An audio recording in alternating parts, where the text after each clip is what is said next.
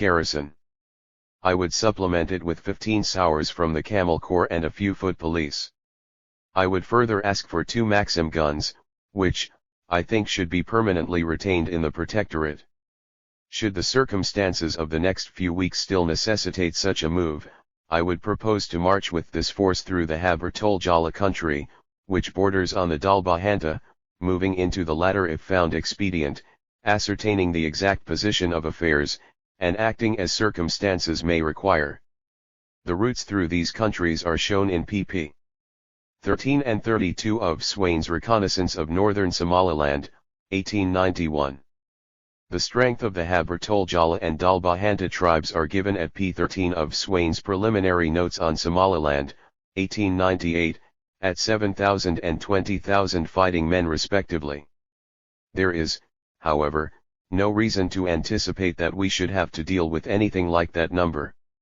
The northern Haber-Toljala tribes are, as yet, unaffected by this movement. The Dalbahanta tribes are scattered over a large expanse of country, and the mullah's adherents are not all with him. So far as is known, he has some 3,000 men. After the rains fall in this month and May, the tribes now around the mullah will be moving to the Hadid, and he will be left with a comparatively small following. This is the time I should choose for the expedition. No opposition would be met with unless operations were directly taken against this man, and as regards that, I should have to be guided by the circumstances as I find them. It has been known for a long time that I purpose going out on tour this hot season, and it could easily be given out that I am touring in the eastern portion of the Protectorate to meet the people and inspect the country, and that I am taking a larger escort than usual as the country is little known to us. I would acquire information as to the location, strength, and attitude of the tribes as I went. 317. Along, and if I found I could deal with this mullah, I would do so. If, on the other hand, I found him surrounded by a large force of horse and foot with which I could not cope, I should have to leave him alone for the time. Should matters so turn out, we should not have struck at the root of the difficulty, but we would, at any rate, have shown our presence in that part of the country, demonstrated to the tribes that we are not indifferent to its affairs, and acquired reliable information as to the attitude of the tribe, which it is most difficult to do here at this distance off. I am, however, hopeful that my presence in the neighborhood, accompanied by such an escort, will change the aspect of affairs in this remote portion of the Protectorate, unless the movement has wider scope than I am yet aware of. The great difficulty of a move direct on Kab Fardad, besides the present large following of the mullah, would be the badness of the water supply after leaving Bur. Both at Karat and at Wadamago the water is foul, and would be dangerous for troops. A large transport would be necessary to carry water.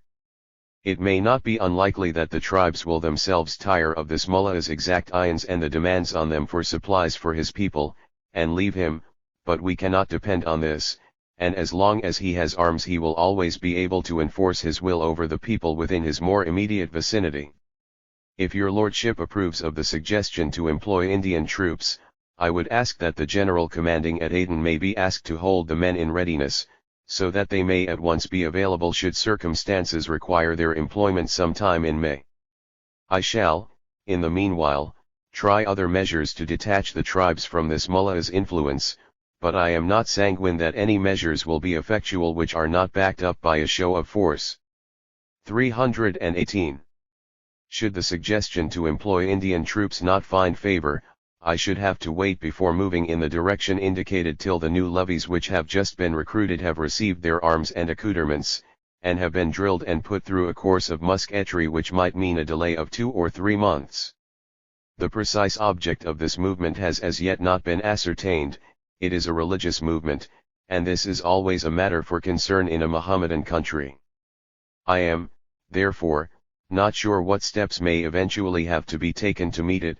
It may be only the attempt of a fanatic to impose his sect on the Dalbahanta tribes in order to establish his authority locally, or it may have a wider meaning. I will keep your lordship informed of any change in the situation by telegraph. I think it would be well if 2 Maxim guns were supplied to the Protectorate at once from home. They may not be procurable at Aden, and I would wish to retain them permanently. A copy of this dispatch was also sent to Britain's agent and consul general, Cairo, and to Mr. Harrington with the following enclosure * enclosure 1 in number 1 Vice-Consul Cordos to Haji Muhammad Abdullah. After compliments. Berbera, March 29, 1899.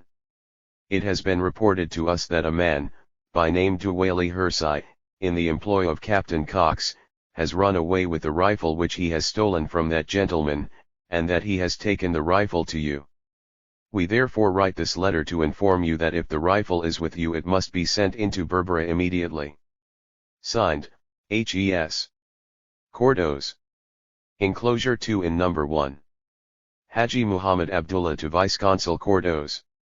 There is no God but God, Muhammad is the Prophet of God. Oh, man! I have not stolen anything from thee nor from anyone else. Seek thy object from him who has stolen of thee, and serve whom thou pleaseth. The above is written in Arabic on the back of Lieutenant Cordoa's letter, on the top. The same is repeated in large characters in white sprawled over the rest of the sheet, the groundwork being over in red. Enclosure 3 in number 1 Haji Muhammad Abdullah to the officers of government. This letter is from him who says, there is no God but God, and Muhammad is the Prophet of God.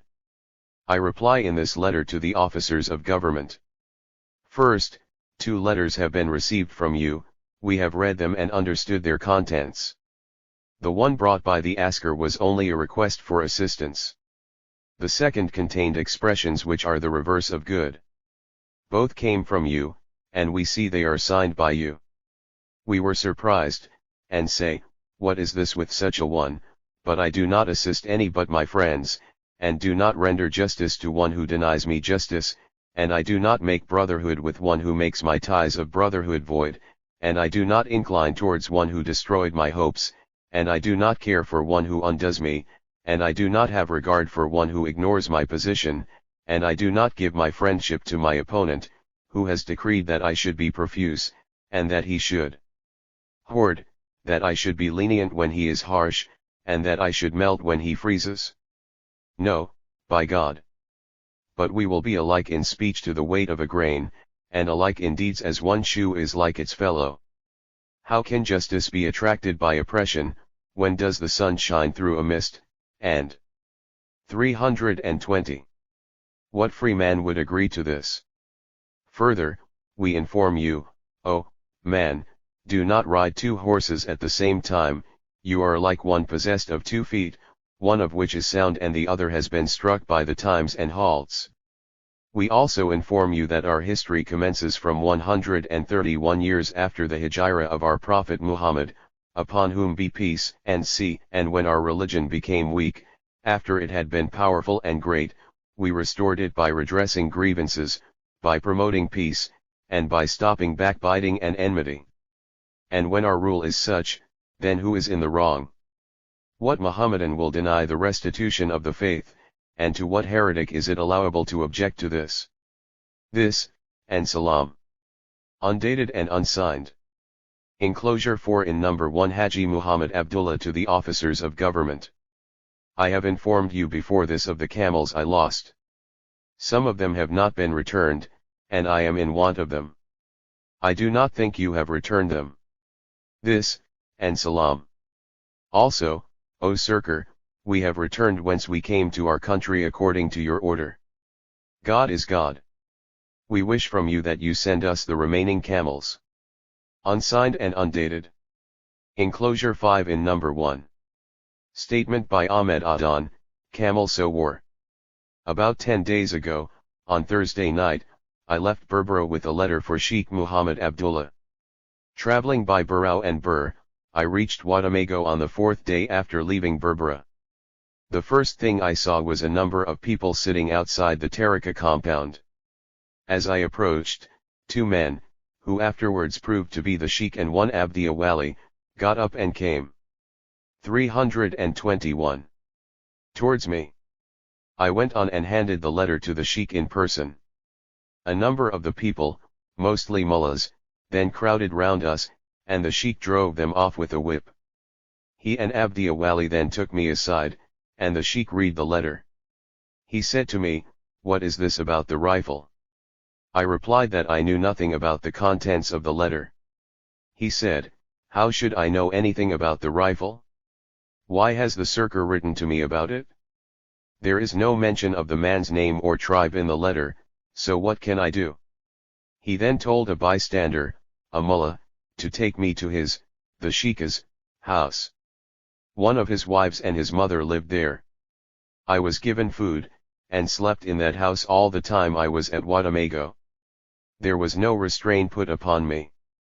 I was out most of the day looking after my camel. On the third day the mullah sent for me. I had seen him before, he often used to come into the house. I went to him, and he said he would give me his reply to the letter I had brought, that he had just received another letter which had been brought by a Somali. He asked me about it, but I told him I knew nothing about it, and asked him who had brought it. He said, "A Somali. A man named Salin had come in that day." I thought that he must have brought the letter. He then gave me a letter. It was written on the back of the letter I had brought him. I saw the government stamp on it.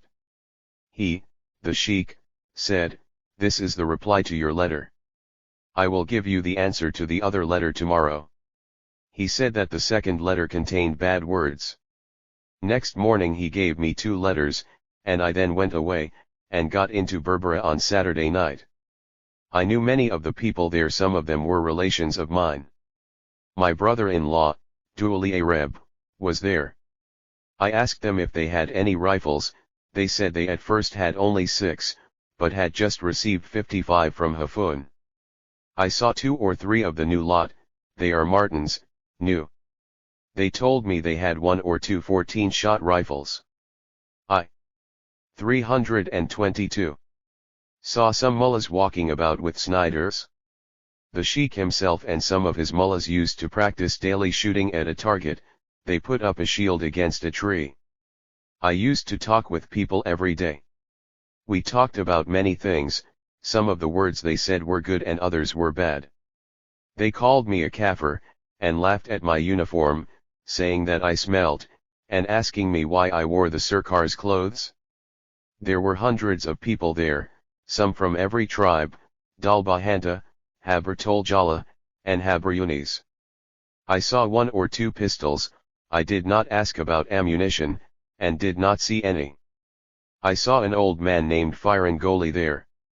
He is a Musa Ismail Yungliakil. He came down to complain about a horse which the mullah had taken from him. He did not get it back, and when the mullah said he was going away to attack the Mahmud Garad Burkal, he said to some people, "I hope God will not bring him," meaning the sheikh, "back to this place." The sheikh heard of this, and sent for Furman, and the men who had heard him say this. When the mullahs heard what the old man had said, they set upon the old man and beat him with shoes and whips, so that he became unconscious. They then threw some water over him, and lifted him up and put him under a tree. This was on the day I left, and he was lying under the tree when I came away. I have no more information of any kind to give, and have not concealed anything. Signed, H.E.S. Cordos, Vice-Consul.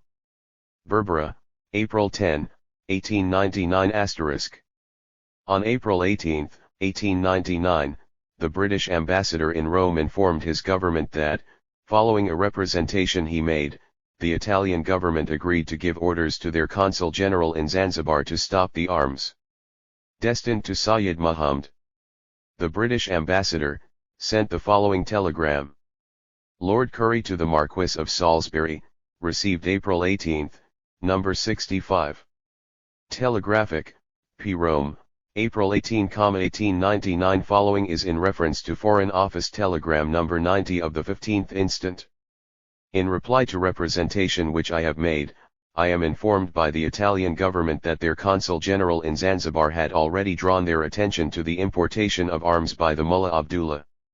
The Italian authorities in Zanzibar and the Benadir and the commanders of Italian war vessels in those parts have been given strict orders by the Minister for Foreign Affairs to use their utmost endeavors to prevent arms from being imported along the Somali coast. The Ministry of Foreign Affairs of Italy had sent the following letter to the British ambassador in Rome. M. Canevero to Lord Currie. Translation, Ministry for Foreign Affairs, Rome, April 17, 1899. My dear Ambassador, on receipt of your letter of the 15th, I telegraphed to His Majesty's Consul General at Zanzibar, who now replies to me that he had already called the attention of the Governor of Benadir to the existence of arms in Abaya, acquired from the Arab agent Mohammed Abdullah, and he adds that he lately made further representations to the said Governor, laying stress upon the anxiety felt by our government and by that of Great Britain with regards to this illicit traffic. I can assure you that His Majesty's Consul General at Zanzibar, the authorities of Benadir, and the commanders of ships stationed in that colony, have 324 instructions from the royal government, and do their utmost to hinder as far as possible the traffic in arms along the Somali coast. Except, N.C. Signed, N. Canevero * on April 19, 1899, Sadler again wrote a confidential letter to Salisbury, stating that the latest reports from the Dalbahanta are that the gathering of tribes round the Mullah Haji Muhammad Abdullah has dispersed, and that he himself has gone a day and a half journey further into the interior to settle a dispute between the Aliguri and the Bar-es-Sama. His more immediate following now consists of between 200 and 300 men, composed of the Mullah faction at Kab Fardad and adventurers who have joined themselves to him, from the Ogaden and elsewhere. Whatever may be his ultimate object, it seems certain that he will not attempt any move at present. The general opinion about the man is that he has gone religious mad, and that the defiant attitude he has assumed has been prompted by the bad advisers he has around him. Accounts differ as to the number of rifles in his possession. They probably do not number more than 50, including muzzle loaders. That he received some breech loaders from Ras Hafun is certain. I was so informed by one of his following now in Berbera. He may be able to obtain more arms from the Mijurdian and the Ogaden in small quantities. Yusuf Ali, the chief of the Abaya Mijurdian, to whom the Mullah lately sent a present, has declared against him. There may be some truth in the reports which have been current that this movement is ultimately directed against the Abyssinians. The Mullah is himself an Ogaden man, others from the Ogaden are with him, and the treatment the Ogaden tribes have for years received at the hands of the Abyssinians would nourish a feeling of hatred against them. From native reports, too, I hear that some intimation of this kind has reached Harar. If this is the Mullah's object, it is not likely to be attempted for some considerable time to come, and before that I trust his influence will have been broken. What he is now doing is to try and unite the Dalbahanta tribes so as to establish his influence over that part of the protectorate. He will attempt nothing more yet a while. I have today telegraphed to your lordship with regard to the rumors which would appear to have reached Harar in connection with this Mullah's possible intentions against the Abyssinians. A copy of this dispatch has been sent to Cairo, and to Mr. Harrington. I have written to Mr. Geralimato in Harar * the British Consul General. Sadler sent another confidential letter to Salisbury in which he said, since my dispatch number 30 of the 19th instant was written, information has been received that the old man, Faringode, who was maltreated by the Mullah's people, has succumbed to the injuries he received. The consul added, the effect has been, a measure, to turn public opinion against the Mullah. Allusion to Faringode is made in enclosure 5 to my dispatch number 26, confidential, of the 12th instant. My senior dragoman, who is himself a Dalbahanta man, has been deputed to ascertain how matters stand in 326. That direction. He was directed to avoid the Mullah, but to get information as to the strength of his following, the numbers of the surrounding tribes whom he could collect, and the attitude of the tribesmen. I expect him back in a week, in time to telegraph by the next mail. My proposal to employ 100 native infantry will probably prove too cumbersome, especially in view of the difficulty of water. On further consideration, I am inclined to think, if your lordship approves of my proposal with regard to the military promenade, that it would be better to take 40 sowars of the Aden troop and 20 infantry, who would be mounted behind the sowars, with 15 of the camel corps and 10 police similarly mounted. It would do more harm than good were I to take a tour in the direction of this part of the protectorate with the few men I have at my disposal here, and it seems to me that a display of force on the eastern side of the protectorate will most probably be advisable. The chief of the Dalbahanta, Ali Mahmud of the Garud Farah, is on bad terms with the mullah, the latter having usurped his position with the tribes. This chief wrote to me some time ago asking to be given a stipend. I replied saying I would consider the matter, and asking him to come in and see me. This he may be unable to do, as he would have to pass through tribes who might be hostile to him.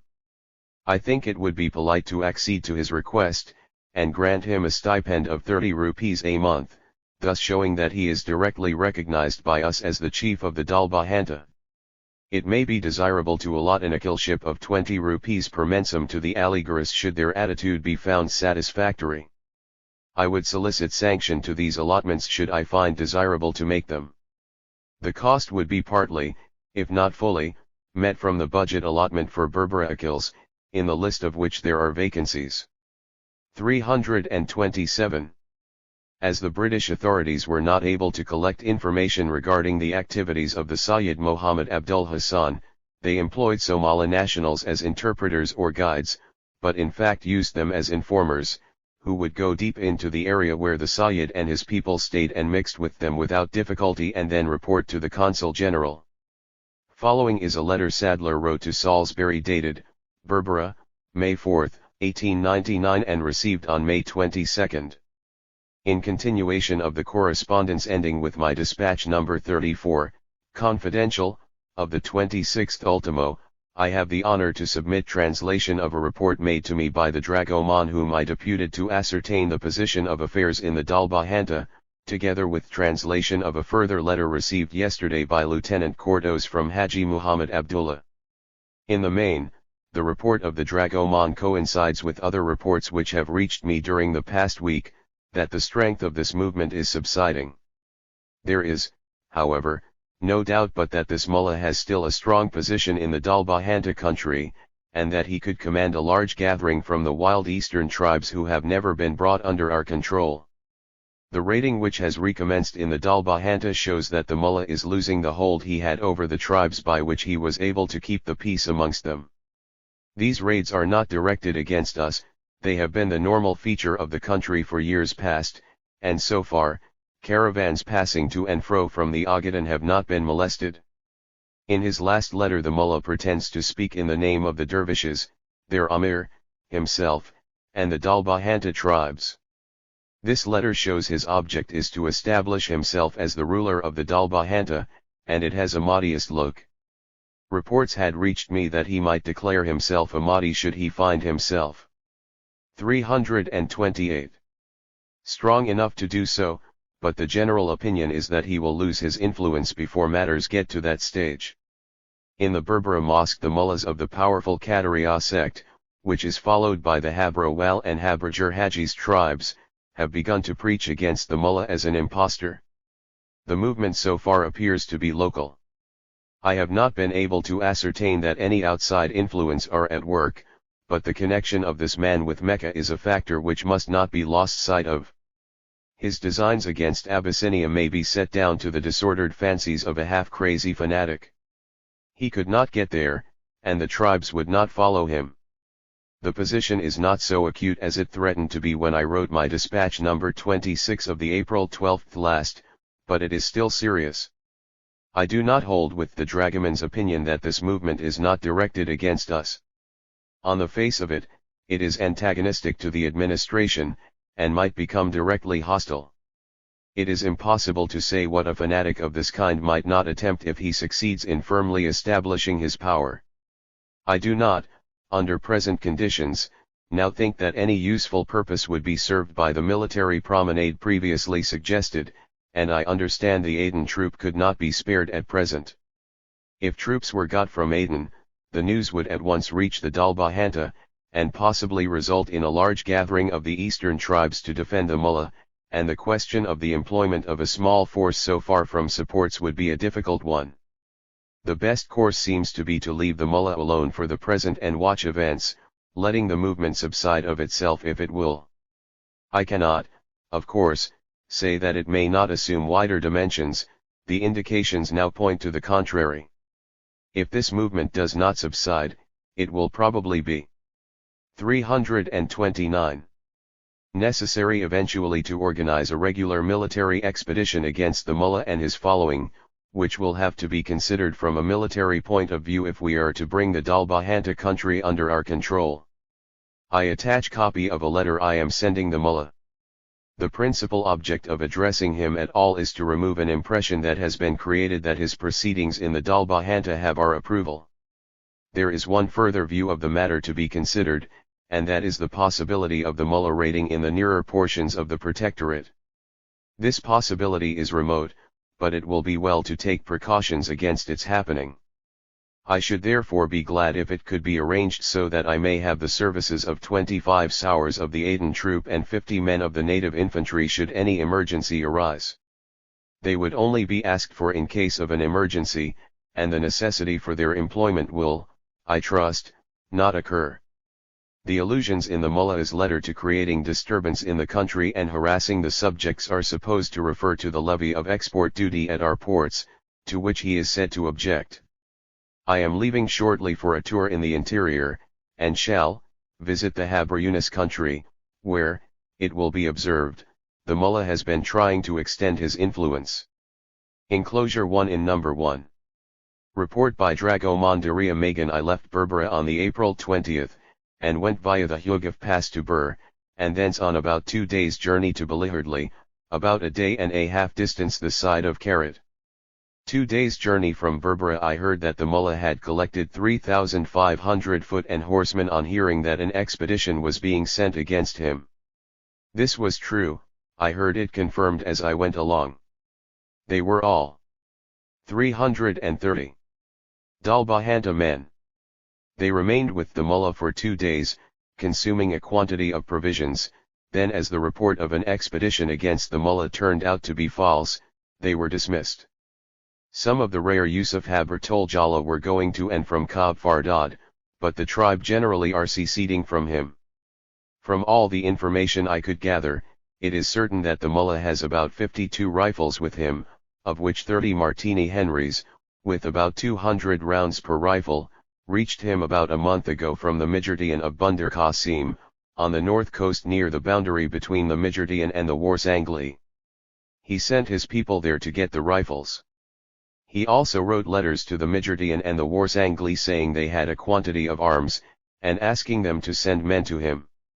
They replied that they had their own affairs to attend to, and could not go to him. The looting in the Dalbahanta is now worse than it was.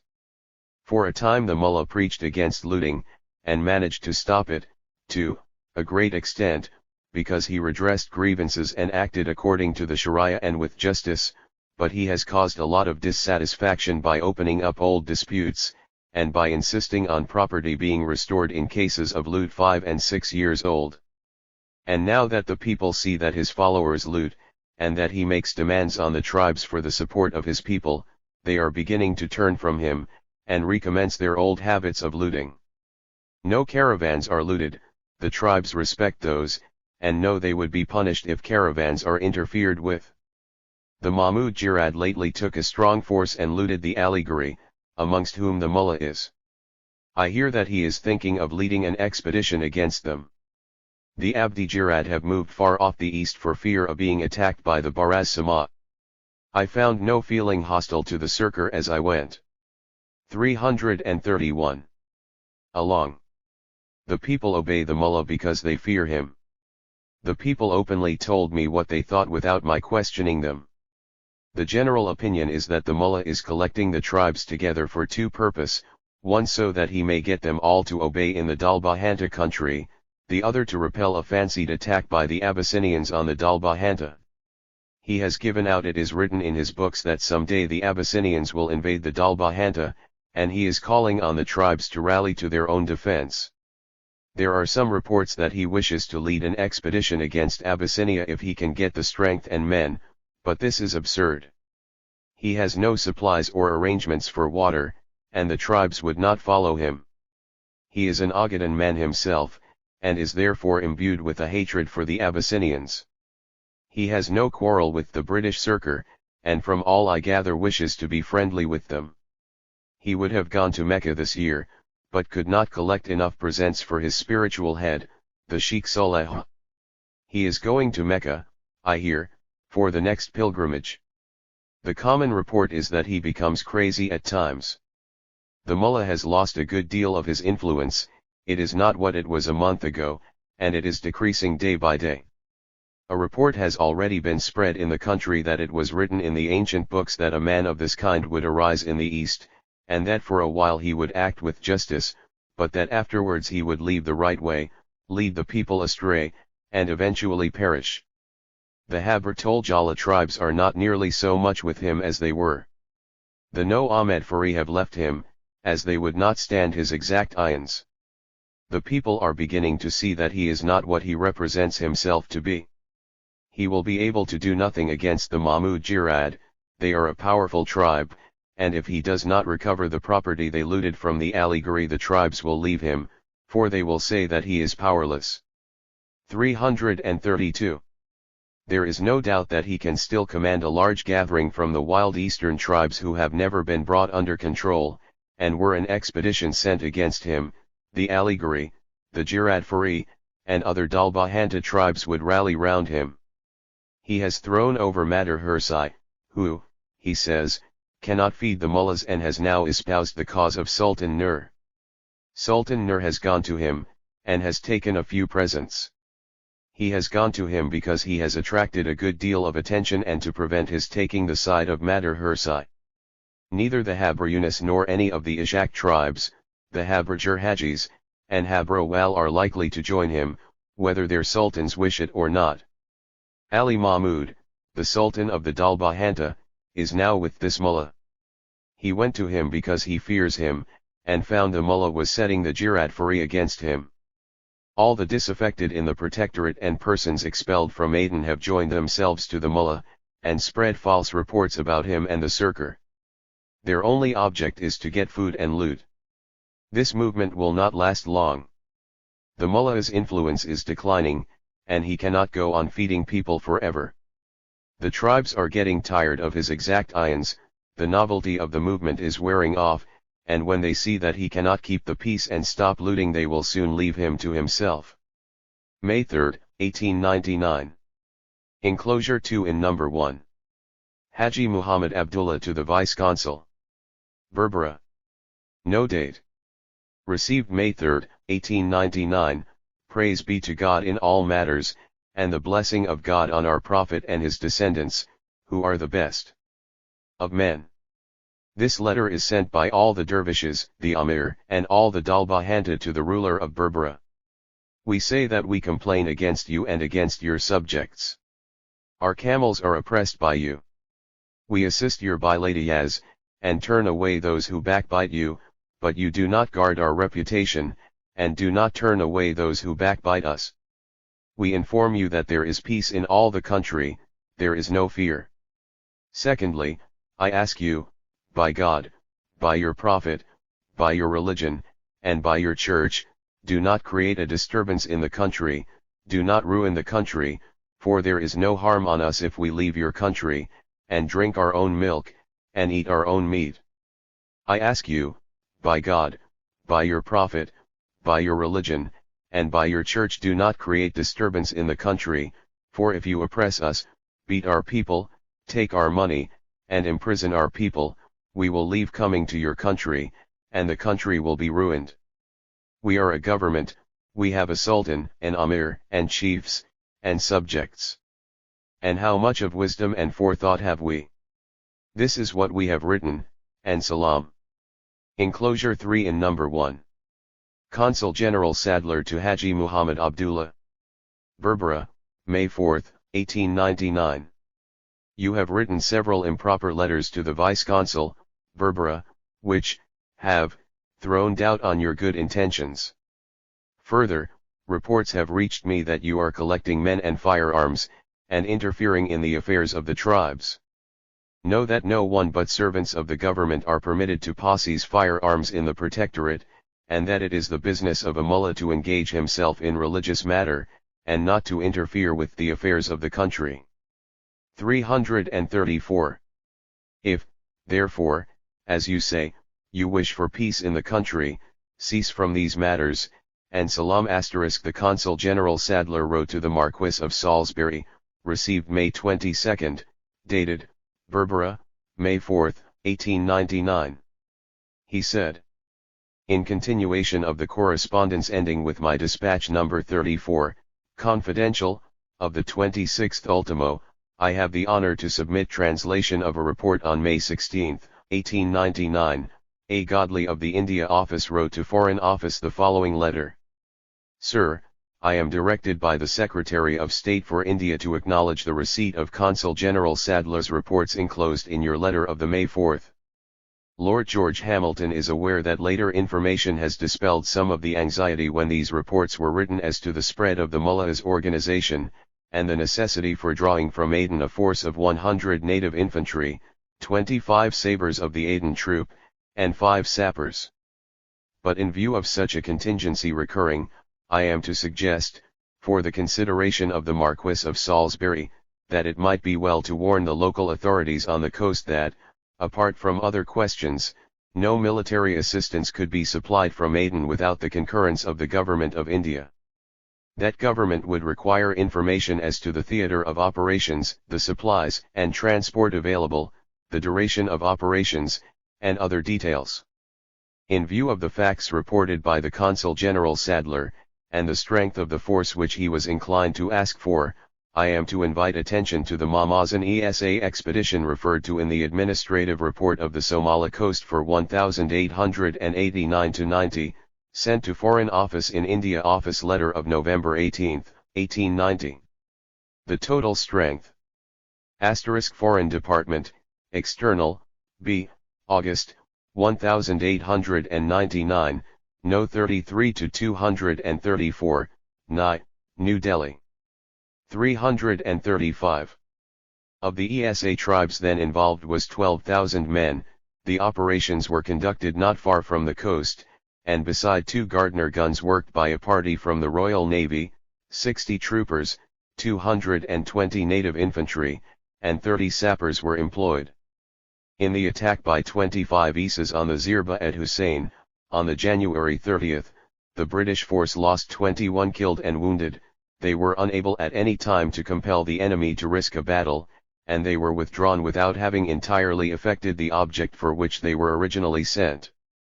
The tribe, it is true, suffered from the loss of their cattle and pastures, and their behavior was afterwards more satisfactory, but the experience gained by the government of Bombay was sufficient to show that any military operations in the waterless tracts of Somaliland were likely to be attended with heavy expense and inadequate results. Under these circumstances, the employment of troops from Aden for operations on the Somali coast is certain to require serious consideration, and, in the opinion of Lord George Hamilton, it may save disappointment and miscalculation if the local officers are warned of the difficulties to which any demands for assistance on their part may give rise. Again, the Consul General, Sadler, wrote to his government, from his camp Sheikh, on June 5, 1899, informing the Marquis of Salisbury that the position of affairs in the Dalbahanta showed no improvement, and reports that reached point to a further extension of Sayyid Muhammad Abdullah Hassan's influence. Sadler wrote in his confidential letter he, meaning the Sayyid Muhammad Abdul Hassan, is now on his way back from an expedition against the Mahmud Jirad, who lately raided the Aliguri. He is said to have been well received by this tribe, who returned the looted property and gave him a present of 50 horses. How far they have. Foreign Department, received at the Foreign Office on June 27, 1899, New Delhi. 336. Otherwise come under his influence is not reported. Mullah Abdullah has emissaries in the Habar Toljala and Habar Yunus countries endeavoring to win over the more influential persons of the tribe. Oracles have been tampered with, and in 1 or 2 instances overtures have been made to our officials to join the Mullah's cause. There are further direct signs in the direction of the Dalbahanta of enmity to all those in the services of the Protectorate. It is not yet known how far this is to be attributed directly to the Mullah, or to those of his immediate following who have been expelled from Aden, or who, for other reasons, are not in the favor of the administration. My present object is to confine this movement, if possible, to the eastern districts and prevent its spreading to the Ishak tribes, and with this view I am now on my way to visit the nearer sections of the Habr Yunus and Habrajur Hajis tribes, who have not yet migrated to the Hadid. The behavior of Sultan Nur, the Sultan of the Habr Yunus, has been anything but satisfactory. He was acknowledged by us as Sultan of his tribe, he draws a stipend from the protectorate, and to uphold such influence as he has we have kept his rival Madar Hursai at a distance. Yet he goes out of his way to pay this mullah a visit at his village, takes him a present of several camel loads of food, and further accompanies him with a body of his horsemen on his expedition against Mahmud Jirad. His object, I believe, is principally to re-establish his authority over his own tribe through the mullah's influence, but he could not have been all this time with the mullah without having been sworn to espouse his cause, and his open siding with the mullah has naturally had a bad effect with his tribe and shown a bad example to others. I have stopped his stipend pending an explanation of his conduct. 337. I will report further when I have observed the attitude of the tribes I am about to visit, Sadler said in his letter to the Foreign Office in London. He continued, I have ascertained that Sheikh Saleh in Mecca, whose deputy in Somaliland Mullah Abdullah claims to be, is a native of the Sudan, of what part is not known. It is said that Sheikh Saleh by no means approves of the mullah's proceedings, and has written to him accordingly. I cannot say how far this may be true, but several reports to this effect have reached me. On the other hand, it may be that this movement has been fomented from Mecca. There are, however, one or two reasons against such a supposition. Sheikh Saleh's sect has been established in various localities in Somaliland for a number of years without any disturbances having arisen, and had he been in touch with the dervishes in the Sudan, which he left 25 years ago, and wished to create a diversion in this direction, it is probable that this movement would have declared itself earlier.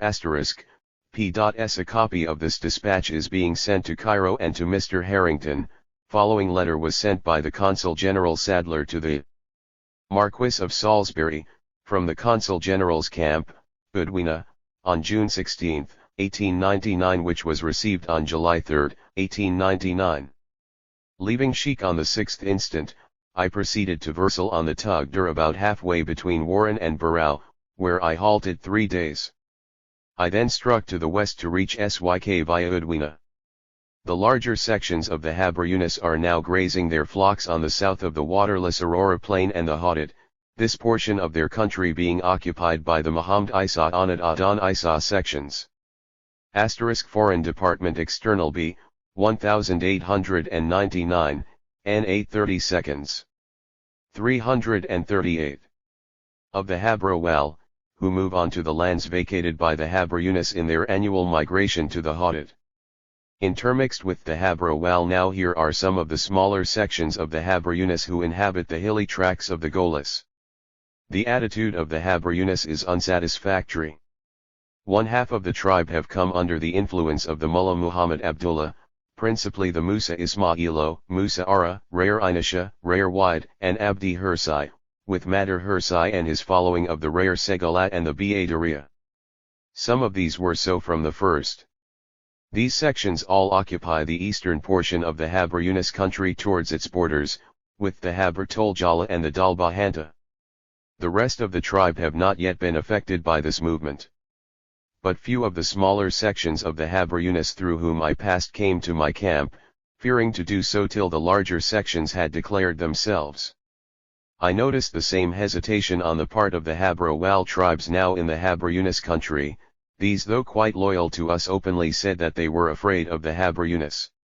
Only one section, the Rare Weiss, sent in a full deputation of 25 elders. The mullah's influence may now be said to extend to a line drawn north and south through Haya, a mullah village about 10 miles to the southwest of this camp. South of the Golis and east of this line the country is with the mullah. West of this line the tribes are either against him or as yet unaffected by the movement. Mullah Muhammad Abdullah has made no further move, and I have no further information as to his possible intentions. He is now at Bohotela, where he was for a time laid up with fever, brought on during his expedition against the Mahmud Jirad. This expedition was not the success previous report had made it out to be. He obtained no restitution of looted property, and his party was 339. Attacked, losing 1 man killed and several wounded. The horses he brought back were given him by some of the nearer sections of the tribe who had looted them from their neighbor. Sultan Nur is still with him, but is said to be soon returning to his country, when I shall take as early an opportunity as possible of coming to an understanding with him. Outwardly the country is quiet, despite reports of intended movements by one tribe against another, which are always rife in Somaliland. Sadler reported all those who have been attracted to the mullah call themselves dervishes, and give out that they do not want the government. They further designate those who do not join them as Kafirs, which has naturally aroused the indignation of the rival religious sections. He continued, I believe that in all this, especially as regards most of the Habr-Yunis, there is a good deal of mere talk. The question of religion, so far as the tribe are concerned, has little to do with the present movement. The Somali, though a devout follower of his religion, is not a good subject for a fanatical rising, and those who have declared themselves as the mullah's adherents, or have otherwise gone to him, have done so mostly either to serve their own ends or through fear of coercion. For instance, Sultan Nur repaired to the mullah because the latter had originally declared Madar Hursai as sultan of his tribe. Nur has further a claim for blood money against the Ogaden, which he hopes to recover through the mullah's influence. Sadler informed Salisbury, the Musa Ismail have been prohibited by us from making reprisals on the rare Benin section of the Habr Toljalan, account of certain loots, the compensation for which has been fixed at Berbera, but which the rare Benin have been backward in paying up. Similarly, other tribes, such as the rare Inisha, against whom there are old outstandings, find this a 340. Convenient opportunity for temporarily releasing themselves from their obligations. At the bottom of all is the pernicious influence of this mullah, who seeks to undermine our authority with the tribes, and impose his own, for what I cannot but consider political rather than religious motives. The field is certainly open for such a movement as this. We have hitherto only occupied the coast towns, and depended for the exercise of our authority in the interior in such matters as we have found it necessary to interfere, either on pressure brought to bear on the tribes in their dealings with the coast towns during the trading seasons, or by occasional punitive expeditions, which in each case have produced an excellent effect for 2 or 3 years. 2 great results have been achieved by our administration under the system. Order and quiet have been established in the Guban, the tract between the Golis and the sea, and the tribes inland have learned to respect the sanctity of the caravan routes. But, he admitted, we have no effective administration beyond a radius of a few miles from our coast towns. He suggested that what we require to do is to gradually extend the influence and authority we have acquired over the Habro-Wal to the tribes in the interior in the order of their accessibility to our reach, and this is now rendered more difficult by the agitation which has lately sprung up from the Dalbahanta. Our action will have to depend in a great measure on how events declare themselves. If an openly hostile move is made by the mullah, which I do not at present anticipate, this will have to be met by force. Should no such move be made, and it be decided that operations in the Dalbahanta are not worth the risk and cost, we shall have to deal with the tribes nearest us who may continue to defy authority by closing our ports against them, and, where necessary, by punitive expeditions. It is noticeable that this movement commenced at the 341 close of the trading seasons, and has been in progress at a time when the tribes are mostly independent of us and the ports, and when they are at a distance in the interior and out of our reach. In another 2 or 3 months the condition of affairs will be altered, the grazing to the south will be exchanged, the tribes will move back, and will at once become dependent on our coast towns for their supplies and the sale of their produce, and I quite expect that many of the sections who are undoubtedly now with the mullah, and are said to be disaffected with our rule, will send their caravans as usual to Berbera, and want to know what they have done against the administration. Next to the Habro Wal on this side naturally come the Habro Yunus. I have already noted what their present attitude is, and for which the bad example of Sultan Nur is in some measure responsible. What it will be in the near future will much depend on Sultan Nur's behavior on his return to this tribe. I should say he is not likely to declare himself against us. If he does, he will have to be brought to reason. He is far more likely to steer a middle course, and try and keep in with us and the mullah, if he does not throw the latter over. The question of interior posts on this side is one which I have not yet taken up, wishing to personally see the country before making any proposals. Barao offers a position of considerable strategical importance. It is close to the borders of the Habr Toljala, the Dalbahanta and the Habr Yunus. It commands the principal water supply of the latter tribe in the dry season, as well as that of the adjacent Habr Toljala and Dalbahanta tribes. Later on it will be an excellent place to locate a British officer, with an escort, to control the surrounding tribes, but under present circumstances it is too far removed from the coast to be safely used as an outpost. Occupied now in force it would have a controlling effect on the present situation. 342. When our police are trained and armed, a commencement might be made by occupying the principal passes leading through the Golis to Berbera by foot and mounted police, and thus accustoming the tribes to the visible signs of our presence outside the coast towns. I will offer further suggestions when the intentions of the mullah and the attitude of Sultan Nur and Habr Yunus are more definitely known. Sadler reported to London yesterday, Haji Musa, the head of the mullah community of Haya, which I had visited him in the morning, came into my camp on his way from the Hajj.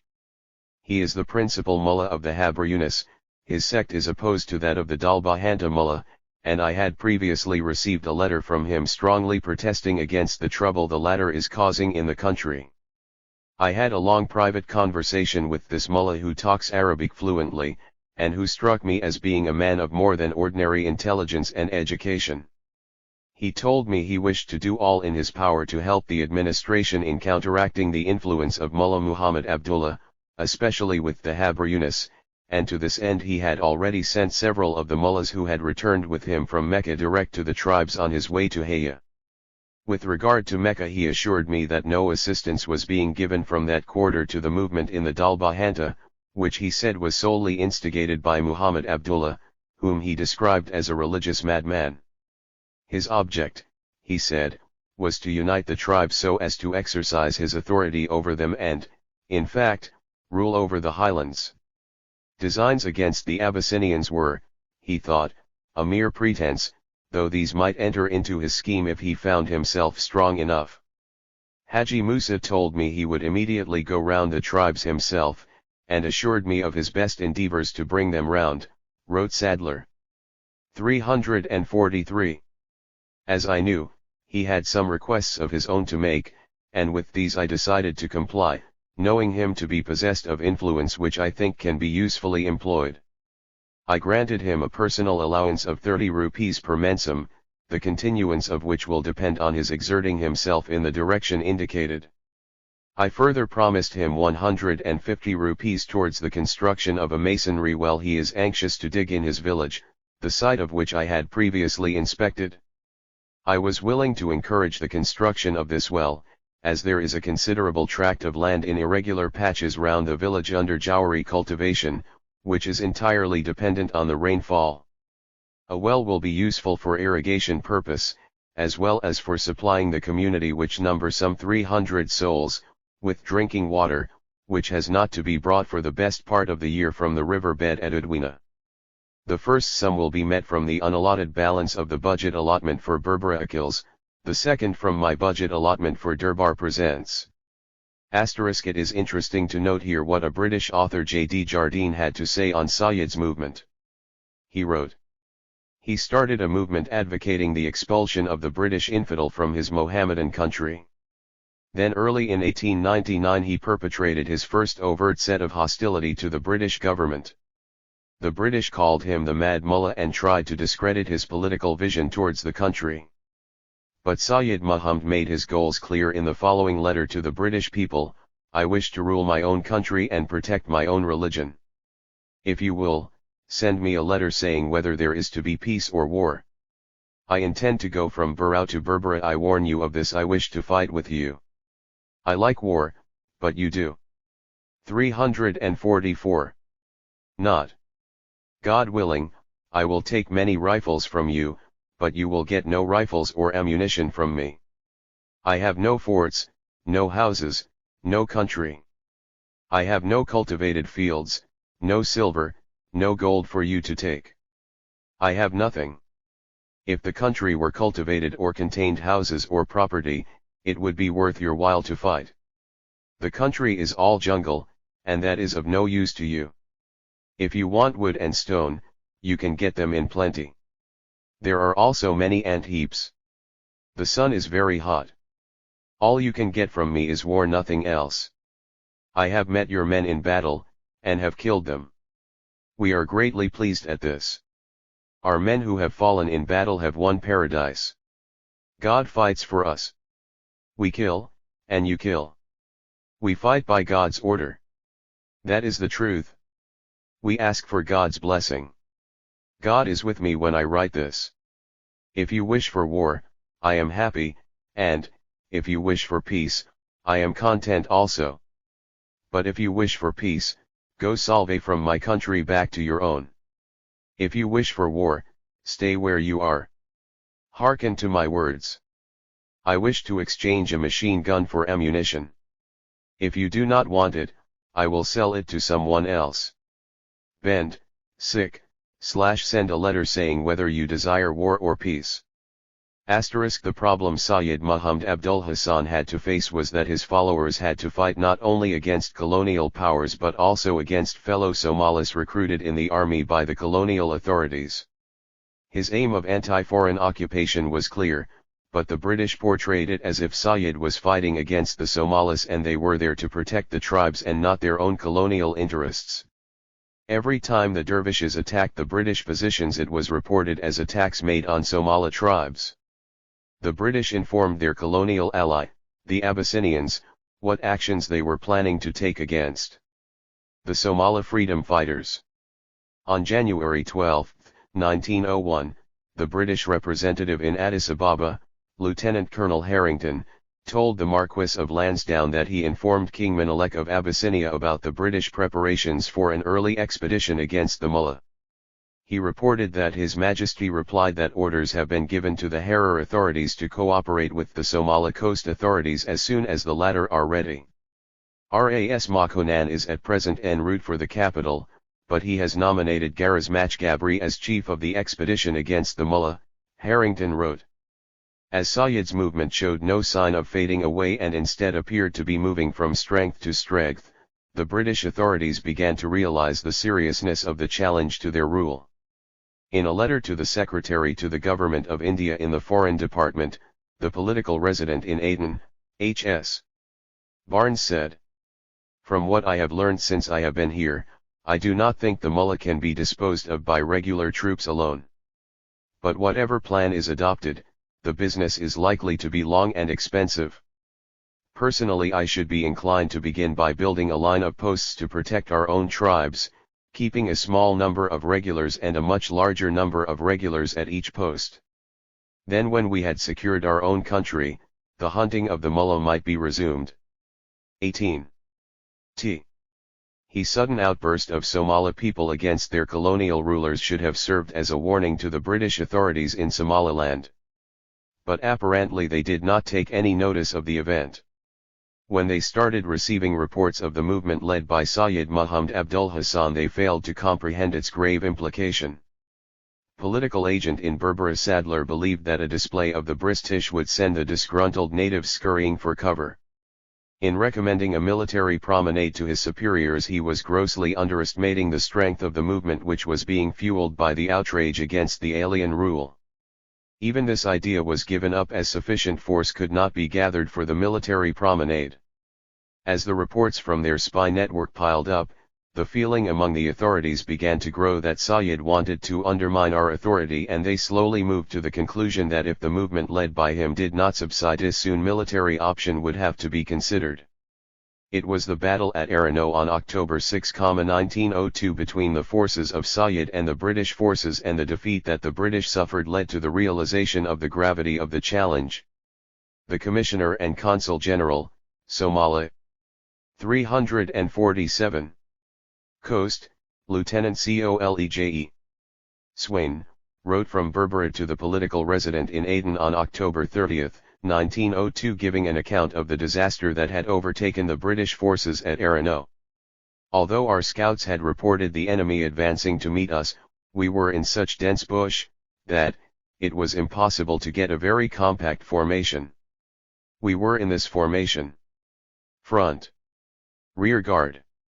Transport. When we halted, the enemy got into trees and signaled their people to halt too. Immediately we advanced again, very slowly. They attacked us on all sides, the riflemen running into 5 and 10 yards of our men and firing as they came. The transport stampeded, and the 1,000 or so water camels, clashing their tanks together, broke through the left-hand rear corner of our formation. The Somali levies in the rear stood firm, as did also 2 companies on the left of Yaos and a half company in the front face, but a panic seized the men on the left and they came back on the center. When this happened, a half company of Somalis left in the front face made a charge and drove the enemy off, and then wheeling to the left charged again. The other companies then gradually came up one by one and recovered their ground. 2 companies of Somalis and 2 Yaos then went out and recovered the ammunition boxes thrown off by the stampeding camels, and in the evening 1 company of Yaos and 2 of Somalis went out driving the enemy for 1.5 miles through the bush and recovering the bulk of our transport camels. I thought at first that we would be able to go on, but the transport was too much crippled and we could not go on without our water. Next day the impression of the fight had sunk in and it was no longer wise to think of it. It was a great disappointment to me, as 5 minutes steadiness at the beginning would have probably ended this mullah business. The din in the dense bush, where seldom more than a dozen of our men could see each other, was deafening. Your 7-pounders fired away, and after poor Angus was shot a detachment worked a gun, and I actually saw them set alight the clothes of a man bowled over by case shot at about 10 yards distance. We made similar saddles for our 7-pounders out of grown forks of trees bound by clamps of iron rawhide. It was impossible to avoid this bush. There appears to be nothing but dense bush for 60 miles, with only one small glade about a mile broad. This advanced portion of the enemy were divided into 6 parties of 100 riflemen each, with about 2,000 or 3,000 spearmen divided between the parties. All 6 leaders were killed, and within a belt of 20 to 30 yards of the front face alone I counted 62 dead bodies, some 40 of whom were recognized as Hajis and mullahs. Now that I think, owing to this superstitious terror the mullah's name seems to have on Somalis, it is no longer possible to bring him to book with levies. A most difficult and expensive problem has to be worked out, for regulars want twice the quantity of water carried for them, require rations, etc., carried, and cannot live on the bad water found in a large part of the country. The transport train, owing to the impossibility of staging for the last 110 miles, there being no water for this distance, becomes enormous and entail a large number of driver, and the force moves so slowly that the enemy can always place his flock and herds, the only thing to strike at, in safety. We might manage it with a mounted force on Somali ponies. No others would stand the country. But say, we have gone to the expense of £100,000 or a good deal more. As long as the Italian country is open to these dervishes and arms continue to flow in, I don't see how we are to prevent the whole thing coming on again the following year. When I came out, the levy was the only possible thing. It drove the mullah out of the British protectorate and kept him out of it for 6 months, and we recovered everything we had lost. But now that the levy can no longer deal with the situation, I'm afraid we are involved in a long harassing transport and supply business and slow marches with hospitals, etc., etc.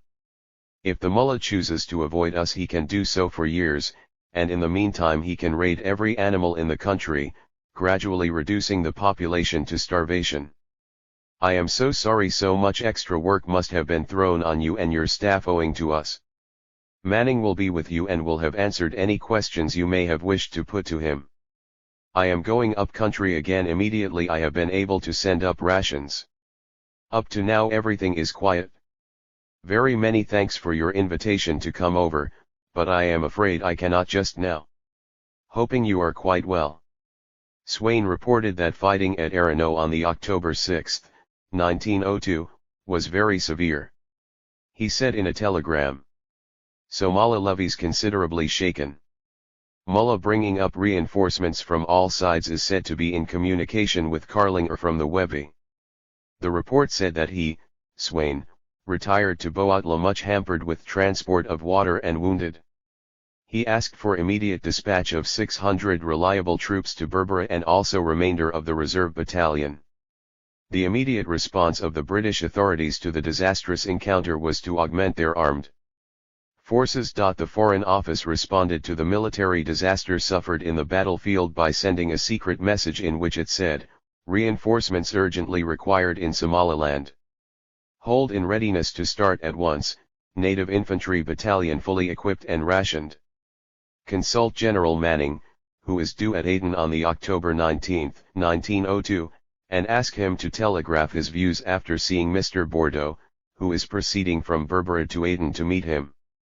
Then the Viceroy ordered 2nd Bombay Grenadiers to start for Aden and told the Secretary of State in London that his military advisers did not feel confident as to the competence of 1st Bombay Grenadiers, presumably already ordered from Aden to Somaliland to retrieve serious disaster. The Foreign Office in London were much obliged for prompt compliance with the request, but their military advisers suggested that, looking to possible development of troubles in Somaliland, it would be advisable that regiment warned, in addition to those sent in Hardinga, should be composed of Sikhs or Punjabis. In 1902, Swain sent a long report on the situation in the Protectorate and his activities against Syed Mohammed Abdul Hassan to the Marquess of Lansdowne. The report dated Berbera, May 5, 1902, reached London on May 26. He wrote, "On the April 12 spies confirmed our information as to the intention of certain of the Nali Ahmed section of the Dalbahanta, living behind Hayes and Hasho, to join the Mullah immediately. The grazing in the Nogal district permitted them to take their flocks and herds with them. Rain had recently fallen abundantly to the southward, and the movement of the tribes was therefore imminent. The Musa Ismail tribe, which owing to the pressure brought on it by the Nali Ahmed, had accepted the emissaries of the Mullah and had intimated the custodians of our flagports into allowing the importation of firearms, was now preparing to follow the example of the Nali Ahmed and join the Mullah in the Nogal. For the British it was important to prevent Syed Mohammed from gaining more strength. The Consul General Swain told Lansdowne that it was essential that the disaffection of the Musa Ismail, and Ishaq tribe, should not be allowed to spread to the other eastern Ishaq tribes, and so add to our difficulties by opening a field for fanaticism in a part of the Protectorate which had, so far, been unaffected by the Mullah's doings. I therefore decided to lose no time in interposing a detachment of the levies between the disaffected tribes and the Mullah, after which I hoped to drive the former back to the coast out of touch with him," Swain said. He went on, "In order to occupy the Mullah so as to prevent him from interfering with this plan, Major Phillips, R.E., was directed to make a demonstration with 750 men and 2 Maxims from Burao towards Burdab, thus threatening the Mullah's front, whilst, at the same time, the enemy's flank towards Bohotel was threatened by the friendly Ishaq tribes, and on the east his supporters were threatened by an attack of the loyal sections of the Dulbahanta towards Bur Anad." In his letter to the Foreign Office, Swain informed that he proposed to select the Jibril Nalaya and Ali Nalaya for severe punishment, because these sections of the Nalaya Ahmed tribe were the prime movers in the fresh disturbances in the east of the Protectorate, and were, moreover, actively concerned in the raid of December and January last, when so many women and children of the Ishaq tribes were killed, and in consequence of which some 4,000 persons are now destitute. It was hoped that the example furnished by the punishment of these 2 sections of the Dulbahanta would deter the Musa Ismail from proceeding further. 356. With their design of joining the Mullah, and so render it unnecessary to take military action against the Shishak tribe *, with the British authorities deciding to take firm military action against Sayed, they seriously began preparation for the contingency. They called on their vast resources in India. The agent to the Governor-General, Rajputana, Mount Abu, sent a telegram on August 10, 1903, to the Foreign Secretary in Simla, saying, "Political agent, Bikaner, wires His Highness asks that it may be ascertained whether government wish him to send any reinforcements in men or camels to detachment, Bikaner Camel Corps, now in Somaliland, latter appear to require camels badly from reports received. Darbar will only be too glad to send whatever is required." Initially, the Foreign Secretary thanked and appreciated Maharaja of Bikaner for his loyal offer. But a week later he sent a telegram to the British agent in Rajputana saying that the commanding General Egerton now asks that detachment of Bikaner Camel Corps may be brought up to full strength, and Government of India will therefore gladly avail themselves of Maharaja's offer to send reinforcements. The Viceroy said in a telegram dated 1 September 1903 to Egerton, "Secretary of State for India has asked for 50 camels, Bikaner Camel Corps, to replace casualties. We understand that casualties are in excess of this and we can send 150 if required." On September 15, 1903, Major General Sir E.G. Barrow, Secretary to the Government of India, Military Department, sent the following telegram to the General Officer Commanding, Somaliland Field Force, Sheikh, via Aden, your telegram of September 8, No 590s.a. Orders have been issued for dispatch 50 sowars, 150 camels for Bikaner Camel Corps. Please instruct Captain Walker to take favorable opportunity to send back following men: Commandant Thakur Bakwaz Singh, Subedar Yapal Singh, Havildar Major Jawahir Singh, and one private. Best plan would be to send them back with invalids on arrival reinforcements. Secretary of State for India on August 20 stated they are required for remount duty at depot. When he was relinquishing the command of the Somaliland Field Force, Lieutenant General Sir C. Egerton sent a letter to the Government of India, saying, "I have the honour to place on record my very high appreciation of the loyal and distinguished services performed by the Bikaner Camel Corps. They have served continuously in Somaliland for 18 months, and since I assumed command in July 1903, they have taken a prominent part in all the operations of the field force, very considerably enhancing the high reputation they had already acquired." The Bikaner Camel Corps returned to Bikaner on the evening of July 14, 1904. In his welcoming speech, the Maharaja said that it was very sad to think that a certain number of brave men were left behind in Somaliland never to return again, but that such a death was a glorious end for a soldier and to be envied by all. He made special mention of the late Jemidar Mathab Singh. On August 20, 1904, Maharaj Baran Singh, Secretary for the Political and Foreign Department, Mahkama Khas, Bikaner, wrote to Captain W.E. Scott Moncrieff, IMS, in charge, Political Agency, Bikaner. With reference to your letter number 1489 of the 3rd instant, I am directed to inform you that His Highness the Maharaja and the Darbar greatly appreciated the terms in which the services of their Camel Corps in 358 Somaliland have been spoken of and acknowledged by the authorities concerned, and His Highness desires his thanks to be conveyed to the Honourable the Agent to the Governor-General and the Government of India for their kind appreciation of the Darbar's efforts to do what they can to show the state's staunch loyalty to the British Crown. His Highness's only regret is that his own personal services could not be accepted. I am to add that should another such occasion arise, the Camel Corps will always be at the disposal of the government, and His Highness will be specially grateful if his own services will be also utilized on such occasions. The Bikaner Camel Corps' casualties amounted to about 40% are due to various causes, including those killed in action. The British failed to bring down to their knees Sayyid Muhammad and his followers, and as the situation on the ground was not favorable to them, the British tried to find ways of stopping arms coming to the movement from abroad. They wanted the right to search the vessels on the high seas. Colonel Swain sent a letter to the Secretary of State for War, number 169, dated Boatla, March 21, 1903, in which he informed that safeguard against importation of arms at any place in British Protectorate are provided by occasional cruisers, HM ship, S, and by armed dhows. Consul General has also agents at all flag ports, and is confident no arms are landed at any place in British Protectorate. He cannot exercise control over native craft trading with Bosesa and other ports in the Italian sphere. Bosesa has been, and appears to be, still center from which Mullah draws supplies, and is principal residence of Sultan Othman Mahmud. Latter's assurances in reply to frequent remonstrances on the part of the Italian consul, Aden, appear worthless, and active measures necessary to remedy existing state of affairs.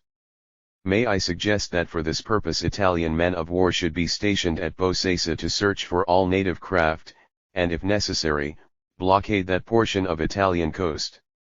The British ambassador in Rome, Francis Bertie, on April 5, 1903, called on Admiral Morin, at the Italian Foreign Office, and handed over the following memorandum. His Majesty's government have received reports to the effect that the Mullah continues to receive supplies of arms and stores through the port of Bosesa on the north coast of Somaliland. Effectual safeguards against the importation of arms at places in the British Protectorate are provided by occasional cruises of His Majesty's ships and by armed dhows, one of which is at present patrolling the north coast. The Sub-Commissioner at Berbera has agents at all flag ports, and he is confident that no arms are landed in British Protectorate. Bosesa has been in the past and is stated to be still the center from which the Mullah draws his supplies. It is the principal residence of Sultan Othman Mahmud, and his assurances in reply to frequent remonstrances on the part of the Italian consul at Aden would not appear to be of much value. Drastic measures would seem to be necessary to remedy the existing evil. For this purpose a most effectual step might be taken if an Italian man of war were to be stationed at Bosesa to search all native craft, and, if necessary, blockade that portion of the Italian coast. His Majesty's government would be greatly obliged if the Italian government would inform them what measures they would propose to take for the suppression of this traffic. The stopping of the supply of arms and stores to the 360 Mullah is a matter of vital importance to the success of the present British military operations. Asterisk in a letter dated Foreign Office, November 27, 1903, the Marquess of Lansdowne informed Sir F. Bertie about an interview he had with the Italian Minister for Foreign Affairs Signor Titani at Windsor. The Marquess wrote, "During the interview which I had with the Italian Minister for Foreign Affairs at Windsor, we had some conversation as regards affairs in Somaliland and the neighboring country. I explained to Signor Titani that, although we had never undertaken, and could not undertake, to prevent the Mullah from escaping into the Benadir country, we had taken every precaution in order to contain him in a region as remote as possible from the Italian possessions. With this object we had induced the Abyssinians to advance to Wardair, and thence make a demonstration to Galati, and we were, in the meanwhile, occupying Galati with a British force. These measures, coupled with the demonstration at Ilig and Abaya would, I hoped, have the desired effect. We were as anxious as the Italian government could be that the Mullah should not escape to the southwest. The British tried not only to prevent Sayyid from obtaining arms for the struggle against the colonial power but also foodstuffs. On March 18, 1904, the Commander-in-Chief, East India Station, Rear Admiral George Atkinson Wiles, reported to the British political resident at Aden that he found the dhow Fath al-Khair unloaded a supply of rice and dates for the Mullah. He said that the master's name was Abdi Hassan and the dhow was flying Arab colors. Atkinson wrote, "I am bringing these facts to your notice with a view to such steps being taken as you considered necessary to prevent the Mullah being supplied in this way." Asterisk on his part, the British political resident at Aden Major General P.J. Maitland forwarded the message to the Chief Secretary to the Government of Bombay telling them that the Commander-in-Chief brought the fact to his notice with a view to steps being taken to prevent the Mullah being supplied in this way. But, the resident said that there was no law or regulation under which the authorities at Aden could prevent export of foodstuff to the Somali coast, British or Italian. However, they had already a regulation under which all vessels leaving Aden for the African coast of the Gulf, were obliged to touch Berbera and High ports before going to any other port, and they were not allowed to leave unless permission was issued by the concerned authorities. The primary object of this regulation was to check the arms going to Syed Muhammad, which the British called the illicit traffic in arms. The British authorities in Somaliland had, of course, the power of stopping a vessel carrying goods of any description for the mullah. The political resident concluded by saying, "As far as I can see, the only action which could be taken at Aden to prevent supplies of food being sent for the mullah, would be to prohibit the export of any food grains, or of dates, to any port of Somaliland, so long as the war continued." This does not, however, appear to me to be practicable. Although Britain, together with its Italian ally, failed to stop arms supply to Saeed Mohammed, it tried to devise. Proceedings of the Foreign Department, September 1904, New Delhi. Letter number 108 dated Aden Residency, the 9th April 1904. Proceedings of the Foreign Department, September 1904, New Delhi. 362. Ways and means to search what they called suspected vessels on high seas. It contemplated an arrangement with the Sultan of Muscat by which it was hoped to establish a right to search dhows flying the Muscat flag on the high seas, no matter how much force they brought in from other territories colonized by them. The British still found it difficult to deal with Syed Muhammad and his forces, who were determined to free the country from the colonial domination. The British felt that they should work out a way of cutting the arms supply line of the Somali nationalists by seeking the cooperation of the Italian government, who were also colonizing part of the Somali territory.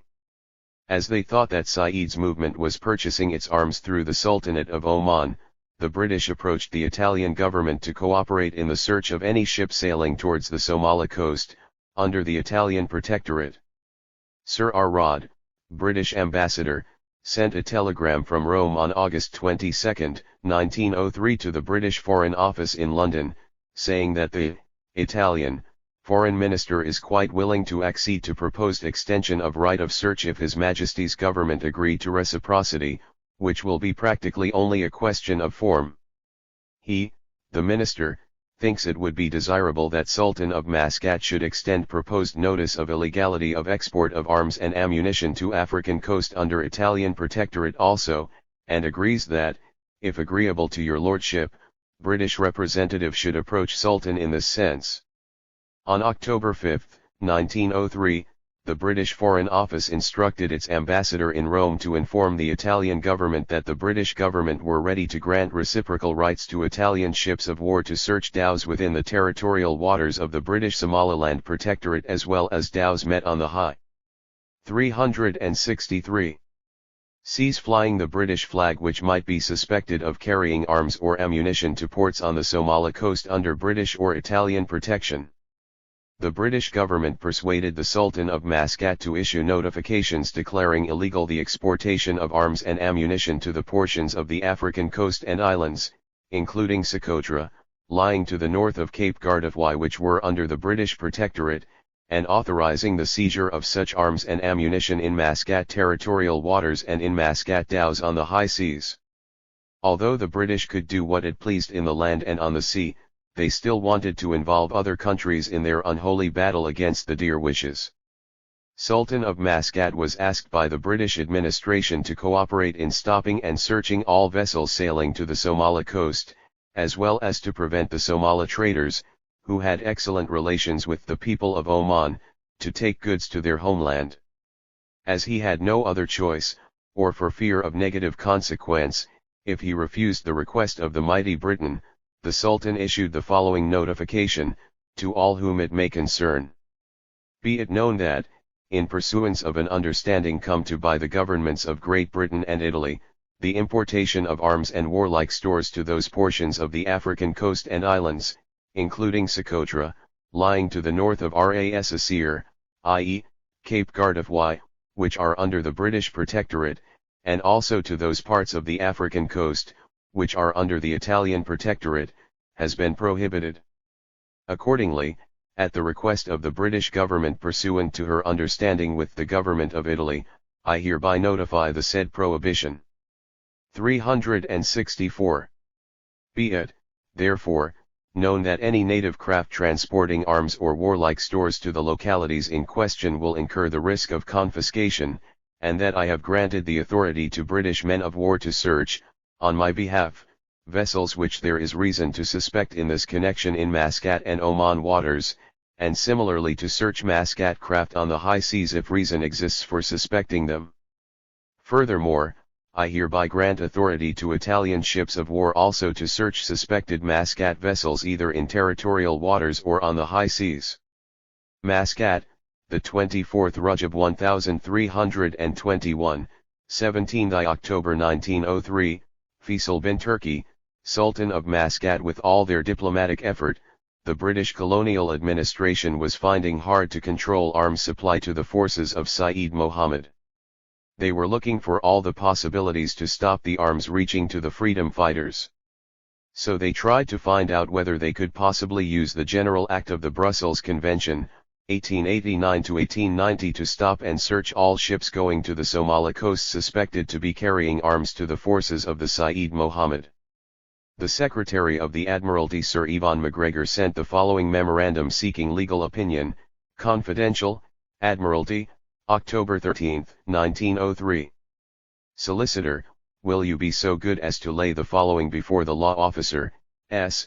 of the Crown at the earliest date possible, for their opinion the measures adopted at present to check the traffic in arms and ammunition to Somaliland being insufficient for the purpose, it is desired that officers commanding 365.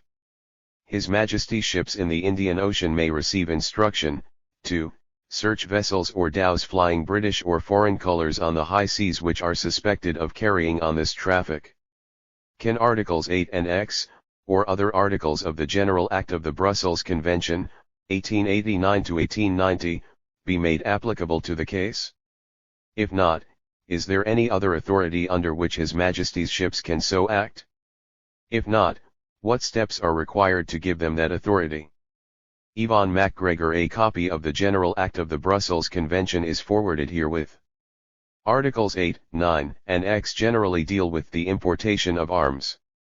Articles XXII, XXIII, and XLII deal with the stopping of vessels of less than 500 tons, but appear to apply only in the case of vessels taking part in the slave trade.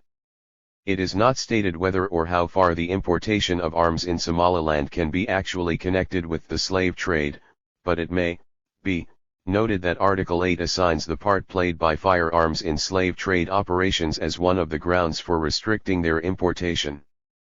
Prince of the Foreign Jurisdiction Act, 1890, of Somaliland Order in Council, 1899, and of the Regulations No. 2 of 1900, No. 2 of 1903, and No. * of 1903, just allowed, which have been made under the Order in Council with respect to territorial waters, have also been obtained, and are forwarded herewith for reference if necessary.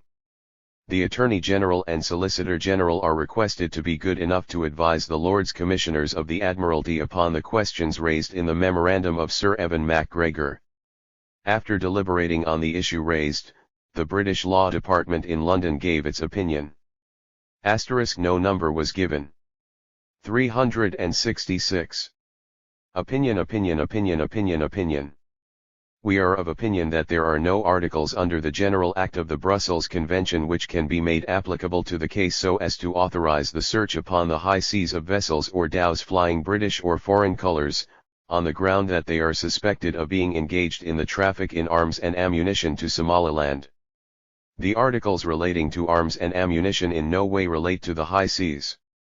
We are not aware of any other authority under which His Majesty's ships can search such vessels apart, of course, from rights as to contraband in time of war, as to which we do not understand that at present any question arises.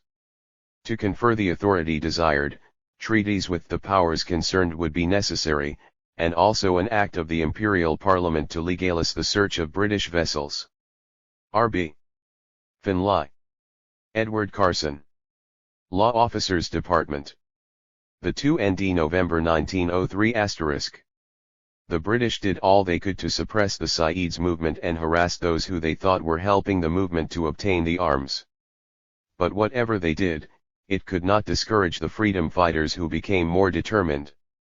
On August 17, 1908, Captain F.M. Sekenige, political agent and His Majesty's consul at Muscat, reported that Somalis visited different ports of the Sultanate of Muscat for the purchase of arms.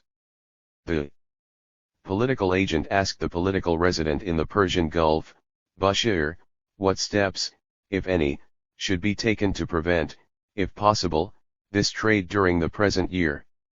He said in 1907, the number of rifles exported by the Somalis from Muscat was 450, together with about 50,000 rounds of ammunition.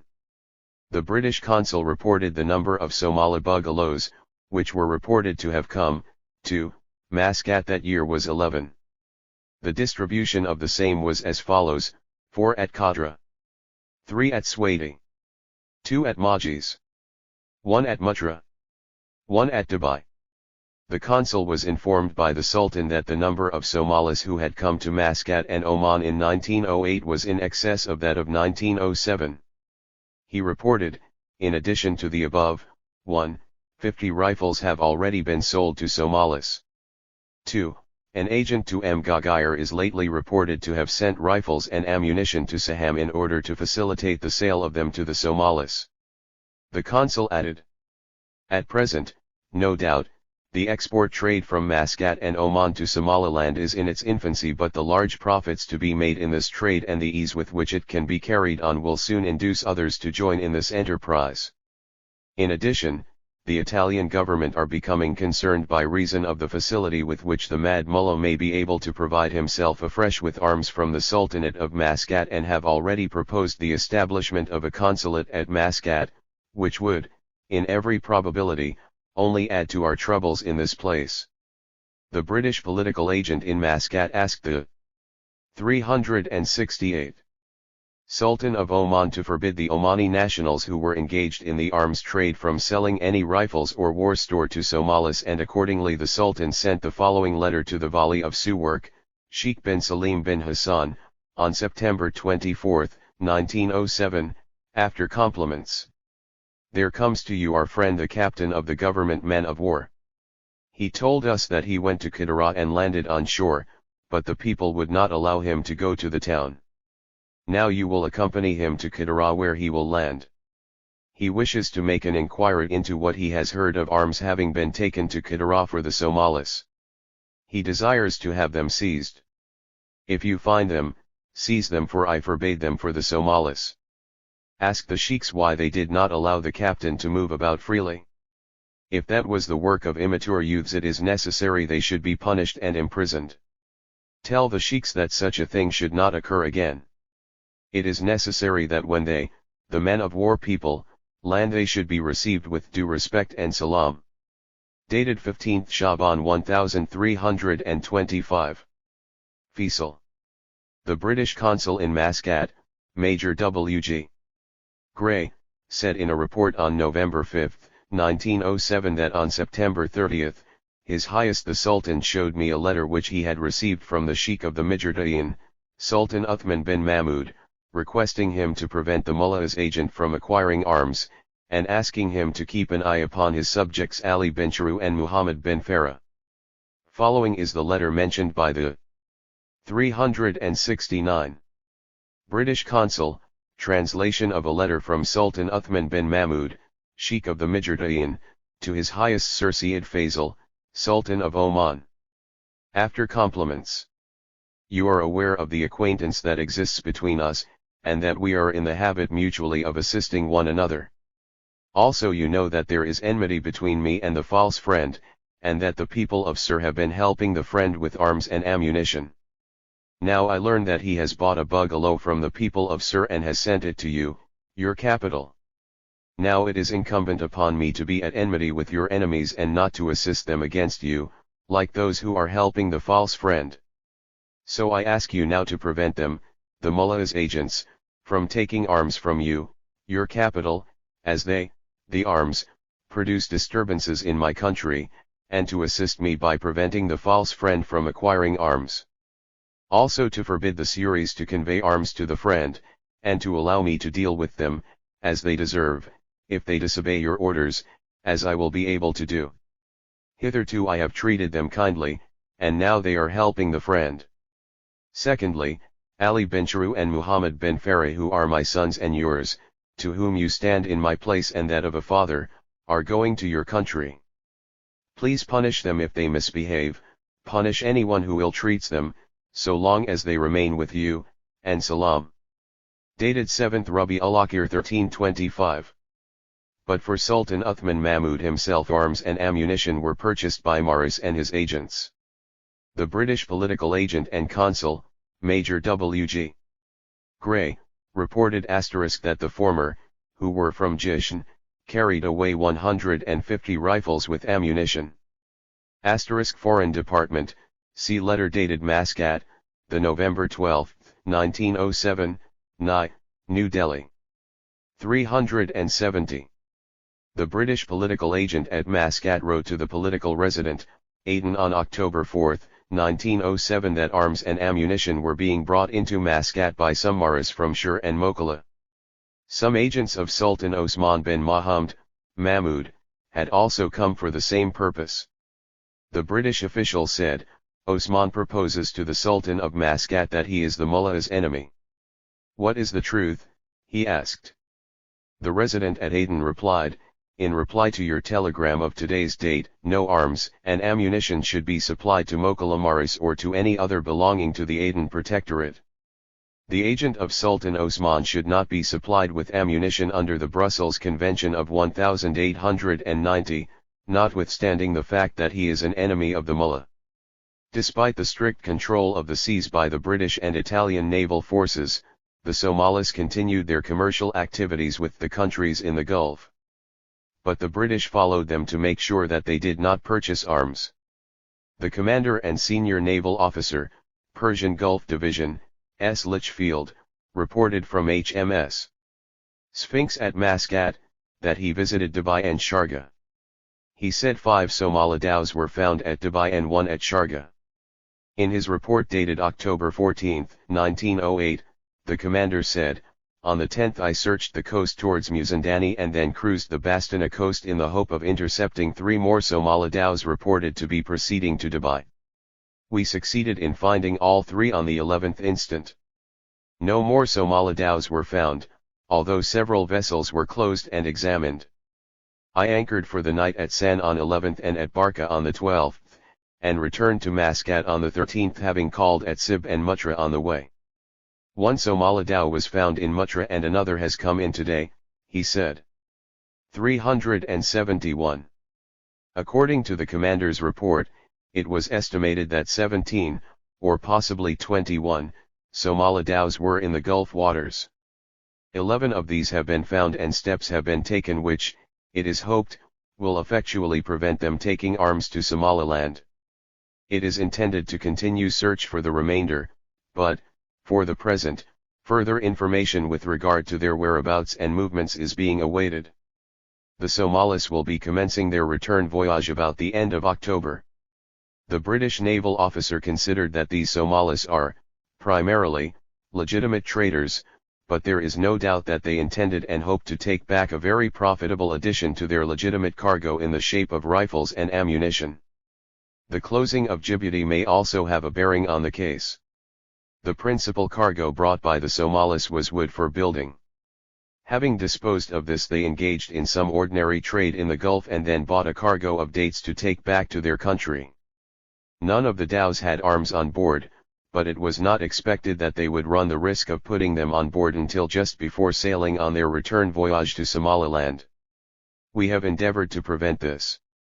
The commander wrote, the Valis and sheikhs of the various places visited have been instructed by Captain M. Sekanagay, who took with him a letter from His Highness the Sultan, to send information of the movements of Somalis to the Sultan and to prevent the sale of arms to them. Although the British law officers clearly stated, when they were consulted by the Secretary of the Admiralty in London, that there are no articles under the General Act of Brussels Convention, etc., the British government still went ahead to look for some other pretext to prevent the Somali leader, Syed Mohammed, from importing arms from other countries.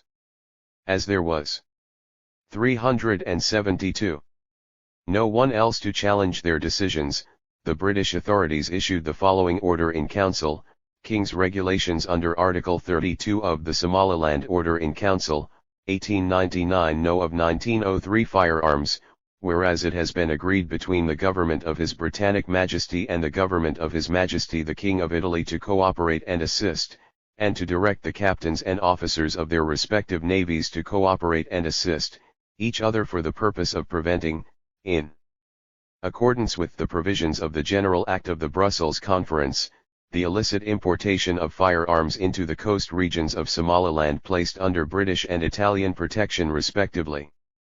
It is hereby enacted as follows: 1. These regulations may be cited as the Somaliland Firearms Amendment, No. 2, Regulations, 1903, and shall be read as one with the Somaliland Firearms Regulations, 1899 and 1903. 2. Any ship of the Royal Italian Navy and its captain or officer shall have all the powers conferred under Clause 8 of the Somaliland Firearms Amendment Regulations, 1903, No. 2 of 1903, on the ships of His Britannic Majesty's Navy and its captain or officer. L.S., Commissioner and Consul General. Berbera, the October 1903. The following regulations made by His Majesty's Commissioner and Consul General, and allowed by the Secretary of State, are published for general information. 373. Commissioner and Consul General. H.E.S. Cordos. Berbera. The 1903. King's Regulations under Article 32 of the Somaliland Order in Council, 1899. No. 2 of 1903. Firearms. Whereas by the General Act of the Brussels Conference the importation of firearms was prohibited except in certain cases and under certain conditions therein laid down, and whereas it is necessary to make further and better provision for enforcing within the Protectorate the provisions of the said General Act, it is hereby enacted as follows: 1. These regulations may be cited as the Somaliland Firearms Amendment Regulations, 1903, and shall be read as one with the Somaliland Firearms Regulations, 1899, hereinafter called the Principal Regulations, and both regulations may be cited together as Somaliland Firearms Regulations, 1899 and 1903.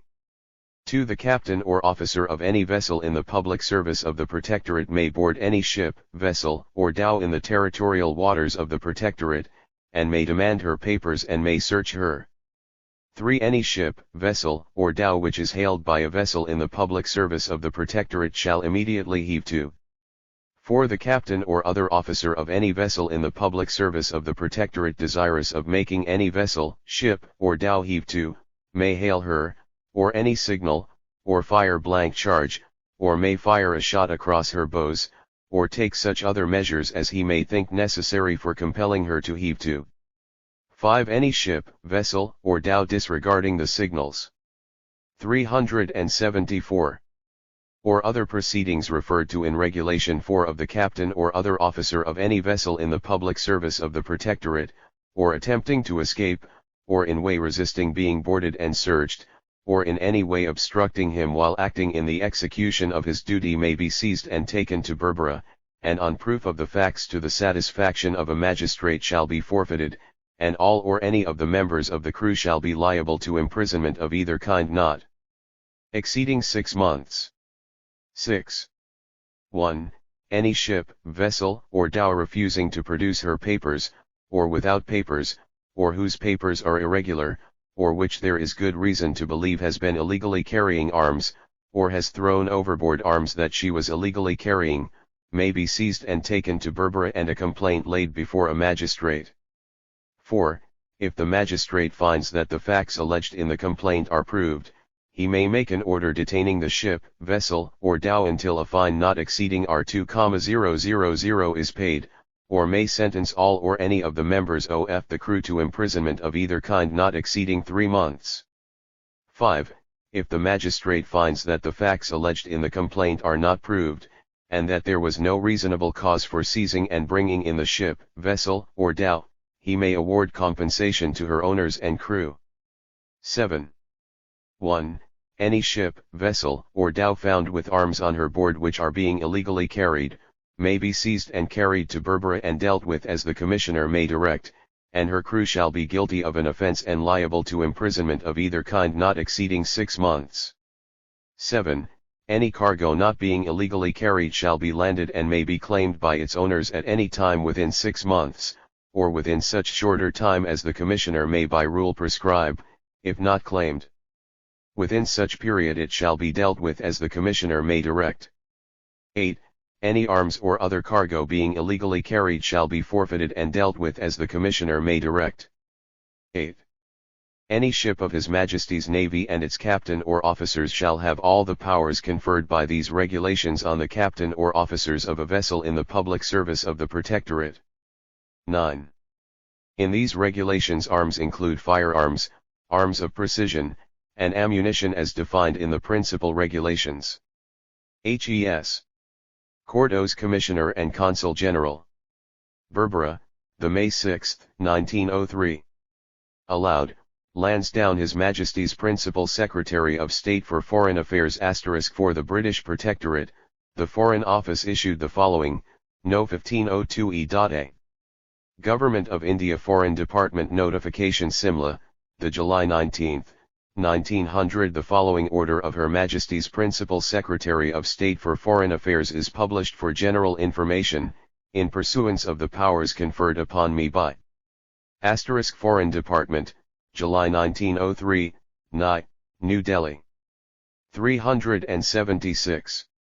Article 7 of the Somaliland Order in Council, 1899, I hereby order that the Indian Registration Act, 1877, Act 3 of 1877, and the Indian Limitation Act, 1877, Act 15 of 1877, and every act amending those acts shall apply to the Somaliland Protectorate subject to the following modifications, that is to say, 1.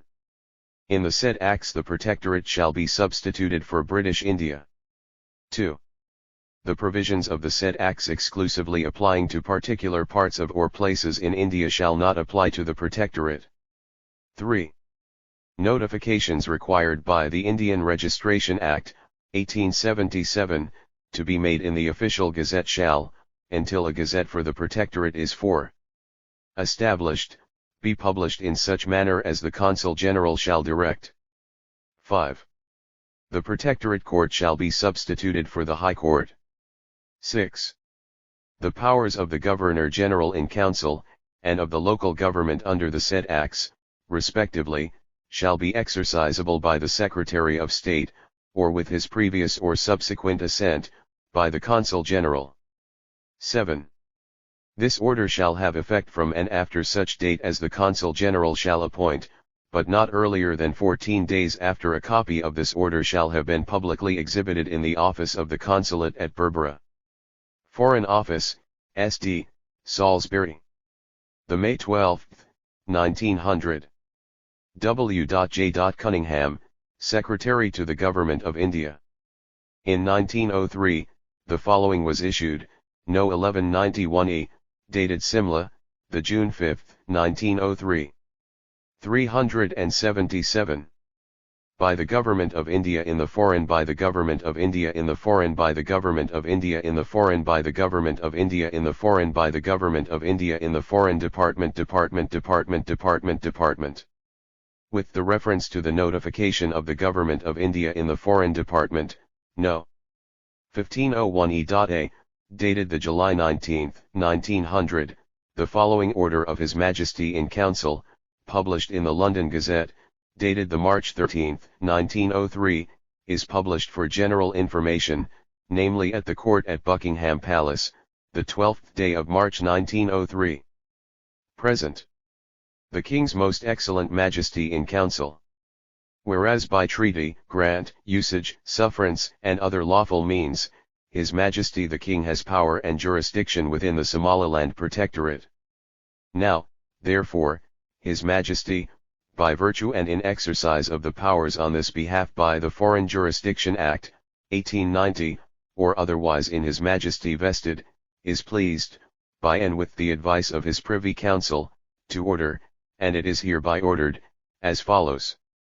1. This order may be cited as the Somaliland Order in Council, 1903, and shall be construed as one with the Somaliland Order in Council, 1899. 2. Where, under the Merchant Shipping Act, 1894, or any amending act, anything is authorized to be done by, to, or before a British consular officer, such thing may be done in any place in the Protectorate at which there is no consular officer by, to, or before such officer of the Protectorate as the Consul General may appoint. 3. The Consul General may make King's regulation providing for the registration of births and deaths in the Protectorate.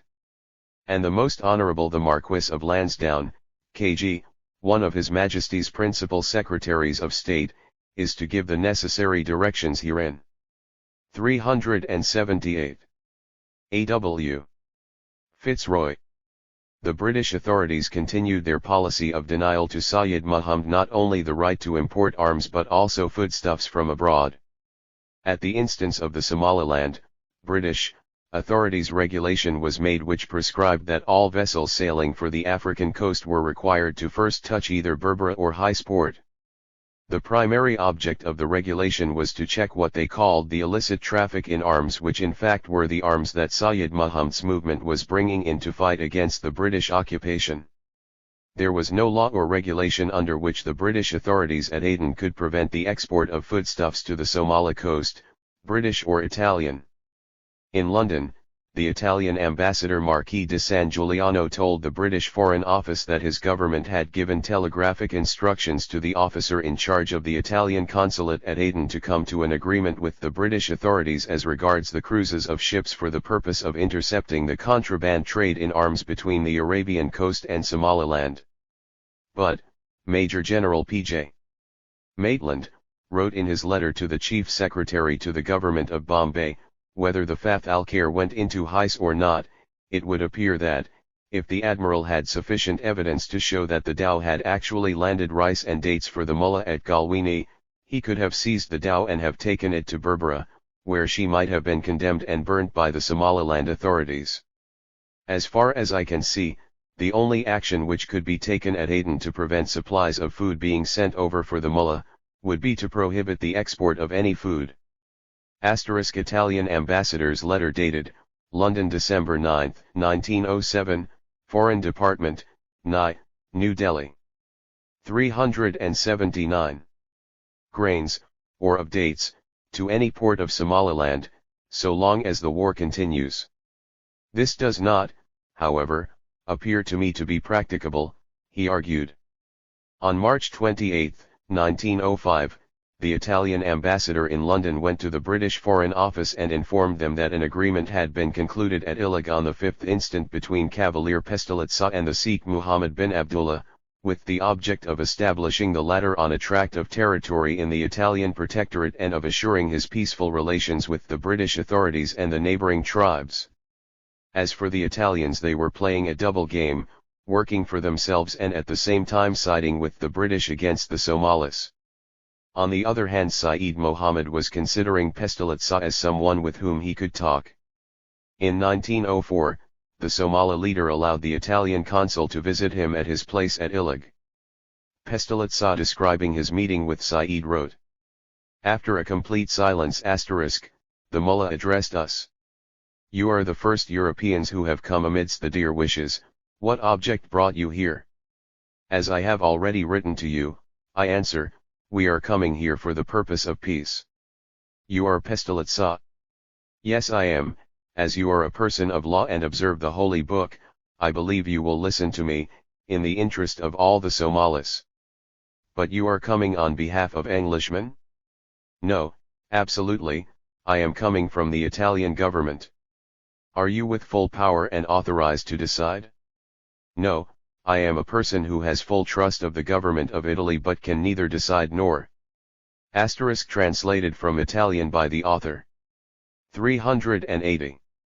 Determine, I will convey what you will think and decide, if that will be also approved by the government and bring back the answer and the conclusions.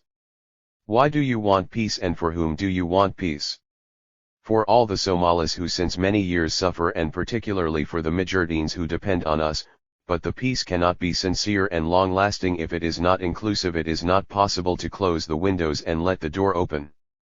Then you want I have peace also with the British? I want the good, and for this I have simply come to consult with you in the interest of all the Somalis, whom you love indistinctly as a sensible and inspired man. Of these we can talk more when we sit in your home, as this is long matter. You are right, you have seen what splendid reception I have organized, no one else have never been accorded so far. You are sure of full immunity, there will not be any wrong done, and we will discuss again soonest. Asterisk the consul had a long meeting during which they also discussed the strong feeling against the British, whom the Said blamed for every wrong, thanking the Almighty for having always defeated them. The Italian diplomat must have been highly persuasive as he did convince Said Mohammed to make peace. Later in the day Pestalozzi submitted a proposal for peace which contained the following clauses. A. Comprehensive peace including the English and the Abyssinians and their dependent tribes. B. Freedom for the mullah to settle in the fixed place from Ras Garad to Gabi, Black Bay, under the protection of the Italian flag, keeping for himself the government of the interior tribes. C. Prohibition of sale of arms and slaves. D. Guarantee in money or with hostage of persons. E. Suspension of hostility to have time for obtaining consensus and observations of the government to those clauses. On October 17, 1904, the Italian diplomat had another meeting with Said Mohammed. But this time, Pestalozzi wrote, he received us standing and not like previous day with all the ceremony. When all the aides of the Said left the room, discussions started. At the start, Said Mohammed renewed his verbal attack against the British. He was not yet convinced that Pestalozzi was not speaking on behalf of the British. Pestalozzi then asked, do you want that my companions declare that I am not coming on behalf of the British? His two companions, Silos and Palladini, immediately rushed to confirm. But the Italian insisted the necessity of peace with all, including the English. Said asked that the draft be read to him again. He raised question about the point relating to the prohibition of arms and could not be convinced that his people could be without arms. The Italian cleverly tried to persuade the Said, as the latter was alone, by assuring him that if necessity arose, the Italian government would herself provide him with arms and so on. Said Mohammed became friendly towards Pestalozzi and wrote letters to him. In one of the letters he wrote, I have been treated by the English with arrogance and they have sent a military expedition against me, my rights have been lost, they refused me the legitimate cause, and I became a victim. Our religion has been scorned and they, English, were the main cause for every ill. It has forced the Somalis to subjugation and has destroyed them because they refused me to wage war. Now, O Pestalozzi, you and Abdullah Shari, are 382. Delegated by me and to you I bestow the power for our cause. If you ask me pacification, I accept the peace and mutual trust, and I promise to stop the discord and the war in the interior.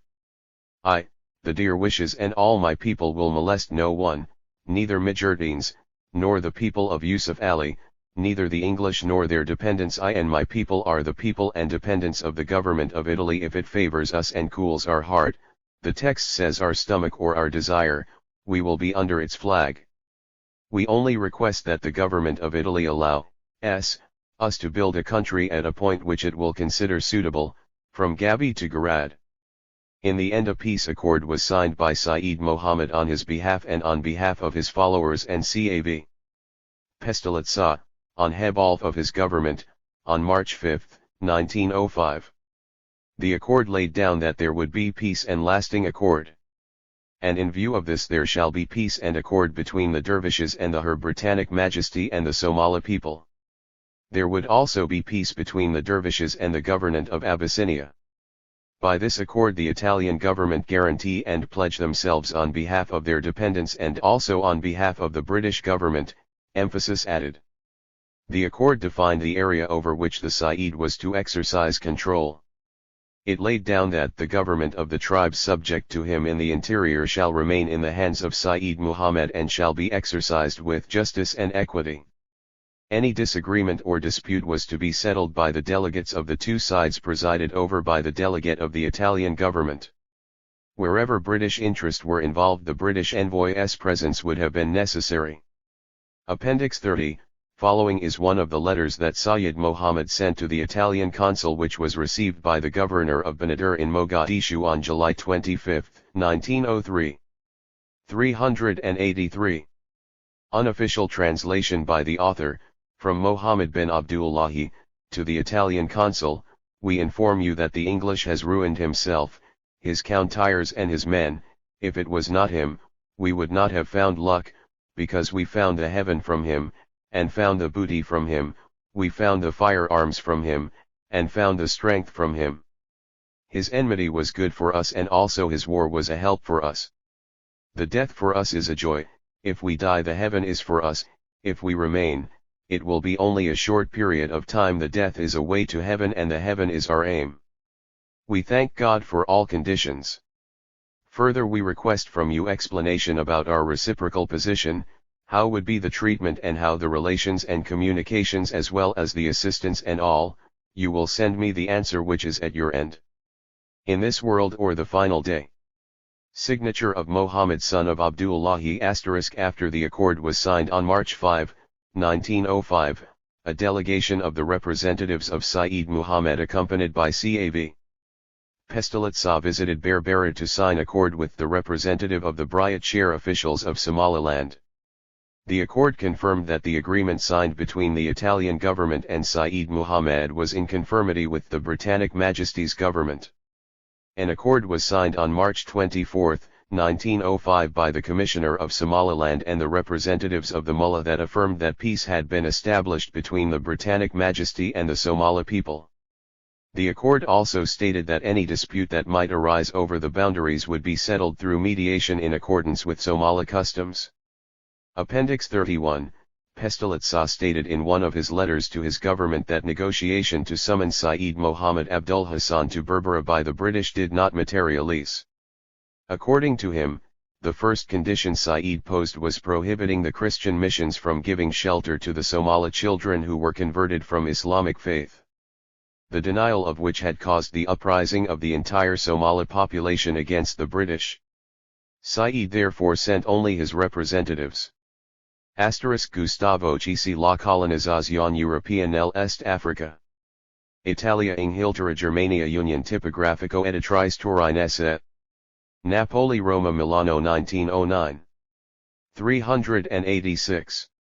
Tentative initiate per Marlo in Berbera non ebbero esito, il mullo medeva per prima condizione la proibizione alla missione cristiana di dar ricovero a ragazzini somali cui si cambiava la fede musulmana, il diniego lo irrito e da liebi principio la suscent general salvazione del popolazione somale contro gli inglesi.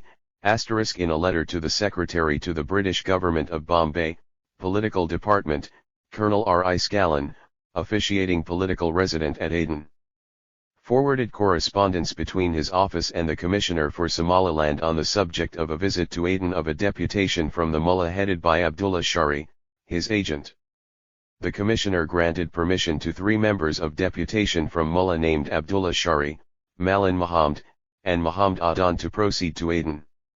He told the Aden Residency, I should be obliged if you could keep a watch on them, especially with reference to possible purchase of arms, but in view of peace negotiation with Mullah, it is important that their suspicions should not be aroused.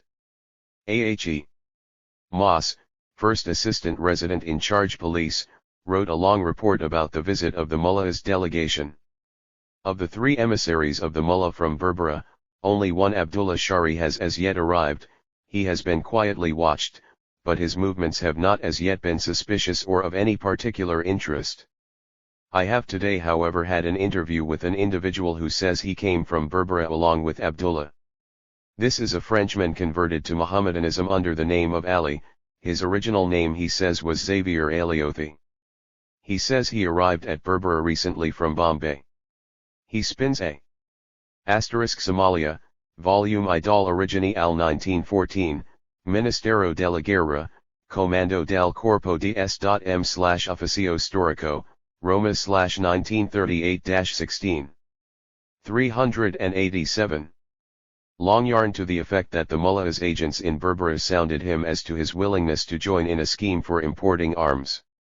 They wanted him, he says, to find out whether the French government would permit arms to be landed in Djibouti, otherwise the arms were to be landed at some obscure spot on either the Arabian or Somali coast.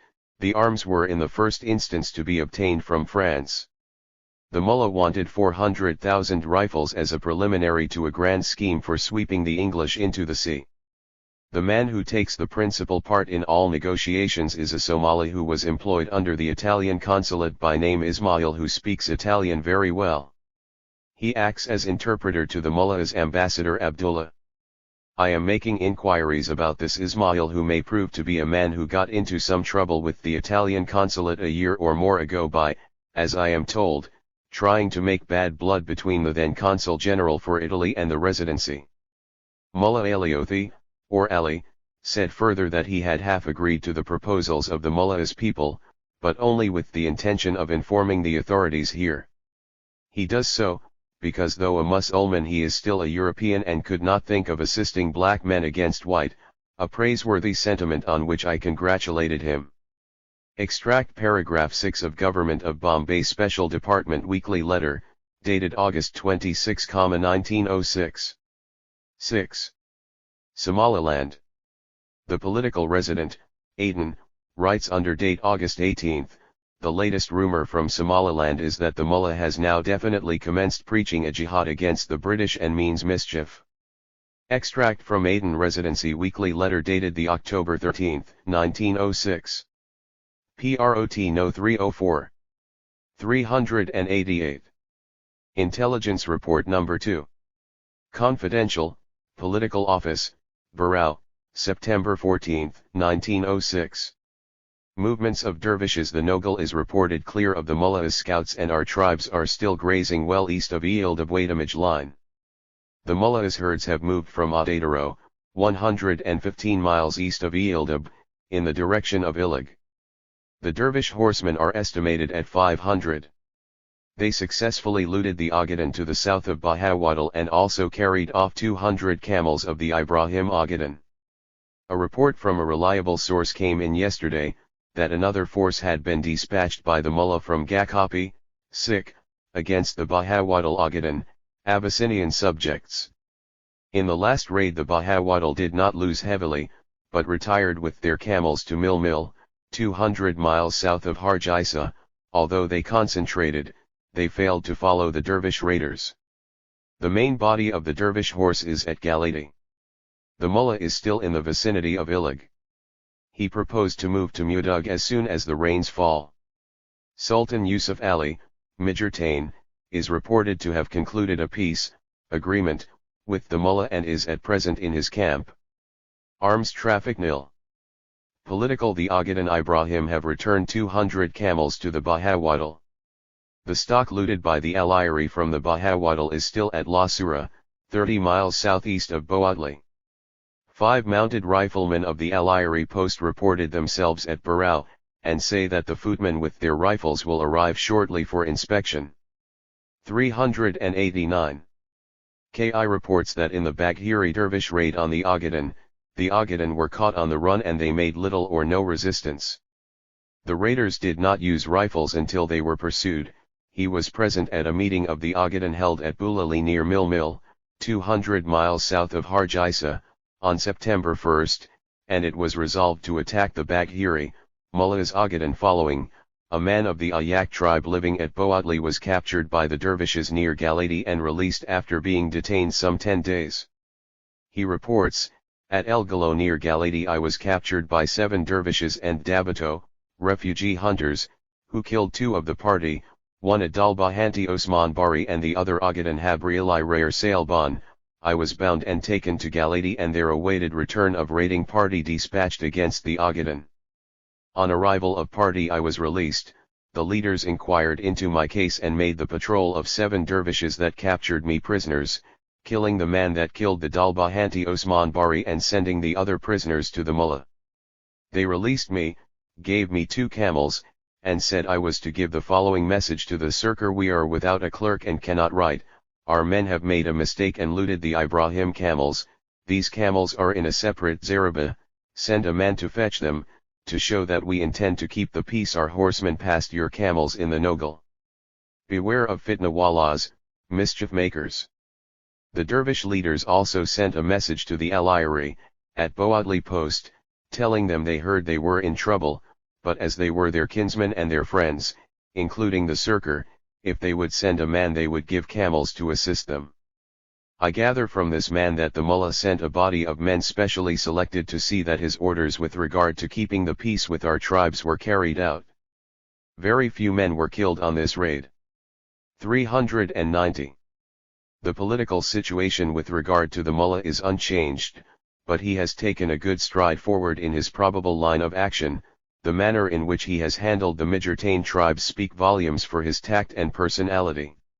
He made peace with them, and to be quite certain that they would not attack him during the absence of his horsemen, persuades the Mijurtane Sultan Yusuf Ali to visit him at Ilig during this dangerous period. Frank Smith-Heman, First Assistant Political Officer. Countersigned Hes. Cordos, His Majesty Commissioner. Extract from the Aden Residency Weekly Letter dated the October 20, 1906. Prod. Number 305. Intelligence Report Number 2. Confidential. Political Office, Barao, October 1, 1906. Movements of dervishes. The Nogal is reported clear of the Mullah's scouts and our tribes are still grazing well east of Ild-Abwatamago line. The Mullah's herds have moved from Adadaro and gone in the direction of Ilig. The report that the Mullah dispatched a party of horsemen against the Ogaden is untrue. He probably gave orders, which he countermanded as the Mijurtane showed signs of restlessness. The Haroun is still in the vicinity of Ilig. Arms traffic nil. Political and Ergo, deputation, dispatched by Sultan Omar of the Ibrahim Ogaden to the Mullah left on September 26. It was given a safe conduct through our territory and all possible arrangements made for its 391. Safety within our borders. The terms of peace now under discussion between the Mijurtane, Sultan Yusuf Ali, and the Mullah are that, Sultan Yusuf Ali should return 200 camels to the Baghiri, looted a year ago, destroy the forts at Gakio and Galati, and give his daughter in marriage to the Mullah. Sultan Yusuf Ali agrees to the first 2 conditions, but will on no consideration give his daughter. An unconfirmed rumor from Eildab says that the Mijurtane attacked the Mullah during the absence of his horsemen on the Ogaden raid. This, I think, a case of the wish being farther to the thought. Some headmen of the Ogaden left their carriers at Mil, 200 miles south of Harj Isa, with the intention of asking the Abyssinians to assist them against the Mullah. The Aliyari riflemen of the observation post at Boadli were inspected at Barao and have been through a musketry course. Their rifles were in good order and they produced an average of 22 rounds per man on an issue of 30. Their rifles were numbered, and 30 riflemen have returned to duty at Boadli. The remainder will follow as soon as their musketry course is completed. They admit having eaten the stock looted from the Bahawadal and took the punishment inflicted in good spirit, in fact with a feeling of relief. The loss of 1 Martini Henry carbine is reported from Eildab post. The political situation from the Mullah's point of view has not improved, as he was undoubtedly forced by complications with the Mijurtane to withdraw his horsemen from Galati and Mudug. This throws his allies the Baghiri, Ogaden, open to attack from the combined forces of the Ogaden. It remains, however, to be seen if they have the courage and determination to take advantage of this opening. The inspection of rifles is proceeding in the Habr. 392. Toljala and Habr Yunus tribes. Some 300 men have been through a 7 days musketry course, their rifles numbered and the tribal rifles formed into Karya militia sections. The ammunition returns of the Habr Yunus show a heavy wastage of 75%. This is probably due to the fact that the majority inspected up to the present were tribal rifles without bandoliers, and not Karya militia sections. The ammunition returns of the 4 sections of Dalbahanta and Habr Toljala Karya militia inspected up to the present show a wastage of only 5%. Probably their tribal rifles will also show a heavy wastage. The tone of the riflemen has improved a great deal since last inspection, and they are beginning to realize that the defense of their flocks and herds rests with them. Frank Smithy-Mann, First Assistance Political Officer. Countersigned. H.E.S. Cordos. To the Political Resident, Aden. Extract from the Aden Residency Weekly Letter, dated the November 3, 1906 Prod. Number 306. Intelligence Report Number 4. Confidential, Political Office, Sheikh, October 25, 1906. Movements of dervishes. The Mullah's scouts are now in the Nogal, parties being reported at various watering places, the nearest being 70 miles northeast of Boatli. These scouts are covering the stock and also collecting information as to our attitude with regard to the Ogaden raid. There is an unconfirmed report that Galati has been 393. Reoccupied by the Dervish horse. K5 reports that the Kyrgyz shelters, left standing in the vicinity of Walwal, 100 miles southwest of Boatli, in consequence of the Bagheri Dervish raid were removed by the Ogaden Rayer Haroun and Rayer Abdillah. He also saw a force of 300 men armed with rifles and spears at Wardair, 110 miles southwest of Boatli, and at night approached their camp, found they were composed chiefly of Bagheri, Mullah's Ogaden following, and gathered from their conversation that they had sent scouts to the west and northwest to locate the herds of the Ogaden, Rayer Haroun, and Rayer Abdillah, Abyssinian subjects. K4 reports that the Mullah intends moving with the Haroun to Bulali, 100 miles due south of Hargeisa. Arms traffic-nil. Political Sultan Omar Ibrahim Ogaden, Abyssinian subject, reports that his ergo left our borders safely. Further fighting is reported between the Mullah and the Mijurtain. An unofficial letter from the Sultan of the northern Mijurtain states that he has been attacked by the Mullah. The musketry course of the Al-Ayri observation post riflemen being completed, they returned to the post on the 7th. The inspection of the Habr Yunus and Habr Toljala Kuriya militia continue and should be completed by the 10th of November. The political situation has cleared again, from the Mullah's point of view, and he is consistently following out his line. The negotiations with the Mijurtain have apparently fallen through and there has been severe fighting. Unfortunately, the Mijurtain awaited the return of the Dervish horse before attacking, and the outcome of the fighting will probably be in the Mullah's favor. He has established the Bagheri at Walwal, 100 miles southwest of Boatli, and probably reinforced them. The report of K.4 is reliable and defines the Mullahs. 394. Future movements, provided the Bagheri force at Walwal is not driven back by the Ogaden, Abyssinian subjects. From our point of view, the political situation is unchanged, but it would be unwise to overlook the delicate and inflamed condition of the situation, which in a measure is due to the Ogaden raid, and owing to this abnormal condition any movement on our part is felt on the frontier in a more marked manner than usual. I am certain that if the leaders of the Dervish horse are given the slightest reason to think we are going to take aggressive action, that moment they swoop. Frank Smithy-Mann, First Assistant Political Officer.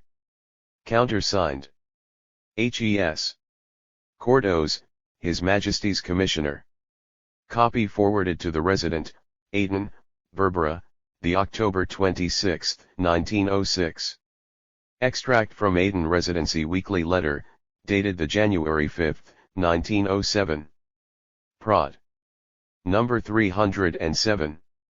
The Italian consul has returned from the Somali coast, where his negotiations between the mullah and the Mijurtain are said to have been this time attended with some success. Extract from Aden Residency Weekly Letter, dated the January 19, 1907. Prod. Number 308. Intelligence Report Number 6. Dated Sheikh, the January 3, 1907, confidential. From F. Smithy-Man, ESQ First Assistance Political Officer, to the political resident at Aden. Movements of the dervishes the mullah has. 395. Established posts in the Nogal covering his herds reported to be grazing in the vicinity of Garau-ei, 120 miles east of Boadli. On 3 occasions the dervish horse attacked the northern Mijurtain, but were driven of with loss. A combined force of Bagheri and dervish raided the Ogaden, Abyssinian subjects, carrying off stock and following the Ogaden to within 2 days' march of Mil. The Ogaden fled, although many of them were armed with rifles, and the raiders only lost 1 man killed. The presence of a large party of Miskens, refugees, some 500 strong, is reported in the Nogal between our tribe and the mullah. Nurjama with some 100 Kurias of the northern Mijurtain moved in our territory. They are well organized, being in possession of 300 rifles. On all occasion they have shown themselves able to cope with the mullah's horsemen, provided there is no treachery in their rear. At present they are at Hagri, 600 miles east of Eildab. The Italian representative is conducting negotiations with them as to their return to Italian territory. K5 reports Wal clear of Bagheri scouts. K.2 reports Gakio and Galadi watched both by Mijurtain and Dervish scouts. Arms traffic nil. Political one man of the Ibrahim Ergo returned with Abdullah Shahari to Barao, reports that the other men that accompanied him preferred to remain in the mullah's camp. Abdullah Shahari, the mullah's representative, came through our tribes from the mullah with a letter for the commissioner and the Italian consul. The repeated reverses sustained by the Ogaden show that they are without a leader, and unless they develop one shortly the mullah will have attained his object. 396. Namely, the control of the Ogaden through the Bagheri. It still remains to be seen what step the Abyssinians intend taking. Extract from Aden Residency Weekly Letter, dated the February 9, 1907. Prod. Number 309. I enclose the latest Somaliland intelligence report. A native correspondent informs me that some Somalis of the Essa tribe have recently murdered 2 Frenchmen who were on a sporting expedition in the Djibouti hinterland, and that the authorities are preparing to punish them. The murdered men were Mr. Douglas Cleroy, director of the Comptoir de Djibouti, and a naval officer, Insane Devisia, named Perban. They were out shooting gazelle at a place called Dabaliba only about 10 miles from Djibouti, and the affair commenced by M. Cleroy being shot by his servant who was an Isa Somali. The motive for the crime is not known, but is probably not connected with railway affairs. The French have demanded the surrender of the offenders and refused an offer of blood money made by the tribe. Intelligence Report Number 7. Confidential. Bur, the January 27, 1907. Movements of dervishes. The post covering the mullah's herds grazing at Garau-ei, 120 miles east of Boadli, are still in position. Nurjuma, Sikh, leader of the northern Mijurtain, now grazing their herds in our territory at Huden, reports the presence of dervish scouts 20 miles east of Huden. Political. A woman, a refugee from the mullah, reports that on 3 occasions last month the mullah's horsemen caught their ponies and asked to be allowed to raid our tribe. 397. Our tribes are grazing well in advance of the Boadli-Hildab line. Nurjuma, leader of the northern Mijurtain now in our territory, is on his way to Berbera to see the commissioner and meet the Italian consul. Frank Smithy-Man, first assistant political officer. Countersigned. Hes. Cordos, to the political resident, Aden. Extract from the Aden Residency Weekly Letter, dated the March 2, 1907. Intelligence Report Number 8. Confidential. Political Headquarters, Sheikh, February 18, 1907. Movements of dervishes. The posts covering the mullahs' herds grazing at Garawi, 120 miles east of Boatli, are still in position. Nurjama's men report the presence of dervish scouts 20 miles east of Hudin, 50 miles east of Eildab. Raiding Party No. 2 surprised Yusuf Ali, southern Midjertain, and carried off large number of livestock. Yusuf Ali, Sultan, southern Midjertain, concentrated, followed the raiders and recaptured the stock. The raiders fled, refusing battle. K5 reports at Walwal, 120 miles southwest of Boatli, large number of refugees of various tribes living on game and roots. On his arrival he found them eating a camel looted from the Bagheri, Mullahs Ogaden. Following, he gathered that the Bagheri were living 100 miles south of Walwal, and located a party of their scouts drinking at a small well near Walwal, 120 miles south. 398. West of Boatli, he watched the vicinity of the well for 2 days and discovered track of a camel carrying water to Bagheri outpost. Following the tracks he located the post at Hagri, 20 miles east-northeast of Walwal, and found it to consist of 4 riflemen and 4 spearmen. He held the post under observation for 2 days and then missed the spearmen. Casting around to their front in the thick bush he picked up the tracks of the 4 spearmen proceeding in a northeasterly direction.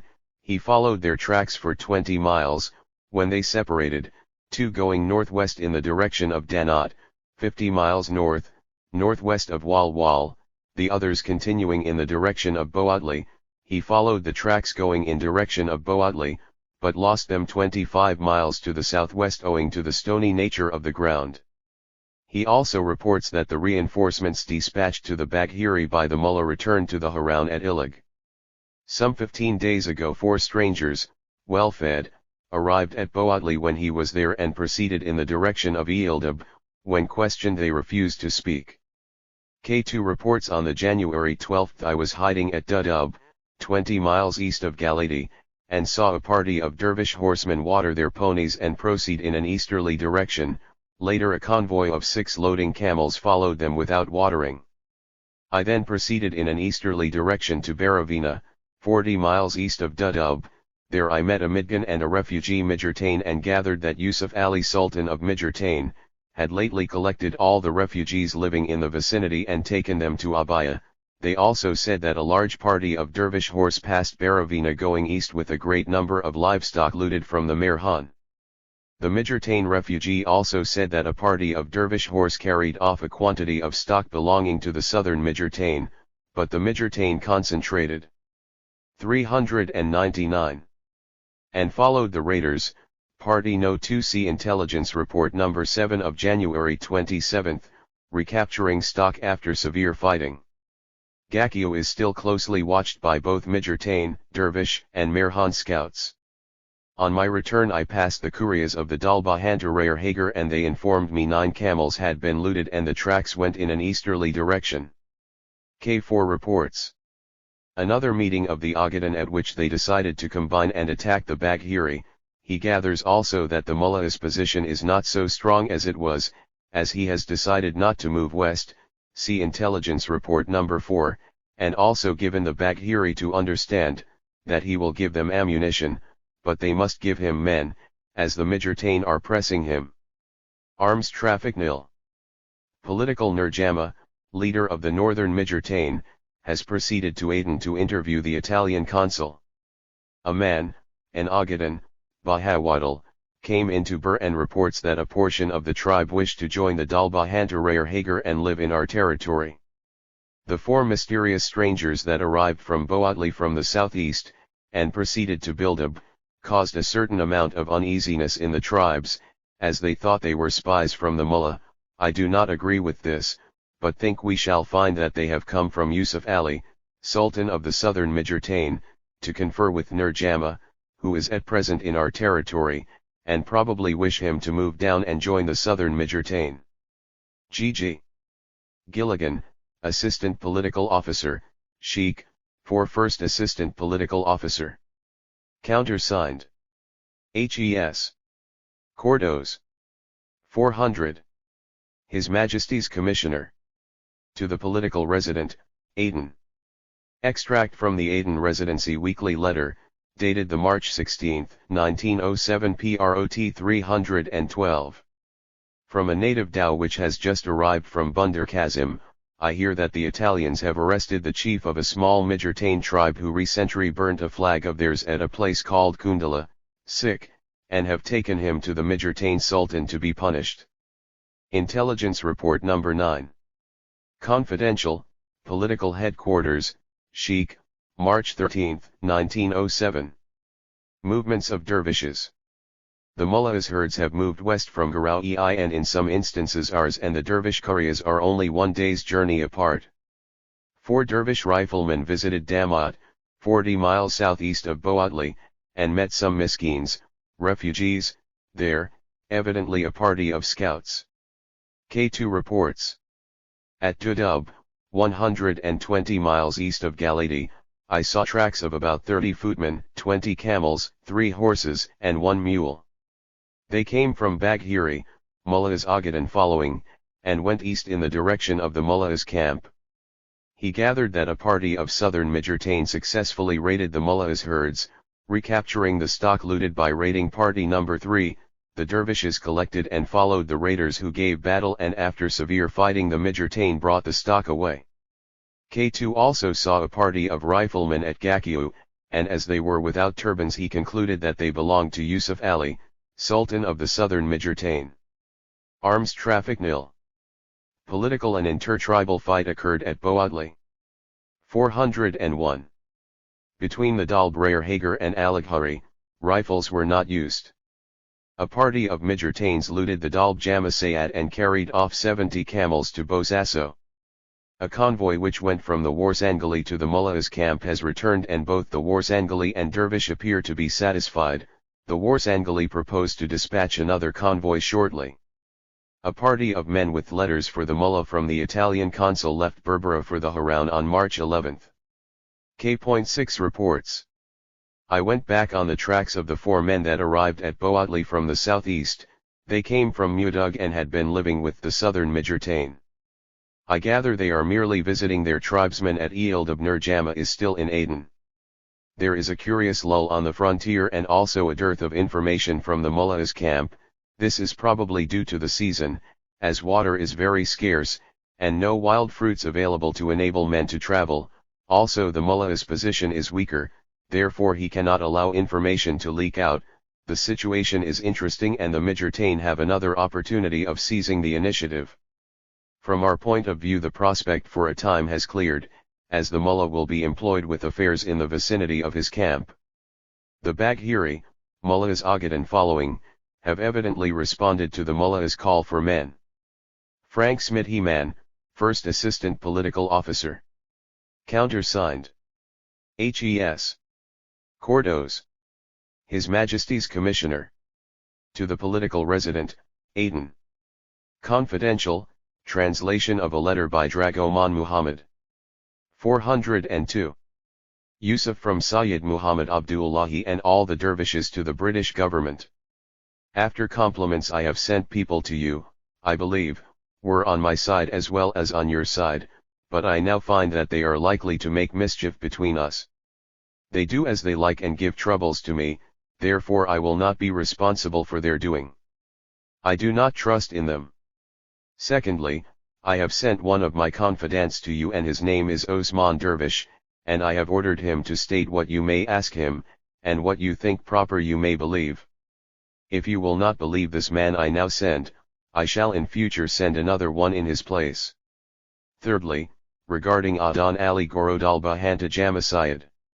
This man came to me last year and made mischief between us, dervishes and government, and said to the dervishes and swore that he would make mischief between the Dalbahanta and the government, and said he would bring arms that were with the Dalbahanta to the dervishes. This news I came to know when he left the Tarika. I then wrote a letter to the government giving all this information, but the government did not mind what I wrote. Fourth, I have to inform you that one Dalbahanta man ran away from you with his rifle and came to us.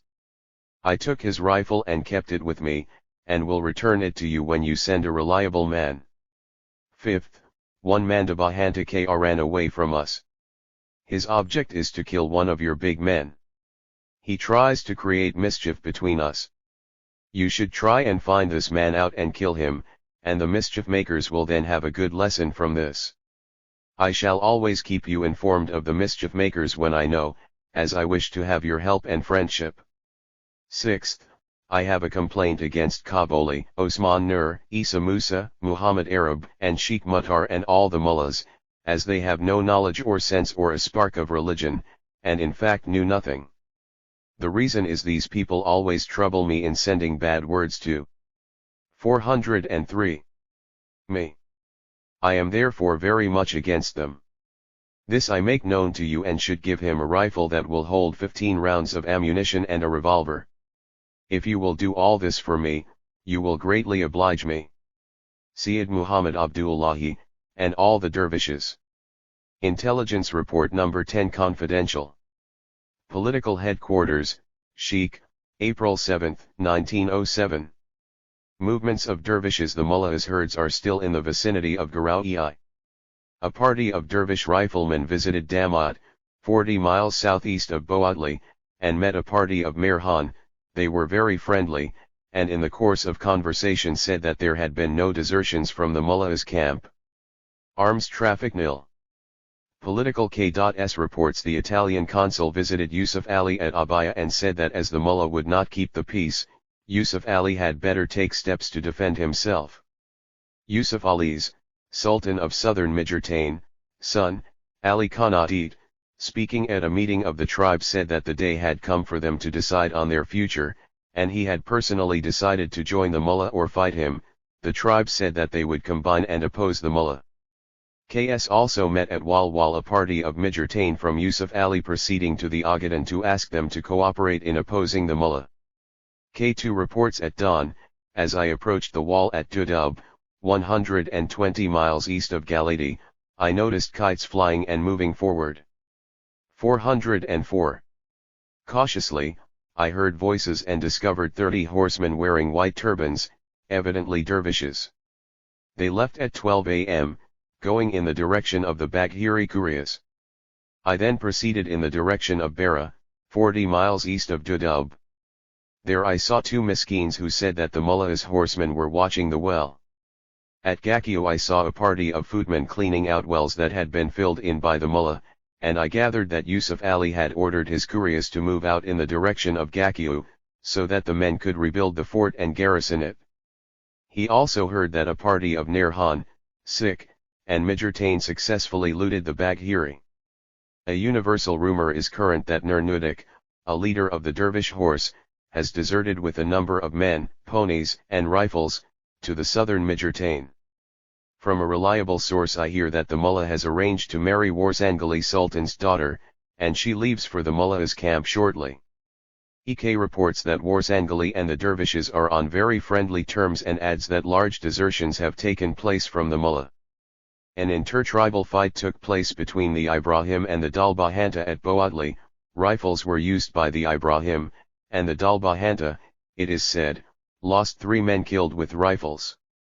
APO, Western, visited the Agadan and cooperating with the Abyssinians settled a number of political border cases. He reported the Agadan peaceful. The political situation has improved and K4's information is confirmed. The rumor of large desertions from the mullah lacks confirmation at present, and I consider that efforts will shortly be made by both Mijurtain and mullah to deal a decided blow. The southern Mijurtain appear to have developed a leader in Ali Khanadid, Yusuf Ali's son. The mullah is also busy improving his relations with 405. The Warsangali and their attitude should show us the true condition of affairs in the mullah's camp. Frank Smithyman, First Assistant Political Officer. Countersigned. H.E.S. Cordos, His Majesty's Commissioner. Extract from Aden Residency Weekly Letter, dated the May 12, 1907. Prod. Number 316 Intelligence Report Number 11. Confidential. Political Headquarters, Sheikh, April 29, 1907. Movements of dervishes. The mullahs' herds are still in the vicinity of Garawi, 120 miles east of Eildab. The Boatli observation post report the presence of the dervish scouts at Damat, 40 miles southeast of Boatli. The Baghiri scouts, mullahs Ogaden following, are very active in the vicinity of Walwal and Wardair. The mullahs ponies are grazing at Kalis, 160 miles east of Boatli. The dervish women and children have moved out to the Nogal and are living with the herds. Arms traffic nil. Political. From a reliable source I gather that the Harun is now 500 yards square. The mullah's ponies are concentrated in the rear of his camels and are 1,000 strong.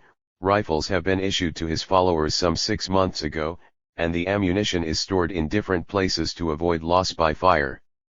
The dervishes do not appear to fear the Midgertains, but show a certain amount of anxiety when discussing the attitude of our tribes. An unconfirmed report says that a party of 406 Warsangali looted some camels from the Dalb Jamasayad. Our tribes, the Jamasayad, followed the raiders and were joined by some dervishes. The combined force attacked the Warsangali, killing 2 and recapturing the camels. K5 reports heavy rains to the west of the Ogaden, and southwest of Boatli. The Ogaden Bahawadal are now in the vicinity of Walwal. A party of 5 men left with the intention of looting stock from the Baghiri. They failed and 4 were killed. A party of Baghiri left Goladi on April 3 going in the direction of the mullah's camp. The Baghiri scouts have been very active of late, and captured a party of Ogaden, killing 4 and carrying off 1 man to their kurias. The party of Midgertains that went west to ask the Ogaden to cooperate with Yusuf Ali have been disarmed and their animal confiscated by an Abyssinian RAS at present on tour near Bulali, 140 miles NWE of Boatli. Rumors of the desertions of Nurhidik, leader of the Dervish horse, and his following are still current. The Warsangali and the Mullah are still on very friendly terms and presents are continually passing. Commander H. Christian, Senior Naval Officer, Aden Division, sometime in June 1907, along with another official, Mr. Thompson, visited Laskhori.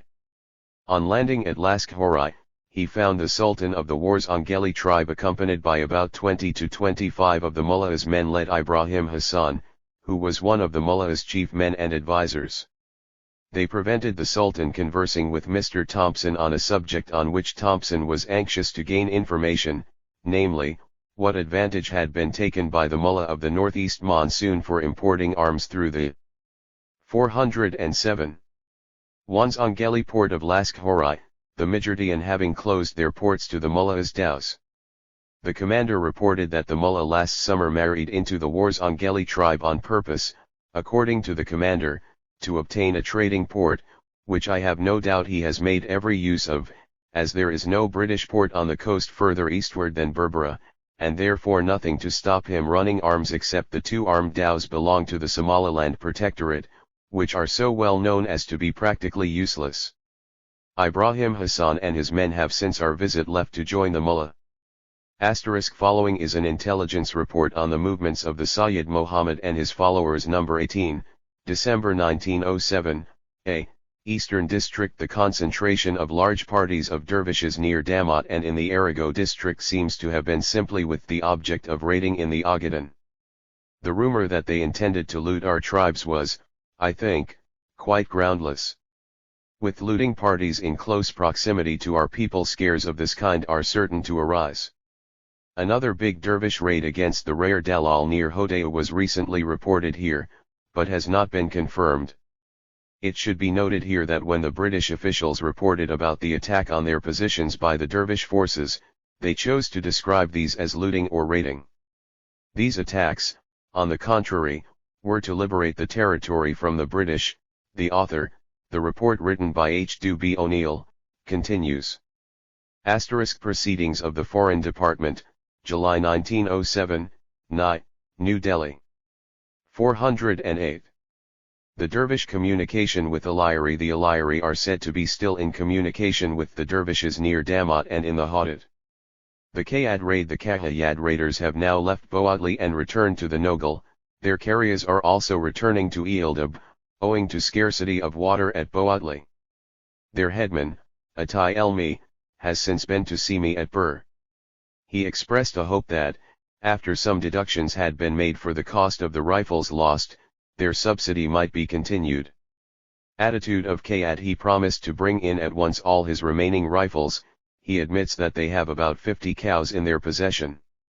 These people have got practically nothing out of their raid and have lost heavily. It is therefore in their best interests to remain on the side of government. Detention of Hirsi Gulide by the mullah: there is still no satisfactory information regarding Hirsi Gulide. There are rumors that the mullah has ordered his release, and that he is not kept a close prisoner, but it is a fact that he still remains in the mullah's camp. Hirsi Gulide and his men followed up the looters to Bohul Werabur, and it was here that he was captured by the dervishes, who it is said were actually with the looted camels at the time. But, later, the acting commissioner, W. Malcolm Jones, said, "I can find no evidence whatever that the mullah has in any way identified himself with these outcast raiders, and if Hirsi Gulide as a government official thought that such was the case, his duty was to report to Major O'Neill and not to follow up the raiders as far as Bohul Werabur."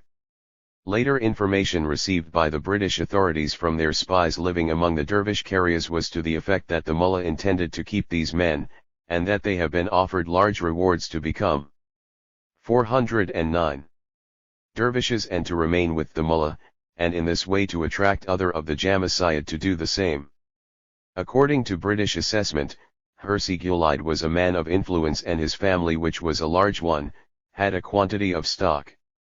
The British officials thought that if Hirsi Gulide was really persuaded to remain with the mullah, this would seriously affect the attitude of the Jamaiciyad, and more specially that of the Rayar Warsama and Hirsi Gulide owned Jalib the Rayar Faradar. The British official, H. B. O'Neill, wrote, "I have since seen several akils and headmen of Dalbahanta and Habertol Jala from the carriers in the extreme east, who have come in to report the situation. They are convinced that the mullah could have put a stop to the looting which has been going on, and they are of opinion that its continuance shows that the mullah has become reckless with regard to keeping faith with us, and that he is now listening to other advisers, who tell him that he has nothing to fear from the British government, and that in the event of raids upon our tribes, no reprisals would ever be made. I consider this is altogether an exaggerated view, and there is no immediate cause for anxiety," he said. For a moment, the British thought that the mullah has shown nothing but a desire to keep peace, and it seemed unlikely that he would suddenly change his policy, or, as the British official put it, even risk breaking present friendly relations. At the same time, the situation is not satisfactory, the British official reported, adding, "It now remains to be seen whether or not the mullah still intends to act in good faith. If Hirsi Gulide and his men and the looted camels are returned, confidence will be restored, and there will be no reason to fear a breach of peace. If this is not done, I think relations will be considerably strained." Meanwhile, Commander H.W. James, Senior Naval 410 officer, sent a confidential report from Aden on September 6, 1908, to the Commander-in-Chief, His Majesty's Ships and Vessels, East Indies.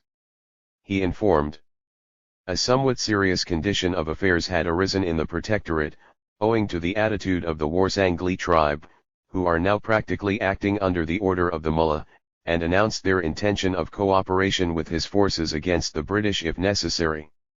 The mullah has threatened to attack our eastern advanced posts, should they not be withdrawn shortly.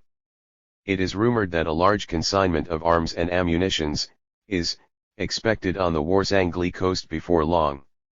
After receiving this alarming report, the Secretary of State for India sent an urgent message to the political resident at Aden stating that, on the August 25, 1908, the Colonial Office intimated that, in certain eventualities, ammunition for Maxim guns in Somaliland may be required, and that Commissioner has been instructed to apply to you if advisable. If application is made, please render all possible assistance. On October 5, 1908, the Secretary of State for India told the Viceroy that the situation was still alarming.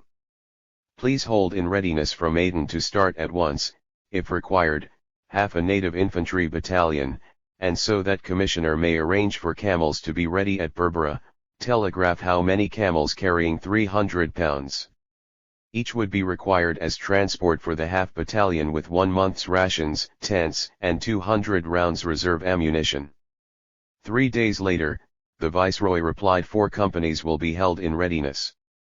The number of camels required will be 320 and, in addition for 7 days water supply, 210. An informant, Ali Saeed, former interpreter at Aden, sent on March 25, 1908 the following information to the 411. British Vice Admiral Sir G. L. Atkinson Wiles.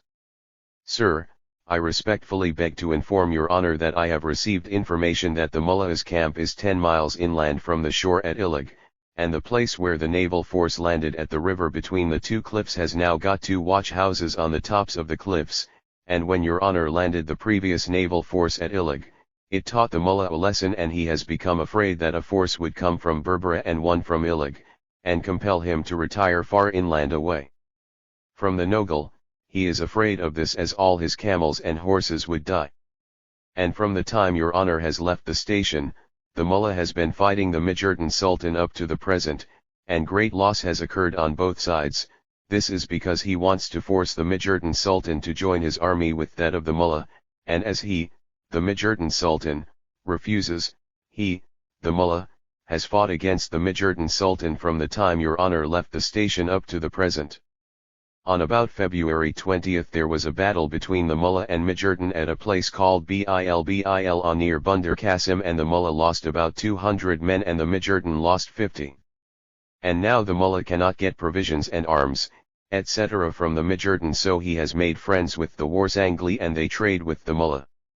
The Commissioner has now blockaded all Warsangli ports and no goods or provisions go from any British ports to Warsangli coast. The reason for this is that they fired from the shore at Lascavia, upon 2 British dhows. This is the reason for the present blockade. There is no man of war but 2 British armed dhows are blockading the Warsangli coast. The Sultan of Mijurdan hears that the Italian is coming to build a custom house in his country, and the Mijurdan says that if the Italians do like this, that they will join the Mullah. This Mijurdan is a very very large tribe, and 412. Nearly all are heavily armed, and this is the reason why the Mullah wants them, so it would be best for the Italian not to go now, but wait until he, the Mijurdan Sultan, has done fighting with the Mullah. If not, they will force the Mijurdan to join the Mullah through their action. The Mullah gets all his arms and ammunition from Muscat. I respectfully beg to inform your honour that this is all the information I have been able to collect up to the present. I beg to remain, etc. Ali Saeed, Navy interpreter. On August 25, 1908, the Colonial Office in London informed the India Office that the Commissioner of Somaliland received a letter from the Mullah threatening the renewal of hostilities in certain eventualities. It reported that the ammunition in the possession of the troops in Somaliland is defective, and the Secretary of State has accordingly instructed the Commissioner, if he thinks it advisable, to apply to the authorities at Aden for ammunition for the Maxim guns pending the receipt of fresh supplies, being careful, however, not to give any impression that hostilities are intended. In a confidential letter dated Aden, September 6, 1908, the Commander H.W. James, senior naval officer, told the Commander-in-Chief, His Majesty's ships and vessels, East Indies, that somewhat serious condition has arisen in the Protectorate, owing to the attitude of the Warsangli tribe, who are now practically acting under the order of the Mullah, and have announced their intention of cooperating with his forces against the British if necessary. James reported that the Mullah has threatened to attack our eastern advance posts, should they not be withdrawn shortly. Alarmed, James wrote, it is rumored that a large consignment of arms and ammunition is expected on the Warsangli coast before long. Taking note of these reports, the Secretary of State 413 for India sent a message to the Viceroy stating, apprehensions of an attack by the Mullah are entertained in Somaliland where great unrest prevails. Would it be possible to spare for temporary service in Somaliland, the Aden troop and a force of native troops in the event of such an attack? If so, can they be held in readiness to be dispatched for defense of coast ports and short line of communications, if asked for by Commissioner of Somaliland?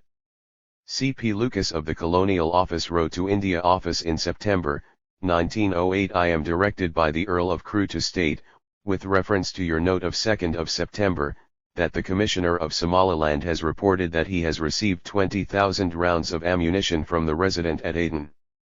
The Crown agents for the colonies have been instructed to send 20,000 rounds of Mark VI ammunition to the resident at Aden in replacement of that sent to Somaliland. The Crown agents for the colonies sent the following letter on September 12, 1908 to the India Office.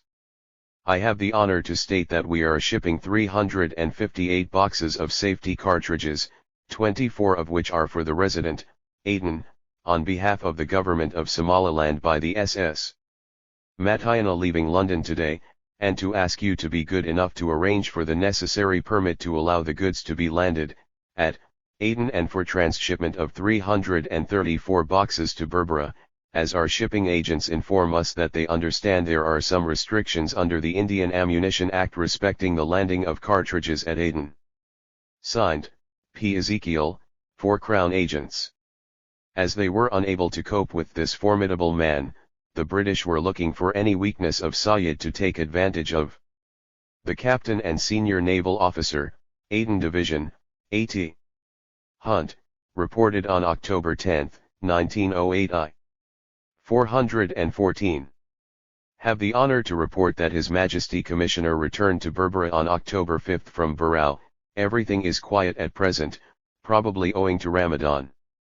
The mullah is said to be getting short of stock and to have made friends with the Mijordian, and the Commissioner think it likely that he may make a raid in force. Should this occur, the government are prepared to send reinforcements to enable the line Sheikh to Barrow to be held, and a battalion of King's African Rifles at Nairobi and the Aden troop are ready to proceed to Berbera. Pack animals are being collected in readiness. Some action must be taken to punish the Warsangli for the late raid, but the home government are loath to commit themselves to any action. This inaction will probably lead to further trouble, even if the mullah does not move.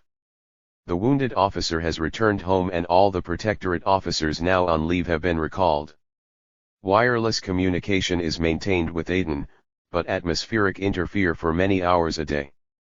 Meanwhile, the Commissioner in Somaliland, informed that he received on October 20, 1908, a rather alarming telegram from Harar, where the Europeans are in fear of Abyssinian disturbances. In a letter to his superiors, senior naval officer, Aden Division, reported, it appears that the King of Abyssinia is seriously ill, and it is almost certain that, should he die, there will be civil war in the country.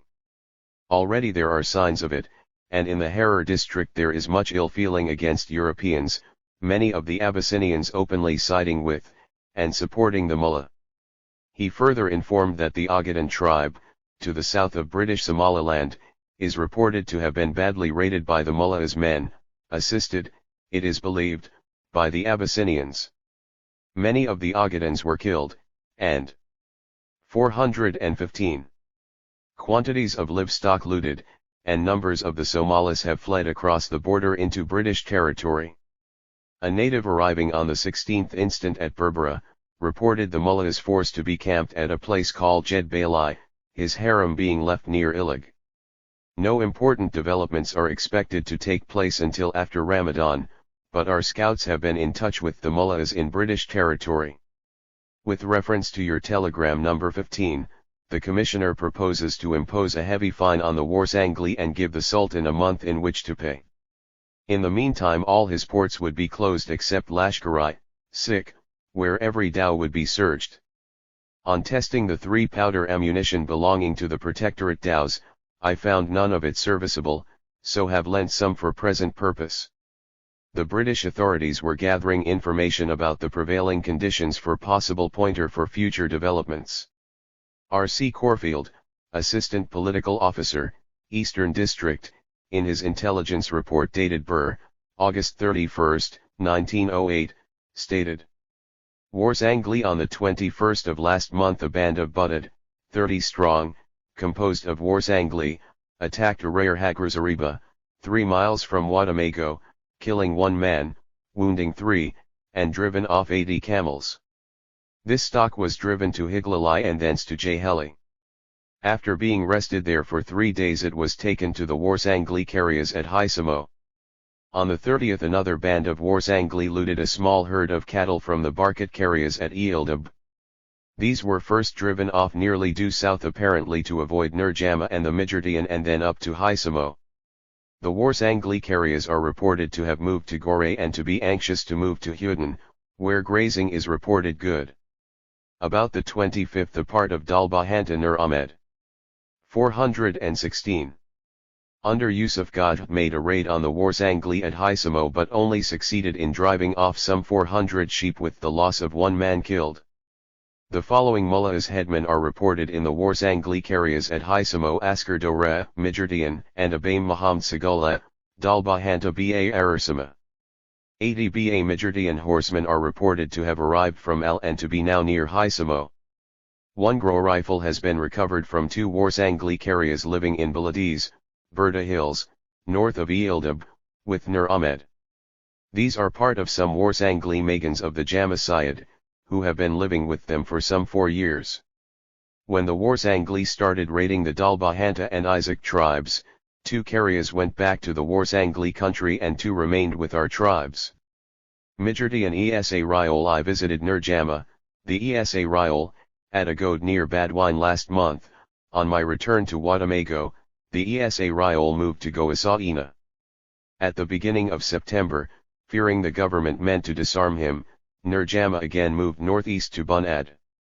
This he has done in spite of assurances that he would move back to Jadbali. In answer to a letter inviting him to Wadamago, he has made no direct reply but said he feared the government wishes to deprive him of his rifles.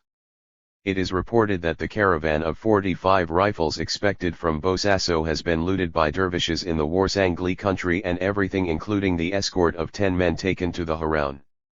Dervishes Hirsi Liban left Wadamago with His Majesty's Commissioner's reply to the Mullah's last letter on Monday, August 31, and went to the Warsangli at Hisamo. A Barkat Ergo hoping to recover the cattle looted. 417. From them at Eildab went with him. The Ergo has not yet returned.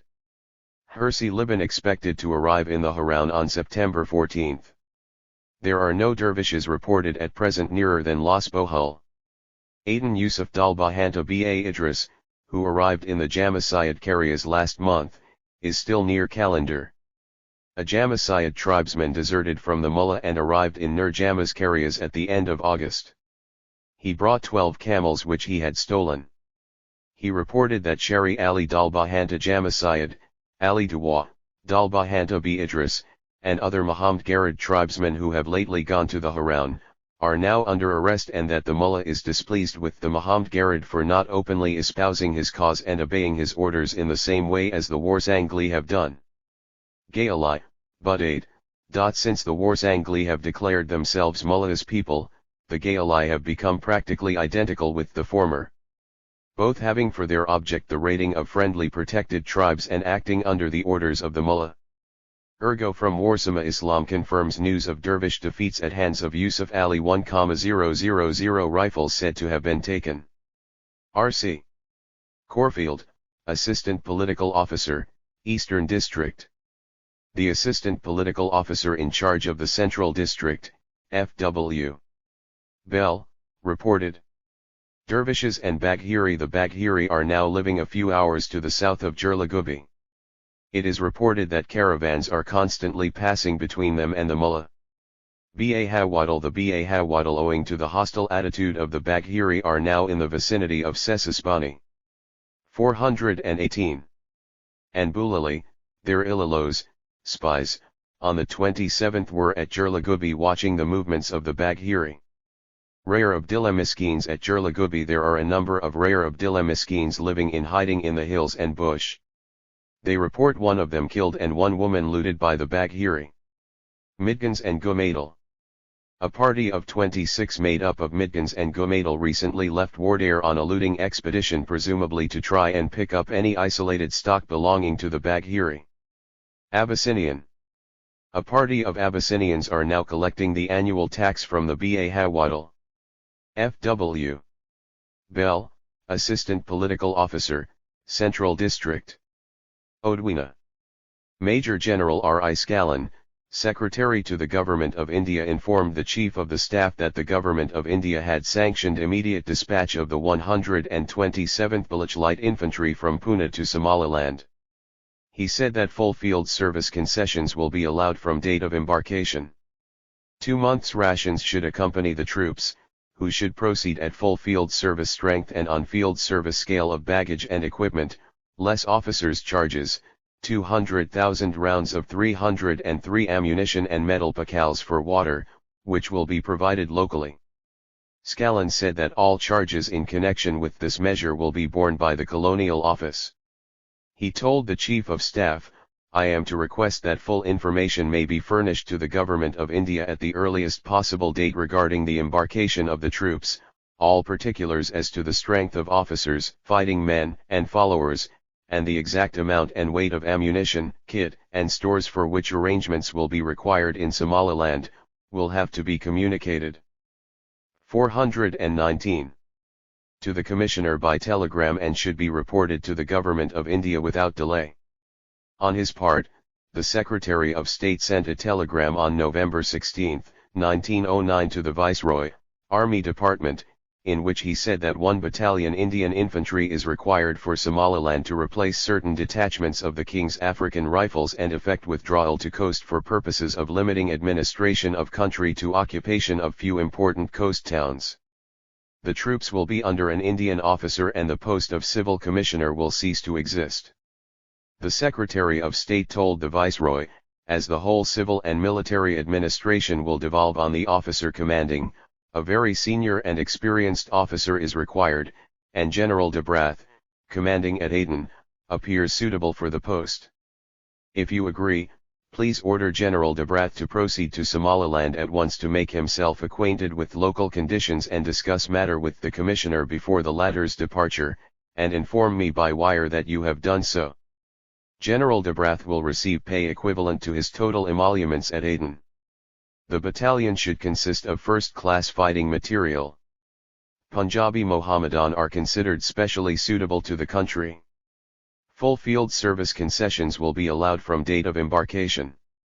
2 months' rations should accompany troops who should go at full field service strength on field service scale of baggage and equipment less officers' charges and 200,000 rounds 303 ammunition which will be provided locally. Surplus baggage can be stored at Berbera. Full equipment for machine gun mules should be taken but the mules will be supplied locally.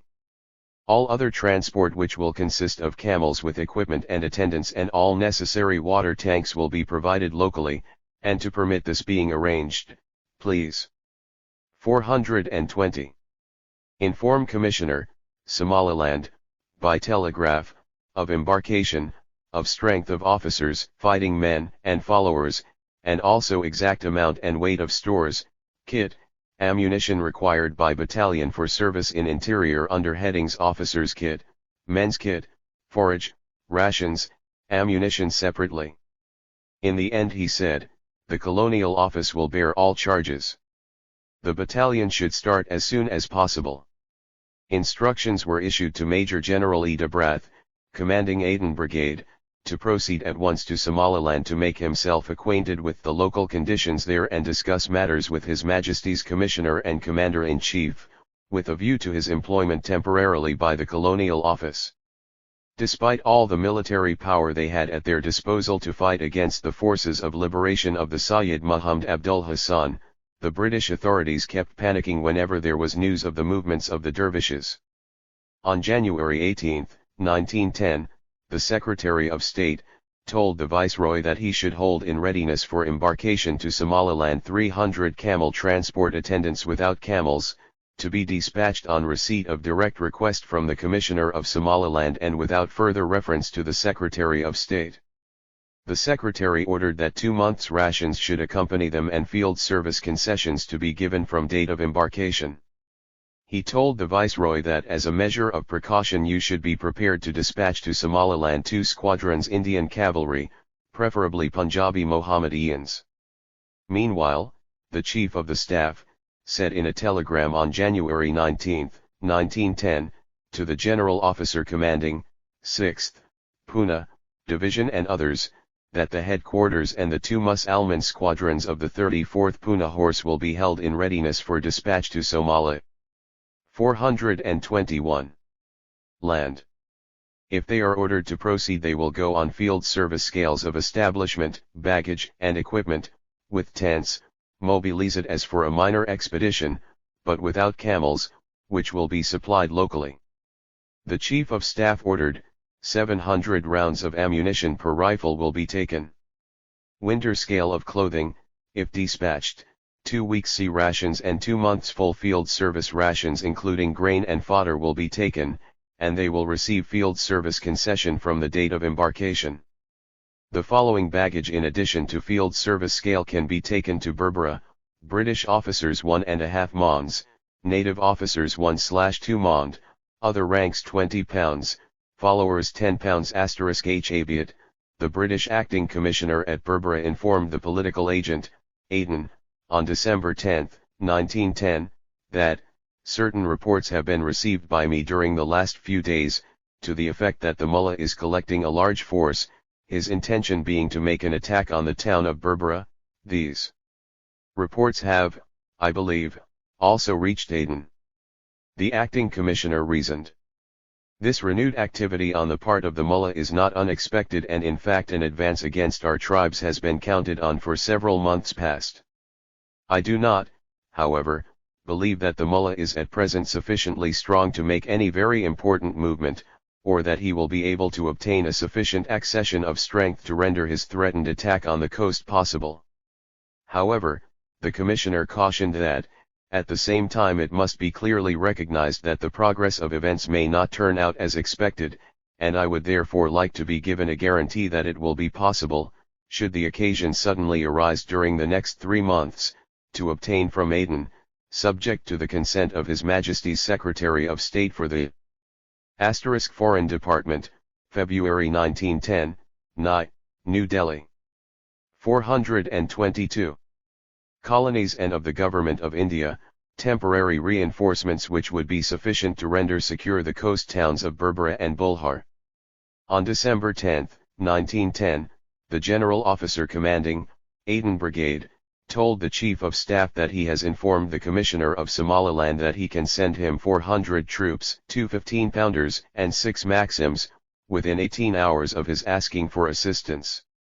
However, the Secretary of State for India in London, in a telegram dated May 10, 1911, informed the Viceroy that, while in the event of emergency such assistance as might be possible at the moment would be rendered by India, no guarantee can be given that for the purpose troops will always be available, and that for the safety of Berbera or Bulhar no responsibility can be accepted. Be it reported from Berbera on November 4, 1910, that there has been a strong revival of what he called the illicit arms trade between the Arabian littoral and the coast of the Protectorate. He said that an earlier seizure of a dhow had a temporary effect in discouraging this traffic, but the example in that instance does not appear to have been sufficient to stop illegal imports for a very long period. With all the control the British authorities tried to impose over the movements of arms, the Somalis managed to import arms from abroad. 2 or 3 cases of arms were landed on the coast, but Commissioner Biat said that the information about it was received too late to enable any effective interference to be made. In September the acting commissioner had received news from certain sources that men of the Habr Yunus tribe intended to procure arms from Arabia. Their movements were closely followed both in Berbera and Aden, and he was informed that arms had been obtained and were to be run on a certain date in either 1 or 3 dhows, and to be landed within 60 miles to the west of Berbera at a spot not known. The commissioner sent out 423. The Protectorate's armed dhows to patrol, but did not intercept the Somalis, who successfully landed their cargoes during the night. Be it reported, I believe, in fact, that the smuggling of arms to the west of Berbera may now cease, but to the east the problem is more difficult. Now that the northeast monsoon has set in, Warsangli and other dhows have resumed trading, and a large number of vessels are avoiding Aden and Berbera and are sailing direct to Mokala, where they have no difficulty in procuring firearms. The Warsangli have recently, to my knowledge, obtained from this source and forwarded to the Mullah either 5 or 10 boxes of GRA ammunition, and there is nothing to prevent their obtaining more, since we now have no administrative post east of Berbera, and it has been proved that the protectorate armed dhows are unable to exercise any effective control over native craft. In my opinion, it is much regretted that the calls upon the services of His Majesty's Navy elsewhere have resulted in the withdrawal of the cruiser formerly stationed at Aden for the purpose of patrolling the Arabian and Somali coasts. With the exception of formal visit paid by the Naval Commander-in-Chief in the autumn of last year, no warship has visited this coast during the past 2 years, unless when specially detailed for special service, such as the definite blockade of the Makir coast or the maintenance of wireless communication. Natives are not slow to remark upon this state of affairs, and it is common talk among them that the continued absence of a cruiser renders gun running a matter of small risk. At the present moment, with the Mullah in a state of undoubted weakness, it is, I think, specially necessary to prevent his obtaining further supplies of arms and ammunition, and I would strongly recommend that the Admiralty may be approached with a request that, as soon as practicable, a cruiser may again be stationed at Aden. 424. Whence she could pay special attention to native craft visiting the many small ports on the Arabian coast which are notorious centers of the arms trade. Asterisk. The Secretary of State for the colony forwarded to the Viceroy, Army Department, a telegram dated February 27, 1912 received from the Commissioner of Somaliland. The Commissioner informed him that after a period of quietness 3 letters had arrived from Mullah that were truculent in tone. He wrote that there is evidence of dervishes being in vicinity of Berbera last night and asked that troops be brought from Aden. The Commissioner considered the information in the telegram vague, but alarming, and had telegraphed for more details. He proposed to return to Berbera at once. He informed that he was arranging with General Officer commanding Aden to have troops ready to dispatch at once if he telegraphed necessity. He further added that he would divert His Majesty's ship Dido and would further inform the Secretary of State by telegraph. The Viceroy informed the Secretary of State on telegram, number 48, March 2, 1912. Your telegram of March 1 regarding Berbera. Political resident, Aden, reported on February 29 that he had dispatched 320 men of 18th Infantry from Aden to Berbera in accordance with the request of the Commissioner of the latter place. While some people were busy with the war situation, Secretary Harcourt of the Colonial Office was agitated because an exhibition had opened in London at which some 50 or 60 Somali men, women, and children were on view. The irritated secretary wrote to Be It appears from informal inquiries that these Somalis are drawn mainly, if not entirely, from British Somaliland, but that their engagement for exhibition purpose was actually. Acting Commissioner Be to the Earl of Crewe Berbera November 4, 1910, New Delhi. 425. Effected in Aden. Harcourt expressed grave objection to the employment of native races for purposes of this kind. He said, I should be glad if you would take such steps as lie in your power both to prevent any recruiting for such purposes actually taking place in the territory under your administration and to deter natives from leaving British Somaliland with a view to entering into engagements of the kind elsewhere. The Somalis may be divided into 2 classes, viz., those who are natives of Aden and those who are not. With regard to the first class, such emigrants come under the provisions of Section 75 of the Indian Emigration Act, 1908. They should not be permitted to depart for exhibition purpose from Aden, which is not a port from which emigration is lawful. With regard to those Somalis who are not natives of Aden and who do not therefore come under the purview of the Emigration Act, the Government of India considers that the resident will be in a position to discourage their emigration in various ways. Responding to Harcourt's objection, Biat proposed issuing a circular informing the shipping agents in Aden that government have prohibited the engagement of Somalis for purpose for this kind and no passages to Europe should be issued to them without written permission from the residence office. The political resident found no difficulty in securing compliance with the circular as the shipping agents generally insisted on natives leaving Aden having some sort of passports. But, Biat thought that if he refused Somalis permission to go to Europe, they could go to Djibouti, French, and Massoua, Italian, and take passage from these ports. Similar case occurred when Sir James Bell at the request of His Majesty's Commissioner in Somaliland refused certain Somalis permission to go to Europe for exhibition. 426. On August 23, 1912, Wilfred Thesiger, the head of the British legation in Addis Ababa, forwarded to Sir Edward Grey at the British office in London a summary of an interview the British official in Harar, Dodds, had with the Abyssinian principal chief of Harar.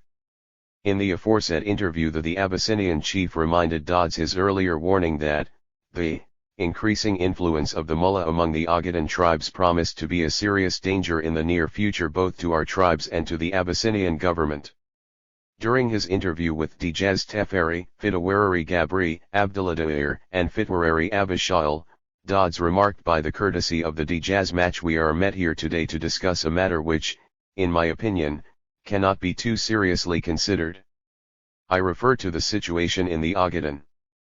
The affairs in this part of Abyssinian territory have undergone a change during the last 8 years which does not augur well for future peace and prosperity of the Harar district. The situation is most serious, he said, and added, various factors have brought about this change, chief among these is the arming of the Ogaden tribes.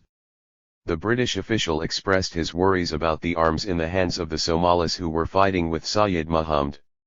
He said, 8 years ago the Ogaden were without arms and ammunition. Today it would be impossible to give an estimate of the more or less modern weapons in possession of the Ogaden peoples. I cannot but blame your laxity in the supervision of the arms traffic. Arms and ammunition have gone out of this town in great numbers. Your soldiers have sold their arms, Dodds told Djaz Teferi and his colleagues with whom he was meeting. You have been blind to the consequences with which you are now faced. Your leaders in the Ogaden admit their difficulty and in some cases their inability to collect the 427 taxes due by the people. Some have asked for reinforcement to their garrison. 8 years ago you had no such difficulty, the taxes were collected by a few soldiers, and these came in with regularity. Dodds warned the Abyssinians, the effects of the illicit arms traffic are most dangerous. You do not appear to have realized that these arms which have passed through your town and out of the hands of your soldiers, would one day be used against your interests. At the beginning of the meeting, Dodds only beat about the bush, but then soon came to the real point that was Britain's own worry. He said, as you say, you are having difficulty in getting your taxes collected. That is serious. But there is a matter which is more serious, and now I will speak of the Mullah Abdullah Hassan and his connection with your people and your country. Within the last 4 years the attitude of the Ogaden tribes towards the Mullah has entirely changed. 4 years ago it was dangerous for a Mullah's man to enter the Ogaden country. Nowadays the Mullah's adherent have safe access through that country. This change has been brought about by the diplomacy of the Mullah's uncle, Amir Argali. Abdullah Hassan sent Amir to live with the Baagari 3 years ago. The object of this move was obvious. You, Fitawarari Gabri, and you, Fitawarari Abasahawil, who have such intimate knowledge of the Ogaden, know well why Amir Argali was sent. He was sent to enlist the tribes of the Ogaden in the cause of Abdullah Hassan. With the Baagari he had no difficulty, with the Bahawadal the Rare Amadan, Rare Ali, Rare Haran, he had more trouble. But with fair words and presents of cattle he had persuaded these tribes of the advantages they will gain by throwing in their lot with the Mullah. Amir Argali has done his work well. Although these tribes have not actually taken any oath of allegiance to Abdullah. 428. Hassan, they are shown by their actions to be in full sympathy with his cause. They have supplied him with his requirements. He was in need of arms and ammunition. He sent Amir, who had no difficulty in obtaining a good supply from the rare Amaden. This is true, I can tell you the prices that were paid. Amir gave 5 cows for 1 rifle, and 1 cow for 20 rounds of ammunition. The rare Amaden got the arms and ammunition through Harar. If the rare Amaden are in a position to sell arms, they must have a very large supply.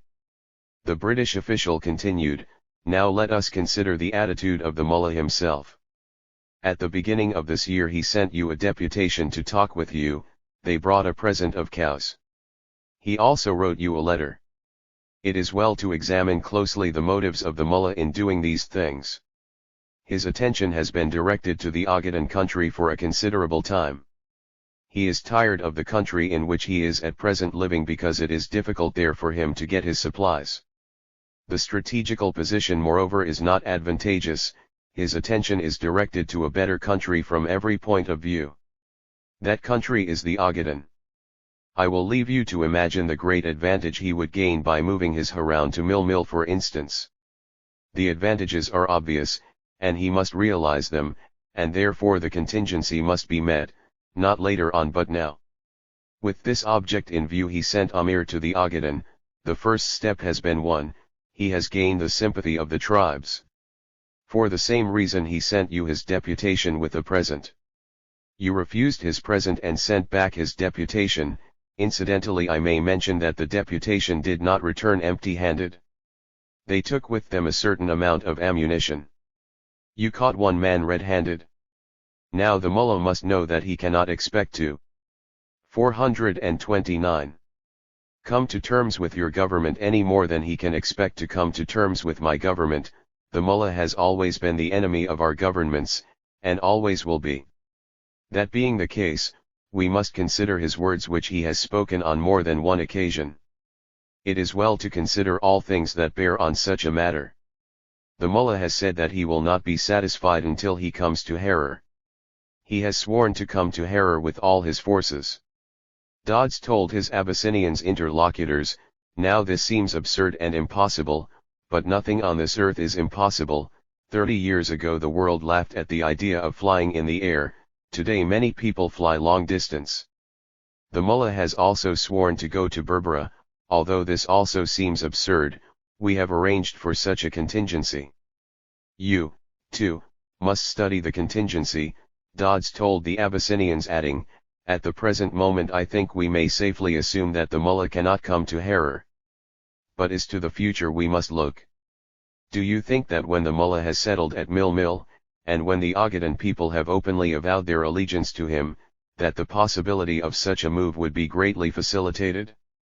I think so, and that is the reason I speak of the matter now. There is time now to talk, there is never so much time to talk when things are happening. The Ogaden country is Abyssinia territory, and what goes on there is not my affairs. But the affairs of Abdullah Hassan are another matter, and are my affairs. It is my duty to tell you what I know about him and his motives. For this reason I have told you of these things of which I know. From what I have said it is obvious that the situation is most serious, and requires your careful and immediate attention. He advised the Abyssinians to take the 430 following steps. 1. Turn Amir Argali out of your country at once or imprison him. 2. Stop the traffic of arms and ammunition absolutely. 3. Reinforce your garrison in the Ogaden country without loss of time, and so bring the Ogaden people again under your command. Remember the arms your Ogaden tribes have got are useless without ammunition. Their supply of ammunition must soon be exhausted. Dodds concluded by saying if you do these things you will save much money and much trouble. The head of the British legation in Addis Ababa, Wilfred Thesiger, while forwarding Dodds' report to the Foreign Office in London, said that from Dodds' memorandum it would be seen that the Abyssinian chiefs in the Ogaden were already experiencing difficulties in dealing with their tribes and were asking, apparently with very little success, for the increase of their garrisons. This showed that at Harar the question is not being faced in a serious manner, and at the capital it was ignored altogether by the central government *. Corfield killed Corfield killed Corfield killed Corfield killed Corfield killed back again to the war situation. On August 9, 1913, the dervishes of the Sayyid Muhammad dealt the heaviest blow to the British forces. They attacked the British colonial forces Camel Corps chanting Allahu Akbar. They came on in waves. They went just forward despite the fierce fire of the enemy. What they saw was just the right cause for which they were waging the war against the colonial power. For them this was a holy war. Foreign Department, letter number 72, dated Addis Ababa August 23, 1912, New Delhi. 431. Jihad, for the liberation of the motherland from evil forces. The severe defeat the Somaliland Protectorate Camel Corps suffered at the hands of the mullahs men forced the colonial authorities into sending a flurry of messages for immediate reinforcement. Following telegram P. Number 916 has been sent, from the Secretary to the Government of Bombay, Political Department. To the Secretary to the Government of India in the Foreign Department. Dated the August 12, 1913. Resident at Aden telegraphed on August 11 as follows: Acting Commissioner of Berbera sends message to the effect that he is proceeding to Burao to endeavor to relieve Camel Corps which has been mutilated. Officers Corfield killed, Dunn wounded. Whatever garrison there is in Berbera has left for Burao and 2 double companies of 18th Infantry are today embarking in hired streamer from Aden for Berbera. Had men of war Dalhousie been present, valuable help might have been rendered. Addressed to Political Department, Bombay, and repeated to Secretary of State for India. We await further particulars. On August 11, 1913 troops were sent from Aden to Berbera for which the Government of India Army Department conveyed to the resident at Aden the thanks of Mr. Harcourt, Secretary of State for the Colonies for the prompt action in the dispatch of the troops. Foreign Department, 1913, New Delhi. Letter from B. Holloway, Deputy Secretary to the Government of India, dated Simla the 11th November 1913 New Delhi. 432. Rabici in his book The Warrior Mullah **** wrote, a few excitable spirits among the Camel Corps, unable to stand the strain, darted forward in the interval between the waves of attack, and had to be rescued and brought back. Suddenly, caught unawares by a sharp change of dervish tactics and weakened by the flight of the Dalbahanta, the Camel Corps were enveloped on their right flank. The result was disarray and panic. Some 25 of the Camel Corps fled, later to be dismissed with ignominy from the service. More serious, the Maxim gun, on which so much depended, was manhandled, sick, and scarcely brought into position before it was silenced by dervish fire. Richard Corfield, the commander of the British force, struggled manfully to unsnarl the feed block, and while doing so was shot through the head and killed. Professor Rabici has described the ghastly scene in the British camp thus: in the Zariba the dead were more in number than the living. Among the survivors were Mr. Dunn, looking almost comically surprised, and he had come through it all, Captain Summers, in sore need of medical care, and some 40 fighting men, scarcely any of whom went unscathed, and were slightly or seriously wounded. Of 7 personal servants followers only 1 was living, Corfield's 2 attendants, including the loyal Dooley who had followed his master from Somaliland to Nigeria and back, lay dead at his side. Out of 110 constabulary who had so blithely left Burao the evening before, 10 had fallen out on the road, 35 had been killed in action, 17 were seriously wounded, and 24 had deserted. When the news of the death of Corfield was reported to him, Sayyid Muhammad Abdul Hassan composed the following poem: *1. Adaji Itaon, Kufiyo, Corfield, Dunitajugan E2. Adagajitki Lagugawake Jimik Laya Need E3. Hahanamo Lajayo, Hadad Akiro Uhahato 4. Nimanki Jano Ukake War Bajaran Inchali I5. Jamie Kuinki Io Hadad Jahar Tai Erig to 6. Sida Ibahi Kuujirabe Mari Jawatida 7. Darawish Jagrar Nagamadin Tan Io Jirki Dead. Ingirius jab io waxakud hake jac io baruad 9. Waxi no hajauntin na hi basho di I need de 10. Yigda weerer bago barco on nagojai tin de 11. Anagajikre ila heli and shale hayadki de 12. Ginaga hordes I resasagagaja jean de 13. Girayad I ilad hesin jirakafkudi de 14. Sida ikyagojiaksin malaga jararak di shigo 15. Bilahu siju yoku jarjare jirarka umuji 16. Naf yakle sajid bayan uiri jalo igag da de 17. Jal jalikati ibaa wadna hajib kasu roke de 18. Jidalati ibaa indu hakor ujiliad mean de 19. Jimik ka mahelan tu ugmadan jeri yiruaksi de 20. Kal konjuak iratu ba of kigh fien de 21. Wax batten bayan jali si dagan jalak la tu siinin 22. Gurtan jariro na gafanolil kajan kayade 23. Sida jananadi hortashajuigojag yugna de 24. Taladi janigo tu hormare jasadid hele de 25. Gida hazanu unka lemarki la igojirarshe 26. Hibadka igasu baksai dadki giivka kaban waya de 27. Kokai rabadajau or bay iga giabshin de 28. Jerke iina bahal baa kunuji ite hilibki de 29. Germid iobru urtai dur wajugix kasi de 30. Glgi lad iocida hai tukuigagajadin de 31. Hadon la is jakarain tolkai lagajil runa de 32. Welagud waxalagujaraja libdhigdualan de 33. Darawiashi wajajiban dauga iojauga su bixi de. The English translation, 1.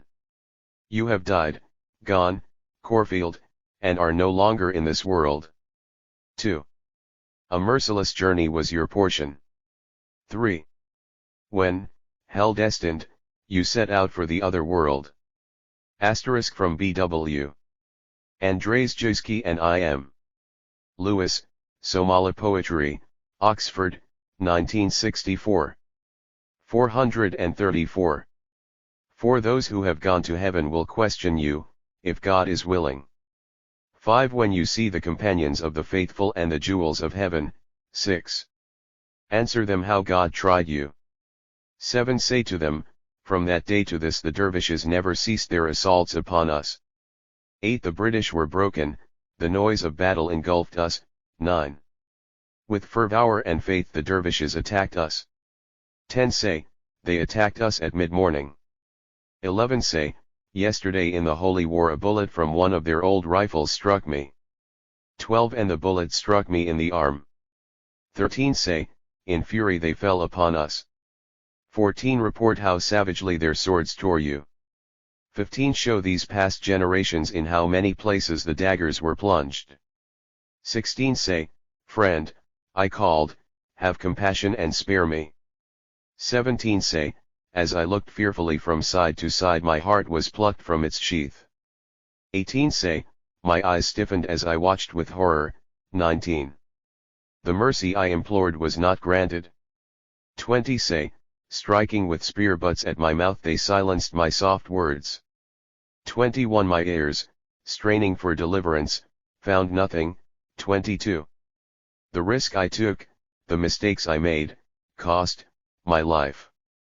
23. Say, like the war leaders of old, I cherished great plans for victory. 24. Say, the schemes the jinns planted in me brought my ruin. 25. Say, when pain racked me everywhere. 26. Men lay sleepless at my shrieks. 27. Say, great shouts acclaimed the departing of my soul. 435. 28. Say, beasts of prey have eaten my flesh and torn it apart for meat. 29. Say, the sound of swallowing the flesh and the fat comes from the hyena. 30. Say, the crows plucked out my veins and tendons. 31. Say, if stubborn denials are to be abandoned, then my clansmen were defeated. 32. In the last stand of resistance there is always great slaughter. 33. Say, the dervishes are like the advancing thunderbolts of a storm. rumbling and roaring.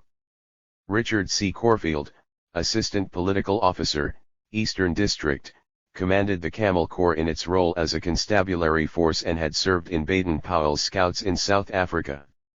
He had experience as a political officer in Somaliland and in Nigeria. It was for the second time that he had been sent to Somaliland.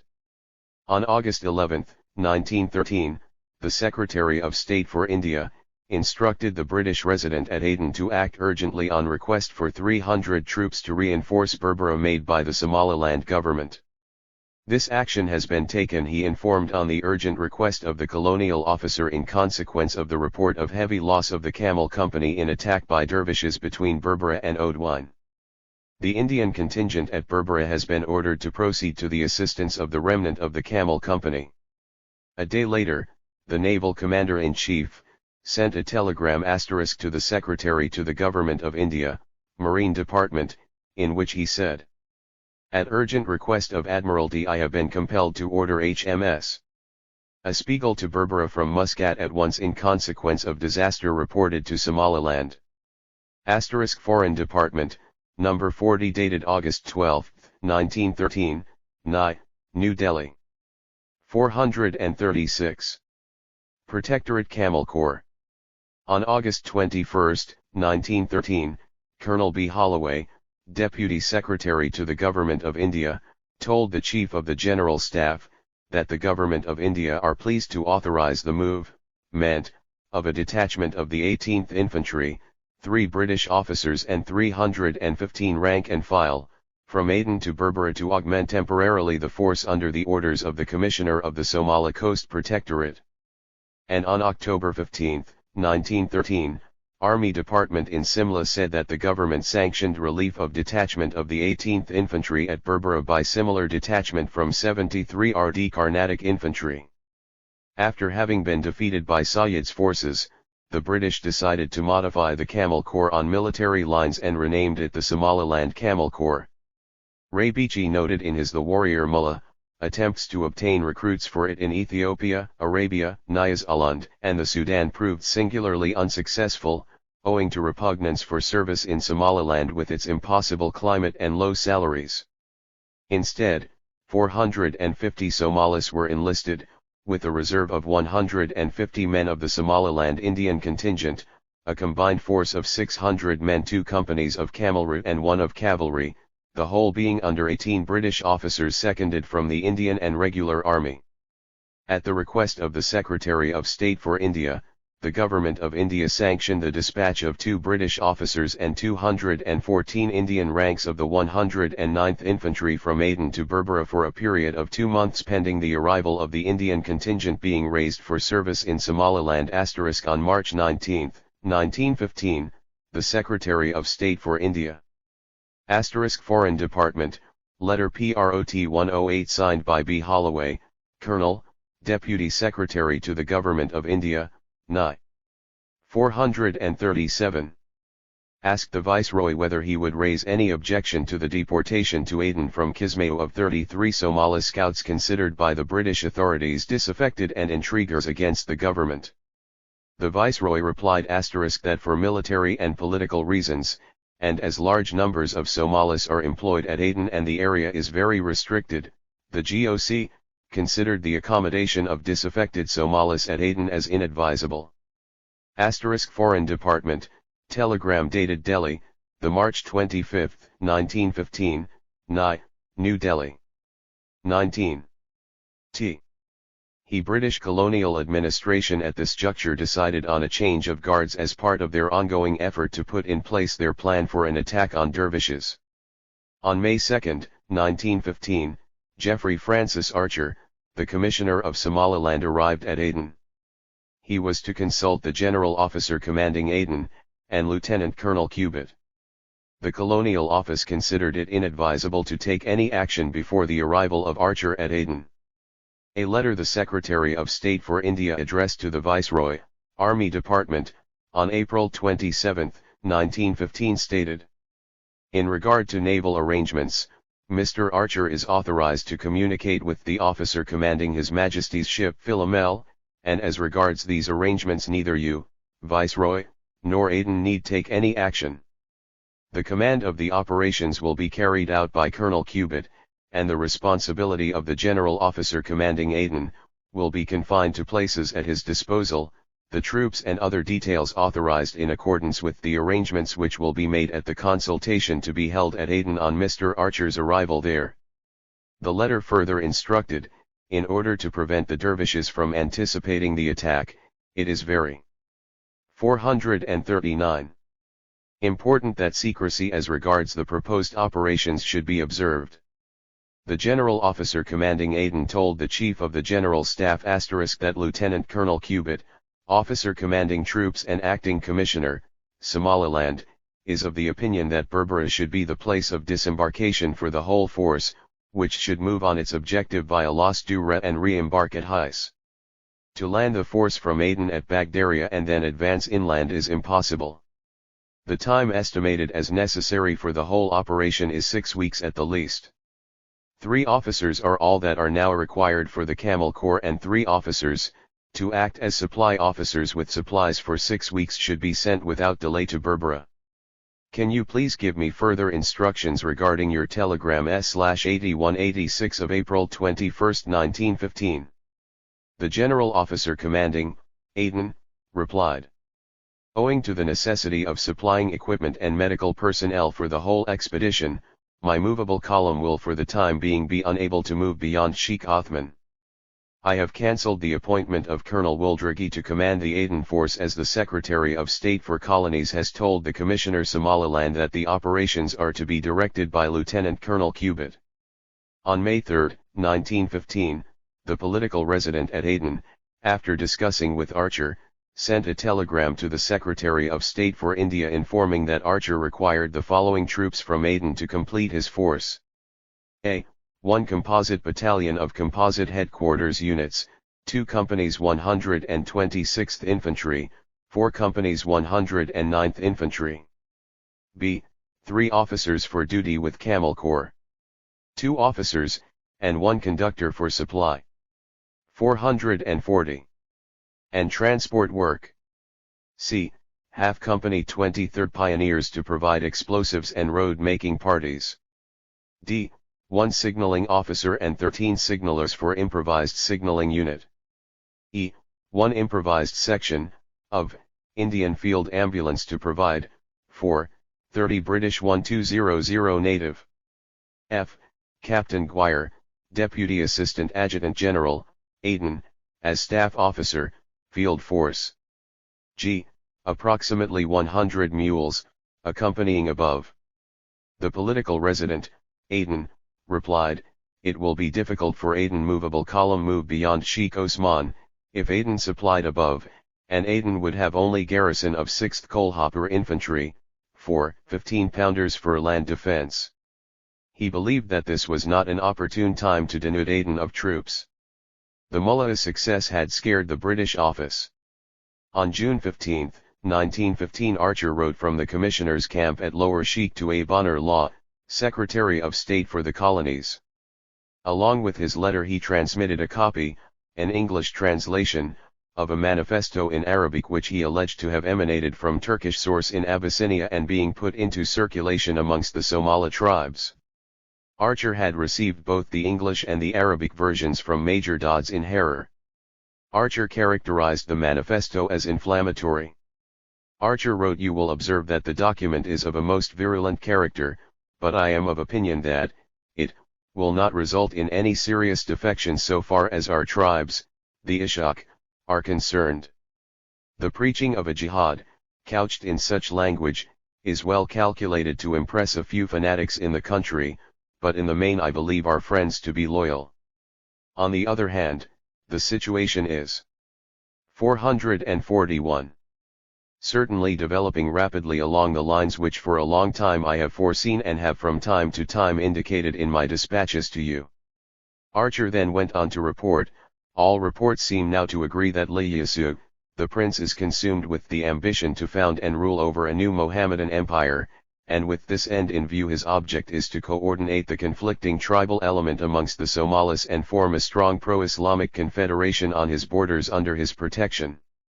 The mistake he and our enemies in Abyssinia make is that they believe the Mullah, Mohammed bin Abdullah Hassan, is held in veneration and respect by the Somali tribes. They are exhorted in this manifesto to unite under his leadership. But this they will certainly never do willingly, he said, and added, however, tribal dissensions amongst Somalis are very strong. If the Mullah succeeded in commanding the adhesion of these people, it would be by force, not by persuasion. For this reason, if for no other, I think that there is for the present no danger to be apprehended from this latest Turkish effusion, provided that there is no great increase in the Mullah's fighting capacity.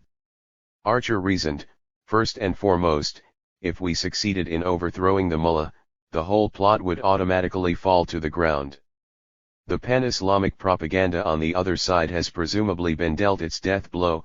The manifesto expressed its conviction that, three of the Christian nations, England, France, and Russia, our strongest enemies since the beginning, made an alliance together in order to destroy Islam, and their intention was the conquest of the Haramain el-Sharifain, temples of Mecca and Medina, and the destruction of the Mausoleums of the Lord of the people of the universe, and moreover the demolition of the prestige of the Caliphate and the influence of the Quran, together with the 442. Humiliation of all believers. Addressing the Somalis, the manifesto said, O Somali Mujahideen, fighting Muslims. You are famous for your solid religiousness and calm temper. Present day is the day of trial. You have been ordered to fight, and every man with the capacity is firmly and absolutely bound to do so by the wish of our Almighty God, because the Sheikh ul-Islam has delivered in the residency of the Khalifa fatwas showing the impellent necessity of the universal jihad against England, France, and Russia. This represents a great way of God. Be confident in the power of God, collect yourselves and be united under the flag of the Messenger of God, throw down the fortifications of Berbera and Zila and Djibouti and Bulhar, because they are but the signs of infidelity and wrongdoing. Put the flag of the victorious Khalifa upon the Banadir, coast towns, of the Somalis, fight against the English and French soldiers and throw them out because they are living there as the usurpers of the rights of the Khalifa of Islam, and are persecutors of your religion, the honor of your families, and yourselves. Today is the day of vengeance, O believers in one God. Our enemies have occupied the countries of the Mohammedans by subterfuge only, and crushed the forces of the believers by their intrigues and maliciousness, and with the ways of their disaggregation of our society, but the separation of the Musliman is a sin, and is attended by losses and defeat. Especially nowadays division and hate are more condemnable than all the forbidden things and the sins. Give up the last quarrels between yourselves, because your God, your religion, and your object are the same.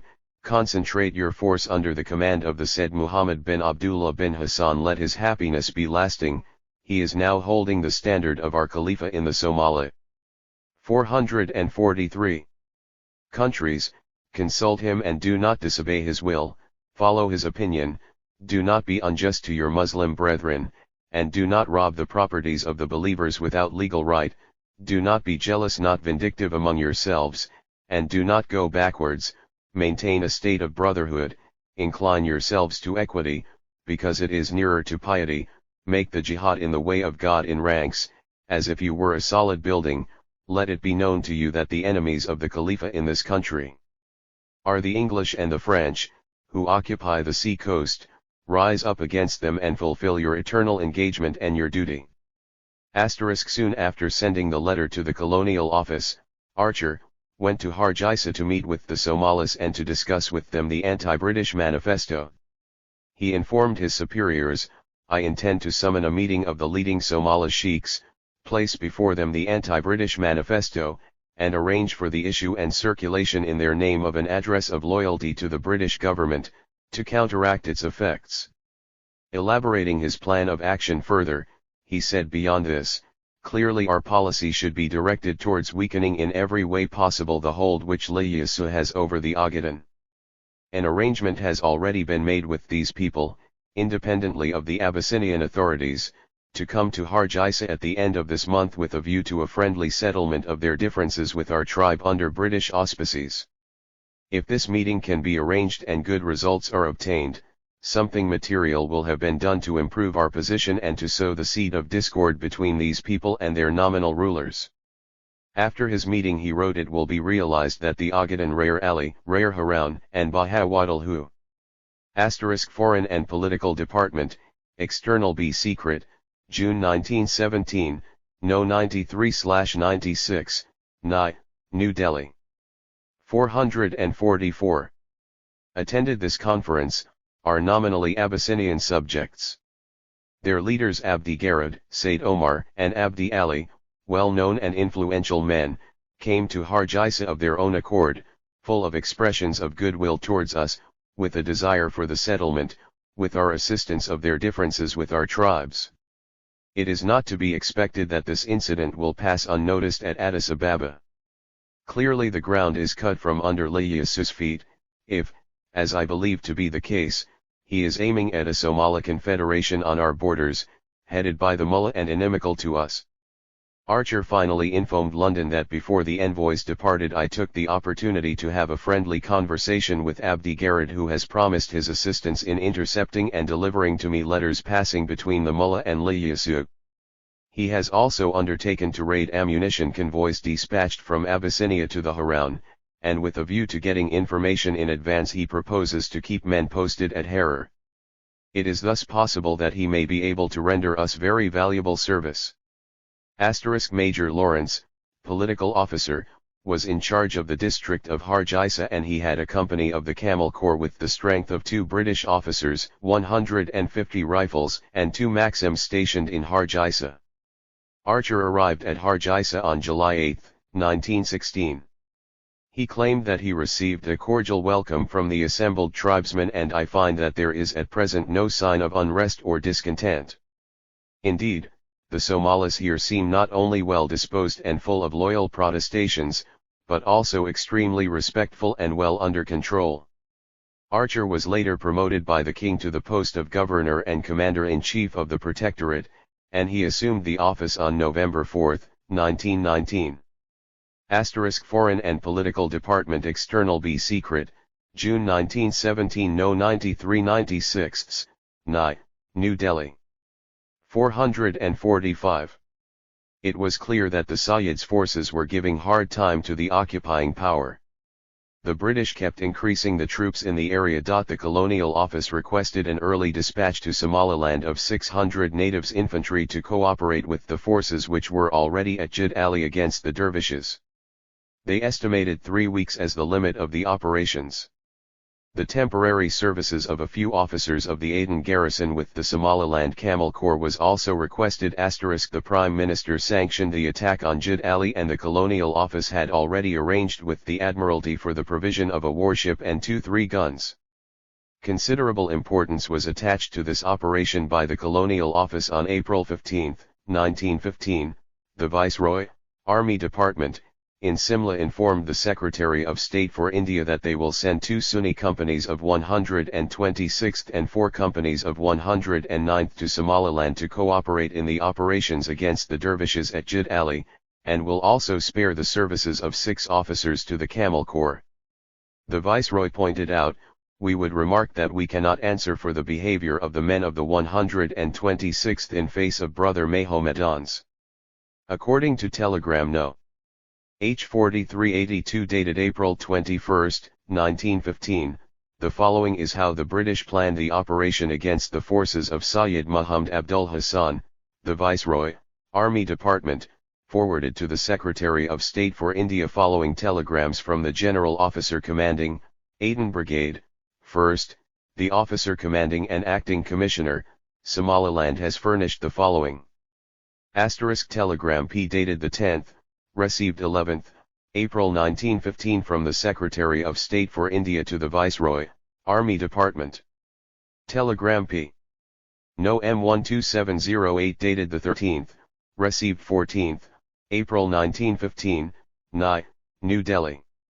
446. Summary of information.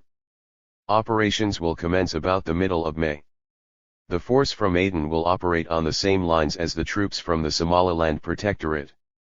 All supplies will be furnished by the Aden force, Also 2 medical officers with complete equipment for sick and wounded. Medical equipment is non-existent in Somaliland. I am maintaining secrecy in this matter although it is not essential. Maps are available in Somaliland. The second telegram, which was addressed to the Commissioner, Berbera, and repeated to the Chief of the General Staff, stated: "Arrangements are being made by me on the supposition that the force will be required to land about the May 15, 1915 at Baghdari, and I rely on you for information of any change of date. All arrangements for shipping and transporting the force from Aden complete to Baghdari are being made by me, and I will endeavor to arrange in communication with the Navy, a reconnaissance of the landing place. Any local information you are in possession of should please be forwarded to me by post as early as possible."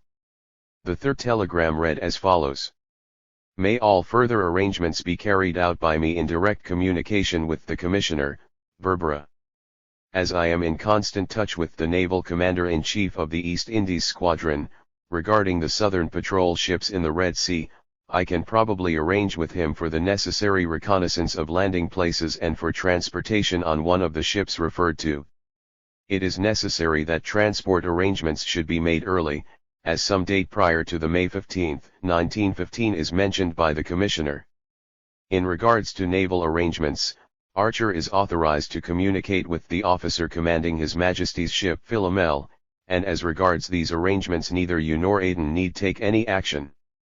447. India Office sent a letter on October 6, 1915 to the Colonial Office enclosing a copy of a telegram from the Viceroy relating to the prohibition of the landing of Somalis at ports of the British East Africa Protectorate on or after October 6. The Colonial Office approved Viceroy's proposal and requested that a notification relative to the prohibition be published in Aden and Bombay * in Abyssinia. Menelik died on December 12, 1913, and was succeeded by Iyyasu, who was, however, not crowned because according to a British report soothsayers foretold that his death would follow his coronation. The British legation official in Addis Ababa, Thesiger, according to his son, was increasingly concerned by an evident predilection for Islam on the part of Iyyasu, who was consorting more and more with the Muslims of his empire. Wilfred Thesiger wrote in his autobiographical account, "The life of my choice Iyyasu's partiality for Islam was apparently more than a question of convenience. He had married the daughters of several important Muslim chiefs and was in frequent communication with the Mad Mullah in Somaliland, supplying him with rifles and ammunition to help in his long-drawn war against the British. He evidently hoped to secure the Mullah's daughter as a bride. It was believed that he even aspired to marry the Caliph of Islam's daughter." Thesiger wrote, "In Dire Dawa Iyyasu attended the Islamic festival of the Eid of Bahram, prayed publicly in the mosque and presented 3 camels and 5 bullocks to the Muslim community for the feast. He then went to * Foreign Department letter signed by H.J. Reid, for the Under-Secretary of State, NI, New Delhi. 448. Jigjiga, where at a mass meeting of Somalis he swore on the Quran that he was a Muslim. He recorded, in June 1915, "My father commented, I am coming to the conclusion that the heir to the throne of Solomon is at heart a Muslim and is entertaining dreams of one day putting himself at the head of the Mohammedan Abyssinians, and of producing a Muslim kingdom that will stretch far beyond the frontier of his present empire." Meanwhile, the officials at the British legation in Addis Ababa were reporting to their government that there was an unfavorable change in the general attitude towards the British in Addis Ababa. One official, Chm. Doughty Wiley, considered the appointment by the Abyssinian Prince Iyyasu of Abdullah Sadiq as sub-governor of the Ogaden as an anti-British act. He wrote, "The appointment of Abdullah Sadiq is very regrettable and gives rise to a natural anxiety in Somaliland." He wrote to his government on December 20, 1914 that this man's history shows him to be suspected reasonably of being a preacher of Pan-Islam, to have been a messenger between the Sultan Abdul Hamid and the Somali Mullah, and between the latter and the Amir of Afghanistan, unsuccessful, and a visitor to England, Germany, America, and Japan. The British Commissioner of Somaliland suggested to the British legation in Addis Ababa to make a formal protest against the appointment of Abdullah, whom they considered as too close to the Sayyid Muhammad Abdul Hassan, whom the British considered as their enemy. In 1906, when he was the governor of Harar, Amir Abdullah Sadiq, while visiting India, was ordered by the British to leave India and subsequently detained at Aden under warrant issued under Regulation 25 of 1827. In May 1908, when he wanted to visit the Sayyid Muhammad Abdul Hassan via Aden and Berbera, the British and the Italian consuls agreed that the visit should be 449. Prevented because they believed it to be an offensive and defensive alliance between Mullah and Menelik against the British and the Italians. When the message of the acting secretary to the government of Bombay reached the secretary to the government of India, Foreign Department, Simla, the Bombay government replied on May 6, "Proposed action approved. Warrant will be forwarded to you by post." For the British, the danger of Abdullah's appointment lies in fresh fanatical intrigues with the Somali tribes, and in the sale of arms to the Mullah.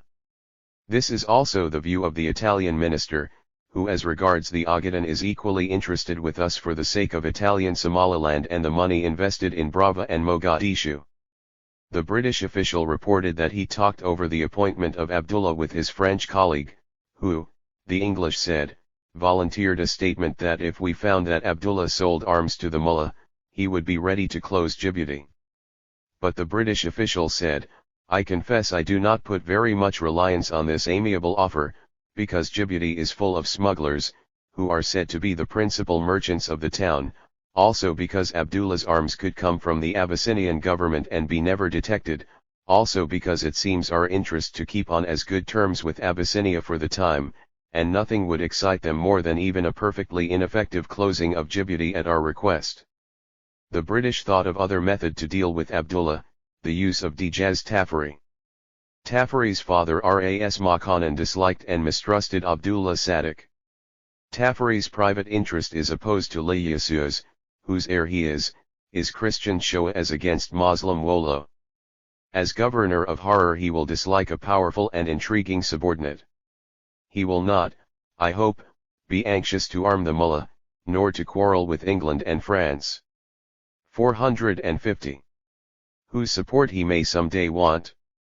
Thinking on these lines, the British official did not make the formal protest suggested by the Commissioner of Somaliland. Thesiger, head of the British legation at Addis Ababa, in a memorandum dated March 16, 1916, said, "As regards the relations between the Abyssinians and the Mullah, the situation, owing to the very pronounced Muslim sympathies of Ilyasu, has become decidedly worse of late and threatens, if one can judge by recent exchanges of presents and professions of friendship." Thesiger discussed at length Djibouti, French Somaliland, and described it as the key to the whole political situation, not only in Abyssinia but in Somaliland, Jubaland, and on the southern and Sudan frontiers. But he warned, so long as it is held by the French, who have no territorial interests in the hinterland to be affected, it will be used mainly as an arms depot from which to flood the interior with rifles and ammunition, whereas in British hands it would have a direct political influence on the future of Abyssinia and would ensure the peace and safety of our frontier districts. He therefore concluded that it was evident that while this traffic in arms is a serious impediment to any hope of reform in this country, Abyssinia, as well as a grave danger, not only to the neighboring British and Italian territories, but also to Abyssinia herself, it is and will always remain for France, not only a source of immense profit, but a safe insurance policy against many possible contingencies. We can therefore, I consider, neither hope to accomplish any amelioration in the condition of Abyssinia, or succeed in arresting the progress of illicit dealing in arms until French influence is eliminated in this country, and this can only be accomplished by exchanging French Somaliland for territory elsewhere. He reminded that, in 1914 when I first brought forward 451. This proposal I suggested Gambia as the medium of exchange, but the scheme for certain reasons did not commend itself to His Majesty's government. Thesiger also believed that the exchange would be of the greatest benefit to the British in their political relations with Abyssinia. The most unfortunate fact was that some Somali tribes were used by the colonial powers to fight against the fellow Somalis who were struggling to eliminate the colonial domination. Sayyid Muhammad Abdul Hassan's War of Liberation against the British and the Abyssinian colonialism was portrayed by the British as a war between the Somali tribes. The fact, however, was that in most of the places where the British positions were attacked by Sayyid's forces, there were Somali tribes, either the so-called the defenders of the British Empire or simply civilians who suffered as the result of the attacks. But the aim of the attacks were very clear: they were against the occupying forces. As the British officers were, in most cases, either on board of their ships or at a distance place from the war zone, the majority of the victims were always Somalis, pro-British tribes, innocent people, or other forces brought in from different countries who were sent to the front to face the forces of Sayyid Muhammad Abdul Hassan. On May 9, 1916, the commander of HMS Northbrook, Lancelot N. Turton, received orders from Fox and proceeded to Lascore to investigate and to take action in connection with the reported attack of the Mad Mullahs tribesmen on the Warsangli tribe. He arrived off Lascore about 8 a.m. on May 10 for a one-day visit and found the town in disorder. Turton wrote, "Several natives immediately swam off to the ship and informed me that the Mullahs tribesmen were retreating. Foreign Department, Dispatch No. 3 of the January 1, 1914, New Delhi. 452. Waited for no further information, he said, and following the coast to the westward in the ship, opened fire with lyddite on the retreating body of men who appeared to be in a fairly compact mass, and amounting in numbers from 1,000 to 1,500. According to Turton's account, 2 lyddite shell burst right in the middle at a range of 6,200 yards, after which the whole body of men broke up and dispersed, taking cover, retreating towards the hills westward. The British official said to have expended 24 rounds, causing considerable casualties. He claimed that the death caused by shell fire was 171, and the majority of those killed were found in the pass by which the Mullahs men escaped. There were also many wounded who were taken away by their own tribesmen. Turton said he had a lengthy interview with the Sultan, who appeared most grateful for the assistance rendered by the British. The Sultan told him that he was attacked by the Mullahs tribe of 2,500 strong on the evening of Saturday, the May 6, 1916, who descended on his town from the hills to the westward, and gradually surrounded his whole force, which originally amounted to 300, and were shortly afterwards supported by an additional 900 men. Sultan Mohammed Ali Shah of the Warsangli narrated to Turton, the westward part of his town was immediately captured by the enemy, and about 300 women and children murdered, and since then intermittent fighting has been going on. He stated that the actual killed were as follows: Mad Mullahs tribe 93, Warsangli tribe 32. Turton wrote in his report of May 11, 1916, the Sultan appeared very despondent owing to his lack of rifles and ammunition, and stated that for 5.5 years he had been fighting for the British government off and on. 453. And had received practically no assistance, and also that his fighting force had decreased from 5,000 to 2,000 men. The total number of rifles in the Sultan's possession were 50 British Enfield carbines and 1,500 French rifles, and his ammunition was nearly exhausted. Turton went on. The Sultan stated that a Somali man named Haji Hursai of Mate, belonging to the Musairi tribe at Makalla, is an agent of the Mullahs for buying ammunition, foodstuffs, etc., and is sending them to him through Mate. The above man, together with another Somali of Aden called Bulhan Ali, who belongs to the same tribe, and who was arrested in Aden 2 months ago, are working for the Turks, and they are the instigators of the attack by the Mullah on the Lascore tribe, organized with a view to helping the Turks by giving trouble to the British. The Sultan further stated that he was afraid of attack from the Majordian tribe, as he had reason to believe that they were friendly to the Mad Mullah, and requested that representation should be made to the Italian government. During the fight, the Mullah's party had captured the only fresh water well near the town, and for 5 days his people had been practically without food and water. The British officer reported, "I landed provisions including sheep and water in sufficient quantities to assist their immediate needs and 5,000 rounds of ammunition."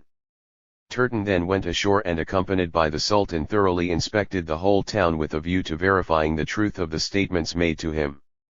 In the postscript to his letter Turton wrote, "The Sultan also stated that he was very doubtful as to the loyalty of the Majordian tribe, under Italian protection, and which country immediately adjoins his. He was, of, the opinion that the mullah was possibly being supplied with ammunition and foodstuffs through 454. Bosesa, sick, and expressed a wish that a warning should be given to the Sultan of the Majordian tribe to this effect." Turton arrived at Las Corre again at 6:30 a.m. on Sunday the 14th. The Sultan visited him on the same morning and informed him that there was no further attack from the Mad Mullah's tribesmen, but he told him that in the earlier action the casualties to Mad Mullah's tribe, excluding the wounded who were carried away by their own tribesmen, numbered considerably over 300.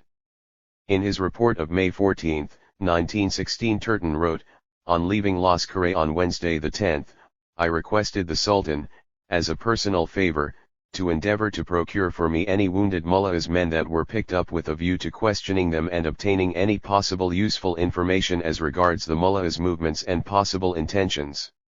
I have to represent that the Sultan has kept his word, and on my arrival on May 14 produced two, whom I am conveying to Berbera." Turton stated that he explained to the Sultan that he procured 8,000 rounds of Le Gras ammunition and 2,500 rounds of .303 from Aden. The Sultan expressed his gratitude for all that had been done and pointed out that he still had 1,000 fighting men without rifles, and if he could be given an extra 1,000 rifles and more ammunition he felt able to meet any further attack from the Mad Mullah without assistance. The British Acting Commissioner in Somaliland, G.H.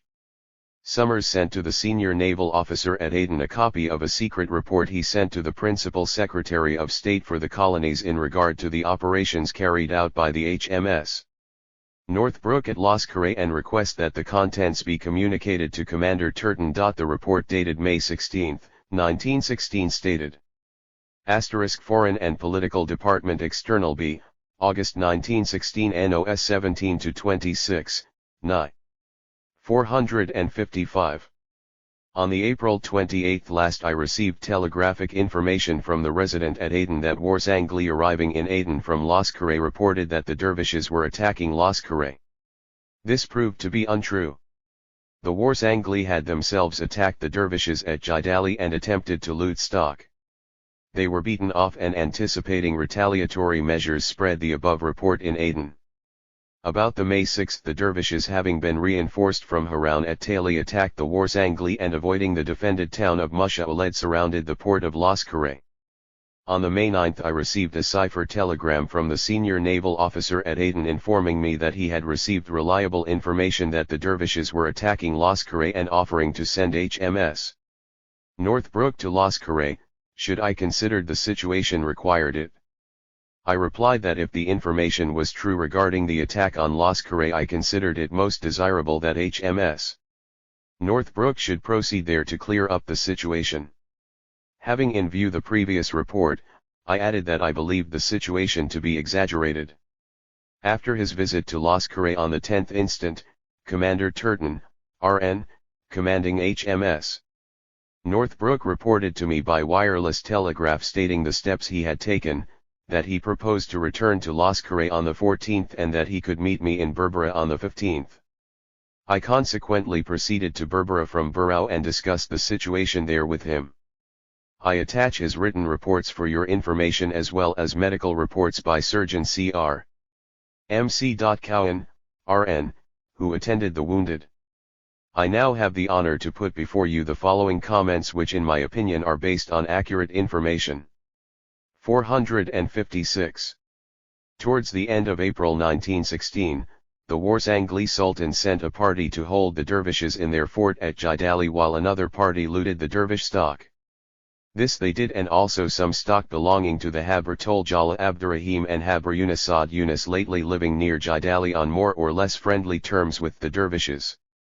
Dervishes from the forts at Surat and Harshida attacked the party besieging Jidali and the latter fled. All the dervishes in this neighborhood then succeeded in recovering most of the stock looted by the Warsangli.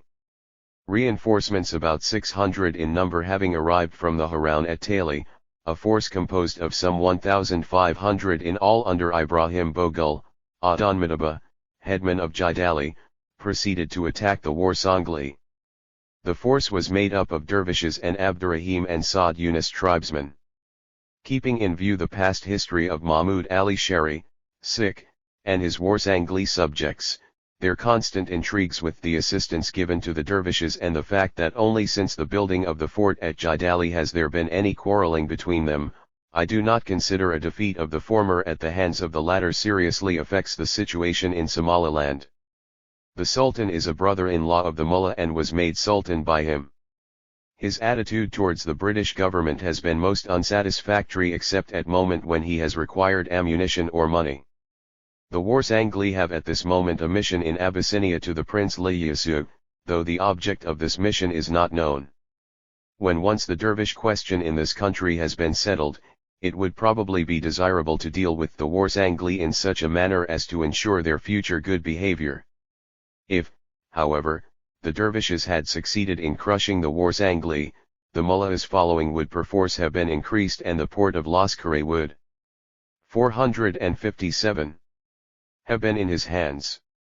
As it is, though the Warsangli has suffered heavily, the dervishes have been severely defeated with considerable loss, and they have had a lesson to teach them that the Makir coast is not likely to prove a healthy locality for them in the future. I do not consider it likely that the dervishes will again attack the Warsangli at Laskare at an early date. Though on principle I do not consider that the issuing of ammunition to Somalis is in our best interests, the amount issued by Captain Turton to the Warsangli only replaces a portion of what they have expended in the recent fighting, and will enable them to put some resistance should the dervishes again attack them. I have no more ammunition of the Le Gras pattern with which to issue them, and it is this and not .303 of which they stand in greatest need. I have advised the Sultan of the Warsangli to refrain from offensive action against the dervishes and have pointed out the reason for their recent misfortunes. At the same time I have offered to give him a supply of food for the people who have been rendered destitute by the recent fight and advised him to address himself further to Mr. Archer on his return next month. It is a known fact that in any war women and children happen to become the victims, but to discredit the Somalis and particularly the dervishes, the British described this as an unhappy feature of most Somali fighting and an invariable occurrence where the dervishes are concerned. According to Ray Beachy, the new Warsangli Sultan, Ina Ali Shura, failed to unify and protect his people and was making overtures to the Mullah despite promises to Archer earlier in the year to refrain from such. He was summoned to Laskare where it was proposed to arrest him. Alerted in advance, Ina Ali. Foreign and Political Department External B, August 1916 NOS 17-26, Ni. 458. Shura retired to his fort at Musha Oled, 30 miles inland. On August 17, 1919 the Laskare garrison swooped down on him. He was arrested and taken to Berbera, and then exiled to the Seychelles, a place where the British regularly sent difficult personages, such as Prempeh of Asante, Kabariga and Mwanga of Uganda and, later in time, Archbishop Makarios of Cyprus. The British appointed as Ina Ali Shura's successor the aged Gerard, Sikh, Ali Shura, a mere figurehead. The colonial authorities' action indicates that Mohamed Ali Shura, Sultan of the Warsangli tribe, was hostile to the British occupation of Somaliland. He was arrested and sent to the Seychelles, where he arrived on HMS Odin on May 3, 1920.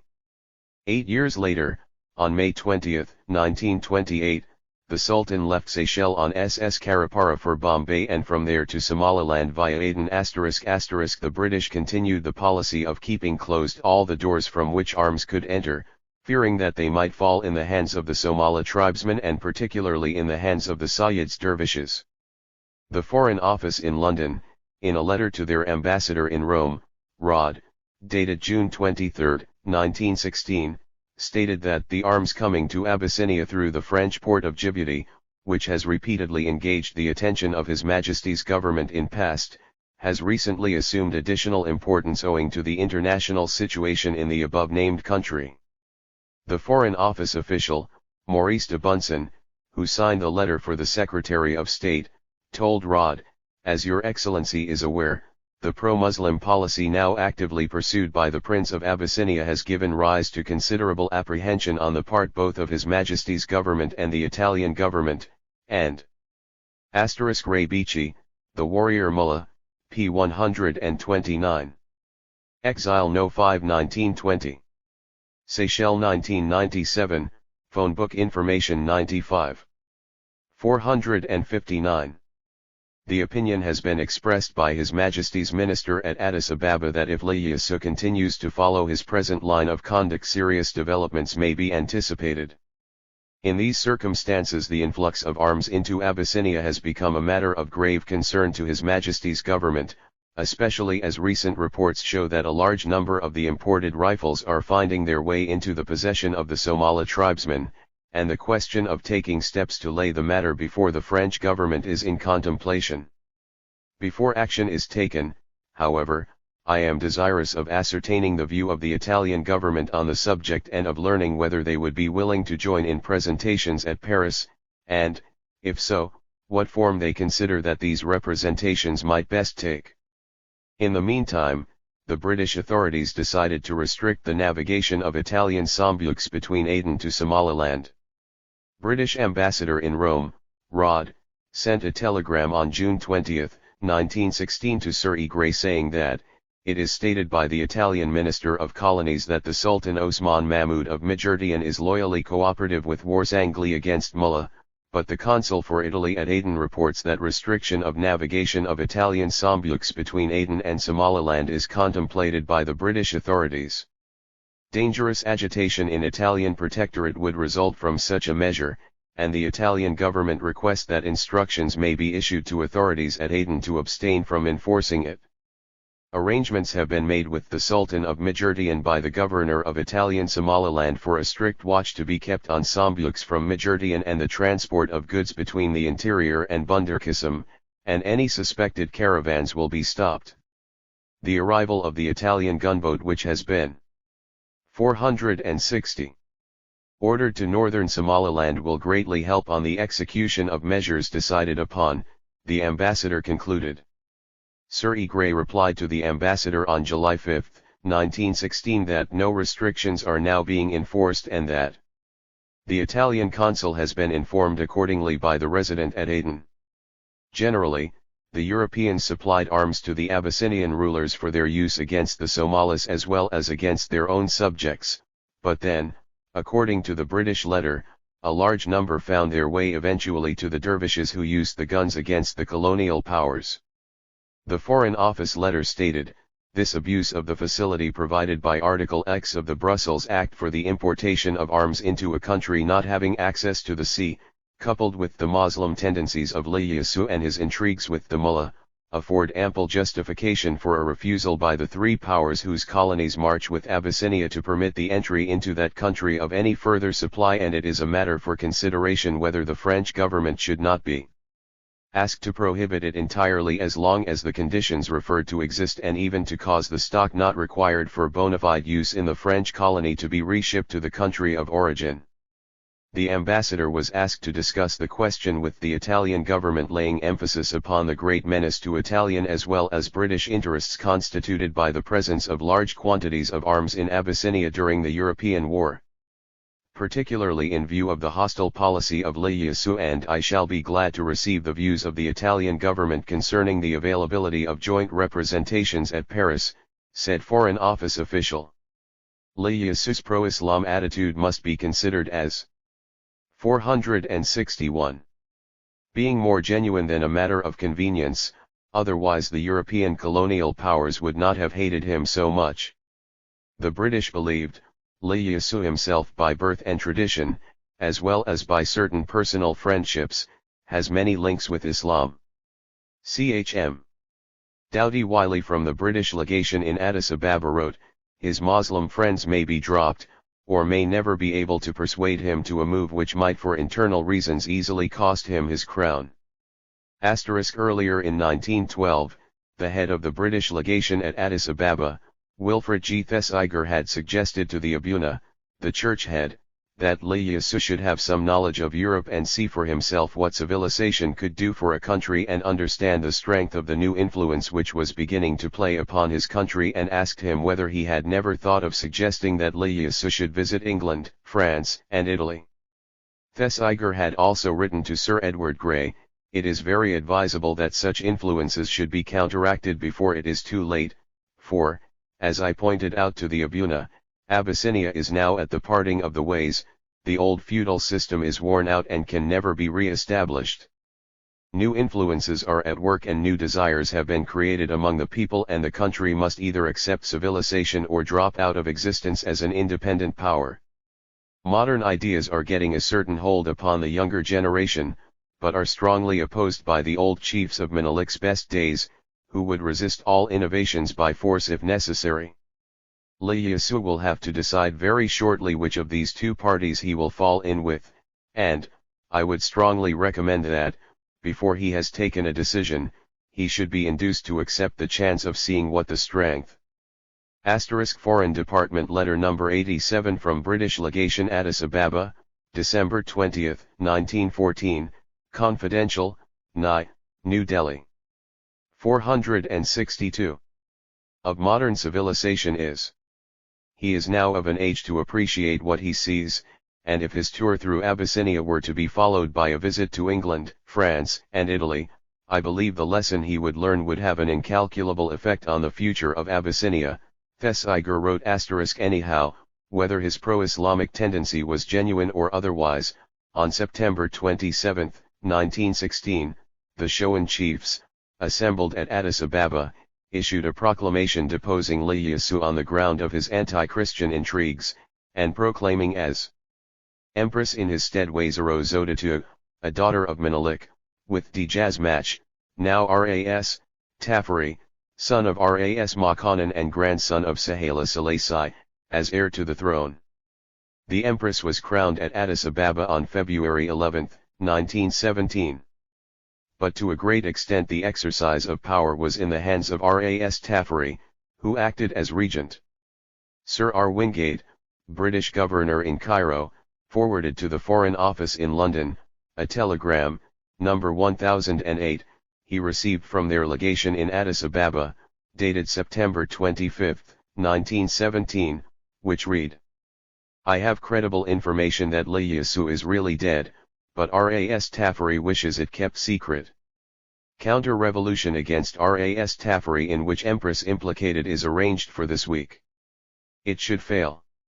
And the foreign officer replied to Captain Thesiger, British legation in Addis Ababa, in a telegram number 66 dated October 16, 1917, in which it stated: "Your telegram number 1008, of September 25, fate of Ieyasu.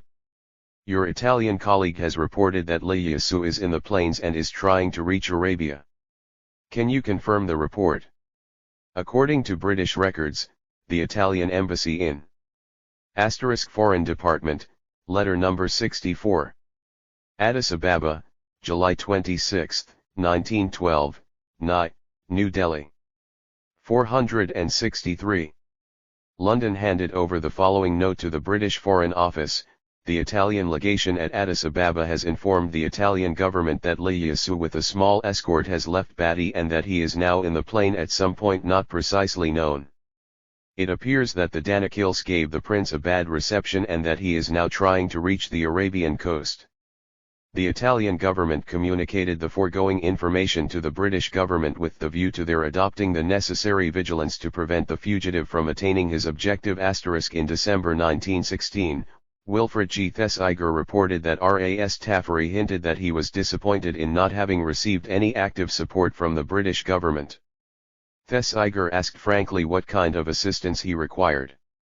In a conversation which Thesiger had with Ras Tafari on December 6, 1916, the latter again brought up the question of the loan of 2 aeroplanes for a period of 6 months, declaring that the knowledge that he had 2 armed machines at his disposal would, by enhancing his prestige, have a very great effect on the country, whether in the north in Somaliland, and so tend to peace and the restoration of order, and he asked most earnestly whether it could not be managed.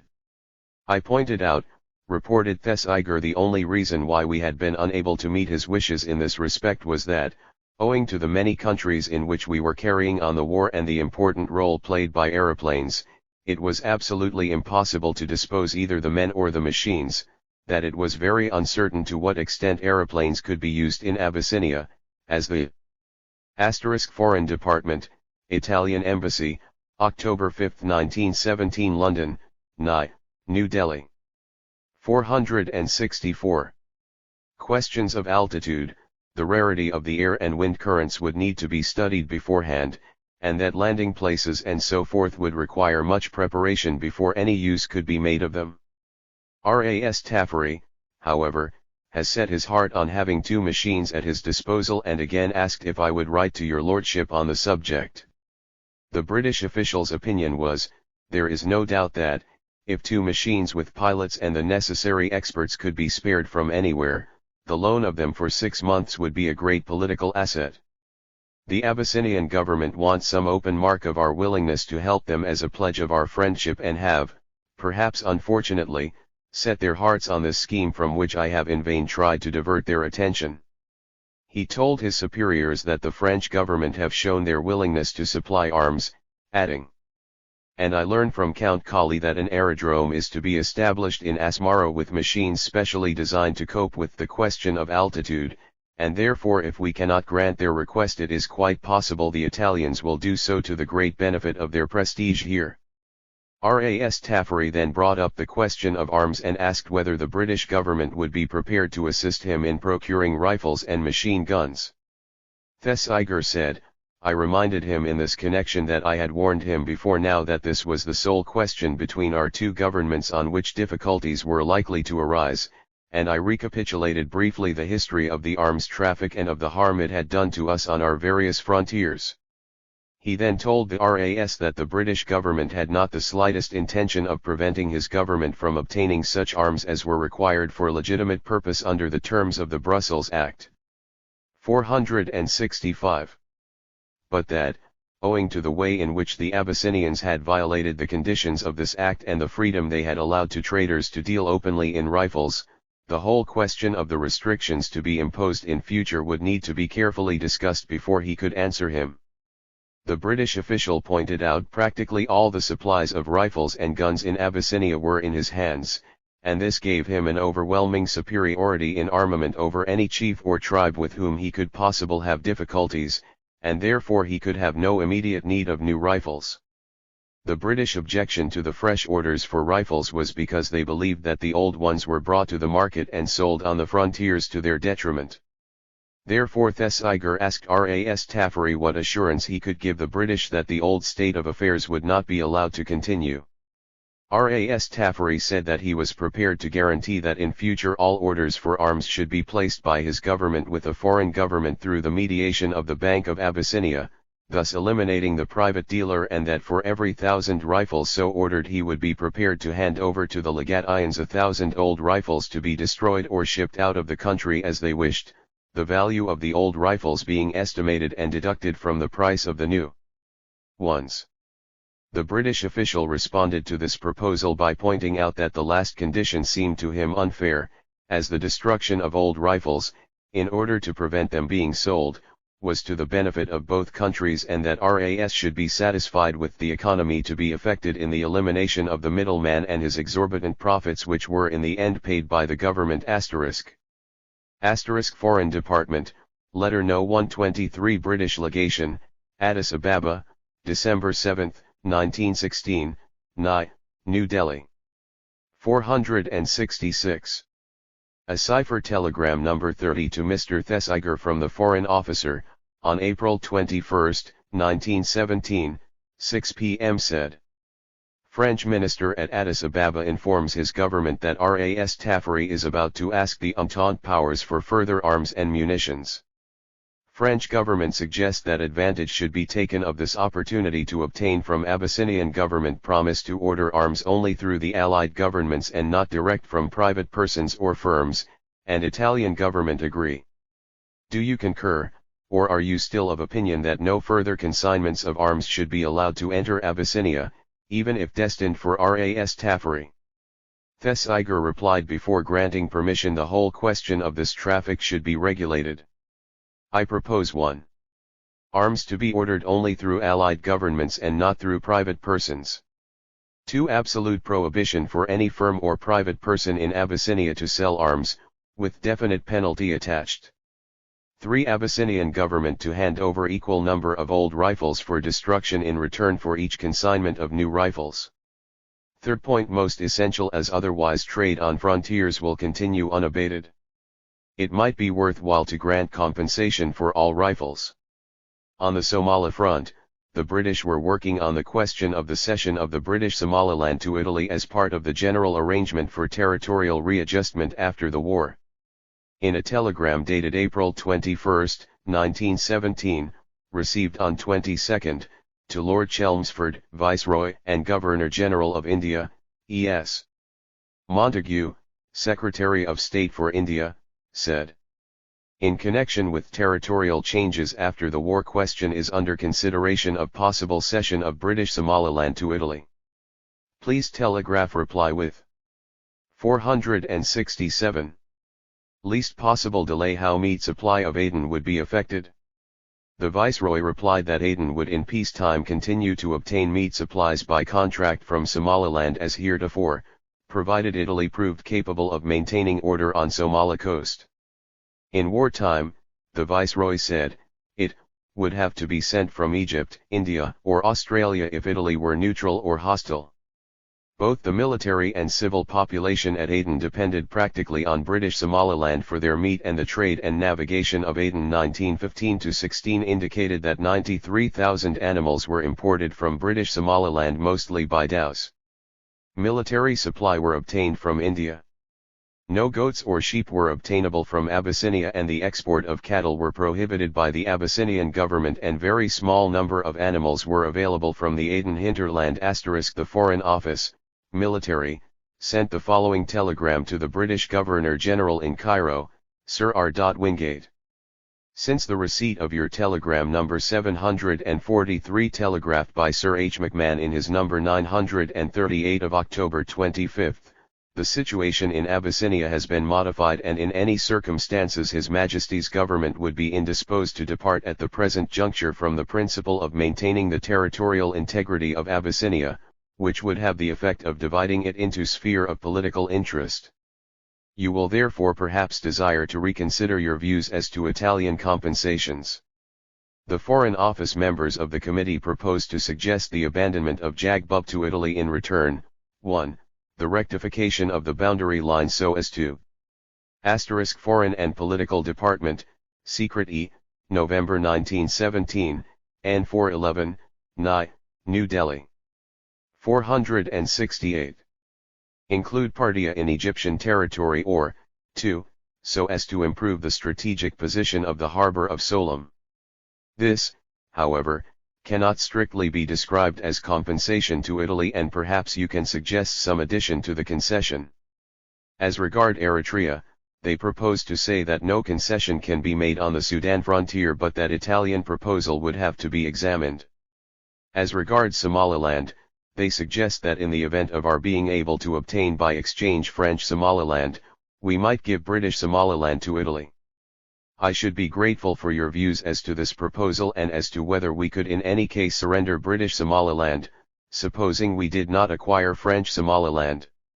In January 1914, Thesiger had first reported that he could see no prospect of any amelioration in the situation unless the British persuaded France to exchange French Somaliland for territory elsewhere. When he brought forward this proposal, Thesiger had suggested Gambia as the medium of exchange, but the scheme for certain reasons did not commend itself to His Majesty's government. The Foreign Office representatives point out that Italian aspirations are probably directed to British East Africa, and they recommend that if such proposals are received, they should be considered for nearly 2 decades. The British, with all their mighty forces from different countries, including the Somali Camel Corps, King's African Rifles and Indian Army, could not defeat the forces of Sayyid Muhammad Abdul Hassan. In January 1918, General Hoskins visited Somaliland to report on the position there, but on January 13, 1919, the Secretary of State sent a telegram to the Viceroy, Army Department, that no decision regarding the operations has been arrived at. He also told that, any request for reinforcements on the ground that military operations are impending is premature. But the general had in mind a large force to be sent against the Sayyid Muhammad and his dervishes. His plan provided for 3 RAF, Royal Air Force, squadrons and 6 warships for coastal action and 3 battalions of the King's African Rifles, 2 Indian infantry battalions and an Indian cavalry unit, a company of sappers and miners, 5 wireless sets with 200 miles radius and a general wireless set. There were to be 40 Ford vans for motor transport and ambulance work, and a stationary hospital. There would be 3.7-inch guns and 16 Hotchkiss guns. Most notable was the provision for an Aden-based fight of 4-engined Handley Page bombers. Finally, there would be 5 companies, 900 mounted troops, of the Camel Corps. Out of frustration for not being able to bring the Sayyid to his knees in classical warfare, the colonial power in September 1919 decided to use more sophisticated method to end the Somaliland situation once and for all.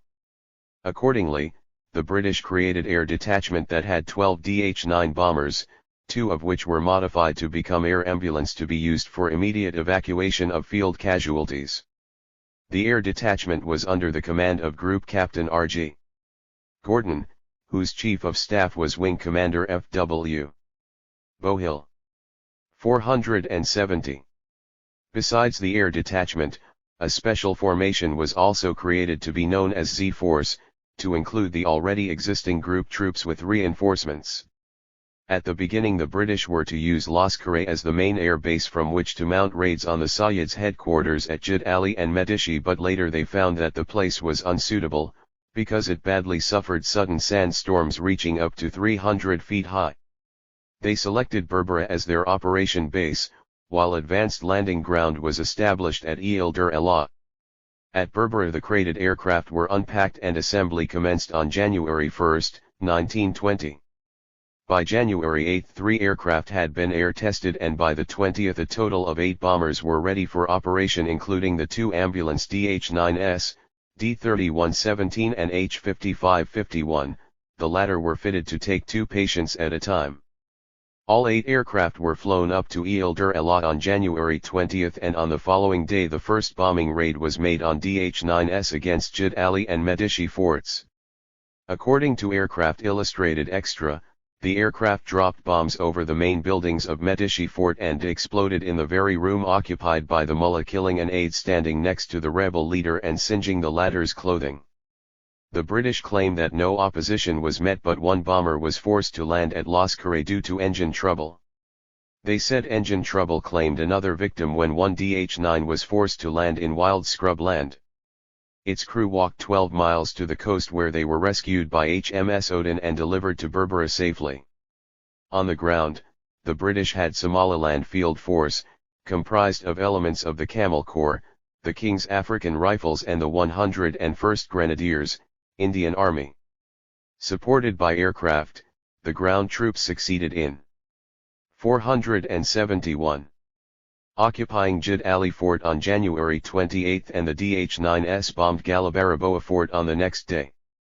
D. Jardine wrote that His Majesty's government sanctioned offensive operations in the autumn of 1919 for the following January, with a view to the final overthrow of the dervish power.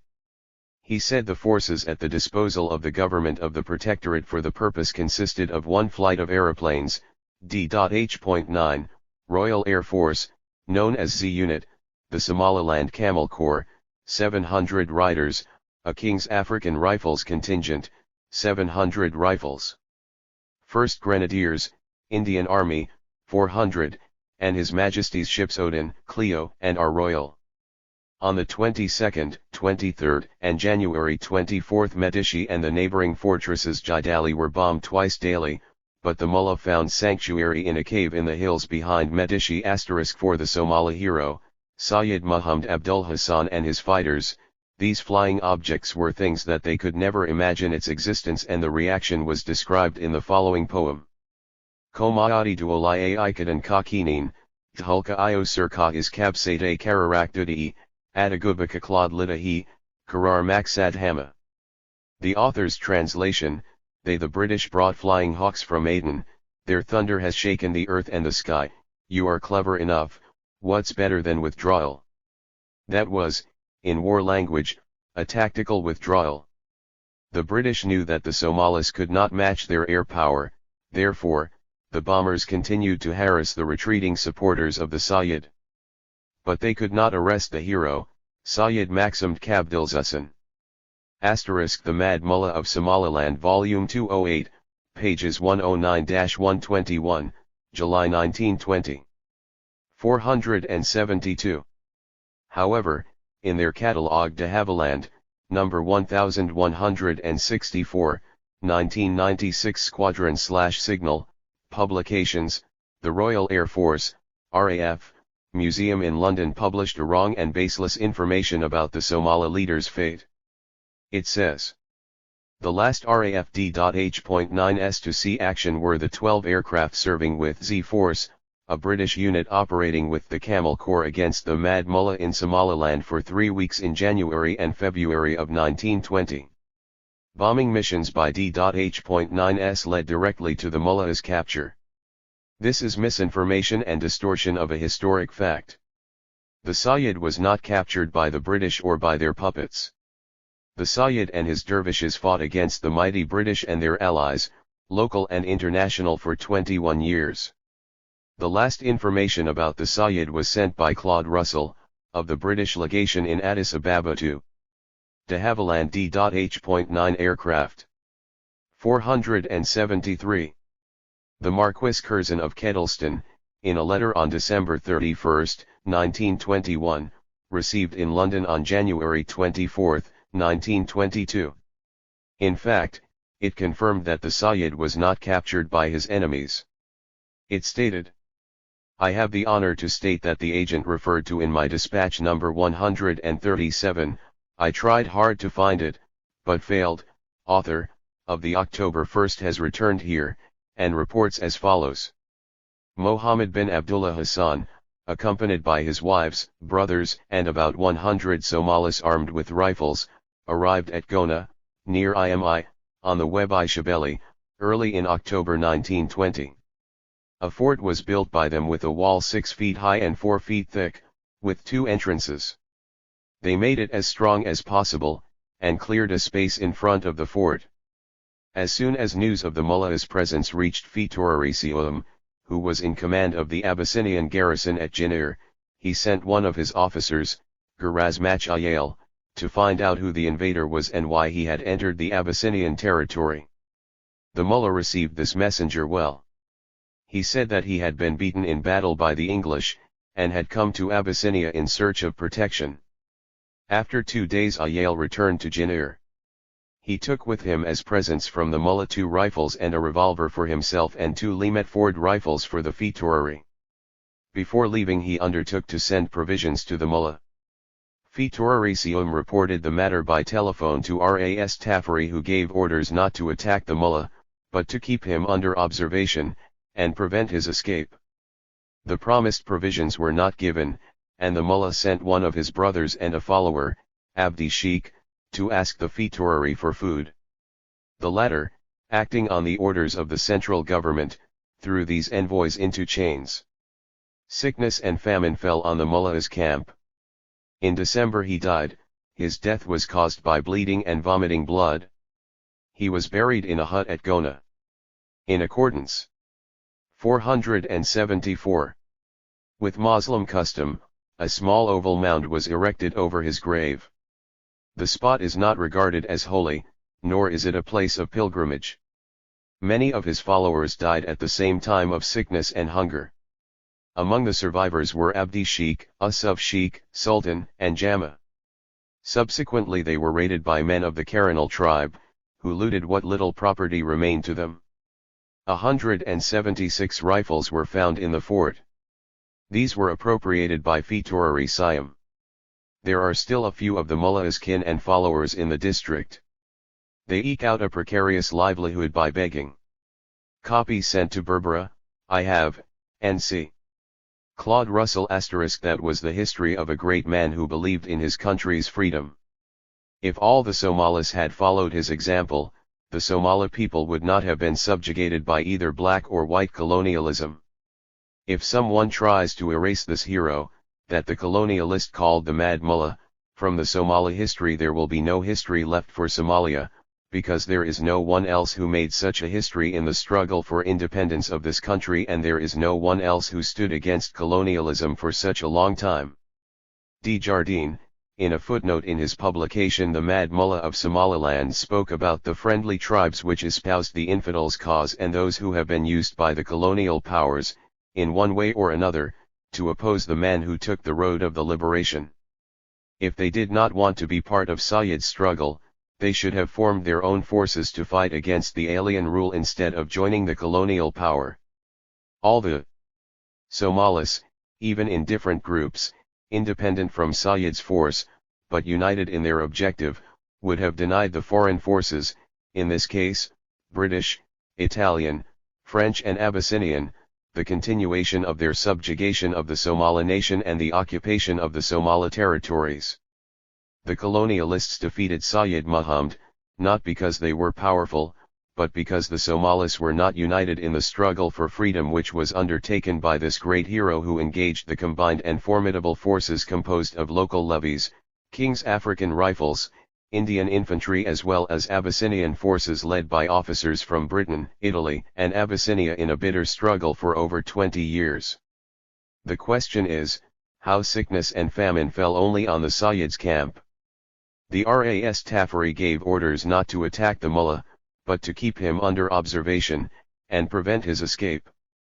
The promised provisions were not given, meant to hold them in the camp until death. The British diplomat, Russell, stated, many of his followers died at the same time of sickness and hunger. Describing the characteristics of the Somalis, Douglas Jardine said in his Somaliland, the Cinderella of the Empire**. The Somali regards himself as the inferior of no man. He is a very fanatical Muhammadan, and, as such, he either scorns or pities the infidel, and also most other Mohammedans, whom he regards as unorthodox. This spirit of superiority and independence, coupled with religious fanaticism, had made the Somali ultra-conservative and suspicious of all change. For example, like all other natives of Africa, he is fully alive to the advantage of education as adding to his wage-earning capacity, but when discussing the question of establishing a school in the protectorate, he is apt to become mistrustful and v. 25, 1924/1925, pages 100-109. 476. Suspicious and to fear that any school established by a Christian government might prove to be an institution aiming at the Christianization of his children.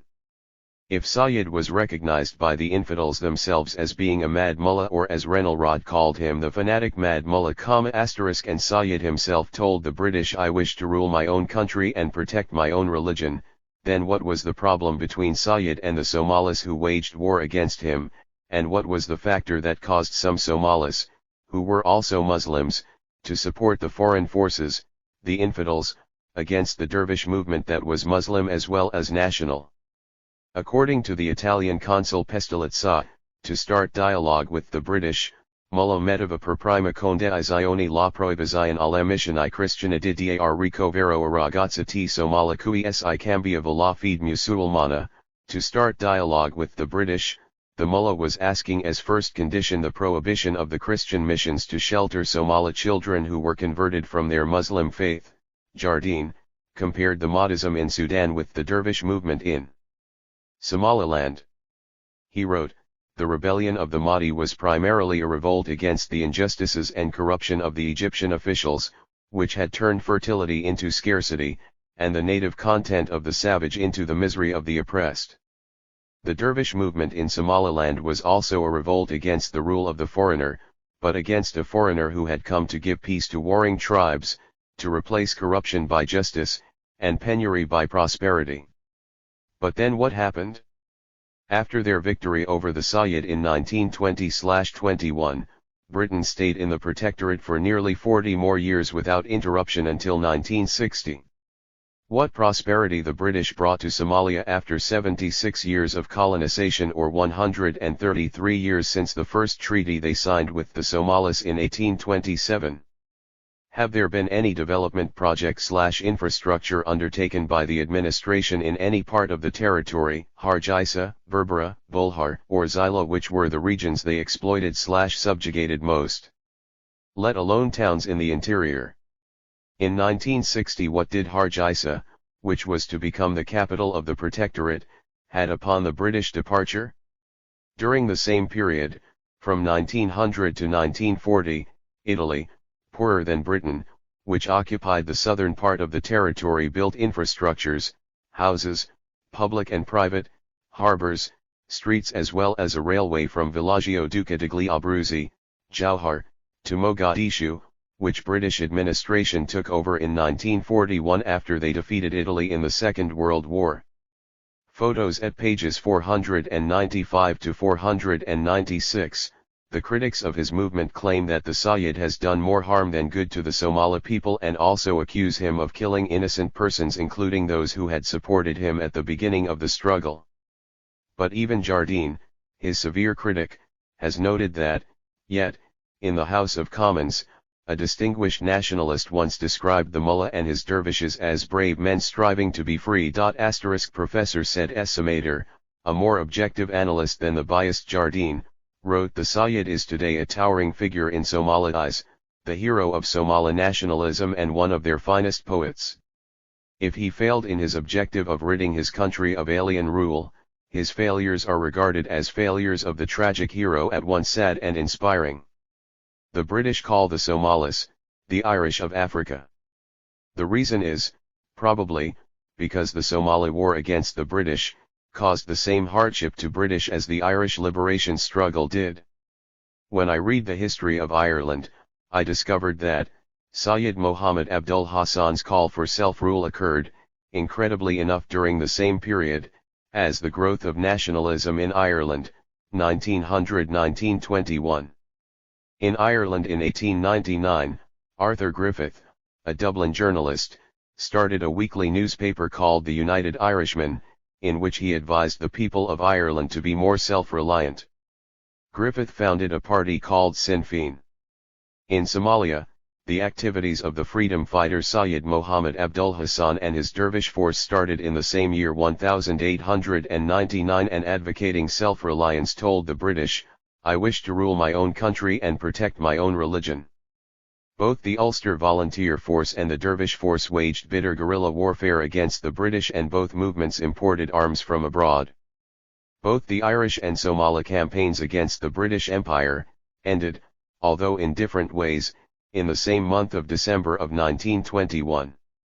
I believe that because of these similarities between the Irish and the Somali War of Independence, the British call the Somalis the Irish of Africa. Somalis convicted by British Court. F. Ealing. Proud of the success achieved at the end of the 21 Years' War against the forces of Syed Mohammed Abdul Hassan, Britain continued its normal colonial administration of the territory. Meanwhile, in February 1919, a number of Somalis, natives of the Somaliland Protectorate and as such British protected subjects, were arrested in Aden. After the signing of the armistice, these Somalis had come to Aden from Lahej, the headquarters of the Turkish commander. They were tried by a British military court at Aden and were charged with fighting in the war on the side of the Turks in the Aden hinterland. According to the general officer commanding Aden Field Force, they were tried for being actively in arms against His Majesty, or as an alternative charge, actively assisting the enemy. The general officer commanding wrote, "In the trial, the following fact were established. 1. that all the accused were guilty of the charge. 2. That they came into Aden of their own accord. They have, therefore, been rightly condemned to death, but they might have escaped into the interior, and faced the treatment that was awaiting them there. That 480 is one extenuating fact. Other extenuating circumstances are, a. the condition of British Somaliland, and the want of complete protection against the mullah. b. that it is possible the proclamation made in Lahej, when interpreted into Arabic, gave them a false hope of amnesty. 154 of them were convicted and sentenced to terms of rigorous imprisonment varying from 5 to 10 years. For lack of accommodation in the jails at Aden, they were sent to jail in the Bombay Presidency to serve their sentences according to a letter from the General Officer Commanding, Aden Field Force, to the Chief of the General Staff, Army Headquarters, Delhi, No. 2769s dated the March 16, 1919. The military court was held in accordance with the martial law regulations in force at Aden on February 14, 1919 for the purpose of trying the Somalis. They were tried and condemned to death. But the General Officer Commanding commuted the death sentences in all cases into sentences of rigorous imprisonment varying from 5 to 10 years with the exception of 18 individuals. The General Officer Commanding said in his letter to the Chief of the General Staff, Army Headquarters, Delhi, No. 2769s. Dated the March 16, 1919. Of these 18 individuals, I have remitted the sentence passed by the court on 5 for having turned King's evidence, 12 I have ordered to be deported to British Somaliland to be dealt with by the High Commissioner of that protectorate, and 1 I have ordered to be deported to Abyssinia to be dealt by the authorities there. Following is the statement showing the conduct in jail. Of 146 out of 154 Somali prisoners confined in the jails in the Bombay Presidency. The remaining 8 have since died. One more prisoner, Yusuf Mahmoud, died in the hospital attached to the Thana Special Prison on March 16, 1920. The Somali prisoners of war were distributed into 4 jails, 51 were in Yarabda Central Prison, 36 were in Ahmedabad Central Prison, 29 were in Hyderabad Central Prison and 29 were in Thana Special Prison. Following Somali POWs were in the Yarabda Central Prison and their conduct was recorded as good. 1. Muhammad Ali, 2. Ismail Jama, 3. Jama Farah, convict officer, 4. Muhammad Isa, night warder, 5. Abdi Ali, 6. Khalid Muhammad, convict officer, 7. Abdul Rahman Mahmoud, CO, 8. Isa Ali, CO, 9. Osman Ahmed, 10. Khalid Musa, CO, 11. Mahmoud Muhammad, CO, 12. Mohammed Na, CO, 13. Hussein Muhammad, CO, 14. Musa Muhammad, CO, 15. Ali Abdi, 16. Hassan Tizmasha, Timasham, 17. Adan Dev, CO, 18. Abdullah Muhammad, CO, 19. Ali Jama, NW, 20. Batan Hassan, 21. Ahmed Farah, CO, 22. Jama Yusuf, CO, 23. Ali Mahmoud, NW, 24. Mohamed Osman, 25. Saleh Gamora, 26. Adan Elmi, 27. Adan Musa, 28. Muhammad Ahmed, 29. Ahmed Muhammad, 30. Aban Abdi, 31. Muhammad Abdullah, 32. Dualina, 33. Saleh Jama, 34. Saleh Dev, 35. Hussein Farah, 36. Muhammad Mahmoud, 37. Saleh Jama, 38. Jama Yusuf, 39. Adan Hassan, 40. Saleh Hussein, 41. Farah Adan, 42. Abdullah Ali, 43. Jama Abdullah, 44. Muhammad Hassan, 45. Abdullah Takal, Dunkel, 46. Khalid Ali, 47. Ahmet Jama, 48. Hassan Ali, 49. Mohammad Jabril, 50. Ismail Abdi, 51. Muhammad Isa. Following were in Ahmedabad Central Prison and their conduct was recorded as very good. 1. Saleh Farah, 2. Hassan Muhammad, 3. Ahmet Jama, 4. Elmi Ali, 5.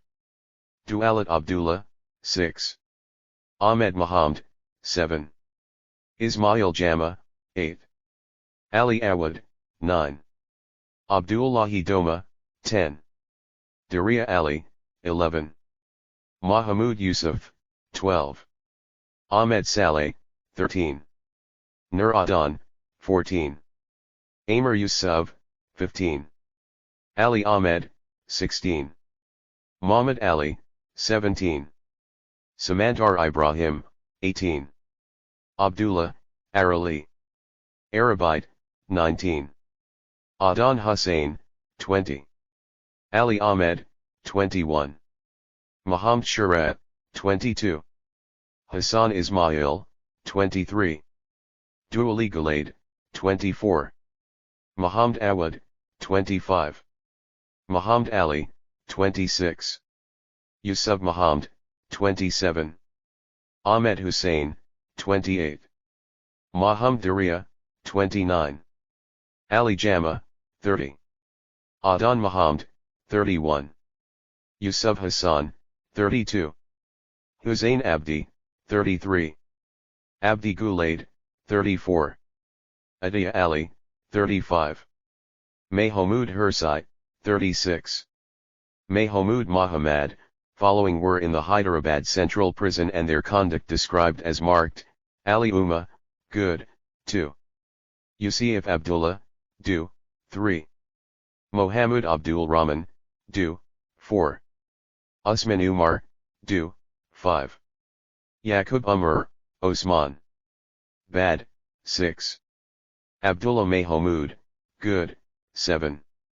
Amir Ahmed, do, 8. Hassan Myrat, do, 9. Musa Ahmed, do, 10. Ismail Mohammed, do, 11. Saleh Ali, do, 12. Ali Gulade, do, 13. Dular Alu, do, 14. Farah Ahmed, do, 15. Umar Mohammed, do, 16. Hassan Ali, fair, 17. Musa Mohammed, good, 18. Sulaiman Mohammed, do, 19. Salal Mohammed, bad, 20. Mohammed Ismail, good, 21. Isa Mohammed, do, 22. Muhammad Ali, do, 23. Saleh Mohammed, bad, 24. Gulade Yusuf, good, 25.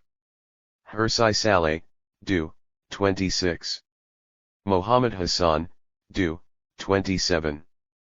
Yazil Muhammad Ali, do, 28. Farah Muhammad, do, 29. Juama Muhammad, do. Following were in the Thana Special Prison and their conduct were described good with the exception of 3, 1. Abdullah Jabril, fair, 2. Muhammad Ali, 3. Ahmed Gabriel, 4. Muhammad Ismail, 5. Adan Ismail, 6. Musa Hassan, very fair, 7. Hassan Nalaya, Yusuf Saleh, 8. Ali Duali, 10. Abdi Abdullah, 11. Hursai Yusuf, very fair, 12. Sulaiman Yusuf, 13. Ahmed Muhammad, 14. Artan Ismail, 15. Yusuf Awad, 16. Abdi Abdullah, 17. Mohamed Isa, 18. Yusuf Isa, 19. Adan Ahmed, 20. Jabril. Somalis convicted by British court 483. Mahmoud, 21. Saleh Farah, 22. Mohamed Hassan, 23. Farah Mahmoud, 24. Isa Mahmoud, 25. Abdi Ismail, 26. Jama Mahmoud, 27. Jama Ali, 28. Ali Mahmud, 29. Adana Bokar. Following are the names of the Somali prisoners who died in prison hospital. 1. Farah Osman died on April 17, 1919. 2. Yusuf Farah died on February 19, 1920. 3. Wali Yusuf died on February 11, 1920. 1. Hassan Warsana died on June 3, 1919. 2. Farah Abdi died on September 27, 1919. 3. Faya Ali died on June 9, 1919. 4. Jama Samantar died December 11, 1919. In August 1921, 140 Somali prisoners were repatriated to Berbera. Earlier the governor of British Somaliland, G. Archer advised that the remainder of the sentences be commuted in all cases except 2. The 2 exceptions were prisoners number 1 Adam Elmi and number 160 Jama Ali, who were sentenced to rigorous imprisonment for 10 years on commutation from the death sentence. In their case, the governor said, "I consider the offense was aggravated and I am not prepared to recommend release of these men with the other at the present time." On August 21, 1922, Adan Elmi sent the following petition to the governor of the British Protectorate. To His Excellency the Governor, Somaliland. The humble petition of prisoner number 1080, Adan Elmi, Urabda Central Prison, Pune. Most respectfully Shuth. 484. That the humble petitioner, sick, was sentenced to rigorous imprisonment for 10 years by the Court of Talion, sick, Staff Officer Aden on March 3, 1919. That the fellow prisoners, sick, of the humble petitioners, sick, were released by Your Excellency's government on 26.6.21. That the petitioner, sick, had sincerely confessed his crime before the court. That the petitioner, sick, being quite young at the time of accusation, was misled by his bad associates. That the humble petitioner regrets very much for having offended the government and requests the favor of Your Excellency very kindly remitting his sentence and giving him a chance of praying for Your Excellency's long life and prosperity. August 21, 1922. Your Excellency's most humble and obedient servant Adan Elmi, Major JWS. Left Thumb Superintendent, Impression Urabda Central Prison. Of Adan Elmi, this petition was forwarded to the Governor of Somaliland by Major S.W. Jones OBEIMS. Superintendent, Urabda Central Prison, with his letter N 8282 of 22, through the Inspector General of Prisons, Pune, dated Urabda September 1922. A year earlier, on August 4, 1921, the Secretary to the Government of Bombay, J. Krerar, had sent a letter to the Secretary to the Government of India Foreign and Political Department forwarding Adam Elmi's petition. He stated that all Somali prisoners with the exception of Adam Elmi, another prisoner Jama Ali, and third prisoner who was in the hospital in Bombay, have been released and repatriated. Krerar said that the prisoner has a maimed left hand and his conduct in jail has been reported to be exemplary. The fact that he is the only Somali prisoner in the Urabda jail makes his position specially hard, he added. The Secretary to the Government of Bombay requested the Secretary to the Government of India to move the Governor of the Somaliland Protectorate to make early arrangements for the further disposal of these two prisoners Adam Elmi and Jama Ali *W. What kind of reward was reserved for the Somalis who collaborated with the colonial power? Out of all those who collaborated with the colonial power, only 2 were chosen for some kind of rewards for their services in Somaliland. Writing from his camp at Sheikh, on June 14, 1920, the Governor of Somaliland, G.F. Archer wrote to his superiors in India. My Lord, In continuation of my dispatch *, I have the honor to represent to your lordship that it is very desirable to find some suitable reward for Rais Aldar Major, senior most non-commissioned officer of the regiment, Musa Farah, ISO, and Reza Idar, second senior most non-commissioned officer, Harun Ali, the two distinguished Somali native officers who rendered important services in the recent operations. Archer said in his recommendation letter that during the operations, Rais Aldar Major Musa Farah was under Gib, responsible for the formation of the tribal levy, and Captain Gib is the first to admit that, without his great influence and outstanding personality among the Somalis, the levy, which attained such great results, would never have started. In effect, a force of 1,500 rifles was organized and led in the field by one British officer and Rais Aldar Major Musa Farah, whose conspicuous abilities were first recognized during Colonel Swain's early campaigns. Governor Archer added, the services of Rais Aldar Harun Ali are set forth in the accompanying copy of a memorandum by Colonel G.H. Summers, CMG, and I entirely associate myself with his remarks and consider that this would be a suitable opportunity to recognize this native officer's long and valuable services. On the nature of award, the governor pointed out. The nature of the reward in the case of Rais Aldar Major Musa Farah presents difficulties in that he is already a companion of the Imperial Service Order and received so long ago as 1903 a presentation Sword of Honor as a mark of the esteem of His Majesty's government, being at the same time accorded the honorary rank of Rais Aldar Major, which was at that time the highest which a native could attain. Therefore he suggested, what I feel is an award carrying with it some honorific title, and I would inquire whether your lordship would therefore be prepared to approach the India office with a request that these two native officers, who were old servants of the government of India in Somaliland previous to 1898 and as such pensionable in part by them, should be appointed to the Order of British India.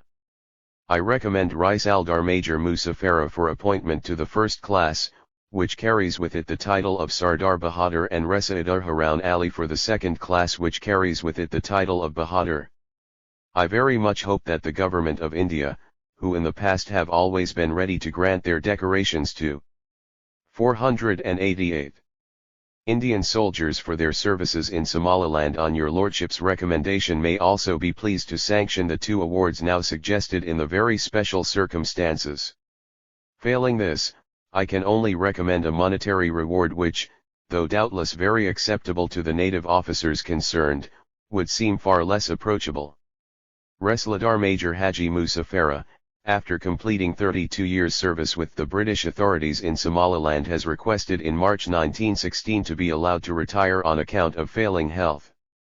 Besides, he also met with a severe accident, being thrown from his pony, and the authorities feared that the resulting injuries would render him quite unfit to carry on his duties.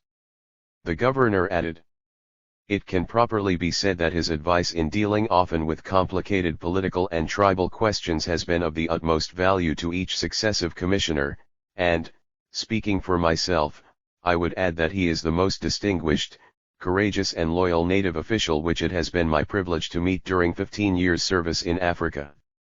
Archer commented on what the Somalis would think about those who collaborate with the foreign powers. He said, in the discharge of his duty Musa Farah has necessarily made many enemies among his own people, and there is a likelihood of their attempting to disparage his good name by perverting the reason for his retirement. In order, therefore, to put an end to any misconception in the minds of the natives on this point, I consider it very desirable, if practicable, that some further distinction or honorary decoration should be conferred on Musa Farah upon retirement. Tentatively I would suggest the award of the Imperial Service Order and a purse of 2,000 rupees. In this way his reputation would be established beyond reproach, and his retirement would be made the occasion of a ceremony befitting the close of so long and distinguished service. A testimonial was presented by General Swain to Rais Aldar Major Haji Musa Farah on June 16, 1905. Swain told a gathering specially organized for the occasion that he was directed to publicly present to Rais Aldar Major Musa Farah the appreciations of the British government. He said, it has been, and will be, the desire of His Majesty's government to recognize the services of good and loyal servants, and I am especially gratified in being now authorized to convey to you Resildar Major Musa Farah in this Durbar the satisfaction of His Majesty's government and to present to you a sword of honor as a special mark of appreciation. Swain told Haji Musa that his services have been utilized both in a political and a military capacity. The exercise of your important duties has especially called for sound judgment and unswerving loyalty.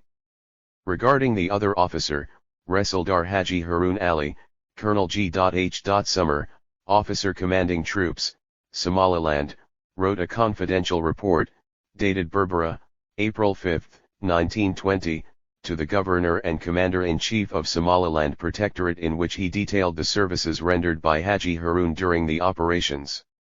Summers said in his report, "As Your Excellency is aware, this native officer has performed the duties of interpreter on the military headquarters staff and has been employed on intelligence duties since 1914. Emphasis added, as staff officer and intelligence officer while employed on political duties and subsequently as officer commanding the troops, I have had a close experience of Haji Harun Ali for many years. His services have been most valuable always, and he has shown himself to be of exceptional integrity and reliability and a loyal and devoted servant of the government. I would also mention the services that he rendered to Capt. Gib in the settlement of the difficulty of the Haber Yunus Rayar Shugali Ba Makahil section last summer. I have spoken to Your Excellency about the good handling of this case by Captain Gib, and he brought the services of Haji Harun Ali to my notice at the time." Summers said, "During the whole of my experience of this native officer, I have never known him attempt to take any advantage whatsoever of his position, as is frequently the case with Somalis who reach subordinate positions of confidence." He suggested that Haji Harun be given such a present or reward for his services to the British administration in Somaliland as the governor may deem suitable. With all the praise showered on them by their superior officers, including the governor, because of the services rendered by them to the British government, i.e. fighting and spying against their own people, the British authorities in India Adjutant General's branch rejected the proposal made by the Governor of Somaliland Protectorate to reward the two Somali officers by the grant of honorific title. The Adjutant General's branch admitted that the two Somali officers had rendered very valuable services to the Somaliland authorities, and the Colonial Office suggested that one of the officers be granted the OBI first class and the other the OBI second class. However, the Adjutant General's branch said that these two officers had rendered no services to the Government of India and they were ineligible for the Order of British India, as the award was restricted to Indian officers. According to official documents, the Army Department said they were not prepared to accept it, suggestion for the conferment of the OBI, and have made alternative suggestion that Indian civil titles might be appropriate.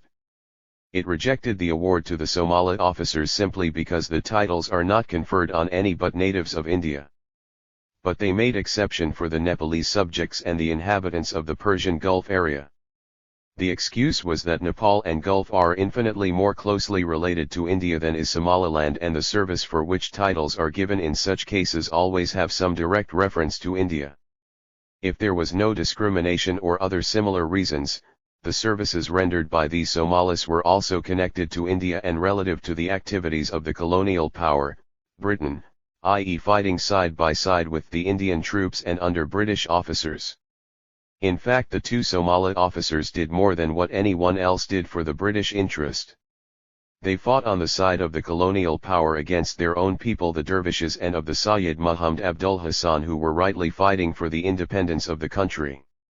During the earlier presentation of the testimonial by General Swain, June 6, 1905, to the Resildar Major Haji Musa Farah, Swain admitted, "I personally do not forget that on one occasion you carried a force of 5,000 men across the waterless Hadid and without the assistance of any troops or levies, inflicted heavy loss on the enemy, giving valuable assistance to the force commanded by myself." Emphasis added, Swain gave Haji Musa Farah what they called sword of honor and a purse of 2,000 rupees, as well as a grant of land for building purpose in the town of Berbera. Haji Musa Farah received that much in return for having, as Swain put it, inflicted heavy loss on the enemy. And 492. Who was the enemy the English was referring to? the dear wishes of the Sayyid Muhammad, Somalis, brothers. Haji Musa Farah was rewarded with a sword and the few thousand rupees, a piece of land in the town of Berbera, his own land, not in London or even in Cardiff or Liverpool, while he supported the colonial power, the British, to own the whole Somaliland. Haji Musa Farah and Harun Ali were described by the governor of Somaliland Protectorate as two distinguished Somali native officers who rendered important services in the recent operations.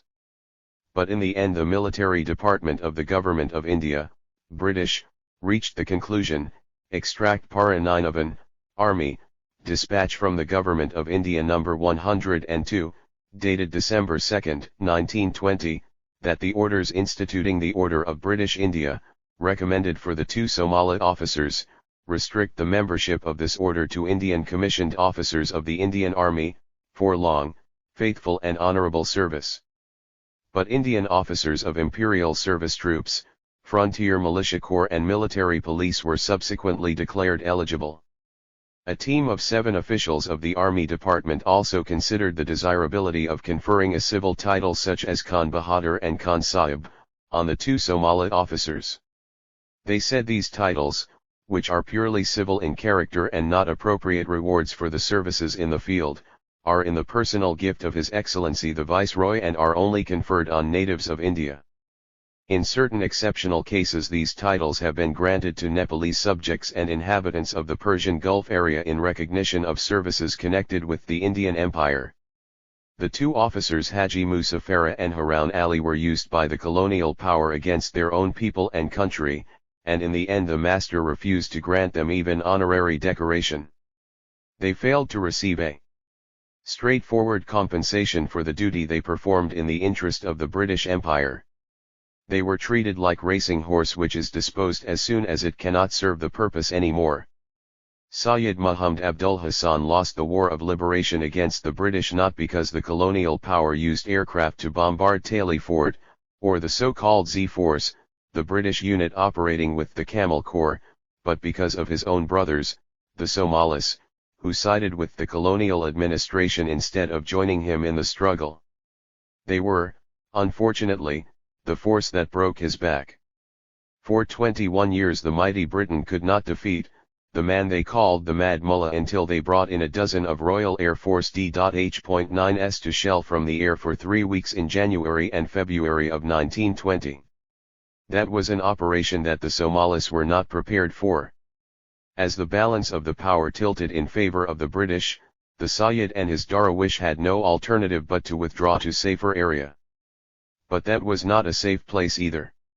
He landed in an Abyssinian-controlled territory, Gona, Imay, Ogaden, not considering that Abyssinia was on the side of the colonial forces which were fighting against him and wanted him dead. The Sayyid was not captured, as the British Royal Air Force claimed, but fell in an enemy trap at Gone and died there of hunger and vomiting blood. In other words, the Somali hero and his followers who were with him were starved to death. It was through Sir Renil Rod, the British envoy at Rome, that the British government negotiated deals to hand over Somali territories to the Abyssinian Emperor in 1897. In his memoirs Ambassador Rod wrote, "Another question we urged in London after our experiences in Somaliland and Abyssinia was the construction of a light railway from Somali coast to the interior. The project for a line from Djibouti to Harar was still inchoate, and the bulk of the trade was being carried over the old route to Zila. His proposal was to construct a light railway to the Hadid with a branch to Gild Essa. He lamented that, had such a scheme been entertained, there is little doubt that the fanatical Mad Mullah would never have become so formidable, and we might have been spared the many valuable lives lost and the millions spent in thankless punitive expeditions against that elusive enemy who gave us so much trouble over a period of 20 years.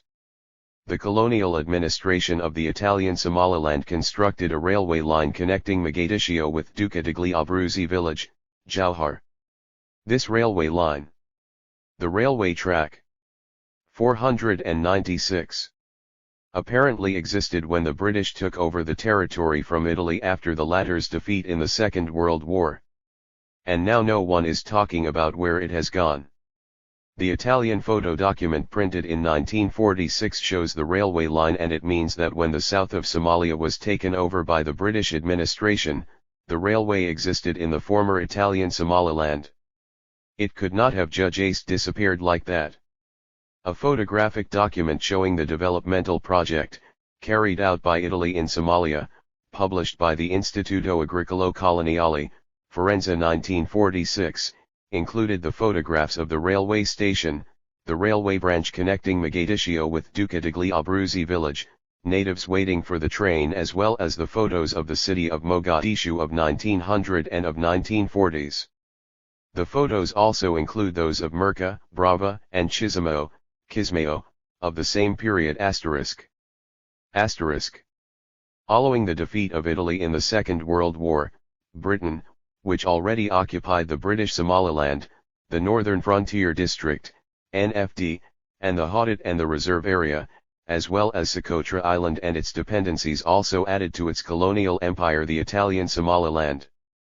Earlier in 1897, Britain gave the Ogaden to Abyssinia. While another Somali territory, French Somaliland, was under the rule of France. In 1935, to solve the Italo-Abyssinian dispute, the governments of Britain and France agreed to recommend to the Abyssinian emperor the acceptance of territorial adjustments between Ethiopia and Italy. The British Secretary of State for India sent telegram circular to the Prime Ministers of the Dominions on December 10 stating, 1. Exchange of territories. A. Reformation of distribution. Cession of Eastern Tigre, approximately limited on south by River Gava and on west by a line running from north to passing between Aksum, on Ethiopian side, and Adawa, on Italian side, to Italy. B. Rectification of frontiers between Eritrea and Dankili, country leaving Uza, and extent of Eritrean territory necessary to give Ethiopia an outlet to the sea to be defined below to south of boundary line. 498. C. Rectification of frontier between Italian Somaliland and Ogaden. The new Italo-Ethiopian frontier starting from tri-junction point between frontiers of Ethiopia, Kenya, and Italian Somaliland would follow a general northwesterly direction, cutting western Shabelle at Italy, leaving Gorahe to east, Werndap to west, and meet frontier of British Somaliland where it intersects the 45th meridian. It is understood that right of tribes of British Somaliland to use of grazing areas and wells situated in territory granted to Italy by this delimitation will be guaranteed. D. Italy will guarantee to Ethiopia an outlet to the sea in granting to it Port Asab and a strip of territory giving access to this port along northern frontier of French Somaliland. Should Ethiopia raise insurmountable objections to this solution, the governments of United Kingdom and France maintain offer which they made to Ethiopian government to provide a corridor taken from territory of their respective colonies and leading to port of Zila. The governments of the United Kingdom and France will endeavor to obtain from the Ethiopian government, 1. Guarantees for fulfillment of obligations which devolve on them regarding slavery and arms traffic of territories acquired by them. 2. An undertaking not to construct a railway from Ethiopian port running towards interior, and an engagement to conclude with French government all necessary arrangements to safeguard interests of Franco-Ethiopian Railway and of Port of Djibouti. 2. Zone of economic expansion and colonization. The United Kingdom and French governments will use their powers at Addis Ababa and at Geneva to end that His Majesty the Emperor will accept and League of Nations approve formation of a zone of economic expansion and colonization in southern Ethiopia reserved to Italy. The limit of this zone would be, on north the 8 parallel, on south the frontier between Ethiopia and Kenya, on east, the rectified frontier between Ethiopia and Italian Somaliland, on west the 35th meridian. Italy would within this zone, which would form an integral part of Ethiopia, enjoy exclusive economic rights which might be administered by a privileged company or by any other like organization, to which would be recognized the right of ownership of unoccupied territory, the monopoly of exploitation of mines, forests etc., subject to acquired rights of natives and foreigners.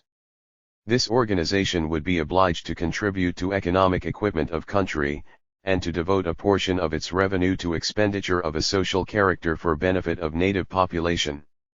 The control of Ethiopian administration in zone would be exercised, under sovereignty of emperor, by services of scheme of assistance drawn up by League of Nations. A preponderating, but not an exclusive, share in these services which would be under direct control of one principal advisor attached to the central government would be given to Italy. The principal advisor in question, who might be of Italian nationality, would be assistant for affairs in question of chief advisor delegated by League of Nations to assist emperor. The chief advisor would not be a subject of one of powers bordering on Ethiopia. To ensure safety of Italian subjects and free development of their enterprises would be regarded as one of their essential duties by the services, of scheme of assistance in capital as well as in reserved zone. The governments of the United Kingdom and France will willingly endeavour to ensure that the interests of Italy in this region are fully safeguarded by this organization, the details of which must be elaborated by League of Nations **** Foreign and Political Department Secret -1935, Serial N1-40, File N536N, New Delhi. 24. Bevan Plan for Greater Somalia. Somali territory has been fragmented in so many parts by colonial powers during the scramble for Africa and after. Britain has been the main culprit responsible for these disastrous acts.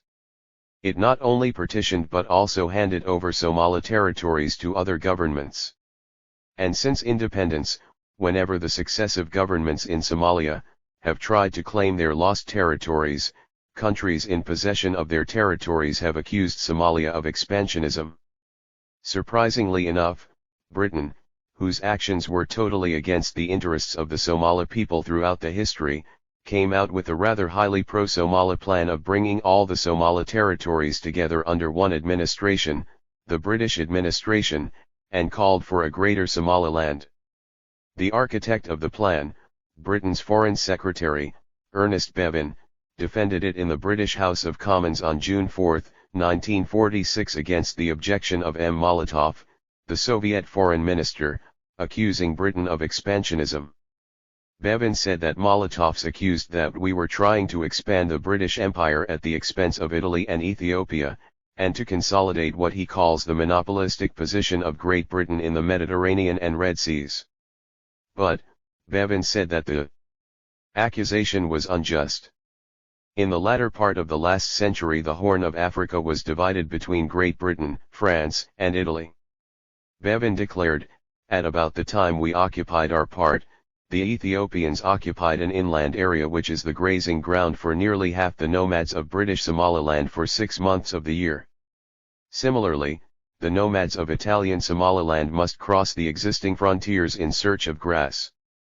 In all innocence, therefore, we proposed that British Somaliland, Italian Somaliland, and the adjacent part of Ethiopia, if Ethiopia agreed, should be lumped together as a trust territory, so that the nomads should lead their frugal existence with the least possible hindrance and there might be a real chance of decent economic life, as understood in that territory. But what attracted M. Molotov's criticism was, I am sure, that I suggested that Great Britain should be made the administrating authority. Was this unreasonable? Bevin asked. In the first place, he continued, we were surrendering a protectorate comparable in size to the area we hoped that Ethiopia would contribute. Secondly, it was a British force, mainly East African and South African, which freed this area, and it was a British, Indian, and South African forces which bore the main brunt of restoring the independence of Ethiopia and of putting the emperor back on his throne after several years' sanctuary in this country. We do not seek gratitude on that account, but I think it right to express surprise that our proposals should have met with such unjustified criticism.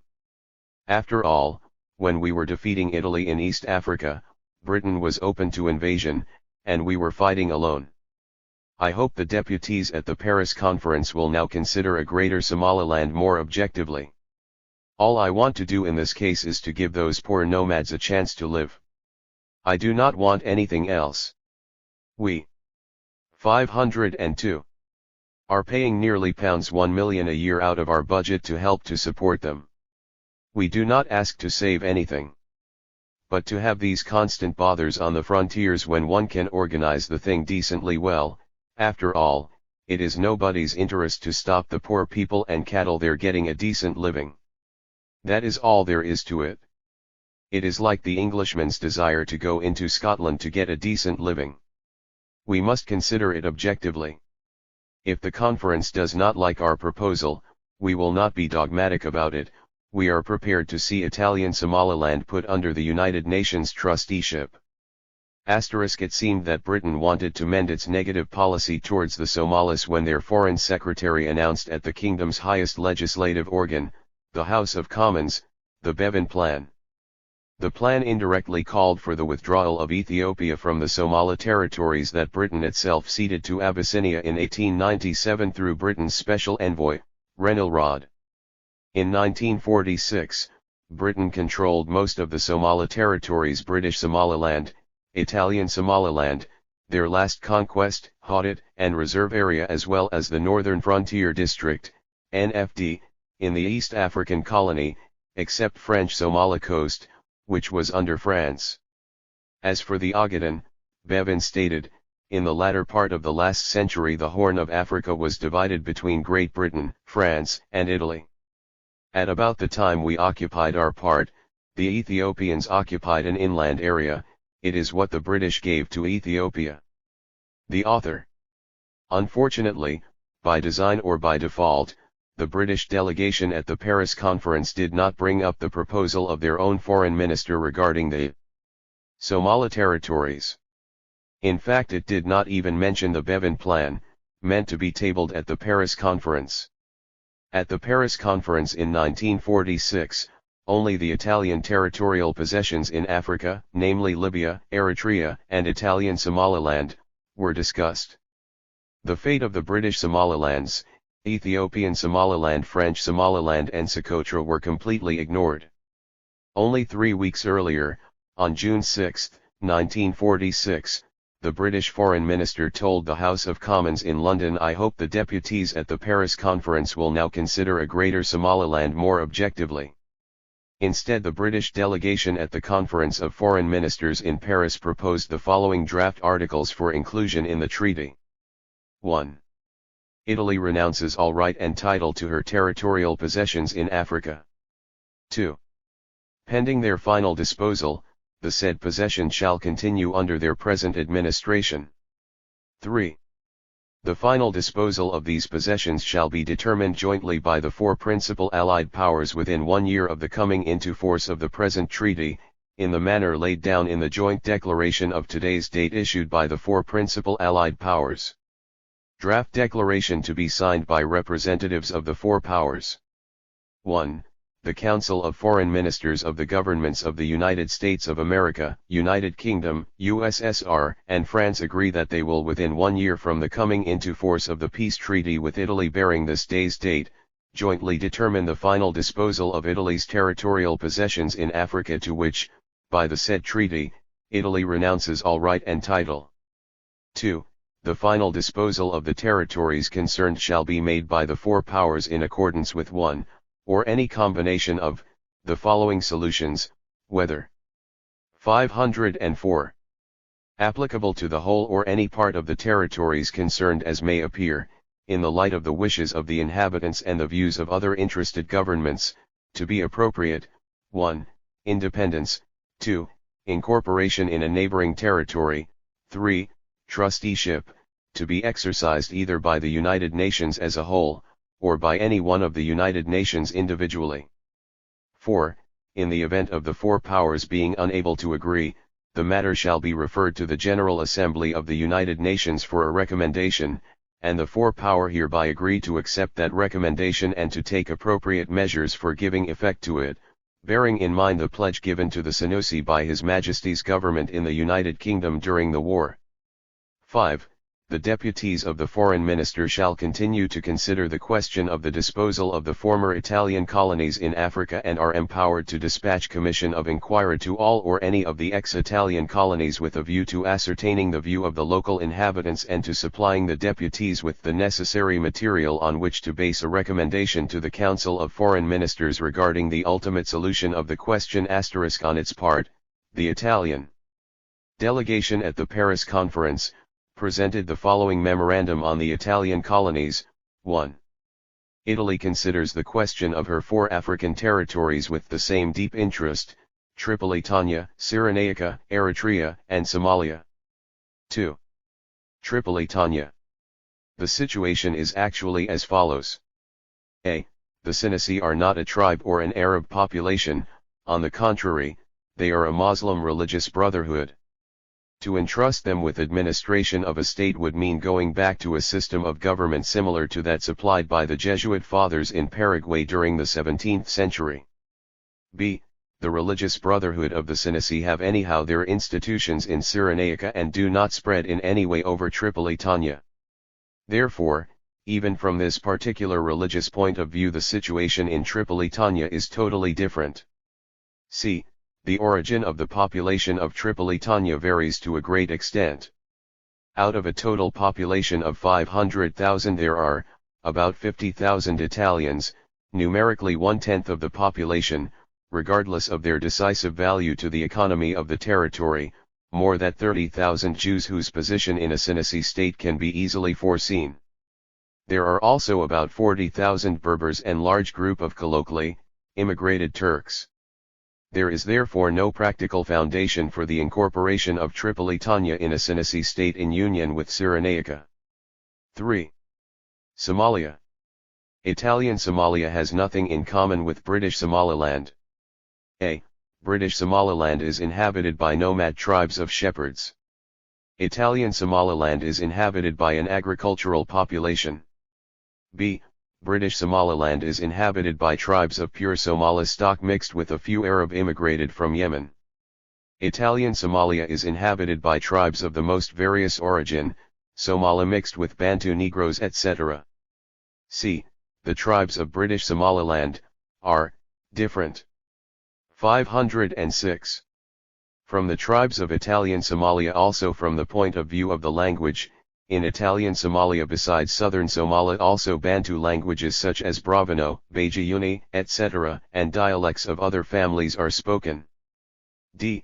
The question of the grazing rights of some boundary tribes in British Somaliland, of which mention has been recently made, is a question of detail concerning the normal relation of good neighborhood across the borders, and had already been settled by Anglo-Italian agreements.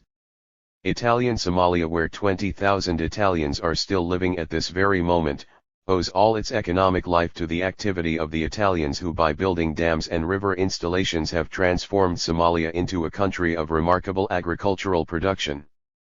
4. A fair solution of the question of the African territories should in the present circumstances be based at least on the following points. A. Acceptance by Italy of the principles of self-government laid down in the San Francisco Charter as fundamental base of their administration in Africa. B. Integral restitution to Italy of Tripolitania and Somalia. C.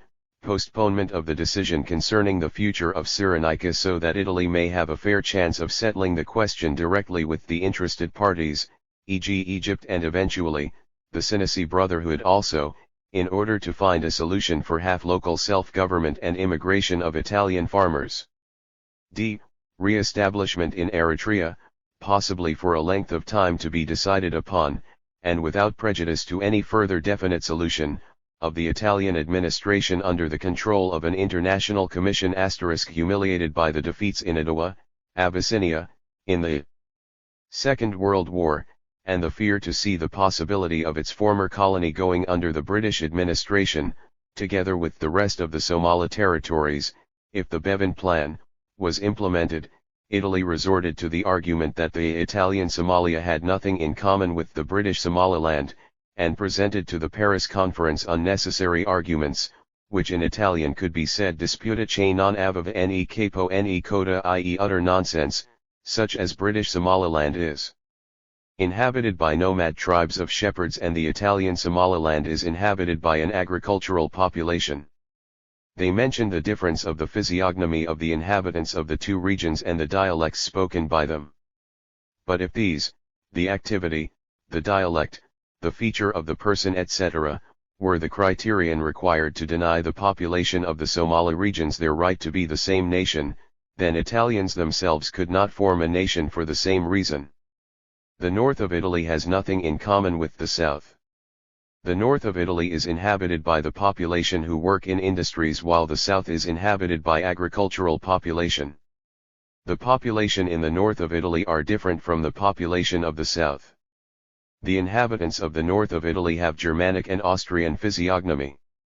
They are tall and blonde, while the southern people are short and dark. As for the language, almost all regions of Italy speak different languages. In Sicily, for instance, the people speak a language Sicilian which many people in the north cannot understand. In Sardinia, the people spoke only Sicilian, and many youngsters had the chance or been obliged to learn the Italian language during the 18 months of military service. Most of the population heard the Italian language over the television when it was introduced in early 50s. In fact, each Italian region spoke its own language or dialect, and the Italian language was 508. Spoken only by the elite class. It is a known fact that the Somalis are the most homogeneous nation in the whole continent of Africa. However, at the end of the conference, only the Italian Somaliland was included in the draft treaty with Italy, signed at the Palais du Luxembourg, Paris, July 17, 1946. Council of Foreign Ministers draft peace treaty with Italy, Palais du Luxembourg, Paris, July 17, 1946. Section 3 Italian Colonies Article 17(1). Italy renounces all right and title to the Italian territorial possessions in Africa, i.e. Libya, Eritrea, and Italian Somaliland. 2. Pending their final disposal, the said possessions shall continue under their present administration. 3. The final disposal of these possessions shall be determined jointly by the governments of the Union of Soviet Socialist Republics, United States of America, United Kingdom, and France within 1 year of the coming into force of the present treaty, in the manner laid down in the joint declaration of date, issued by the said governments in the year 1948, a United Nations Four-Power Commission of Investigation for the former Italian colonies consisting of the United States of America, the Soviet Union, Great Britain, and France, visited Somalia to ascertain the wishes of the people. The political parties, which met the commission, expressed conflicting opinion over which power should be the administering authority under the UN trusteeship. Somalis hoped and expected the United Nations would 509 discuss the fate of all their territories under colonial rule, i.e. those mentioned by the British Foreign Secretary in his statement at the House of Commons, as well as the French Somali Coast and the Northern Frontier District, NFD, which Britain administered together with Kenya. And in 1963, despite a referendum, which decided in favor of Somalia, Britain gave the territory to Kenya. Instead, to the detriment of the Somalis, in 1949, only the question of Italian Somaliland was discussed at the First Committee of the United Nations. It was felt that only this part of the Somali territories should be placed under the United Nations trusteeship with a view to preparing the country for ultimate independence. Again, to the detriment of the Somalis, Italy, which was neither military nor economic power, a defeated power, even by Abyssinia, was most frequently suggested as the administering authority, and not Britain, which was already ruling most of the Somali territories with the Bevan Plan in hand. Then, unfortunately, Bevan dropped the Colonial Office proposal for United Somalia and supported that only Italian colonies to be turned over to the trusteeship of the United Nations *III in 1949, while in London, at the head of a Somali delegation, Abdullahi Issa Mohammed, sent the following letter to the Indian Prime Minister, Pandit Jawaharlal Nehru, the Somali delegation, Morton Hotel, Russell Square, London, WC1. Date 8th March 1949. 2. He. Pandit Nehru, Prime Minister of India, New Delhi. Ernest Bevin by Alan Bullock, London, June 20, 1946. 510. Sir, during the Paris session of the UN General Assembly of last year, the Somali delegation submitted to the Indian delegation copies of memoranda addressed to the Assembly. The delegation have the honor to submit here with other copies of the said memoranda. Following are our utmost demands: a. To avoid the restoration of Italian administration under any form or guise over our country Somalia, and b. Unification of all Somalilands. We sincerely hope that Your Excellency will carefully consider our just and legitimate demands. The reason for our sending you this petition and the enclosed memoranda is that, we have witnessed the keen interest voiced by Your Excellency and the new state of India in defense and protection of the rights of subject, weak and poor peoples like ourselves. Besides that, our country Somaliland, as a part of Indian Ocean, has common interest with India. Ancient trade relations between Somaliland and India is worth to be noted. In the past and at present, with the exception of a short period during which Italy adopted an autarky policy in the last few years of her regime, most of our imports come from India. As you know, the matter of the disposal of the former Italian colonies has been postponed until April this year, when the second part of the UN General Assembly's third regular session will be resumed at Lake Success. The Somali delegation intends to be present when the debate on Somalia takes place. Our delegation hopes to be able to be in contact with the Indian delegation in order to furnish further details on this subject. We close this petition in praying our Almighty God to preserve the independence of India and all those states who fight for the rights of subject peoples. We hope to be excused for our troubling your 511. Excellency and wasting your valuable time. SD, Abdullahi Issa, for the Somali delegation. Also the Somali Youth League, SIL, sent the following letter from Mogadishu, dated June 9, 1949 to the Prime Minister of India, Pandit Jawaharlal Nehru. To the Prime Minister, Government of India, New Delhi. Your Excellency, on behalf of the population of Somalia, we herewith express to your government our deepest thanks and gratitude for the support you gave to our cause in the recent session of the General Assembly. The big powers intended to dispense with the wishes and desires of our people and sought to sell or barter us to Italy. Had it not been for your strong and unstinted support, our people would have been already sacrificed on the altar of political expediency. The Bevins-Forza plan to distribute the ex-Italian colonies amongst a few friends failed, and its rejection exemplifies to the wide world the strength that the better powers can effectively display in the General Assembly of the United Nations. We rest assured that our cause was the cause of right against wrong, of justice against force, and it was your adherence to the principles and spirit of the UN Charter that helped us to vindicate ourselves. We thank you again. 2. As our delegates at the recent General Assembly of the UNO amply exemplified, your government, we trust, is fully aware of the fact that our party claims allegiance from not less than 95% of the population of Somalia. This fact has been corroborated by the joint report of the Four-Power Commission of Investigation. 512. Our party has been described in the said report as a strong progressive nationalist movement which was likely to be the dominant factor in local politics for some time to come. We feel, and quite rightly so from the bitter experience of the past, that the Italians of today are just the same Italians of bygone days dressed only in a different garb.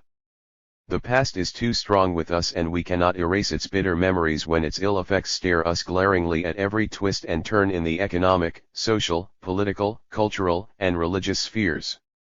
Our people have been treated as cattle in the past. They were deprived of their lands forcibly and without compensation.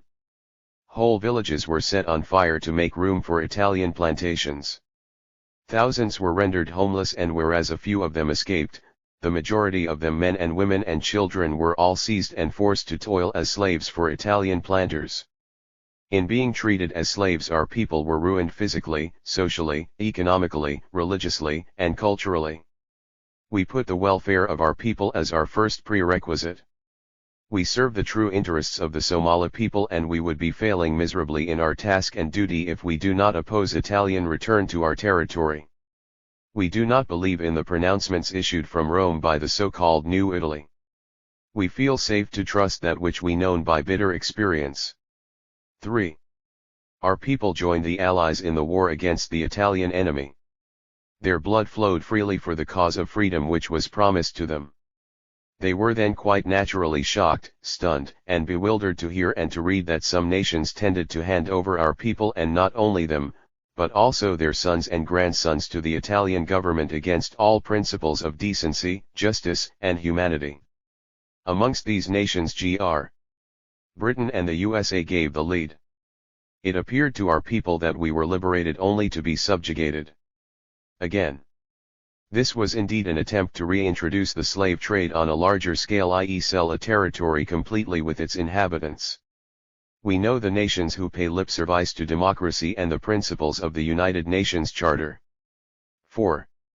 We beg your government in the name of God and justice to persist against our subjugation to Italian rule. You and your people who have seen foreign rule, intrigue and tyranny know fully well and can best understand our pangs and sufferings. We trust that as in the past you shall continue to support our cause for freedom and justice in an issue which shall decide the fate of our sons and grandsons. We reiterate that we shall never acquiesce in the return of the Italian government in any garb or disguise. We want immediate independence, or in the alternative we are prepared to accept a temporarily period of international trusteeship for not more than 10 years. We desire a collective trusteeship for many reasons, and preeminently for the great truth that one power administration, especially that of an imperialistic power, tends to convert an UNO territory into its own concern. Experience has shown that territories placed under the League of Nations, with one power administration, tend to become gradually but surely more like colonies, as is the case with Tanganyika, or are amalgamated with the territory of the trustee power, as in the case of Southwest Africa. For us, trusteeship under the UNO is meaningless if the administering power is to be one. There is obviously a difference in meaning between the words trusteeship, protectorate, mandate, and colony in any dictionary, but in actual fact we know very well that all such words mean the greedy and merciless exploitation of the inhabitants of a territory and its resources for the pure and selfish benefit of the administering power. If we are to accept international 514 trusteeship, therefore, we desire a collective form of trusteeship under the UNO. Such trusteeship will assure us of our birthright to freedom. We are gratified to realize that in fact many governments are reconciled to the solution of collective trusteeship under the UNO for all the ex-Italian colonies. We wish to make it clear beyond doubt that in the event of a collective trusteeship under the UNO, we desire that one Muslim state and one non-Muslim Asian state be included amongst the administering powers for our territory. 5. We finally beg your government to give every consideration to our demand for complete and immediate independence, or, in the alternative, for a collective trusteeship under UNO for a period of not more than 10 years. Any other arrangement, with Italy, as a single power or jointly with other power or powers, is doomed to perpetual chaos and strife. We shall resist such a solution with all the means at our disposal, and with all the strength that God has been gracious to bestow upon us, even to the point of extermination, for it is extermination that we would prefer rather than return to the horrible past which is embodied in the very word Italian. 6. The faith of subject people in the United Nations organization is as strong as ever. Such faith should, however, be maintained. It is in the light of such faith that the problem of the ex-Italian colonies should be viewed. A just, humane, disinterested and impartial solution must therefore be found, and the preeminent clause in such solution must take into account the interests, welfare, and desires of the territories concerned. We have stated aforesaid our demands and desires.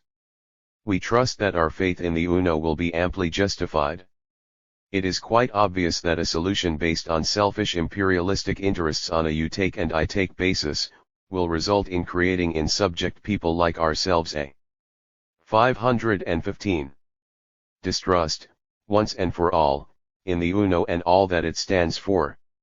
A lack of faith in the UNO will result in consequences which will have far-reaching effects and will disturb forever the peace and security of the world. In this connection we beg your government to consider that Italy is being supported by many nations because she has similar stock, religion, culture, and language as those nations. We look upon you as our champion, and we look up to you in the knowledge that your people have experienced colonization and its horrible effects. Now that you are free, help us also to be free, for all men were born to be free. In this our hour of trial do not fail us. Our hope and faith lie in your hands, and we rest assured that you shall justify the confidence that we repose in you, your government and your people. Praying that Almighty God will bestow His choicest blessings on your government and its people. We remain, Your Excellency, your most obedient servants. The Central Committee of the SYL. Signed 1.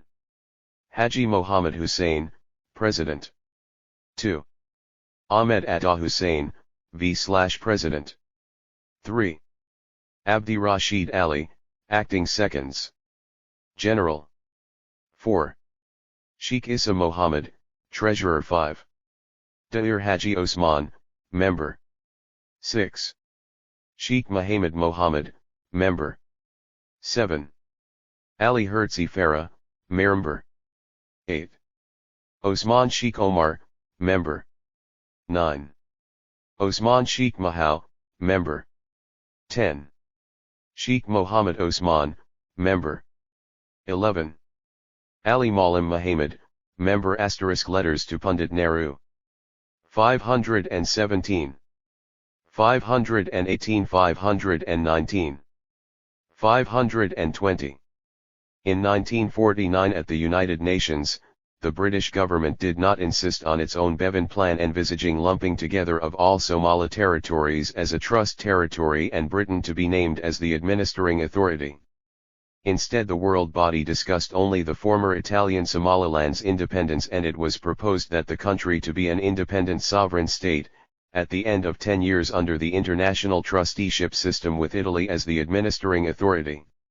Here, the United Nations itself, the highest world organ which was supposed to support the rights of the people under colonial domination, failed to recognize the right of the Somali people and accepted the policy of keeping the Somali nation balkanized and separated from each other by not asking Britain, Ethiopia, and also France to place under the UN trusteeship the Somali territories under their control, so that all the Somali territories and islands could be under one umbrella, i.e. the UNO. Instead of singling out former Italian Somaliland and letting the rest of the Somali territories and islands to languish under colonial rule. At the subcommittee of the UN, considerable concern was shown with respect to reports that sections of the indigenous population were opposed to any form of Italian administration in Somaliland. After hearing the representatives and organizations, the First Committee of the General Assembly of the United Nations, upon recommendation of the Subcommittee 16, advised. The Somali Conference assurance was given that there would be full adherence to any resolution adopted by the United Nations. Independence was asked for within the time limit strictly necessary to assure a wise administration and stable democratic liberties. It was stated that although the Somali people regarded liberty and freedom as highly desirable, they were not yet ready for absolute independence and would favor a period of United Nations trusteeship with Italy as the administering authority. The Somali Youth League was denounced as an extremist and terrorist organization. The Somali Youth League and Hamar Youth Club, the representatives, denounced the so-called Bevan Sforza agreement and asked for immediate independence. They expressed a willingness to accept a United Nations trusteeship for an interim period of short duration, but were opposed to any form of foreign rule, particularly Italian administration. It was observed that demonstrations had already been staged in protest against proposals concerning the return of Italian administration to Somaliland, and it was intimated that further disturbances might follow. The representative of New Zealand was not convinced that adequate regard had been paid to the wishes of the inhabitants, and he suggested that no opportunity be lost in providing for the ultimate reunion of all Somalis under one administration, the UN report said. In the end, the United Nations General Assembly adopted the Resolution 289A, 4, on November 21, 1949, on the question of the disposal of the former Italian colonies. It was decided that the Italian Somaliland shall be an independent sovereign state, that this independence shall become effective at the end of 10 years from the date of the approval of a trusteeship agreement by the General Assembly, that, during the period mentioned in paragraph 2, Italian Somaliland shall be placed under the international trusteeship system with Italy as the administering authority, that the administering authority shall be aided and advised by an advisory council composed of Representa. 522. Tivs of the following states, Colombia, Egypt, and the Philippines. The headquarters of the advisory council shall be Mogadiscio. But unexpectedly, the British government decided to grant independence to the former British Somaliland, 4 days earlier than the date agreed upon by the United Nations to end the trusteeship in the former Italian Somalia on July 1, 1960.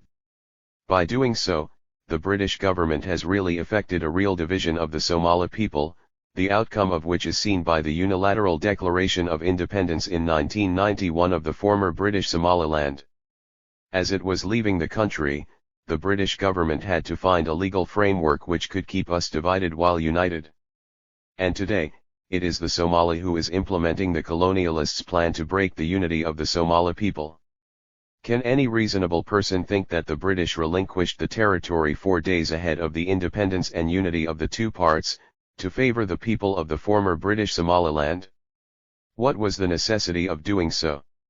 It was decided that the 10 years UN trusteeship administration for the Italian Somaliland would end on July 1, 1960. Britain, which retained the British Somaliland under its control, also decided on its own to grant the territory its independence on June 26, 1960, not together with the Italian Somaliland but 4 days before the Italian Somaliland obtained its freedom on July 1, 1960. As expected, the two parts joined together and formed the Republic of Somalia on July 1, 1960. Djibouti, former French Somaliland, gained independence from France on June 27, 1977 and became a separate republic. During the struggle of the people of the Oibudi for their freedom, every government that came to power in Somalia, since independence, extended both moral and material support to the liberation movements with the hope that it too would join the other two parts which 523 formed the republic.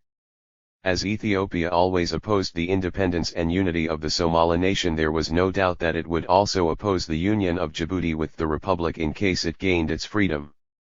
In fact, it preferred the territory to stay under France. In a BBC broadcast on August 28, 1966, Emperor Haile Selassie is reported to have said, "If Somalis gave up claiming French Somaliland, Ethiopia will thank God. I would like France to stay in the French Somali coast forever." In 1967, France decided to organize a referendum to ask whether the people wanted it to stay on or leave. It hoped that the inhabitants would vote yes for France to continue to administer the territory. Instead, the result was a massive no. But the French authorities declared the contrary. Angered by the outcome of the referendum, the French government decided through their parliament to erase the word Somali from the original name of the territory and changed it from French Somali Coast to the French territory of the Afars and Isses. From Côte Française de Somalis to Le Territoire Français de Afars et de Isses. Nearly 10 years later, France came to the conclusion that it should free the territory. However, it also desired to find the best way to maintain link with it to satisfy Ethiopia. Djibouti was for Ethiopia a vital route to the sea through the railway line, since it could not rely on the Eritrean seaports due to the war of liberation which was being waged at that time by the Eritrean people. It also feared that it would lose the outlet to the sea if the territory joined Somalia. France also wanted to pacify Somalia, which considered Djibouti as one of its missing. Somali government publication, the portion of Somali territory under Ethiopian colonization, Mogadishu, June 1974, p. 46. 524. Territories. The notion prevailing in the area at the time was that the Somali government would reunite Djibouti with the Republic to fulfill its ambition of creating Greater Somalia. France therefore had to find a formula acceptable to all the parties involved. For those whose permanent policy was to obstruct the Somali unity, such as Ethiopia, and probably also for some people in the territory itself, the best solution was that if France had to leave, Djibouti should remain by itself and separate from the rest. And the Somali Republic, composed of the elder brothers, i.e. the former British Somaliland and former Italian Somaliland, and being the main supporter of Djibouti's right for self-determination and independence, found itself in a bigger dilemma. It had to choose one of two ideas: to accept the continuance of France in French Somaliland, a policy similar to that of Ethiopia, or support the country's freedom as an independent and separate state, even if that meant the abandonment of the long-standing policy which called for the union of all the Somali territories and the islands in the Indian Ocean under one flag. So, the Somali government went for the latter, and supported the independence of the territory, convinced that the brothers in Djibouti would eventually join the rest. Besides, it was a decision that would satisfy Ethiopia if Djibouti stayed out of Somalia, but at the same time it would also frustrate the negative position and malign feelings of Ethiopia and others who wanted France to stay forever. But the agony of being separated from the rest of the Somali territories and peoples continues to prevail upon us.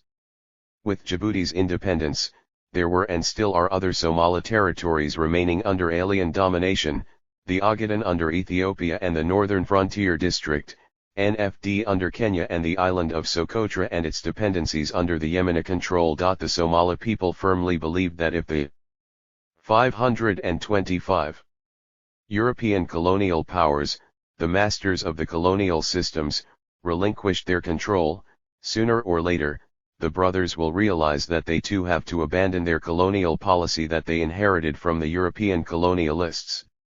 It will be the greatest mistake if these countries will not reflect a moment and understand the aims and objectives of the colonial powers. In many parts of Africa, just before their departure from the continent, the European colonialists created artificial and biased boundaries according to which they gave territory of one people to another for the sole purpose of setting neighbors against each other, so that there shall be no peace after their departure. The colonialists were far-sighted and intelligent, because what is happening today in Africa is exactly what they planned to see: border conflict, everywhere. In fact, without realizing, we, the Africans, are implementing the imperialists' objective. The Somali proverb says, Kakli Galayo Indho Korancho Lama Arkayo, which means the intelligence of the European and the eyes of the ants are invisible. Africa should gather the courage to correct the mistakes. It might be painful to do so, but it might lead to a permanent peace in the continent and peaceful coexistence among ourselves. We have to face the reality and sacrifice the theory which says if one border is touched the whole continent will fall apart. That is the colonialists' ideology, which is also planted in the mind of some brainwashed Africans, which they want us to maintain, so that Africans should always have border disputes. The Organization of African Unity, OAU, at the conclusion of its 35th summit held in Algiers in July 1999, admitted in its Declaration of Algiers that African countries remain still plagued by problems inherited from colonialism, border conflicts, politico-administrative setups based on authoritarianism and ethnic division, poor. 526. Infrastructure, illiteracy, and poverty exacerbated by an unfair international economic system causing tensions and instability that must be overcome by them, utilizing their own genius and the ancestral values of African culture. In meeting these challenges, the Organization of African Unity, OAU, has played a vital role and is called upon to lead the movement for preservation of peace and stability in the continent and find common solutions to similar problems, in a spirit of solidarity. As for us, the Somalis, we have been the worst victim of colonialization, as the scramble in the Horn of Africa was mainly the scramble for Somalia, and it was more than the scramble for Africa in general. Because for only one country there were so many powers: the Ottoman Empire, the British Empire, the Sultanate of Oman, the Italian Empire, the Abyssinian Empire, the Portuguese and Germans competing to have a foothold. We were not only occupied but also divided in so many parts among different colonial masters. They knew if we were not divided, we could have been the greatest nation in the Horn of Africa. Because we are strong in our belief. We are the only country in the area where the colonialists failed to do what they wished. Because of that, they divided our country as punishment. And they never wanted us to come up as one of the largest and strongest nations in the Horn of Africa, controlling the entrance of the Red Sea and the largest part of the Indian Ocean. That was the main objective of the various powers, and we should not implement it. May Allah give us the wisdom to understand and to show us the right path. Amin Alahia. Source, press release of Embassy of Algeria in New Delhi, dated July 20, 1999. The British Protectorate on the Somali coast extends from Lehadu, situated halfway between Ras Djibouti and Zila on the south side of the Gulf of Tajura, as far as the 49th degree of east longitude close to Bandar Zayadeh. The principal tribes along this coast are the Esa, whose limit extends from Gubat Karab to the neighborhood of Dong Arida, the Habro Wal from the last named place to about 35 miles from Berbera, and the Habr Toljala, thence to about the 47th degree of east longitude. Thence a section of the Haberger Hajis extends to the west of Wakdiria, and the Warsingli from that point to the 49th degree of east longitude. The chief ports on this coast are Zila, Bulhar and Berbera, from the revenues of which a subsidy of 1,950 rupees per mensem is paid by the British government to the headmen of the various tribes with which the agency is brought into contact. These three ports, as well as Karam in the Habr Toljala country, are customs ports. To the east of Berbera are the flag ports, named Antarad, Karam, Ankar, Ragada, Shaleo, Hais, Mate, and Misho. Treaty relations with the Habro Wal originated so long ago as 1827. A man of war having been sent to the coast to exact reprisals for the plundering of a British ship at Berbera, the elders of the tribe entered into a treaty, Nolsksev, of peace and commerce in February of that year, securing reciprocal rights to trade and protection to trading vessels. The Habro Wal agreed to compensate the captain for his losses and to provide for the families of the men who had been killed. Appendices 528. In 1840, shortly after the capture of Aden, it was deemed advisable to secure a commanding position in the harbors of Tajura and Zila on the opposite coast.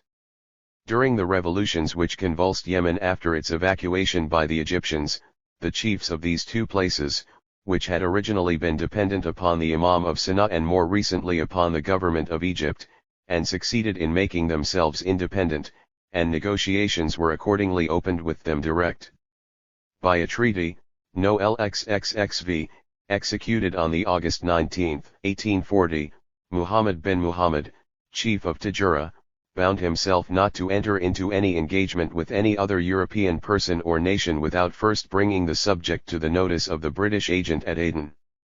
At the same time the Sultan sold the island of Musa to the British government. By a treaty, Nolskse, concluded in September 1840, Syed Muhammad al-Bar of Zila entered into a similar undertaking, and ceded the island of Bab. An expedition was sent in 1854 to explore the country between Berbera and Zanzibar. On the 18th of April 1855 the party were suddenly attacked by Somalis of the Isa Musa tribe, 2 British officers were wounded, 1 was killed, and the entire property of the expedition was carried off. A demand was at once made on the Habro Wal tribe for the surrender and punishment of the chief offenders, and the demand was enforced by the blockade of Berbera. The elders of the tribe endeavored to comply with the demand, but were unable to apprehend the actual murderers, who took refuge in the interior.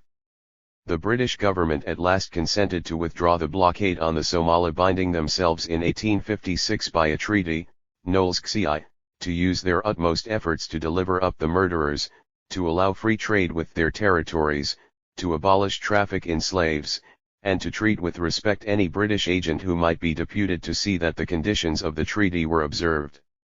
In 1855 the elders of the Haberger Hajis and the Haber Toljala tribes of Somalia entered into an engagement, Knowles Xiath, with the political resident at Aden to prohibit the slave trade. Appendices 529. In 1848 Zila and Tajura came under the government of the Turks, who had intervened in the disputes between the Imam of Sana'a and the Sharif of Makkah, and had taken possession of parts of the low country on the opposite coast of Arabia. They continued to hold both places till 1875, when the Porte, on certain conditions, made over its possessions on the Somali coast to the Khedive, Ismail Pasha, who had in the previous year established himself at Harar in the interior. In 1884, owing to internal difficulties, the Egyptian government found it necessary to withdraw their garrisons from this region, and the Porte not being at the time prepared to make any effective assertion of its authority, Zila came into British occupation, while the French shortly afterwards obtained possession of Tajura. At the same time the British agent was authorized to enter into negotiations with the tribes, with the result that treaties were concluded on the following terms with the chiefs mentioned below. 1. Habrowal, July 14, 1884, Knowles 6. Prohibition to cede, or part with, territory save to the British government, free permission to British vessels to trade with all Habrowal ports, protection of British subjects in Habrowal territory, abolition of slave trade, appointment of British agents at Berbera or elsewhere in Habrowal territories. Habrowal, March 15, 1886, No XC.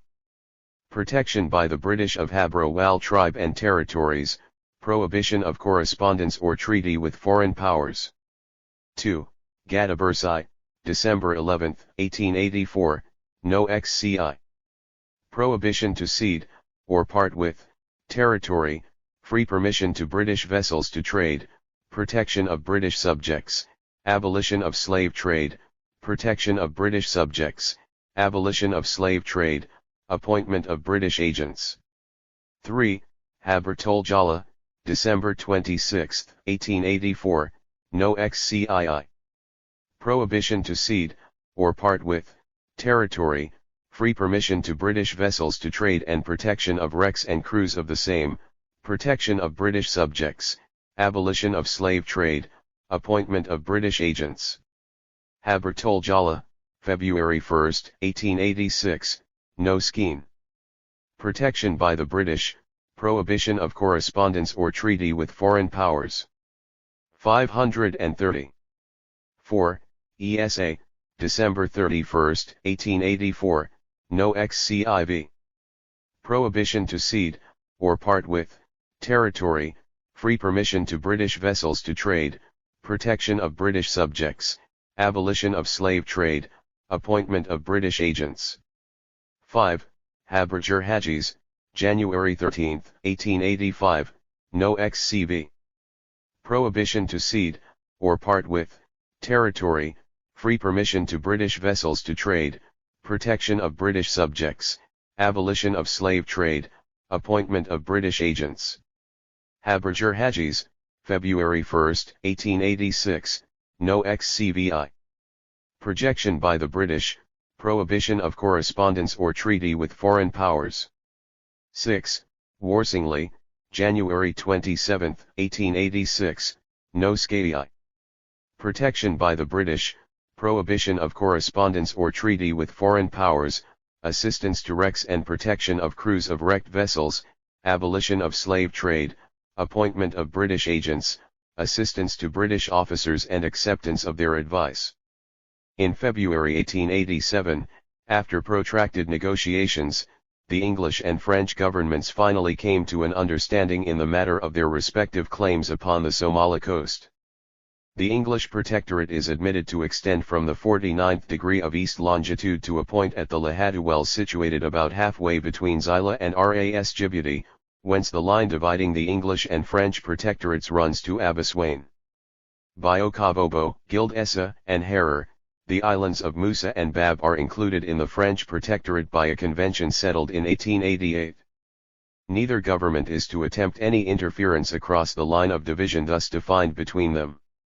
The caravan route from Zila to Harar via Gild Essa is to remain open to all commerce. Both governments undertake to adopt all necessary measures for the suppression of the slave trade, and to prohibit the importation of powder and arms into the territories subject to their respective influence. The British government have no treaty relations with any tribe beyond the eastern boundary of their protectorate, except the Mijurtane Somalis, from whom engagements were taken in 1866 and 1884, the former, no scaeath, providing for the abolition of slave trade, the latter, no xcix, for the protection of vessels, British or foreign, wrecked upon their coasts, in return. Appendices 531. For an annual subsidy of $360. In 1889 an order in council was prepared for regulating the exercise of jurisdiction and kindred matter upon the Somali coast. But in May 1891 it was desired to defer for the time being any further steps for bringing it into effect. In 1897, after consideration of the reports of the Special Mission to Abyssinia, the imperial government, in view of the importance which attached to British relations with the Abyssinian sovereign, at whose court it would probably be necessary to establish a permanent legation, and the bearing which these relations had on the political situation in the valley of the Nile, considered that it might be desirable to transfer the administration of the British protectorate on the Somali coast to the imperial government. The government of India agreed to this and the transfer accordingly took place in October 1898. A collection of treaties, engagements, and sanads relating to India and neighbouring countries Volume 13, New Delhi, India Library. Articles of Friendship and Commerce signed between J.J. Gordon Bremer, Esq., C.B., Captain of His Majesty's ship Tamar, representing the English nation in Northern Africa, and the Sheikhs of the tribe of Habra'ul. Article 1 Article 1 Article 1 Article 1 Article 1 It is agreed that from henceforth there shall be peace and friendship between the subjects of His Majesty the King of England and the Sheikhs of the Habra'ul tribe and their men, and all other inhabitants of the coast of Africa over which they have authority and influence. Article 2 Article 2 Article 2 Article 2 Article 2 It is agreed that any vessels bearing the English flag which may come to the port of Berbera, or any other port under the authority of the Sheikhs of the Habra'ul tribe, for the purpose of trade shall not be molested or injured, but shall receive protection and support from the said Sheikhs, that they shall be at liberty to enter into any trade they may think fit to choose, and that they shall be at liberty to depart from the said port at their pleasure without impediment, injury, or molestation. Article 3 Article 3 Article 3 Article 3 Article 3 It is agreed that in like manner any vessels or persons belonging to the said Sheikhs of Habra'ul tribe which shall come into any port belonging to His Majesty the King of England shall receive protection and support, and be treated in all respects the same as other vessels or persons trading to those ports. Article 4 Article 4 Article 4 Article 4 Article 4 It is agreed that as an equivalent for the value of the British brig Marianne and her cargo, which was plundered in the port of Berbera, these shall be paid by the said Sheikhs of the Habra'ul tribe to the said Captain J.J. Gordon Bremer, C.B., or to some person duly authorized by him to receive it, the sum. Appendices 533. 15,000 Spanish dollars, or produce to the same amount, in 3 equal payments, that is to say, $5,000, or produce to that amount, this year 1827 and of the Hijra 1242, and the same sum in each of the 2 following years, that is to say, on or before the conclusion of the trading season in the month of April, or 200th day of the Nowruz. Article 5 Article 5 Article 5 Article 5 Article 5 2 Lascars belonging to the British brig Marianne having been killed when the said vessel was plundered and destroyed, the Sheikhs of the Habra'ul tribe do hereby agree to pay the sum of dollars for the support of the families of the murdered men, according to the Mohammedan law in such cases. Confirmed and sealed at Berbera, in Africa, on the 6th day of February in the year of our Lord Jesus Christ 1827 and of the Hijra 1242, the 9th day of the moon Rajab. Signed, J.J. Gordon Bremer, M.E. Bagnold, Pole. Agent, Witness. Witness, Shuamarke Ali Saleh. Signed, by Ismail Jelafer himself, and Omar Kadm Hussein Ban and Ismail Gold, sheikhs of Habra'ul tribe. In 1839, after the capture of Aden, the British deemed it necessary to secure command of the harbors of Zila and Tajura on the coast of Africa, nearly opposite to Aden. Tajura was a dependency of Zila, and both places were subject to the imams of Sana'a, but during the revolutions at Sana'a, the chiefs of Zila and Tajura had assumed independence. Following treaty was signed between the British government and the chief of Tajura, commercial treaty entered into between Sultan Muhammad bin Mohammed, of Tajura, and Captain Robert Moresby, of the Indian Navy, on the part of the Honourable East India Company. It being advantageous to both parties to enter into a treaty of peace and commerce, and that a mutual good understanding should exist between each other, more especially so, since Aden has become a British port, we, Sultan Muhammad bin Mohammed and Captain Robert Moresby, of the Indian Navy, being fully authorized so to do, agree to the following capitulations and articles. That friendship and peace shall be lasting between the state of Tajura and its dependencies and the British government. That the English nation, and all vessels lawfully sailing under the British flag, having merchandise of any description on board, shall be respected and permitted, without slightest prejudice or molestation to their persons or effects, to enter and trade in the port of, and all ports under the government of Tajura, paying a duty of 5 per cent upon all produce. The subjects of the Sultan of Tajura shall also be permitted the same privileges at all British ports. Appendices 535. The port of Tajura and the adjacent ports, under the government of Sultan Muhammad bin Mohammed, are to be open for the introduction and reception of all goods brought in ships or vessels lawfully trading under the British flag. Further, the Sultan of Tajura will endeavour all in his power to introduce British produce into the interior states of Eofat, Shoa, and Abyssinia, and in return the authorities at Aden will endeavour to encourage interior export trade through Tajura.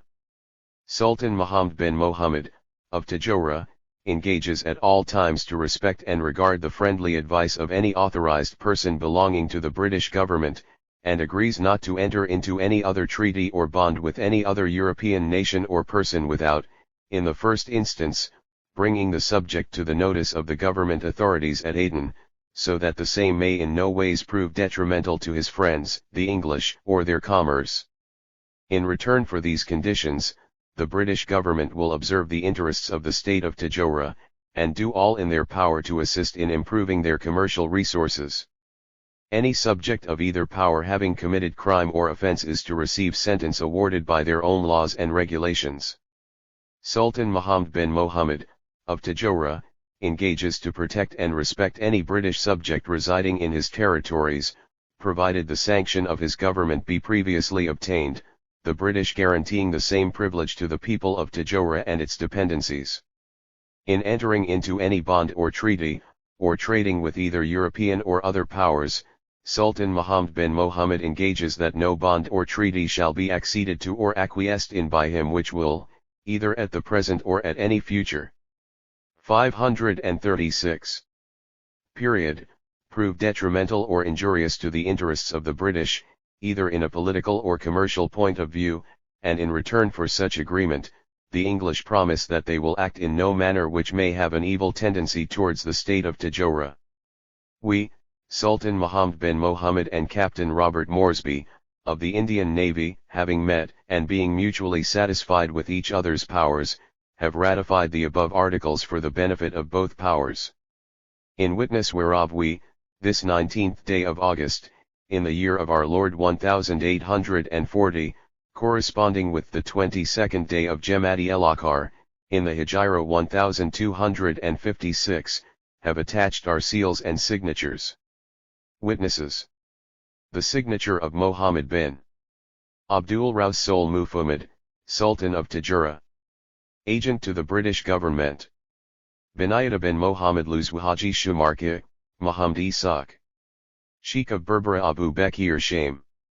Mohajmed Sabr, SD, Moresby, Captain IN, Abu Bakir Miran Kamd the HC. Steam frigate Mohammed bin Ahmed Sesostris August 19, 1840. Translation of the deed of sale of the island called Masa, granted by Sultan Muhammad bin Mohammed to the British government. In the name of the most merciful God. The virtue of this writing is, that I, Sultan Muhammad bin Mohammed, Governor of Tajora, I, for myself and posterity, bargained and granted the island called Masa to the British government for 10 bags of rice. I agreed to and sold the said island for the said quantity of rice, and it is belonging and pertaining to British government. In the presence of the undersigned witnesses, and God is also witness between us, this 22nd Jamadi el-Akhar, in the year 1256, 1256, Hijra, or 19th day of August 1840. Signed, Sultan Muhammad bin Mohammed. Witnesses, signed, Bamtha ibn Muhammad, Minister. Abu Bakr Merjan. Shamaki bin Ali. Haji Abdul Rasul, British agent at Mocha, signed, Robert Moresby, Captain, IN, commanding H.C.S. steam frigate Sesostris. The August 19, 1840. Commercial treaty entered into between Syed Commercial treaty entered into between Syed Commercial treaty entered into between Syed Commercial treaty entered into between Syed Commercial treaty entered into between Syed Muhammad Bar, Governor of Zila, for himself and Muhammad Bar, Governor of Zila, for himself and Muhammad Bar, Governor of Zila, for himself and Muhammad Bar, Governor of Zila, for himself and Muhammad Bar, Governor of Zila, for himself and posterity, and Captain Moresby, of the Indian Navy, on posterity, and Captain Moresby, of the Indian Navy, on posterity, and Captain Moresby, of the Indian Navy, on posterity, and Captain Moresby, of the Indian Navy, on posterity, and Captain Moresby, of the Indian Navy, on the part of the Honourable East India Company. The part of the Honourable East India Company. The part of the Honourable East India Company. The part of the Honourable East India Company. The part of the Honourable East India Company.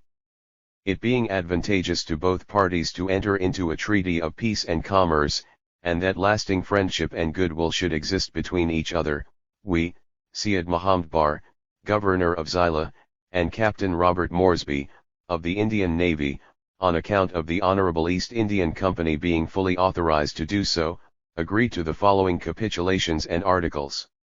That the English nation and all vessels, ships, and boats lawfully sailing under the British flag, commanded by European or native subjects of the English, having merchandise of any description, shall be respected and permitted, without the slightest prejudice or molestation to their persons or effects, to enter and trade in the port of Zila and all other ports under the Governor of Zila, paying a duty of 5% upon all produce.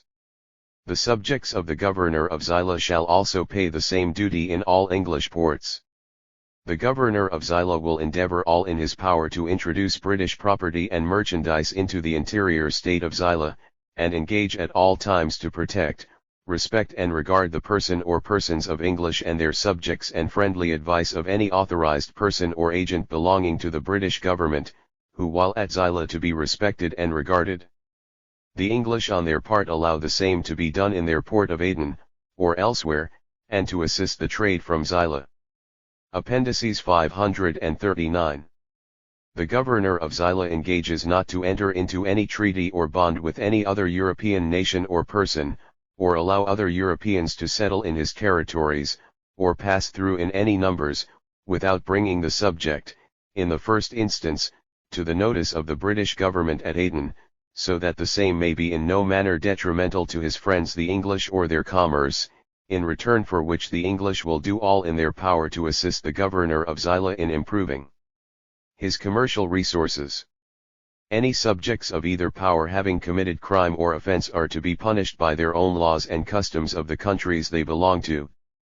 Syed Muhammad Bar makes over the island called Obad near Zila to the English government for the harbour of their ships and vessels without any prohibition whatever. We, Syed Muhammad Bar, Governor of Zila, and Captain Robert Moresby, of the Indian Navy, on the part of the English Government of India, do ratify and agree to keep faithfully the above articles, that peace and friendship may be lasting between us, in witness whereof we have set our names and seals. Signed, R. Moresby, Captain, commanding H.C.S. steam frigate Sesostris. Mocha, the September 3, 1840. In the name of the most merciful God, and him we implore. The reason of writing this bond is that, influenced by motives of humanity and by a desire to conform to the principles on which the great English government is conducted, we lend a willing ear to the proposals of our sincere friend Brigadier W.M. Collin, Governor of Aden, that we shall covenant with him and with each other to abolish and prohibit the exportation of slaves from any part of Africa to any other place in Africa or Asia, or elsewhere, under our authority. We, whose names and seals are set to this bond, do therefore in the sight of God and of man solemnly proclaim our intentions to prohibit the exportation of slaves from Africa by every means in our power.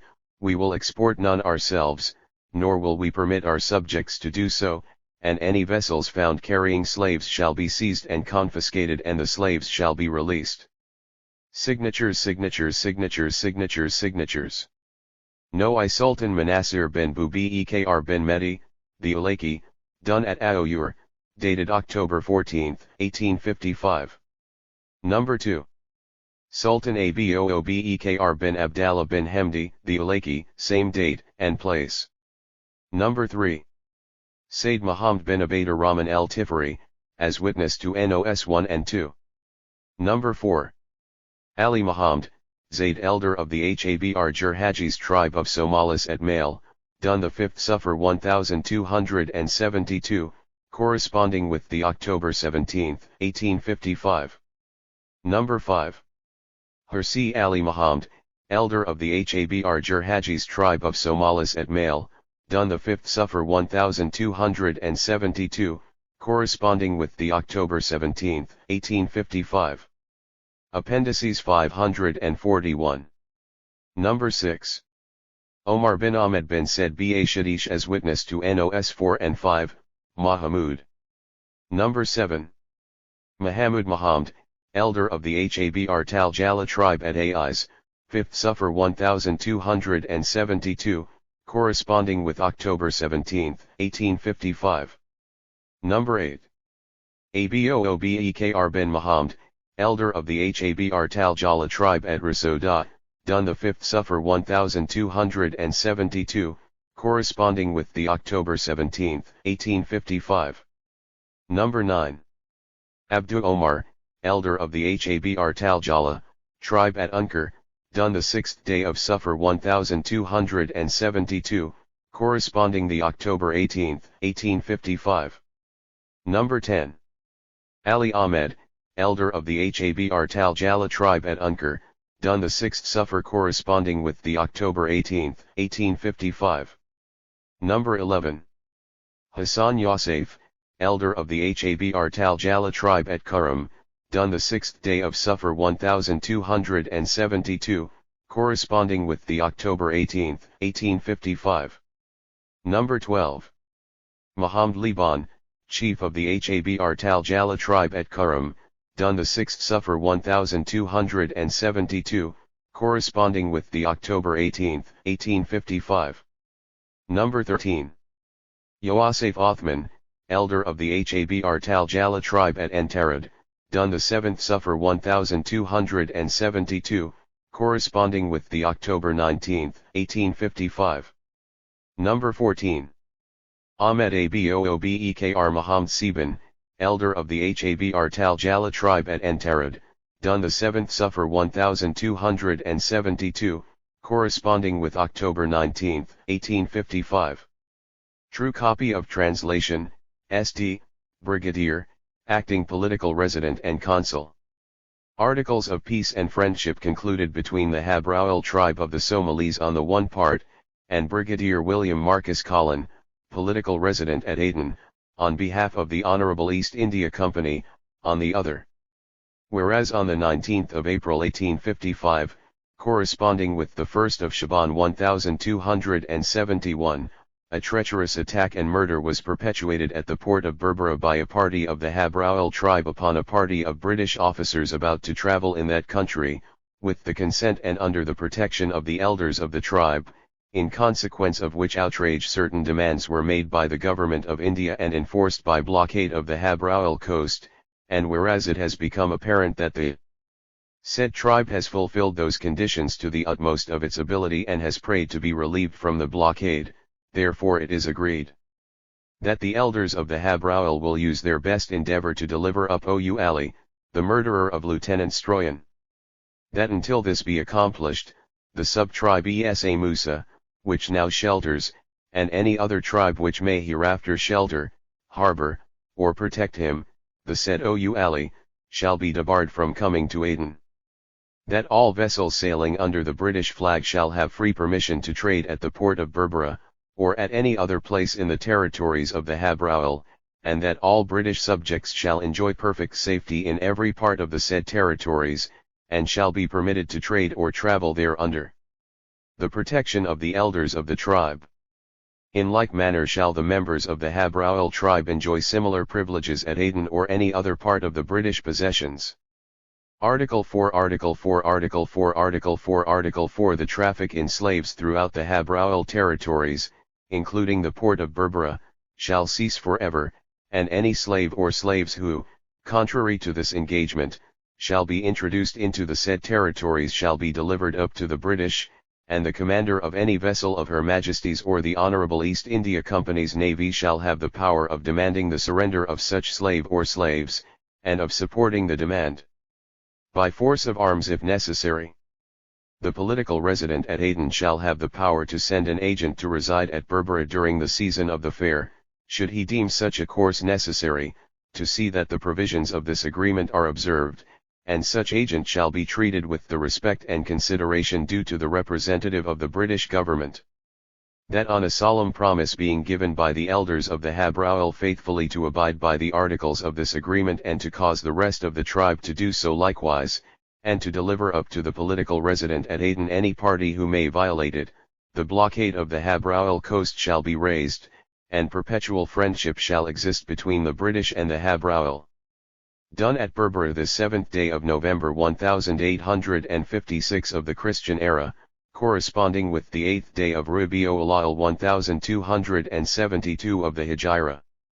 Mark 1. Muhammad Arali, Ayil Yunus, 2. Ahmed Ali Bukhari, 3. Noor Farah, 4. Ahmed Ghalid, Ayil Ahmed. 5. Muhammad Wais. Mark 6. Mugan Muhammad, Ayil Ahmed. 544. 7. Rabli Hassan, Makahil. 8. Adiya Hilder. 9. Farah Benin. 10. Awad Shermarki, Ayil Hamud. Signed in my presence at Berbera on the November 7, 1856. Signed, R.L. Playfair, Assistant Political Resident, Aden. Signed, W.M. Collin, Political Resident. Aden, November 9, 1856.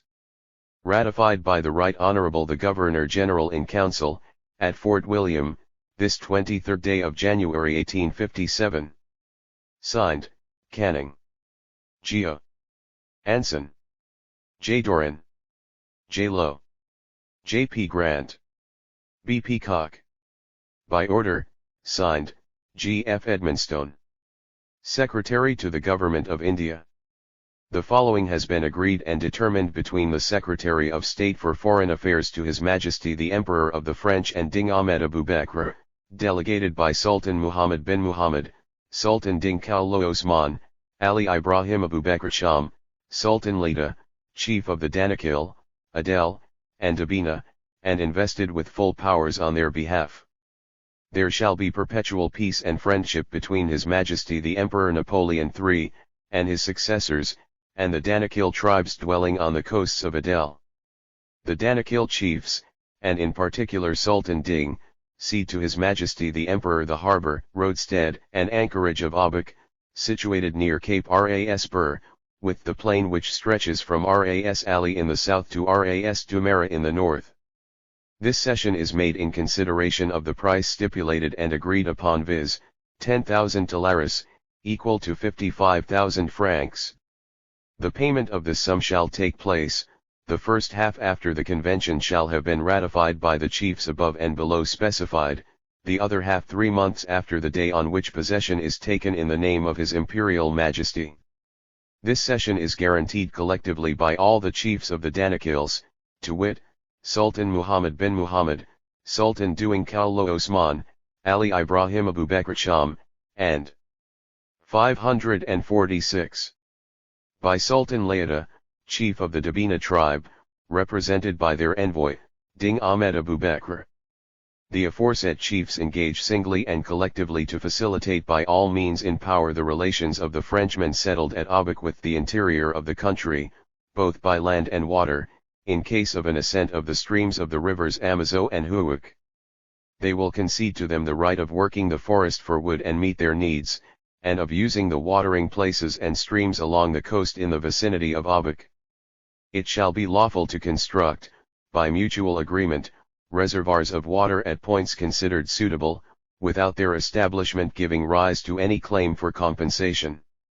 The French subjects settled at Abuk are at liberty to pasture their flocks at Ambabu on the mountain of Tajura, at Kasasazel, and at Elo near Cape Jabo Util, without this right giving rise to any dispute or claim for compensation. French subjects shall have the right to collect salt from Lake Assel, and from other places where it may be found, without being disturbed or molested. The chiefs of Danakils, and other independent tribes of the Adal coast, formally engage to communicate to the French authorities at Abuk any proposal for a cession of territory which may be made to them on the part of any foreign government. They engage themselves singly and collectively to decline any overtures which may not have met with the approval of the government of His Majesty the Emperor of the French. Concluded at Paris, March 11, 1862. Signed in original, Thuvinal. Daimi bin Sultan Muhammad Hamid, son of the late Sultan Muhammad. The Wazir Muhammad, son of Sultan Hamid. Appendices 547. The Emir El-Hajj Abu Bek, Sikh. Ibrahim Chahim. In case the harbour, roadstead, and anchorage of Abuk shall be found to be unsuited for the admission of a vessel of large tonnage, Ding Ahmed engages in the name of Sheikh Ali Ibrahim Abu Bakr Sham, and the chiefs named in the treaty, to cede for the price stipulated in Article 3, the harbour, roadstead, and anchorage of Gaubout Karab, or any other, with the territory thereon dependent, and subject to all the conditions inserted in the present treaty. Concluded at Paris, March 11, 1862. Signed in original, Thuvinal. Daimi bin Sultan Muhammad, L.S., following is the French version of the above treaty between France and the tribes of the Danakils, Adelis, and Dabinets, signed March 11, 1862, Entrée le ministre secrétaire d'État auxiliary affaires étrangères de Sa Majesté l'Empereur de France, et Ding Ahmed Abu Bakr, Délégué par Mohammed ben Mohammed, Sultan Ding Kaulan Osman, Ali Ibrahim Abu Bakr Shahar, Sultan Mohida, chef de Tribustanakizels Adelis et de Henets, et investi de leurs pleins pouvoirs, ila. Eteken venir et ce qui soit. Ily Europax et amati perpetuels entre sa majesté l'empereur Napoléon III, et ses successeurs et les tribus Danakils établis sur la côte d'Adel. Les chefs Danakils et nommement Sultan Ding, cedant à sa majesté l'empereur les portraits et Mouliac d'Abuk, situé près du Cap Ras Bur, avec la plaine qui s'étend depuis Ras Ali au sud, jusque Ras Dalmira au nord. Cette session est faite moyennant le prix et convenu de 10,000 thalalris, soit 50,000 fr. 548. Conditions du paiement. Cette session est garantie solidairement par tous les chefs de Danakils, savoir Sultan Mohammed ben Mohammed, Sultan Ding Kaulan Iman, Ali Ibrahim Abu Bakr Cham, et par Sultan Hoida, chef de la tribu de Dabinets represents par leur envoyé Ding Ahmed Abu Bakr. Le chef si ideias mentionnées es engagent I seulement et solidairement à faciliter par tous les moyens en leurs pouvoirs les relations de français établis avec l'intérieur du pays, so I par terre so I paro, en remontant les cours de fleuves anazo et hawash. Ils leur concedent les droits d'exploiter dans les forêts les bois nécessaires leur usage et celui de user de aiguades et aux courants qui existent sur la côte à proximité du territoire d'Abac. Il pourra être établi, d'un commun accord, de réservoirs d'eau sur les points jugs convenables sans que leur établissement donne lieu à aucune demande d'indemnité. Les Français établis à Abac pourront faire patrouiller leurs troupeaux à Ambabu, sur la montagne de Tadjura, à Hanasazal et Elo, près du Cap Djiboutal, sans que ce droit entre aucune demande d'indemnité. Les Français auront le droit de prendre du sel au lac Assal et autres lieux où ils y trouvent, sans être en inquiétés en molestes. Et chefs de Danakils et d'autres tribus indépendants de la Côte d'Adel, prenant l'engagement formel de communiquer auxiliary authorités françaises et gables à Abac, toute proposition de cession de territoire qui pourrait leur être faite de la part d'un gouvernement étranger. ILSS engagement solidaire. Appendices 549. Ment et seulement à repousser troyot ovicha qui en amorit parico l'agarment du gouvernement de sa majesté l'empereur de France. Fate à Paris, le 11 mars 1862. Suivant les signatures, clause additionnelle. Dans les cas où les ports, raid et mouliag d'Abac seraient reconnus impropres à la tenue de bâtiments de fort tonnage, ding Ahmed s engage au nom du Sheikh Ali Ibrahim Ababakr Sham et de chefs designs au trait à cedar au priest gipul dans l'article 3.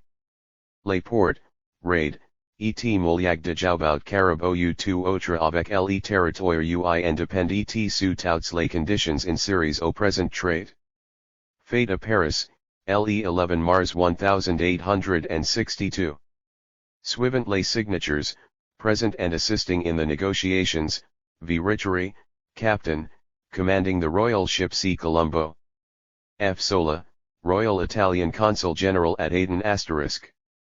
Influenced by motives of humanity and by a desire to conform to the principles on which the great English government is conducted, we lend a willing ear to the proposals of our friend, Lieutenant Colonel William Lockyer Meerwither, C.B., political resident, Aden, that we should covenant with him each other to abolish and prohibit the exportation of slaves from any one part of Africa to any other place in Africa or Asia or elsewhere under our authority. We whose names and seals are set to this bond, as therefore in the sight of God and of men, solemnly proclaim our intention to prohibit the exportation of slaves from Africa by every means in our power. We will export none ourselves, nor permit our subjects to do so, and any vessel found carrying slaves shall be seized and confiscated and the slaves shall be released. Signed this 20th day of February 1866, 4th of the month Shawwal 1282, at Bandar Maria. Sd. Sultan Mahmud Yusuf. Witness to the above. Sd. Musa bin Yusuf Othman. Samunder Othman. Idris Mahmud. Sd. W.L. Meerwither, Lieutenant. Colonel, Paldal.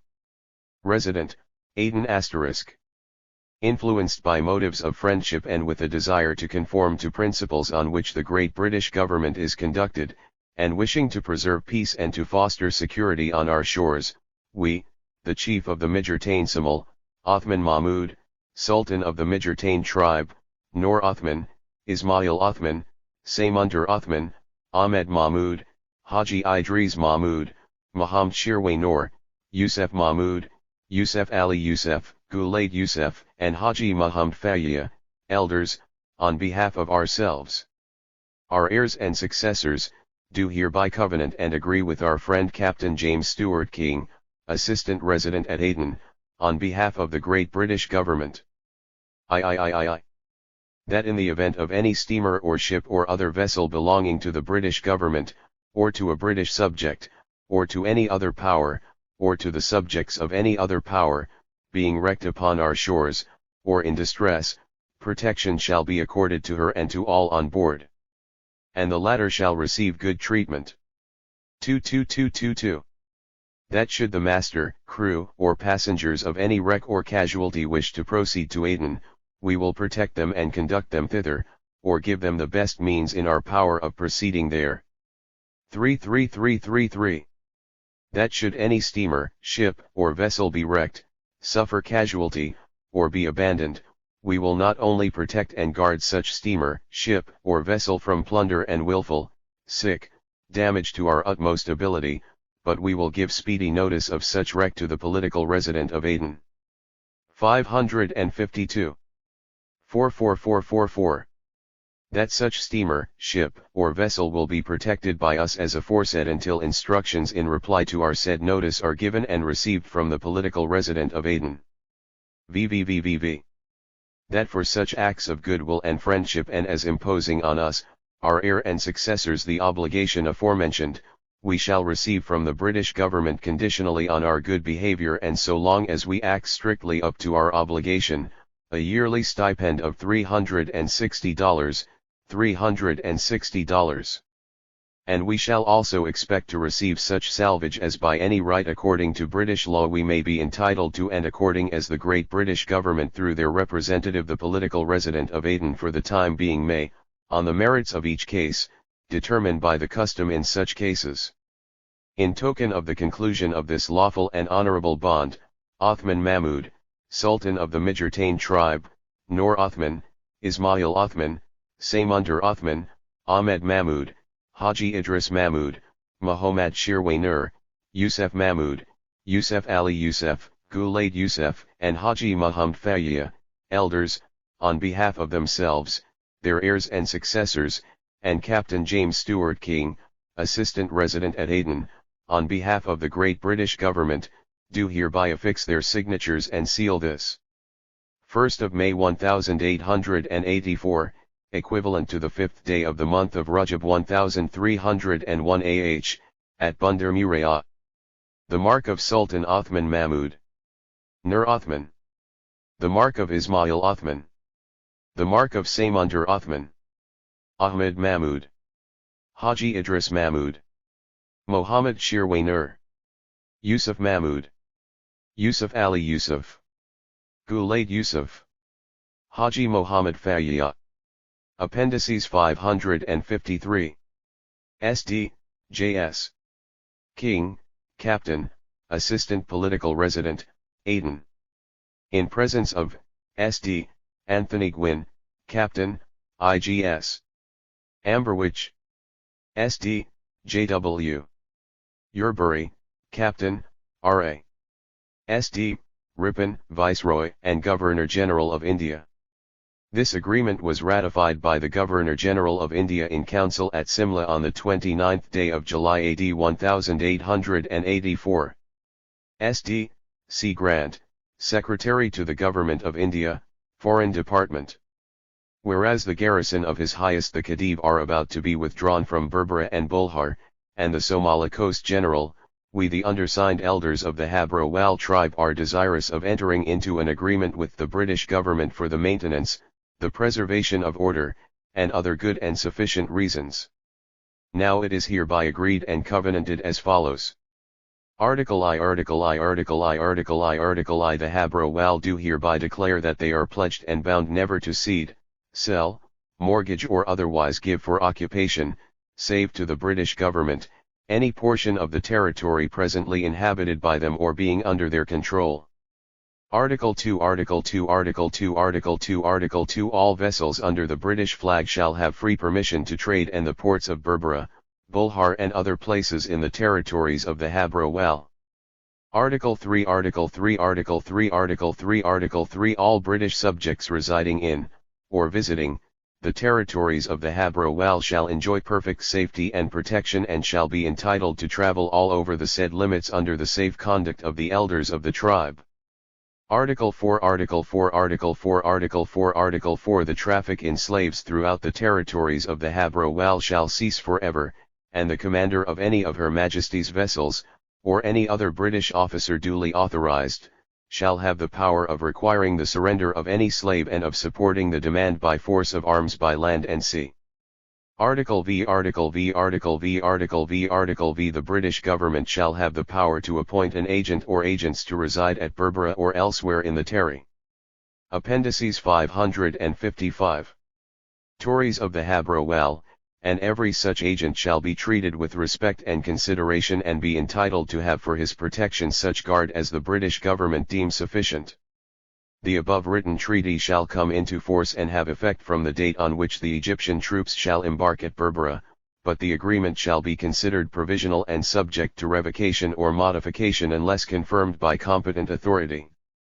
In token of the conclusion of this lawful and honorable bond, Abdillah Liban and I am a Yunus, both Ayul Ba'ala, said Gulait and Awad Ali, both Bandera, Ubsiya Jama and Awad Liban, both Beho, Ilmi Farah, Yasin Umar, both Ba Isa Musa, Ahmed Liban and Farah Samantur, both Ayul Shurdan, Hursai Muhammad, Haid Ahmed, Hussain Ali Abakr Ahmed, Ismail Doli Adan Ismail and Yunus Duria, all Ayul Gadud, I am a Farah, Ayul Hash, Warfa Idawa, Mohammed Yunus, Hursai Barade, Ali Muhammad, Hussain Galay, Megan said, Muhammad Kabile and Wais Yusuf, all of the Isa Musa, Roble Doble and Musa Farah, Mikhail, Nur Awad and Ismail Farah, both of the Awal Hamd, and Major Frederick Mercer Hunter, the officiating political resident of Aden, the former for themselves, their heirs and successors and the latter on behalf of the British government do each and all in the presence of witnesses affix their signatures, marks, or seals at Berbera on this 21st day of Ramadan 1301. Corresponding with the 14th of July 1884. SD, FM. Hunter, Major, officiating political resident, Aden. Witness, W.J. Payton, Lieutenant, Bombay Staff Corps. SD, Ripon, Viceroy and Governor-General of India. This agreement was ratified by the Governor-General of India in Council at Simla on the 23rd day of August AD 1884. SD, C. Grant, Secretary to the Government of India, Foreign Department. We, the undersigned elders of the Gadabursai tribe, are desirous of entering into an agreement with the British government for the maintenance of our independence, the preservation of order, and other good and sufficient reasons. Now it is hereby agreed and covenanted as follows. Article I. Article I. Article I. Article I. Article I. The Gadabursai tribe do hereby declare that they are pledged and bound never to cede, sell, mortgage or otherwise give for occupation, save to the British government, any portion of the territory presently inhabited by them or being under their control. Article 2. Article 2. Article 2. Article 2. Article 2. All vessels under the British flag shall have free permission to trade at all ports and place in the territories of the Gadabursai tribe. Article 3. Article 3. Article 3. Article 3. Article 3. All British subjects, residing in, or visiting, the territories of the Gadabursai tribe, shall enjoy perfect safety and protection and shall be entitled to travel all over the said limits under the safe conduct of the elders of the tribe. Article 4. Article 4. Article 4. Article 4. Article 4. The traffic in slave throughout the territories of the Gadabursai tribe shall cease forever and the commander of any of Her Majesty's vessels, or any other British officer duly authorized, shall have the power of requiring the surrender of any slave, and of supporting the demand by force of arms by land and sea. Article V. Article V. Article V. Article V. Article V. The British government shall have the power to appoint an agent or agents to reside in the territories of the Gadabursai tribe, and every such agent shall be treated with respect and Appendices 557. Consideration and be entitled to have for his protection such guard as the British government deem sufficient. The above written treaty shall come into force and have effect from the date of signing this agreement. In token of the conclusion of this lawful and honorable bond, I am Roble, Muhammad Ali Bilal, Ilmi Warfa, Bugaz son, Raga Kahiri, Wabarai Idle, Roble Warfa, Doli Dilbad, Amir Igal, Gale Shirwa, Warfa Roble, Unisbo, and Major Frederick Mercer Hunter, the former for themselves, their heirs and successors, and the latter on behalf of the British government, do each and all in the presence of witness affix their signatures, marks, or seals et Zila on the 11th day of December 1884, corresponding with the 25th Safar 1302. SD, FM. Hunter. Bombay Staff Corps. Signed in my presence, SD. Percy Downes. First Grade Officer, I.M. SD. Dufferin, Viceroy and Governor-General of India. This agreement was ratified by the Governor-General of India in Council at Calcutta on the 20th February 1885. SD. H.M. Durand, Officiating Secretary to the Government of India, Foreign Department. Certified that the above is a true copy of the original agreement. SD. W. Lee Warner, Officiating Under Secretary to the Government of India, Foreign Department.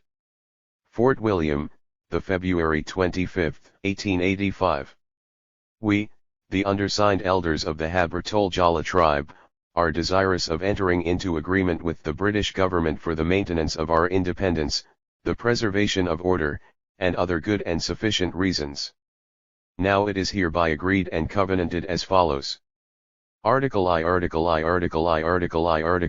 Habr Tol Jala tribe do hereby declare that they are pledged and bound never to cede, sell, mortgage or otherwise give for occupation, save to the British government, any portion of the territory presently inhabited by them or being under their control. All vessels under British flag shall have free permission to trade at all ports and places within the territories of the Habr Tol Jala, and the tribe is bound to render assistance to any vessel whether British or belonging to any other nation that may be wrecked on the above-mentioned shores, and to protect the crew, the passengers and cargo of such vessel, giving speedy intimation to the resident at Aden of the circumstances, for which act of friendship and goodwill a suitable reward will be given by the British government. All British subjects, residing in, or visiting the territories of the Habr Tol Jala tribe, shall enjoy perfect safety and protection and shall be entitled to travel all over the said limits under the safe conduct of the elders of the tribe. The traffic in slaves throughout the territories of the Habr Tol Jala shall cease forever, and the commander of any of Her Majesty's vessels, or any other British officer duly authorized, shall have the power of requiring the surrender of any slave and of supporting the demand by force of arms by land and sea. Appendices 559. The British government shall have the power to appoint an agent or agents to reside in the territories of the Habr Tol Jala, and every such agent shall be treated with respect and consideration and be entitled to have for his protection such guard as the British government deem sufficient. The above written treaty shall come into force and shall have effect from the date of signing this agreement. In token of the conclusion of this lawful and honorable bond barrier Sheikh Don, Farah Nalaya, Hursai Baili, Ahmed Ima, Ali Awad, Awad Gadi, Ashur Goria, Kudai Awad, Adan Warsama, all of the Yusuf sub-tribe, Abdullah Muhammad, Adan Muhammad, Adan Awad, Farah Osman, Yusuf Adan, Adan Yusuf, Hassan Muhammad, Hassan Ali, Hassan Gulaid, Ima Abdi, all of the Adan Midaba sub-tribe, Ali Ahmed, Muhammad Ali, Hussein J. Abdi, Esa Abdi, Yusuf Adan, all of the Rurdad sub-tribe, Awad Ali, Farah Abdi. Ahmed No, Ahmed Doli, Ahmed Farah, Hassan Abdi, Verwadle Muhammad, all of the Sambar sub-tribe, Muhammad Ali, Ibril Muhammad, Ahmed Hussain, Sher Marki Ali, Muhammad Ismail, Ismail Muhammad Muhammad Ali, Hassan Muhammad, all of the Musa Bukr.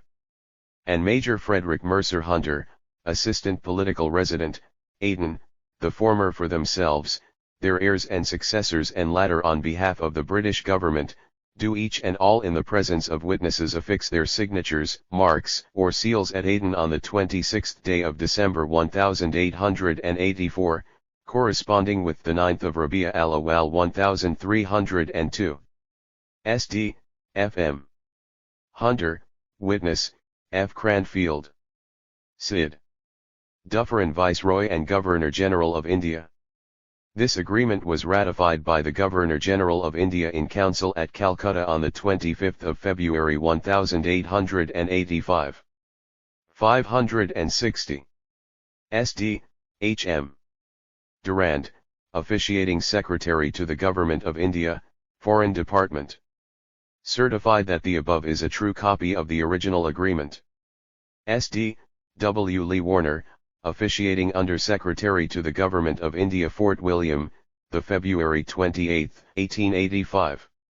We, the undersigned elders of the Habberger Hajis tribe, are desirous of entering into an agreement with the British government for the maintenance of our independence, the preservation of order, and other good and sufficient reasons.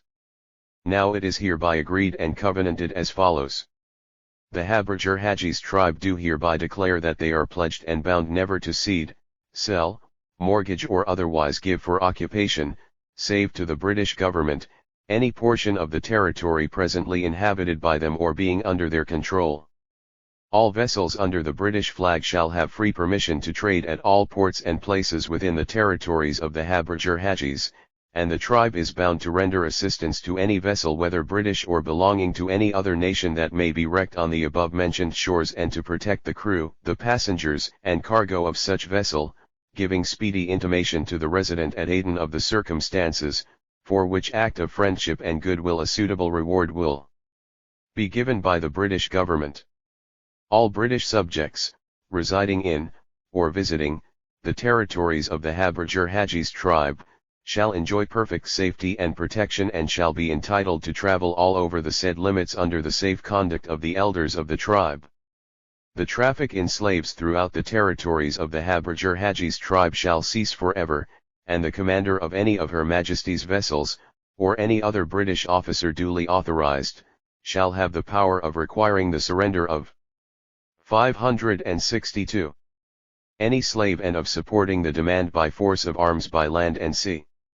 The British government shall have the power to appoint an agent or agents to reside in the territories of the Habberger Hajis tribe, and every such agent shall be treated with respect and consideration and be entitled to have for his protection such guard as the British government deem sufficient.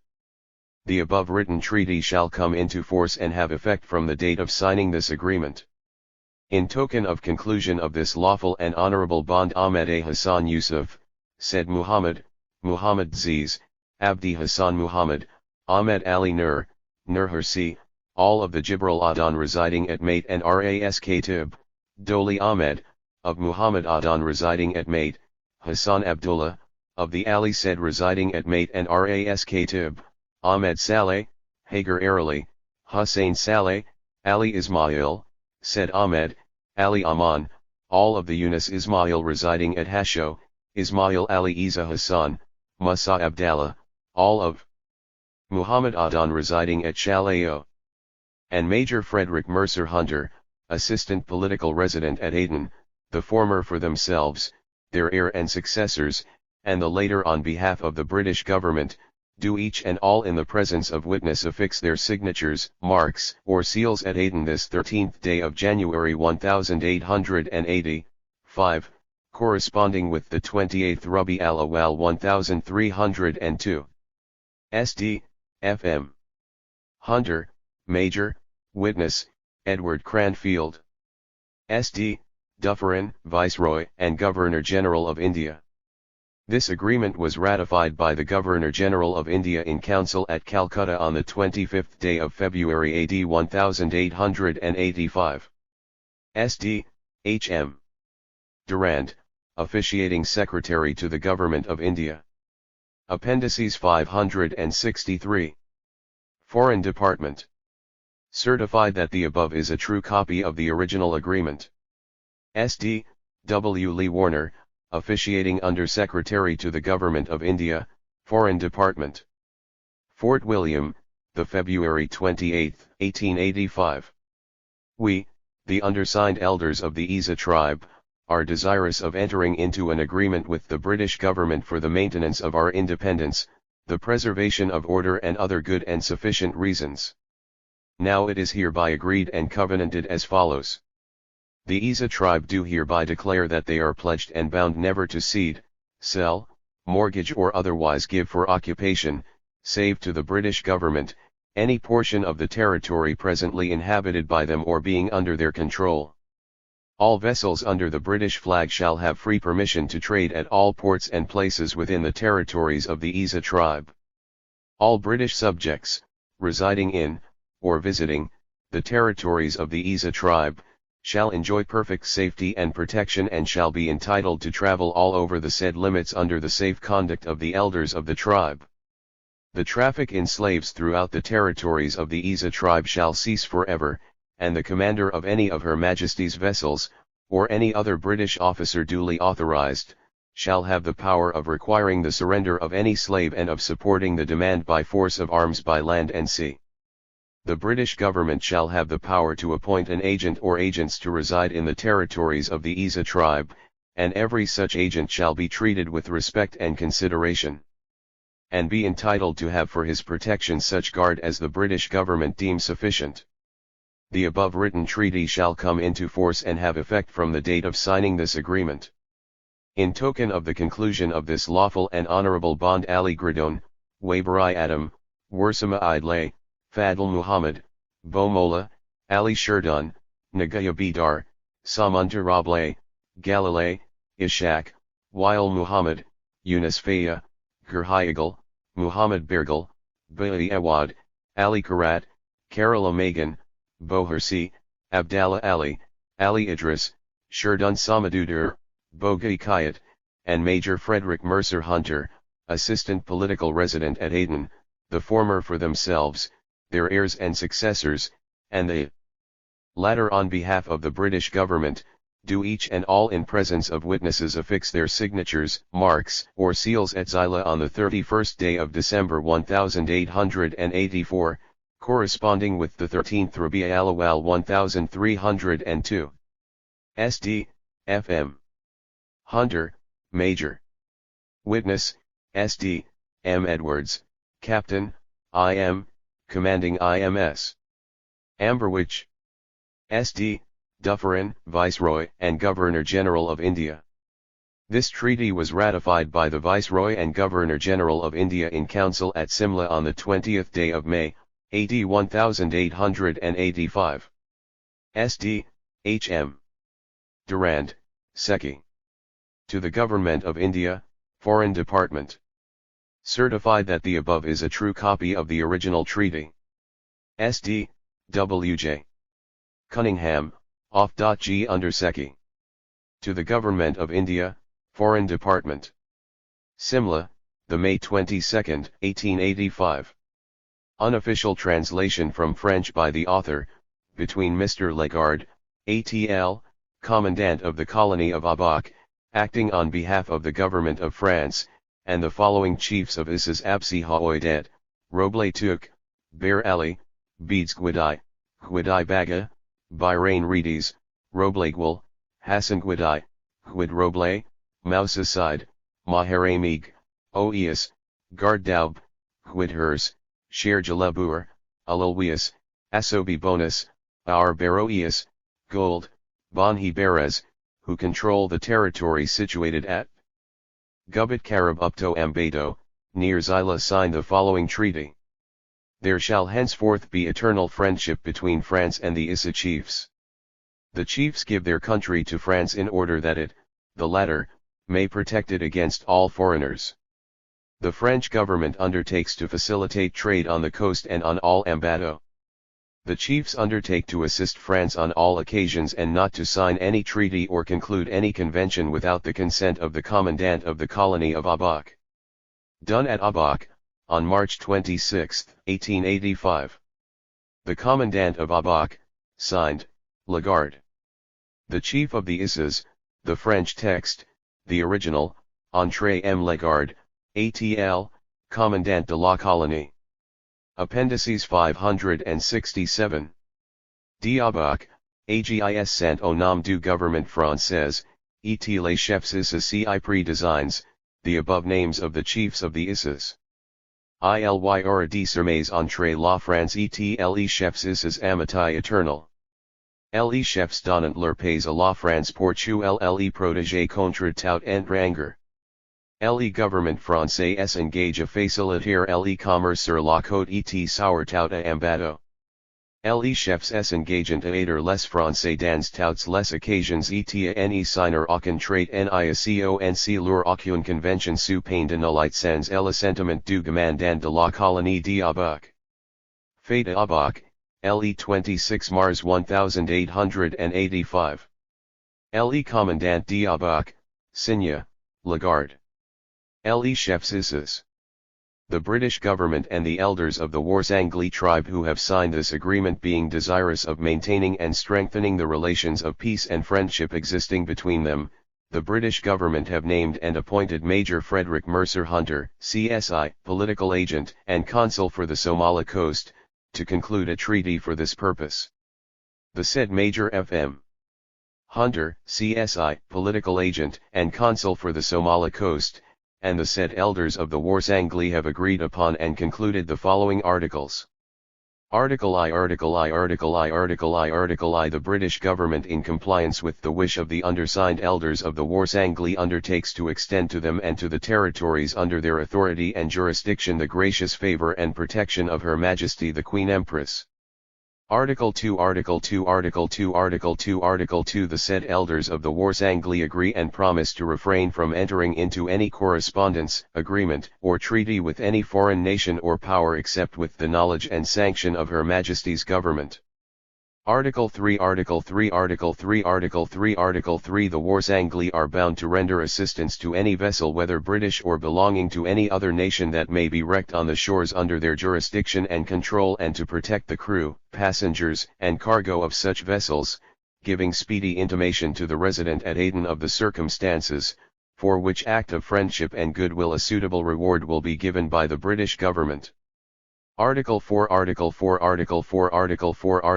The traffic in slaves throughout the territories of the Warsangli shall cease forever, and the commander of any of Her Appendices 569 Majesty's vessels, or any other British officer duly authorized, shall have the power of requiring the surrender of any slave, and supporting the demand by force of arms by land and sea.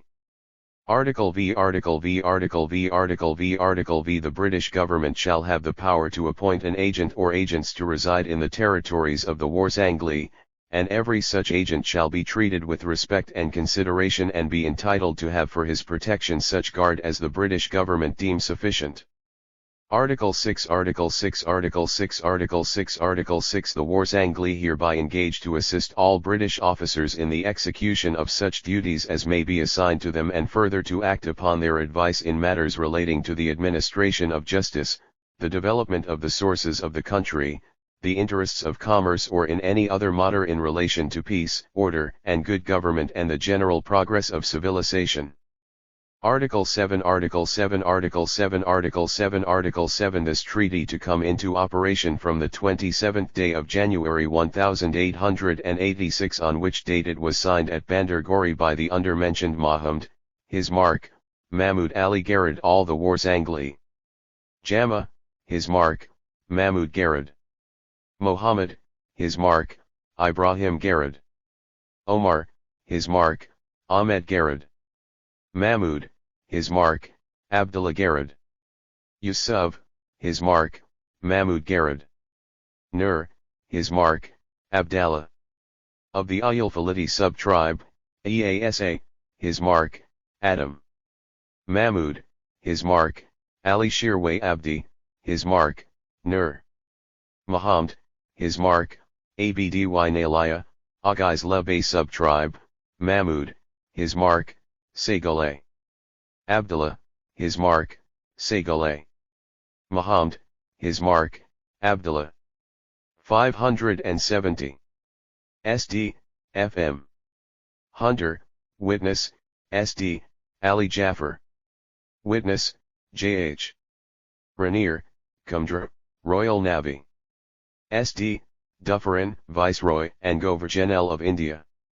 This treaty was ratified by the Viceroy and Governor-General of India in Council at Simla on the 15th day of May AD, 1886. SD, H.M. Durand, Secretary to the Government of India, Foreign Department. The British government and the elders of the Habr-Tol-Jala tribe who have signed this agreement being desirous of maintaining and strengthening the relations of peace and friendship existing between them, the British government have named and appointed Major Frederick Mercer Hunter, CSI, political agent for the Somali coast, to conclude a treaty for this purpose. The said Major F.M. Hunter and the said elders of the Habr-Tol-Jala have agreed upon and concluded the following articles. Article I. The British government, in compliance with the wish of the undersigned elders of the Habr-Tol-Jala, hereby undertakes to extend to them and to the territories under their authority and jurisdiction the gracious favour and protection of Her Majesty the Queen Empress. Article 2. The said elders of the Habr-Tol-Jala agree and promise to refrain from entering into any correspondence, agreement, or treaty with any foreign nation or power except with the knowledge and sanction of Her Majesty's government. Article 3. This treaty shall come into operation from the first day of February 1886. Signed, Mohamed Abdy, occupying Ankara. All of the Rurdad tribe, Abdy Mohamed, Huni Ibrahim, Abdy Abakr, Musa Abdy. 572. Ahmed Abakr, occupying Rakuda. All of the Sambar tribe, Hussein Abakr, Omar Abakr, Abdallah Mohamed, occupying Ain Arad.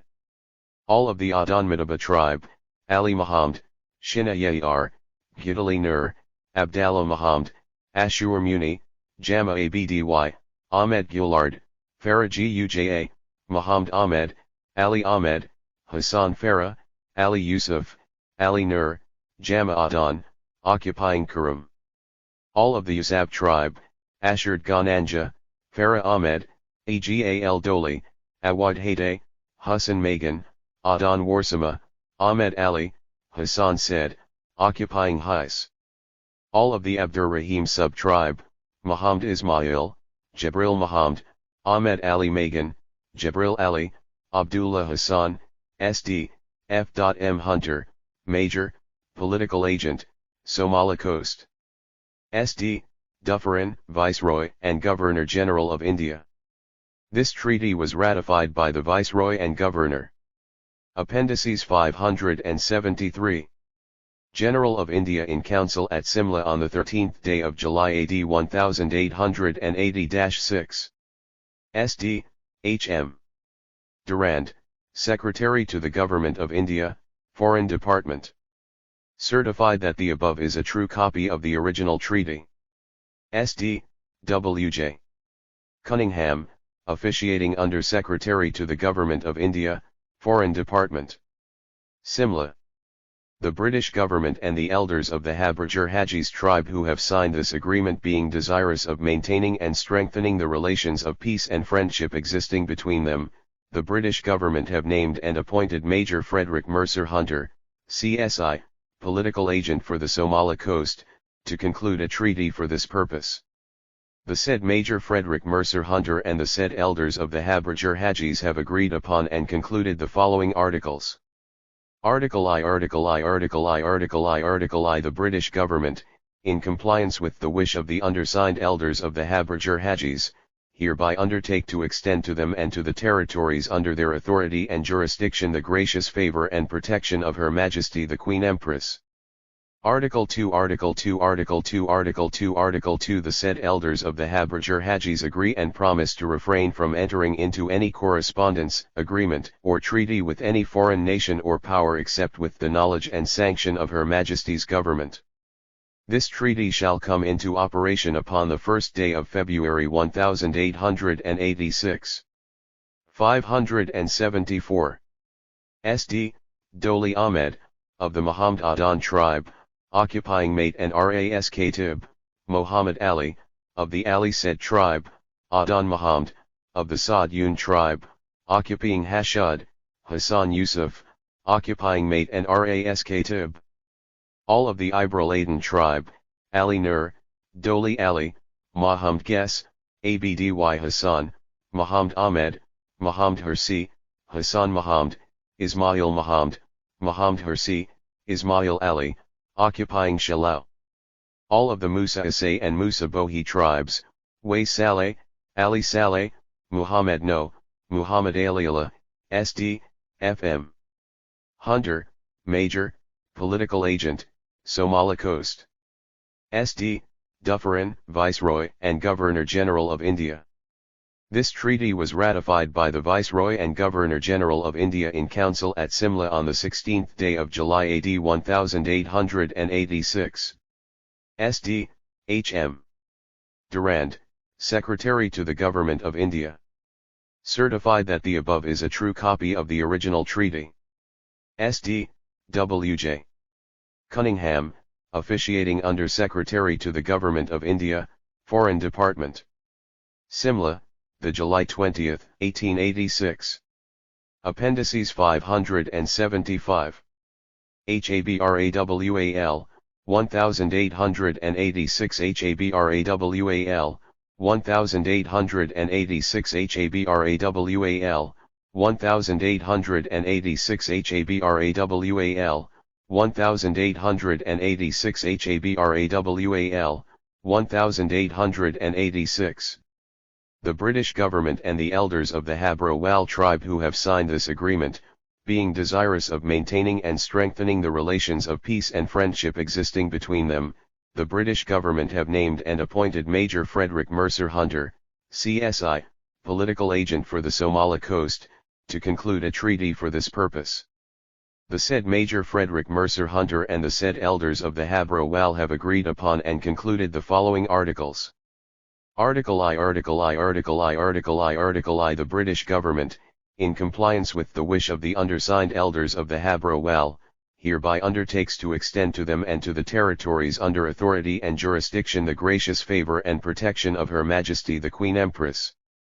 Article 2. Article 2. Article 2. Article 2. Article 2. The said elders of the Habro-Wal agree and promise to refrain from entering into any correspondence, agreement, or treaty with any foreign nation or power except with the knowledge and sanction of Her Majesty's government. Article 3. Article 3. Article 3. Article 3. Article 3. This treaty shall come into operation from the 15th day of March 1886.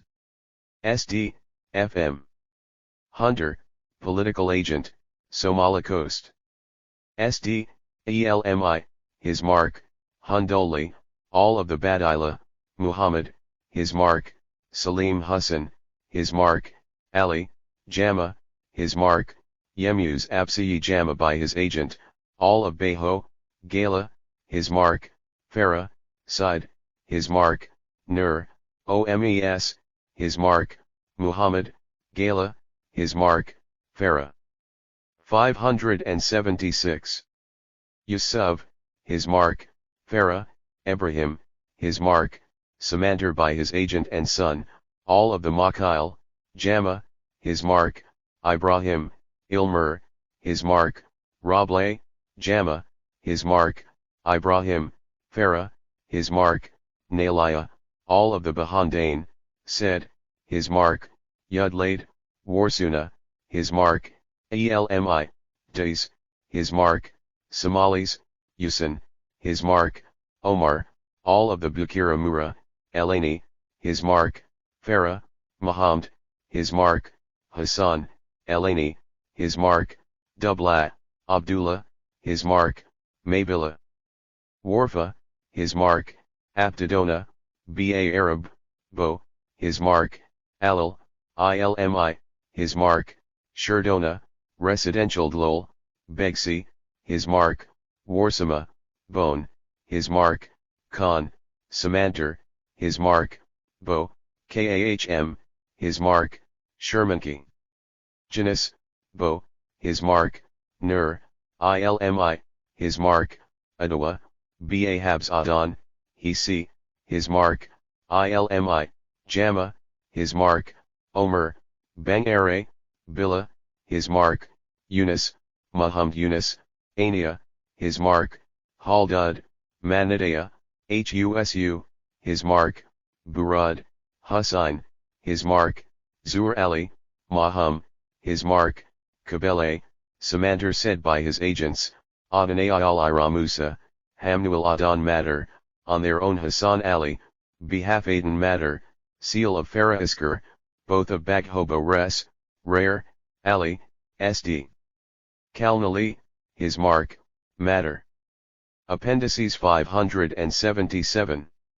Ali, his mark, Absuja, both of the Baghobo res, rare, Mohamed, Omar, his mark, Alim, his mark, Golaid, Bashik Kashid, all of the Ayil Yunus, Hassan, his mark, Adan, Batri Jala, Abdullahi, his mark, Nur, Hush, Wursama, his mark, Diggle, Ba Gerdavers, Shardun, Farah, his mark, Samunter, Beho, signed Dufferin, Viceroy and Governor-General of India.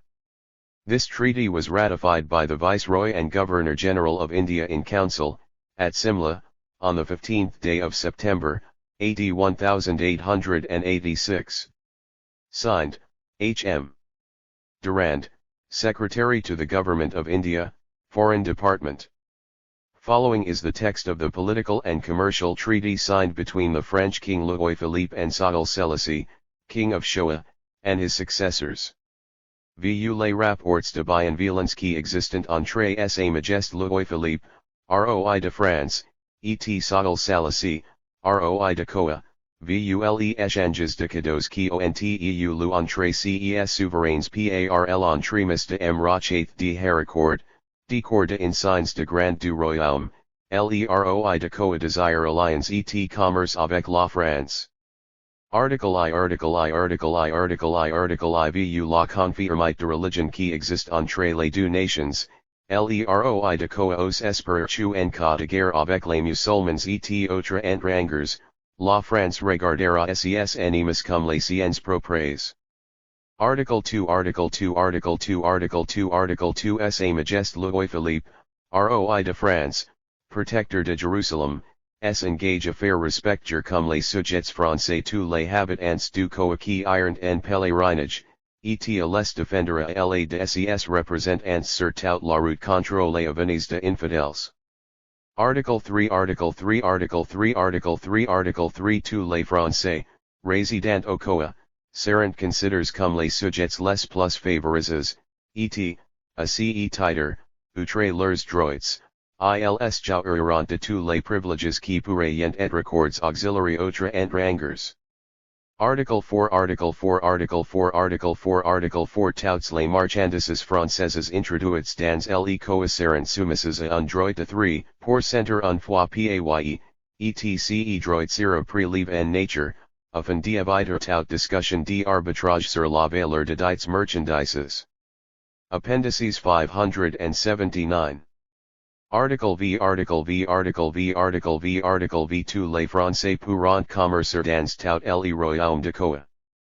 Article 6 Article 6 Article 6 Article 6 Article 6 Tous les Français résidant au Koa pourront acquérir de maisons et de terraces dont l'acquisition sera garantie par l'Eroi de Koa.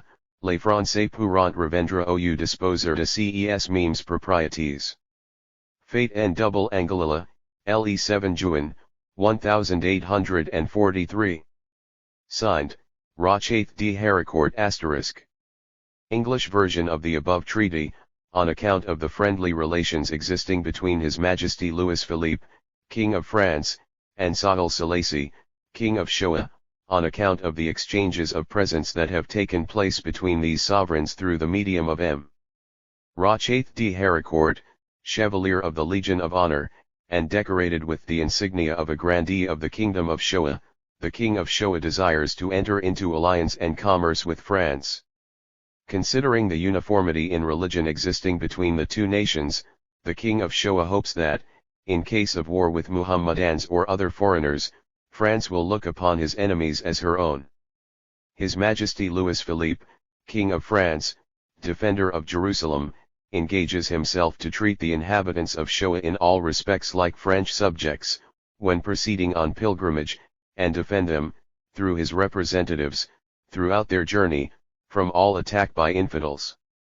All Frenchmen residing in Shoa shall be considered as subjects of the most favored nation, and in this character, in addition to their own rights, they shall enjoy all the privileges which may be accorded to other foreigners. All French goods imported into Shoa shall be subject to a duty of 3%, paid once only, and leviable in kind, so as.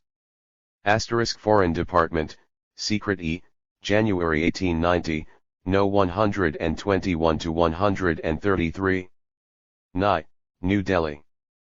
580. To avoid all discussion as to the estimated value of such goods, all French subjects shall be able to trade in the Kingdom of Shoa. All French subjects residing in Shoa shall be able to buy houses and lands, their acquisitions being guaranteed to them by the King of Shoa. French subjects shall be empowered to resell or otherwise dispose of such property. Foreign Department Secret E, February 1886, No. 232 to 247. Ni, New Delhi. Bad, 1884. The following treaty has been concluded between M. Lagarde, Commandant of Abuk, acting in the name of the French government, and Omd Loida, acting in his own name and that of the chiefs subject to him. Article 1 Article 1 Article 1 Article 1 Article 1 There shall be constant peace and perpetual friendship between the government of the French Republic and Omd Loida, Sultan of Gobad.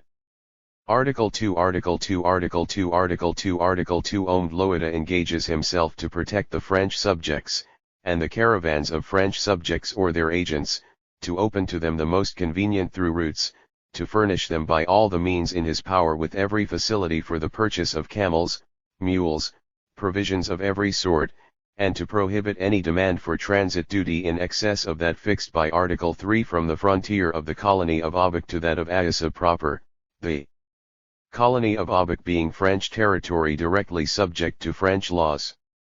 Article 3 Article 3 Article 3 Article 3 Article 3 Omd Loida is permitted to levy a transit duty on caravans, fixed at 1 talari for each camel and each European.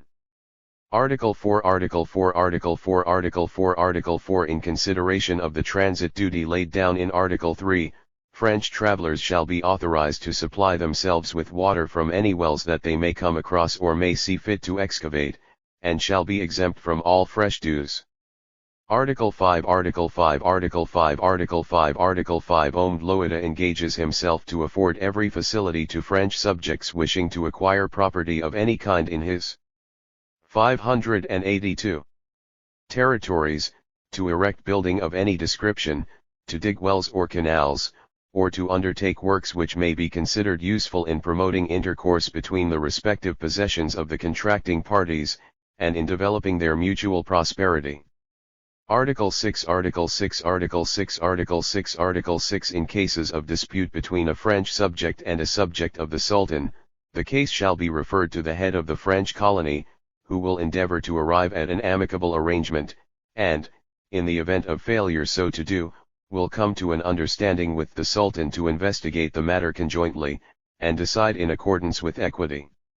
Article 7 Article 7 Article 7 Article 7 Article 7 The Sultan engages himself to conclude no convention and sign no treaty without the assent of the chief of the colony of Abuk, whose counter-signature to every act of this nature shall be required. Article 8 Article 8 Article 8 Article 8 Article 8 In case of disputes, the French text of the treaty shall alone be considered authentic. Concluded at Abuk, April 9, 1884. Signed, Lagarde, signed, Omd Loida. The following treaty has been concluded between M. Lagarde, Commandant at Abuk, acting on behalf of the French government, and Hamd bin Mohammed, Sultan of Tajura, who rules from Ras Ali to Gubat Karab. Article 1 Article 1 Article 1 Article 1 Article 1 There shall henceforth be eternal friendship between France and Sultan Hamd. Article 2 Article 2 Article 2 Article 2 Article 2 Sultan Hamd gives his country to France, in order that the latter may protect him against every foreign power. Article 3 Article 3 Article 3 Article 3 Article 3 The French government will make no change in the laws in force in the country of Sultan Mohammed. Article 4 Article 4 Article 4 Article 4 Article 4 Sultan Hamd, in his own name and in the name of his successors, engages to assist French subjects in the construction of houses and the purchase of lands. Article 5 Article 5 Article 5 Article 5 Article 5 Sultan Hamd engages himself not to sign any treaty with any foreign nation without the assent of the Commandant of Abuk. Article 6 Article 6 Article 6 Article 6 Article 6 The French government engages to pay a monthly subsidy of $100 to Sultan Hamd, and 80 to the Vizier. Article 7 Article 7 Article 7 Article 7 Article 7 In case of dispute, the French text is to be considered the only authentic one. 584. Asterisk Foreign Department, Secret E, February 1886, No. 232 to 247. Nye, New Delhi. Concluded at Abuk, September 21, 1884. True copy. Signed, Lagarde. I, Sultan of Tajura, give to France, out of friendship, Ras Ali, Sagalo, and Rud Ali, Gubat Karab. Tajura, Saturday, October 18, 1884. Signed, Seal of Sultan. Witnesses. The Commandant of Abuk, the Captain of the Signelli, signed, Lagarde. Signed, Belanger. Seal of Sultan Loida. Seal of the Vizier, note in the Arabic text, written by the Vizier at the Sultan's dictation, the word Rud Ali does not appear. The Sultan's intention was to give the whole of Gubat Karab. Signed, Lagarde. Translation of the deed of gift by Sultan Loida. Hamd, Sultan of Tajura, having his country as far as the place called Adali to the French government, I, Hamd Loida, do the same, and I give to that government the country from Adali to Ambato. Signatures and seals of Hamd, Sultan of Tajura, of Brahim, Vizier of the same place, who witness the authenticity of this declaration. Signature of Hamd Loida, which certifies to the authenticity of his act. Translation of the German translation of the Arabic text of a treaty concluded on November 26, 1885 between the representative of the East African Company and the Somali Sultan Joseph, communicated to the Earl of Rosebery by Baron Plesson, May 17, 1886, Joseph Ali Joseph, Sultan of the Somala of Habga, whose dominion extends from the sea coast 25 days' journey inland, and from Habga to the port of Warsheech, near Makdisko, has concluded the following treaty with Claus von Andersen, the employee of Mr. Charles Peters and the German East African Company, on the November 26, 1885. The witnesses to it were the Sultan Muhammad Hassan, Muhammad, Ibn Ali, Deshama Ibn Musan, and Mokswada. Henceforth the Sultan Joseph Ali will be the friend of Charles Peters and his company, and gives him permission to bring his countrymen if there should be anywhere here tracts devoid of inhabitants, and provided with water. Should he desire to cultivate the land, he is allowed to do so, should there be water in any given place, and he may desire to conduct it to the sea, he is permitted to do so, should he desire to fish in the rivers, or to travel about, or to cut wood, or shoot and hunt, or to excavate iron or other material, or to search for coal, he is allowed to do all these things and everything there appertaining to. If his people desire to trade in the country they may do so, and should anyone seek to do them injury, or kill them, they may defend themselves, and if people who are charged with the mission of the Sultan should be traveling anywhere, and someone attempts to interfere with them by force, in that case Charles Peters, and similarly the Sultan of the Germans, shall come forward as the opponent of such a person. And should Charles Peters desire to send ships to the harbor of Habga, he may do so. Inconsi. 586. Asterisk Foreign Department Secret, E. August 1886, No. 307 to 327, Nye, New Delhi. Duration of the above. The Sultan Joseph is to be paid yearly, in Alula or Habga, 2,000 reals. Approved. Signed, Joseph Ali Joseph Asterisk. Of a treaty concluded with the Sultan of the Medshurtan Somala tribe, communicated to the Earl of Rosebery by Baron Plesses, May 17, 1886. The dominion of the Sultanate Man Mahmud Joseph, ruler over the whole Medshurtan people, extends from East Cape along the sea coast to the port of Zayada, and 20 days' journey inland, further in the direction of Cape Hayfun, which lies midway in the line. The architect Hornesch, in the name of his principal, Dukdekte Cardal Biles, who is our associate. Muhammad Hassan, Semter Ismail, said Semter, and his two sons, Muhammad and said Ahmed said, the Arab Muhammad ibn Ali, the Dragomond Shama, and Klaus von Andersen, these above named are witnesses between me and the Sultanate man Mahmud Joseph. We undertake to protect from injury the maritime trade and the ships of the Sultan against all Christians, Arabs, and other. He accepts this, and in return undertakes to support the crews of vessels stranded on the coasts of his country, to renounce his right appertaining to four shores, and to forward the rescued crews to Aden. His Highness the Sultan shall receive therefore 1,900 reals, Maria Theresa dollars, which we shall pay him, if they are not paid by the English. Upon this subject an understanding has been come to between us. If Duke's ships desire to enter the ports of the Sultan for purpose of trade they shall be allowed to do so. Should our principal come in order to enter the land in any chosen districts within the territories of the Sultan shall permit him to do so. Should he desire to shoot birds, or to cut firewood, or to dig in a mountain in order to search for iron, or to erect shops for the purpose of selling and buying, or to make a garden and to plant it, he shall be allowed to do so. 588. If it pleases God to call the Sultan from this life, and he leave children, and should one of the Christian chiefs come with the intention of robbing the children of the Sultan of their property, we will render assistance against such a proceeding. The Sultanate man has confirmed this treaty, which was drawn up on Sunday, the 26th Dulqa'dah, Dajars, 1323. Sd. Sultanate man Muhammad Hassan. Witnesses, Sd. Semter Ismail. Said Semter. Muhammad said, son of the preceding. Ahmed said, Muhammad Ali Joseph. Muhammad ibn Ali, Arab captain. Muhammad Ali. Shaman, Dragoman. Muallim Muhammad, writer to the Sultan. Translation from Italian text by the author. Convention for the concession to Italy of the administration of the ports of Benadir, concession by the government of Hm the Sultan of Zanzibar to the government of His Majesty the King of Italy, the government of Hm the Sultan of Zanzibar and the dependencies of the east coast of Africa, with the present convention, gives the following concession to the government of Hm the King of Italy, which, on his part, accepts the following obligations. Art. I art. I art. I art. I art.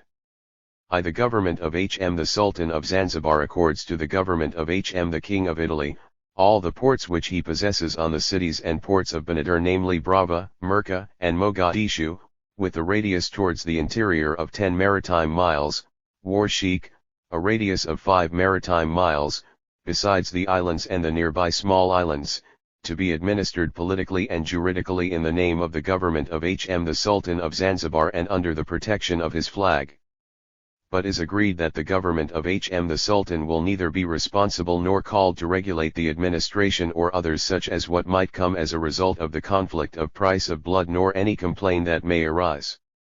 The government of the Hm the King of Italy and his representatives will have only the right to buy or to dispose the public lands within the limits of the above-mentioned territories. The government of the Hm the Sultan undertakes to give to the government of Hm the King of Italy, all the facilities and the use of his authority to assure it all the rights and all the powers so that this convention obtains its full effect. It is also agreed between the high contracting parties that none of the clauses contained in the following articles of the 590 present convention, may in any case increase or reduce the rights accorded by the government Hm the Sultan of Zanzibar to the subjects or to the citizens of Great Britain, of the United States of America, of France, of Germany, or of all the other foreign powers which have treaties with the Sultanate of Zanzibar, or obligations that is or are levied by the adhesion of the General Act of Berlin of 1885 of General Act of the Conference of Brussels of 1890. Art. 2 Art. 2 Art. 2 Art. 2 Art. 2. The government of Hm the Sultan of Zanzibar authorizes the government of Hm the King of Italy to pass the administration of the cities and of the ports of Benadir, which are the subject of the present convention, to an Italian company which will be charged to administer these cities, ports and territories in the name of the government of Hm the Sultan and under the protection of its flag, but always under the responsibility of the government of the Hm the King of Italy. The commissaries of the Italian company can exercise in the name and with the authorization of the Hm the King of Italy, all the rights containing in the present concession. They can nominate all the officials and subordinate clerks, establish the justice course, and to adopt all the measures which will be considered necessary or useful for the protection of the interest of the cities, ports and the above-mentioned territories. The government of Hm the Sultan will give to the government of Hm the King of Italy or to his representatives all the forts and the public service existing at the time when the Italian administration will occupy the cities of Benadir, as well as all the rights of ownership which he can have on the territory of 10 marine miles of radius towards the interior as far as the cities of Brava, Merka, and Mogadishu are concerned, and of 5 marine miles of radius for the village of Warsheikh. The government of Hm the Sultan also authorizes the government of the Hm the King of Italy and his representatives to collect all taxes, tributes, duties, patents, the import-export duties, and to take all necessary measures to provide the expenditure of the local government, to the maintenance of public force, to the justice administration, to the construction of roads, or ports and other public works or of defense, as well as for the repayment of debts and the payment of the interest on the invested capital. Appendices 591. The governors, all the judiciary officials, and the clerks of all the categories will be appointed by the government of Hm the King of Italy or by his representatives. The honorarium given to the governors, to Arab judges or indigenous, the salaries of all the officials and clerks, as well as the payment of troops, will be paid by the government of Sm the King of Italy or by his representatives. Art. 3 Art. 3 Art. 3 Art. 3 Art. 3. The government of the Hm the Sultan of Zanzibar grants to the Italian company which will administer, with the authorization of the government of Hm the King of Italy, the cities and the territories of Benadir which are subject of the present concession, or to his representatives, the right to do commerce, to possess property, to execute constructions, to buy lands, houses, and constructions generally for purchase or for convention in the above-mentioned cities and territories with the consensus of the proprietors of those houses, territories, or factories. Art. 4 Art. 4 Art. 4 Art. 4 Art. 4. The government of Hm the Sultan of Zanzibar, grants to the government of Hm the King of Italy or to his representatives, the exclusive privilege to collect the taxes from the inhabitants and the right to regulate the commerce and the transactions besides the navigation, to control the fishing, construct roads, tramways, railways, canals, ports, telegraphs etc. to collect the taxes and duties on the public services and also to control or prohibit the importation of goods, arms, ammunitions of all kind, alcoholic liquors, or all the goods, which on the opinion of the government of Hm the King of Italy or of his representatives would be prejudicial to the laws, to the order of the public morality and for which the government of Hm the King is bound with other governments. But it is well clear that the exercise of these rights and privileges will in conformity with the existing treaties between the Sultan of Zanzibar and the foreign powers, besides that to the obligations existing or which might be obliged due to the adhesion of the General Act of Berlin of 1885 and of the General Act of the Conference of Brussels of 1890. Art. V Art. V Art. V Art. V Art. V. The government of Hm the Sultan of Zanzibar authorizes the government of Hm the King of Italy or his representatives to fix the customs and collect taxes or duty on the ships and goods that enter in the above-mentioned ports or 592. Going out and to take all necessary measures for the prevention of contraband. These measures should be subject to acts, treaties and the above-mentioned conventions. Art. 6 Art. 6 Art. 6 Art. 6 Art. 6. The government of HM the Sultan of Zanzibar, grants to the government of HM the King of Italy or to his representatives the right to establish a bank or more banks in the cities which are subject of the present concession, with the exclusive privilege to issue banknotes or gold currencies, silver and of copper on condition of making uniform to the previous engagement with HM the Sultan or by his predecessors. Art. 7 Art. 7 Art. 7 Art. 7 Art. 7. All the above-mentioned powers, rights, and privileges are accorded to HM the King of Italy or to his representatives for the period of 25 European years which will start from the day in which the present concession will be approved by the government of HM the Queen of Great Britain and Ireland, the Empress of India and by the HM the King of Italy. At the end of this period of 25 European years the present concession could be renewed for a period of time equal to 25 years on the same conditions and with a simple declaration on this effect by the government of HM the King of Italy. At the end of the period of 25 years or 50, all the public works, constructions, railways etc. will be returned to the government of HM the Sultan if he wishes and for the value which will be determined by mediators selected by the two parties. Excepting for the settlements and the constructions which will be handed over free of charge by the government of HM the Sultan to the government of HM the King of Italy, or to his representatives, which will equally be returned, free of charge. Art. 8 Art. 8 Art. 8 Art. 8 Art. 8. The government of HM the Sultan of Zanzibar, transfers to the government of HM the King of Italy or to his representatives the administration of the customs in the above-mentioned ports for the period of 25 or 50 years as mentioned further above and on the following conditions. The government of HM the King of Italy undertakes to pay to the government of HM the Sultan of Zanzibar a sum of 40,000 rupees, 40,000 rupees, as advance when the Italian administration takes over the ports, cities and territories which are subject of the present concession and thereafter 40,000. Appendices 593. Rupees at the end of each quarter of the European year. But it is clear that the government of HM the Sultan of Zanzibar will not ask twice the duties of imports and of exports on commerce of the cities of Benadir which are subject of the present concession, and that the government of HM and his representatives will have the right to reimbursement equal to the amount of custom duties which would be paid directly to the government of HM the Sultan of Zanzibar, particularly the goods imported or exported from the ports of Benadir, with effect from the entry into force of the present convention. Art. 9 Art. 9 Art. 9 Art. 9 Art. 9. It is intended that all the government powers, judiciary, and of other nature given with the present convention will be exercised by the government of HM the King of Italy, or by his representatives, in the name of the government of HM the Sultan of Zanzibar and under the protection of his flag, and that the government of HM the King of Italy or his representatives, will enjoy all the rights, privileges, immunity, and advantages which might be granted to all other governments, companies, or private to which the government of HM the Sultan of Zanzibar would have given or would give of the concessions in all other parts of his dominions, similar to those guarantees given by the present concession or of other character.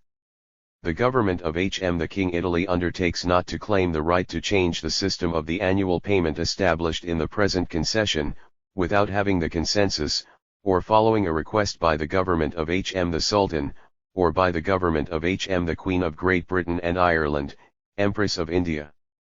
Art. X Art. X Art. X Art. X Art. X. The present convention will enter into force when the government of HM the King of Italy will judge opportune, giving notice to the government of HM the Sultan of Zanzibar 1 month in advance.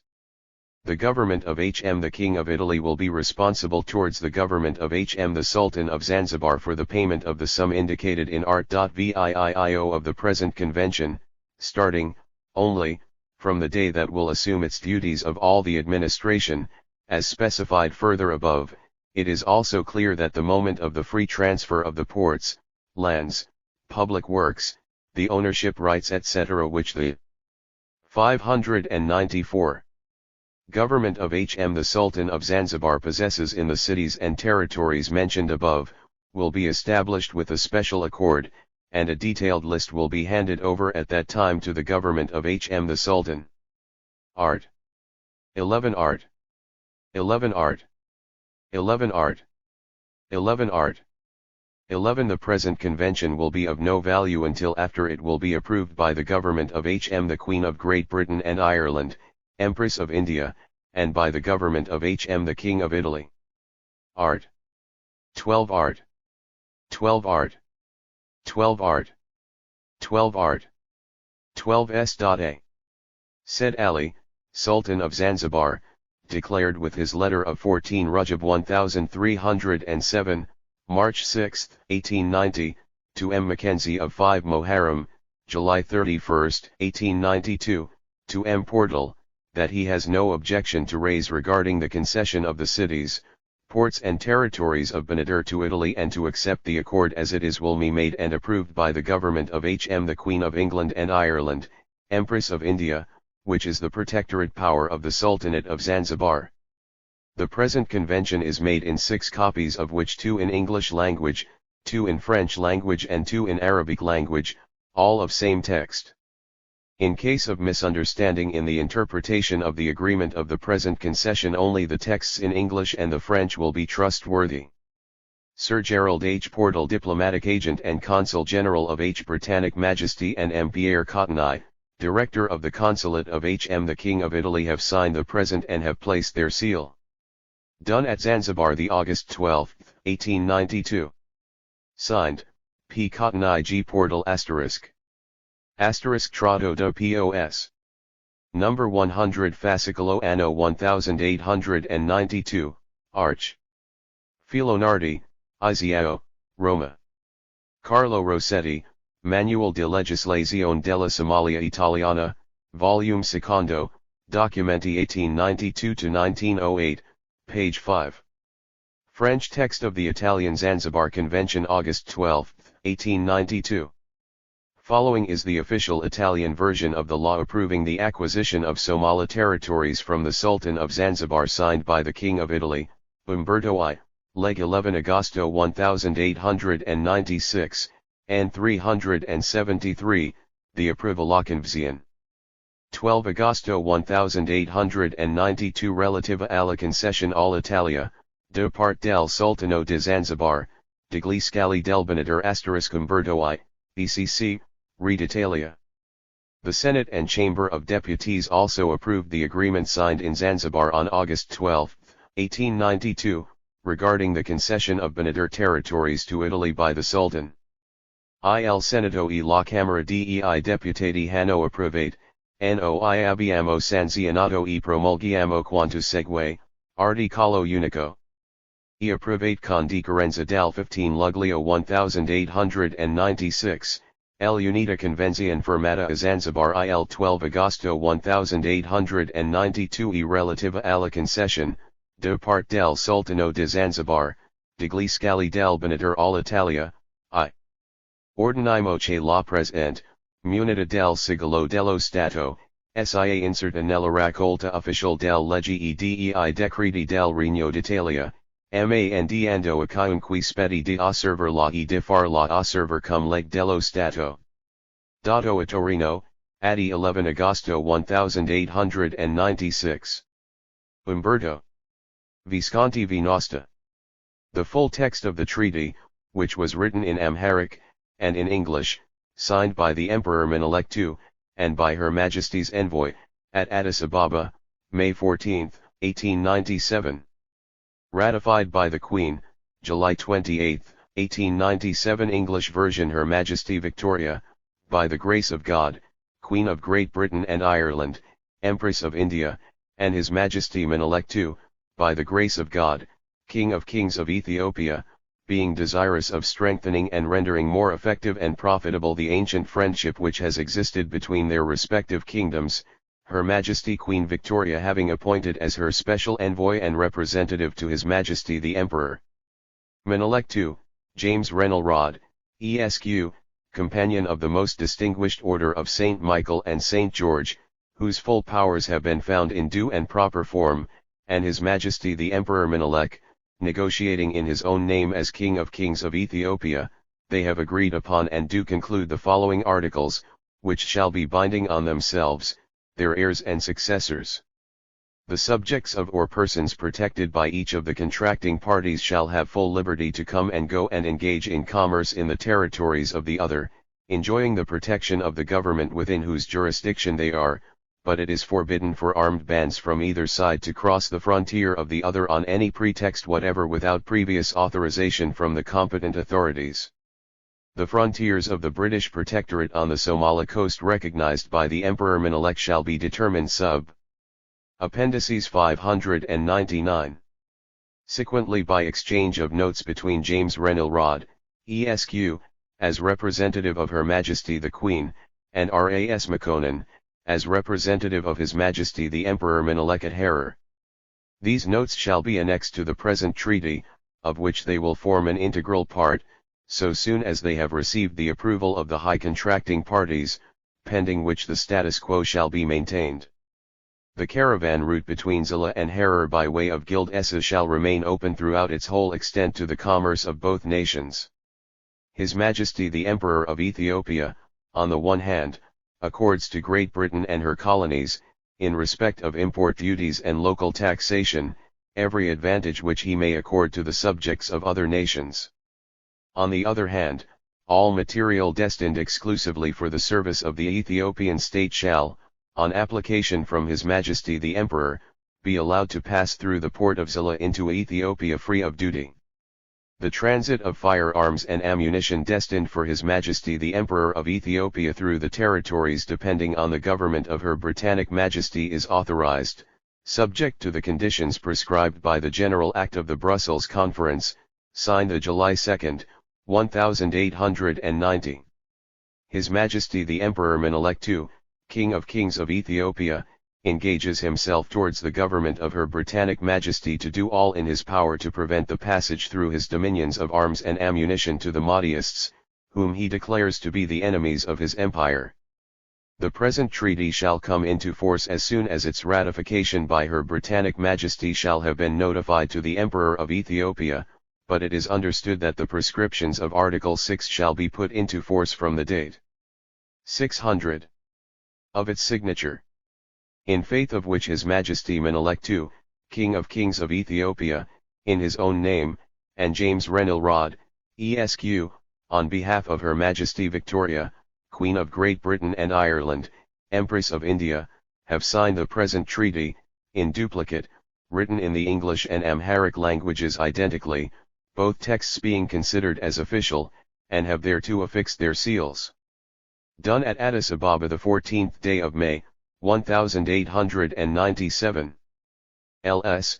Signed, James Renil Rod. Seal of His Majesty the Emperor Menelik II. Annexes to treaty signed at Addis Ababa on the May 14, 1897, by His Majesty Emperor Menelik, and by Mr. James Renil Rod. Annex I Annex I Annex I Annex I Annex I. Mr. Rod to the Emperor Menelik. Your Majesty Addis Ababa, the May 14, 1897. With reference to Article 2 of the treaty which we are to sign today, I am instructed by my government, in the event of a possible occupation by Ethiopia of territories inhabited by tribes who have formerly accepted and enjoyed British protection in the districts excluded from the limits of the British Protectorate on the Somali coast, as recognized by Your Majesty, to bring to your knowledge the desire of Majesty the Queen to receive from Your Majesty an assurance that it be your special care that these tribes receive equitable treatment, and are thus no losers by this transfer of suzerainty. In expressing the hope that Your Majesty will enable me to give this assurance, I have, N.C. Signed, Renil Rod. The Emperor Menelik to Mr. Rod, translation, the conquering lion of the tribe of Judah, Menelik II, by the grace of God, King of Kings of Ethiopia, to Mr. Renil Rod, Envoy of the Kingdom of England. Appendices 601. Peace be unto you. Your letter, written in Genbat 1889, respecting the Somalis, has reached me. With regard to the question you have put to me, I give you the assurance that the Somalis who may by boundary arrangements become subjects of Ethiopia shall be well treated and have orderly government. Written at Addis Ababa, the 6th Genbut, 1889, May 14, 1897, Seal of His Majesty the Emperor Menelik II. Annex 2 Annex 2 Annex 2 Annex 2 Annex 2. The Emperor Menelik to Mr. Rod, translation, from Menelik II, by the grace of God, King of Kings of Ethiopia, conquering Lion of the tribe of Judah. May this reach James Renil Rod. Peace be unto you, with reference to the treaty which have written in the Amharic and English languages at Addis Ababa, as I have no interpreter with me who understands the English language well enough to compare the English and Amharic version, if by any possibility in the future there should ever be found any misunderstanding between the Amharic and English versions in any of the articles of this treaty, let this translation, which is written in the French language, and which I enclose in this letter, be the witness between us, and if you accept this proposal, send me word of your acceptance by letter. Dated 7th Genbut, 1889, May 14, 1897. Seal of His Majesty the Emperor of Menelik II. Asterisk. Mr. Rod to the Emperor Menelik. Your Majesty, Addis Ababa, May 14, 1897. I have the honor to acknowledge the receipt of Your Majesty's letter enclosing the French translation of the treaty, which we are to sign this day in English and Amharic, and I agree, on behalf of my government, to the proposal of Your Majesty, that, in case a divergency of opinion should arise hereafter as to the correct interpretation to be given either to the English or Amharic text, the French translation, which has been agreed to on both sides as adequate, should be accepted as furnishing a solution of the matter under dispute. In recording this assurance, I have, N.C. Signed, Renil Rod. Mr. Rod to Ras Makonan. Peace be unto you. Harer, the June 4, 1897, 28th Genbut, 1889.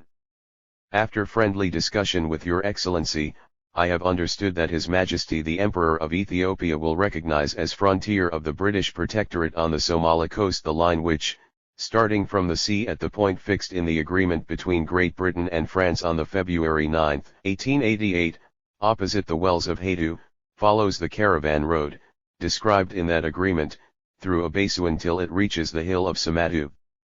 From this point on the road the line is traced by the Saw Mountains and the hill of Ego to Mogameter.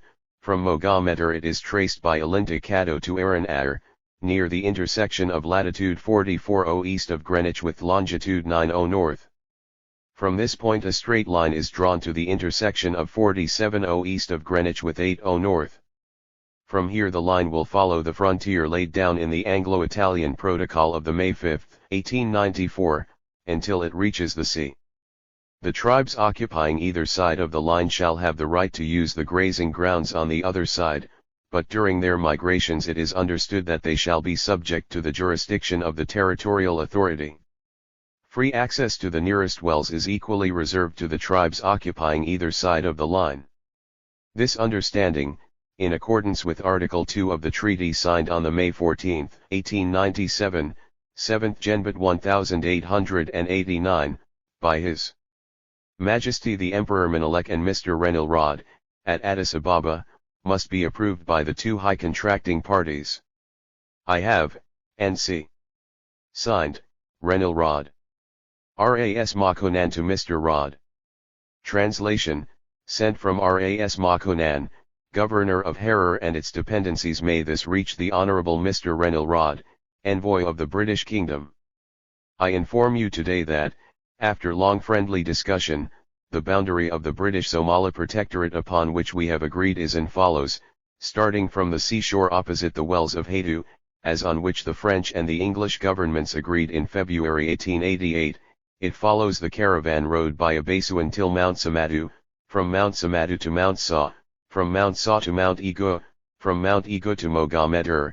Starting from Mogameter, it goes in a direct line to Alinta Kado and Aran on 44° east of Greenwich and 90° north, and again in a direct line until 47:0 east and 8:0 north. After this the boundary follows the line on which the English and the Italians agreed on the May 5, 1894, until the sea. The subjects of both the contracting parties are at liberty to cross their frontiers and graze their cattle, but these people, in every place where they go, must obey the governor of the country in which they are, and the wells which are in the neighborhood shall remain open for the two parties.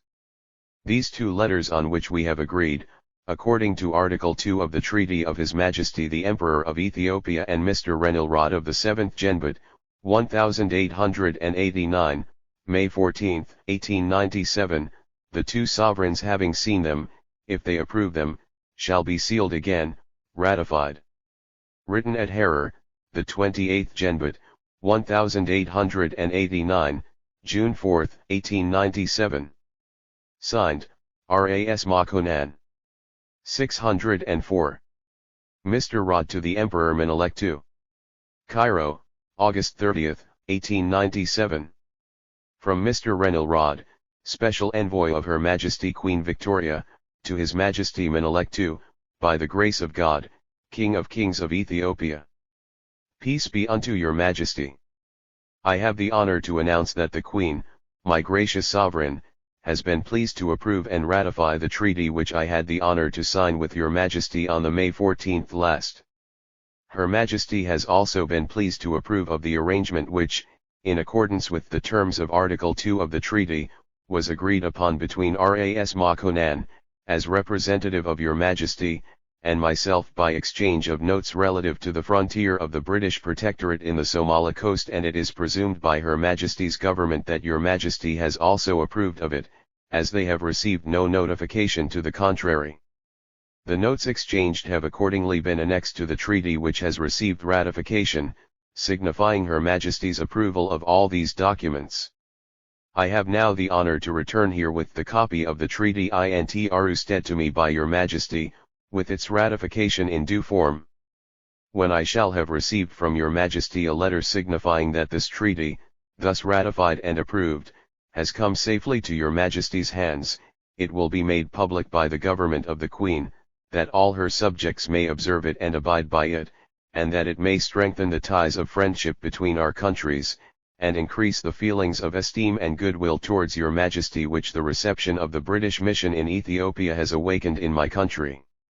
I pray that your Majesty's life and health may long be preserved, and that your people may have peace and prosperity. Signed, Renilrod. The Emperor Menelik to the Queen, translation, Menelik II, elect of God, King of Kings of Ethiopia, to her Most Gracious Majesty Queen Victoria, Queen of Great Britain and Ireland, and Empress of India, upholder and keeper of the Christian religion. May peace be up to you. Your Majesty's letters of the 28th Hamil, August 3rd, and 22nd, 23rd, Mascarum, 1st, 2nd, October, 1897, and the treaty with the Great Seal, dated the 28th Hamil, August 3rd, 1897, have reached me, and we received it with joy. The treaty of peace which is now between your government and our government. We hope it will ever increase in firmness and last forever. We ask God to give your Majesty health, and to your kingdom quietness and peace. Written at Addis Ababa, the December 8, 1897, AD. Seal of His Majesty the Emperor Menelik II. Asterisk. Translation from the Arabic. Translation from the Italian. In the name of the merciful God. In view of the preceding convention between the powerful Italian government and Sultan Osman Mahmud, of the Midgertain, dated 6 Shaban 1306, corresponding to April 7, 1889, and in view also of the written declaration of the aforesaid Sultan to the above-mentioned government, dated 17 Jamad-al-Awwal 1313, corresponding to November 16, 1894, the aforesaid Sultan Osman Mahmud, seeing that a misunderstanding had arisen between him and the government of Italy, has admitted that he has disobeyed the orders of the government, and on the request of the latter, made with a view to define the situation and to remove all causes of misunderstanding. The stipulations given below have been agreed upon between the two parties. For this purpose the Italian government have appointed as their special delegate Cavalier Giulio Pestalozza, their consul general, and Sultan Mahmud, Sultan of the Midgertane, signs on his own behalf and in the name of his sons and relatives heirs to the Sultanate, and in full agreement with all the elders and notables of the Midgertane named below and present at this act. Article 1 Article 1 Article 1 Article 1 Article 1 Sultan Osman Mahmud, Sultan of the Midgertane, places his person, his sultanate, and the whole territory of the Midgertane under the protection and under the flag of the powerful government of Italy. He flies the Italian flag at all the ports of the coast, and he and all those under him undertake to guard it. All Midgertane sambuks and vessels belonging to the Sultan or to his subjects must be registered by the Italian government through the royal consul and fly the Italian flag, in accordance with the maritime laws and regulations. Appendices 607. The Sultan of the Midgertane will afford protection and assistance to all Italian and foreigners who may come to his country for purpose of trade or for pleasure. He will be responsible for any injury or loss, which they may suffer in his territories. All exercise of jurisdiction in regard to them is, however, reserved for the royal government. If it should happen, which God forbid, that a ship of any kind should run aground or suffer shipwreck on the shores of the Midgertane, on no account may the cargo be plundered or the crew or passengers be molested.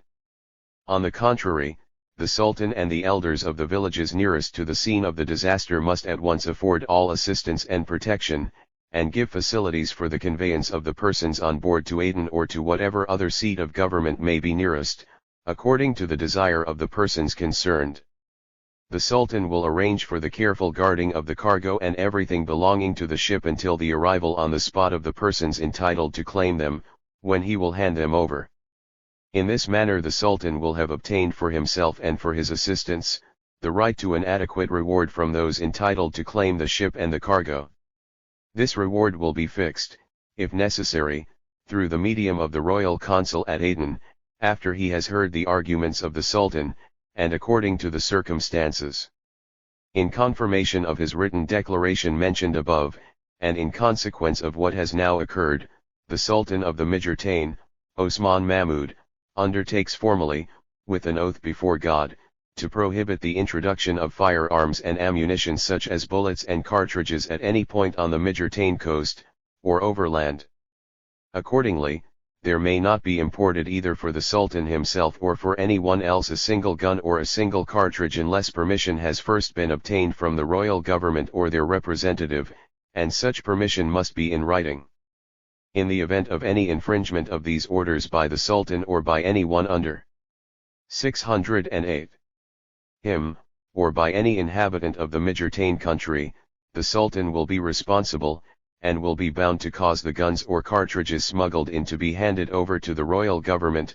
Moreover, the guilty party will be liable to imprisonment or to a fine of not less than R100 for every gun and R300 for every box cartridges which he is proved to have smuggled in, and if the guilty person should take to flight, the fine will be imposed on his tribe or will have to be paid by the Sultan. The royal government permits the Sultan to retain the guns he now possesses.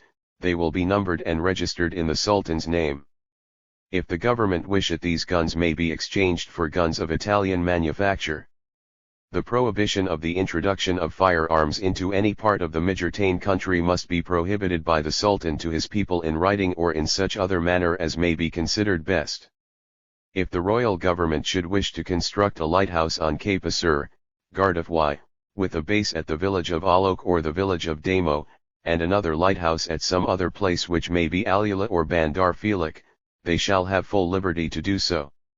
The royal government will have the right to keep at the places which they select for the erection of lighthouse as many soldiers, employees, and servants as they consider necessary for guarding and attending to the lighthouse. At those places the administration and government will be in the hands of Italy. It is understood that at the two villages of Bandar Alula and Bandar Felix and their dependencies the rights hitherto exercised will remain in the hand of those entitled to exercise them, as in the past. The present convention, in duplicate, after being read and explained, was confirmed, approved, and signed by the Sultan Osman Mahmud, Sultan of the Mijurtain, and by the elders and notable present with him and here designated. Done at Bandar Alok on 3 Jamadal-Evil 1319, corresponding to August 18, 1901. Sultan Osman Mahmud Yusuf, Sultan of the Mijurtain. Appendices 609. Here follow signatures of elders and notables and witnesses, G. Pestilitsa, Consul General on mission. Present and assisting in the negotiations, V. Richery, Captain, commanding the Royal Ship C. Colombo. F. Sola, Royal Italian Consul General at Aden **** Proceedings of Foreign Department, May 1902, New Delhi. Appendix 26 Appendix 26 Appendix 26 Appendix 26 Appendix 26 Agreement between British and the Sultan of Agreement between British and the Sultan of Agreement between British and the Sultan of Agreement between British and the Sultan of Agreement between British and the Sultan of Socotra, 1834 Socotra, 1834 Socotra, 1834 Socotra, 1834 Socotra, 1834. First, the said sultans do promise and agree to the British government landing and storing on any part of the sea coast of the island of Socotra any quantity of coals or other articles which may be sent now or hereafter from the British government of India to be deposited on the island. Secondly, Captain Daniel Ross on the part of His Excellency the Right Honourable the Governor-General do promise that there shall be no interference with the laws and customs of the island of Socotra or with the interior of the island, or shall the inhabitants of such parts where the coals are deposited be ill-treated by the English vessels visiting the island with the coals. S.D. Daniel Ross. True copies, S.D. W.H. Macnaghten, Officiating Secretary. The above so-called agreement has been signed only by the British officials author. Appendix 27 Appendix 27 Appendix 27 Appendix 27 Appendix 27 Agreement between Sultan of Socotra and the Agreement between Sultan of Socotra and the Agreement between Sultan of Socotra and the Agreement between Sultan of Socotra and the Agreement between Sultan of Socotra and the British Government, 1876 British Government, 1876 British Government, 1876 British Government, 1876 British Government, 1876. The text first gives the names of the signatories to the agreement. 1. The mark of Sultan Ali bin Abdullah bin Salim bin Saad bin Tawari bin Afriyir, Sultan of Socotra and its neighboring islands. 2. John William Schneider, C.B., Brigadier General, Political Resident Governor of Aden. Witness by 1. Saad bin Mahed bin Saad bin Afriyir. 2. Salim bin Hamd bin Saad bin Afriyir. 3. Isa bin Hamd bin Saad bin Afriyir. 4. The mark of Sultan Mohamed bin Omar bin Tawari bin Afriyir. 5. The mark of Tawari bin Omar bin Afriyir. 6.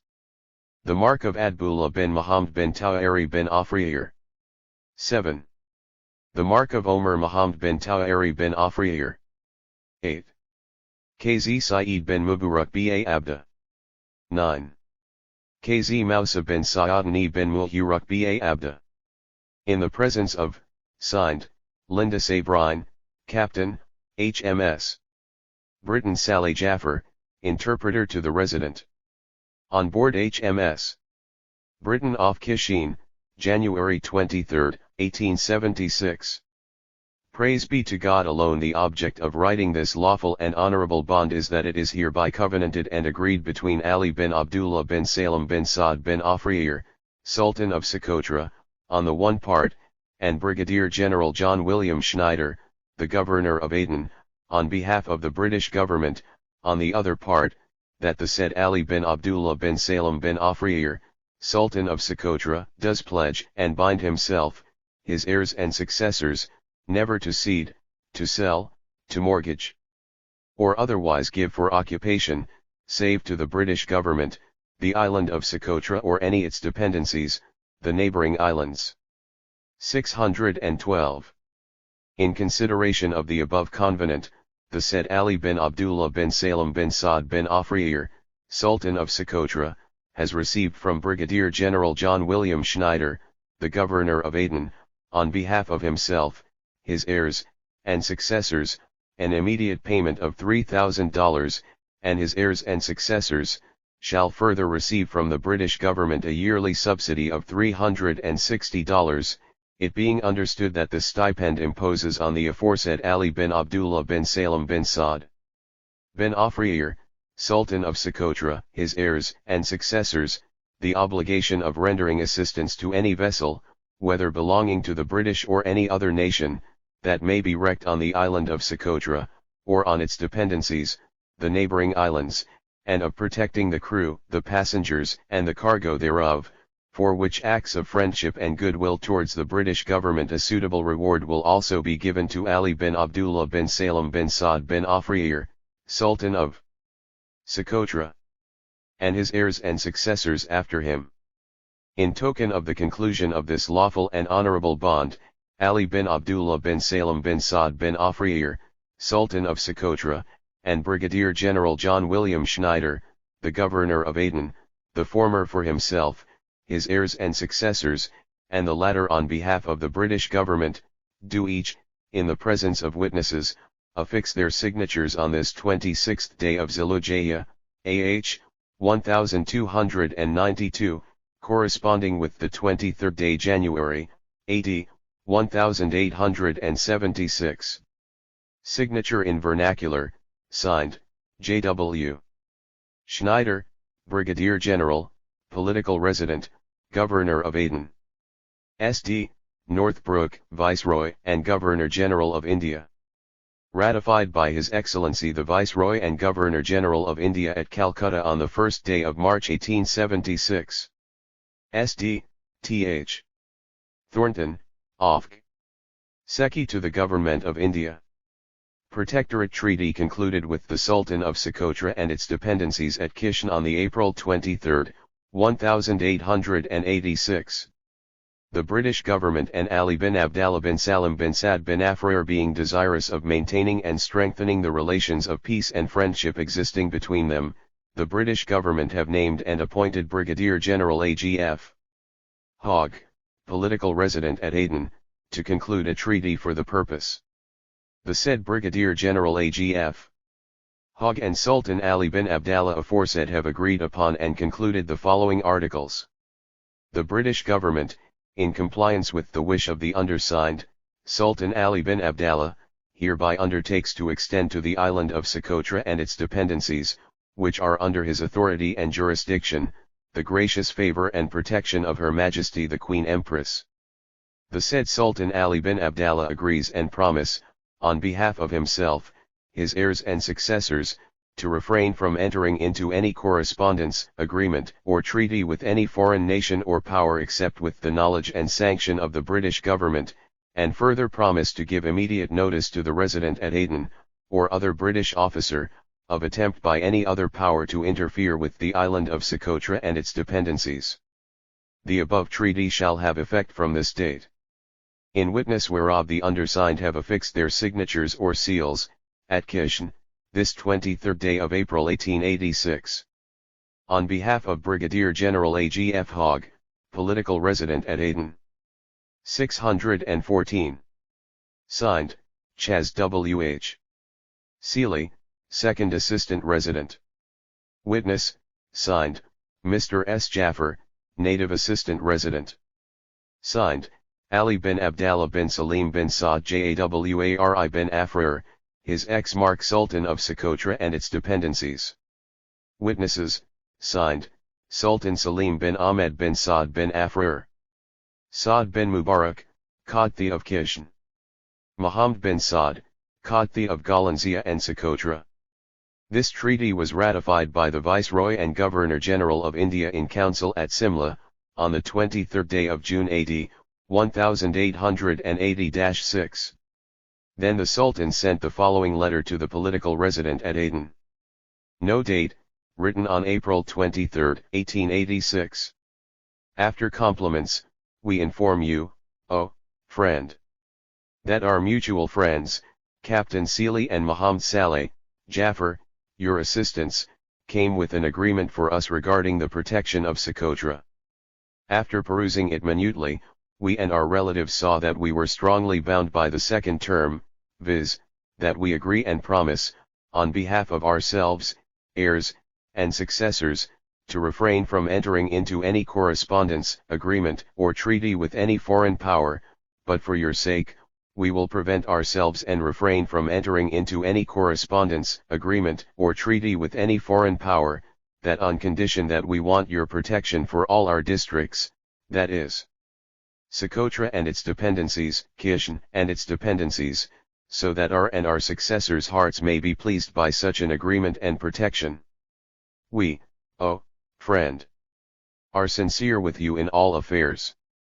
We want your protection for all our districts, Kishan and Socotra, from all enemies who will interfere with us, whether Christians, Arabs, and c. May you be preserved.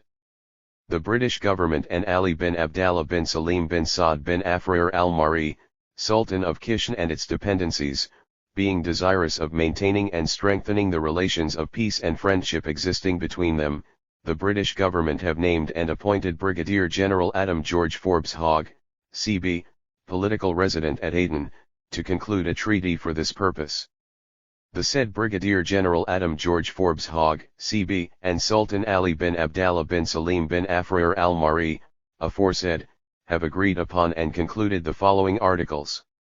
The British government, in compliance with the wish of the undersigned, Sultan Ali bin Abdallah bin Salim bin Saad bin Afrair al-Mari, hereby undertake to extend and its dependencies, which are under his authority and jurisdiction, the gracious favor and protection of Her Majesty the Queen Empress. The said Sultan Ali bin Abdallah bin Salim bin Saad bin Afrair al-Mari agrees and promises on behalf of himself, his heirs and successors, to refrain from entering into any correspondence, agreement, or treaty with any foreign nation or power, except with the Knoll 3 edge and sanction of the British government, and further promises to give immediate notice to the resident at Aden, or other British officer, of the attempt by any other power to interfere with Kishan and its dependencies. The above treaty shall have effect from this date. In witness 616.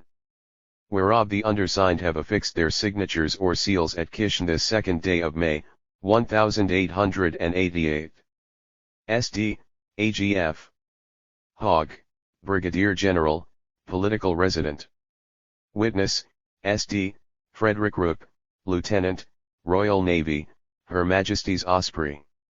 Signed, Mark Plus, Sultan Ali bin Abdallah bin Salim bin Saad bin Tawari bin Afrair, Sultan of Kishan and its dependencies, his plus mark. Tawari bin Amr bin Tawari bin Afrair. His plus mark. I.e., Saad bin Salim bin Amr bin Tawari bin Afrair. Signed in Arabic. Saad bin Mubarak bin Saidan, Qadhi of Kishan. SD, MS. Jaffer, Native Assistant Resident, Aden. SD, Lansdowne, Viceroy and Governor-General of India. This treaty was ratified by the Viceroy and Governor-General of India in Council at Fort William on the 26th day of February, AD 1890. SD, W.J. Cunningham, OFG. Secretary to the Government of India. Translation from the Arabic. Praise to the merciful God. In accordance with the common desire of the contracting parties to afford peace and tranquility to all Somalis, Cavalier Pestalozzi, the special envoy acting under the authority of the Italian government, and said Muhammad bin Abdullah, acting for himself and for the chiefs and notables of the tribes following him, have agreed on the complete acceptance of the following clauses and conditions. 1. There shall be peace and lasting accord between the above-mentioned said Muhammad with all the dervishes dependent on him and the government of Italy and all its dependents among the Somali Mujahideen and others. In view of this and in relation thereto, there shall also be peace and accord between said Muhammad with his above-mentioned dervishes and the British government with all its dependents among the Somalis and others. So likewise shall there be peace between the said with his above-mentioned dervishes and the government of Abyssinia with all its dependents. The Italian government guarantee and pledge themselves on behalf of their dependents as also on behalf of the British government.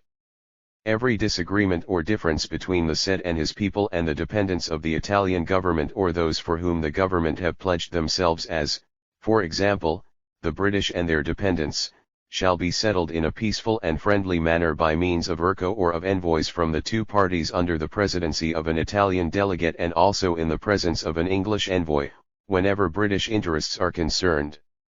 2. Said Mohammed bin Abdullah is authorized by the Italian government to establish for himself and his people a fixed residence at the point most convenient for communication with the sea between Ras Garad and Ras Gabi.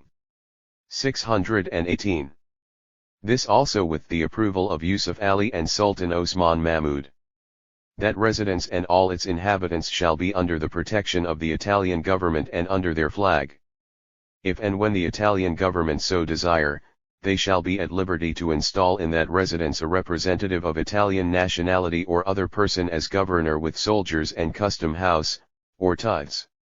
Said Muhammad shall in every way afford help and support to the government in all matters, and until the government appoint a special representative of their own the said Muhammad shall be their procurator.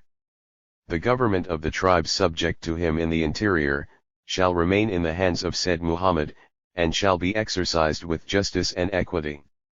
Moreover, he shall provide for the security of the roads and the safety of the caravans. 3. In the above-mentioned residence commerce shall be free for all, subject to the regulations and ordinances of the government. However, from henceforth the importation and disembarkation of firearms, cartridges, lead, and powder necessary for the same is absolutely prohibited. Said Muhammad himself and his people pledge themselves by a formal and complete pledge as also by oath before God to prevent the traffic, importation, and disembarkation of slaves and firearms whencesoever they may come, whether by sea or land. Whoever shall infringe this ordinance shall be liable to such punishment as shall be considered fitting by the government. 4. The territory assigned to said Muhammad and his followers is that of the Nogal and the Had, comprised within the limits of the Italian sphere of interest. But in view of the special agreement between the governments of Italy and England after the dispatch and return of the ERCO, Somala delegation, sent to establish peace with the English, according to the Somala customs, and to settle certain formalities necessary for the general tranquility, the English shall authorize said Muhammad and his followers to enter their territories, those of the English, in the country of Nogal, to feed their cattle there, according to their former custom. But the said cattle shall not be permitted to pass beyond. Appendices 619. The pasturages of the wells enumerated hereafter, they are the wells of Halan, and from these to those of Hodni, and from Hodni to Tifafli, and from Tifafli to Dom Damo. In the same manner also in the case of the Midjartians there shall be accord and peace between them all and said Muhammad and all his dervishes. The question of the pasturages, which is at issue between these latter and the Issa Mahmud as also between them and the Omar Mahmud, shall be settled with the approval and consent of the parties according to former custom. The lands of Mudung and Galkao shall continue to belong to Yusuf Ali and his sons. All questions between the dervishes and their neighbors shall be referred to the examination and the decision of the Italian government. In confirmation of all that is above stated and as a pledge of the contracting parties, this document has been signed in duplicate by said Muhammad bin Abdullah for himself and the dervishes, his followers, and by Cavalier Pestalozzi, the authorized delegate of the Italian government, at Ilig, Sunday, the 28th of the month of Zelija in the year 1322 of the Hijra, corresponding to the March 5th in the year of 1905. I have read the above document, have understood its entire contents, have accepted it all in perfect sincerity, and have signed it in short. Cavalier Pestalozzi, representative, knows my state in good faith. Said Mohammed ben Abdullah G. Pestalozzi. Seen for translation, in conformity with the original in Arabic. G. Pestalozzi. Ilig, the 5th March 1905 *. Said Mohammed was always complaining about the British attitude towards him, during his meetings with the Italian consul, Pestalozzi. However, it seems that the Italian diplomat has reached a breakthrough with Said Mohammed and convinced him to sign an agreement with the British as well. As the war was still going on, Said Mohammed carefully avoided to fall in the English trap.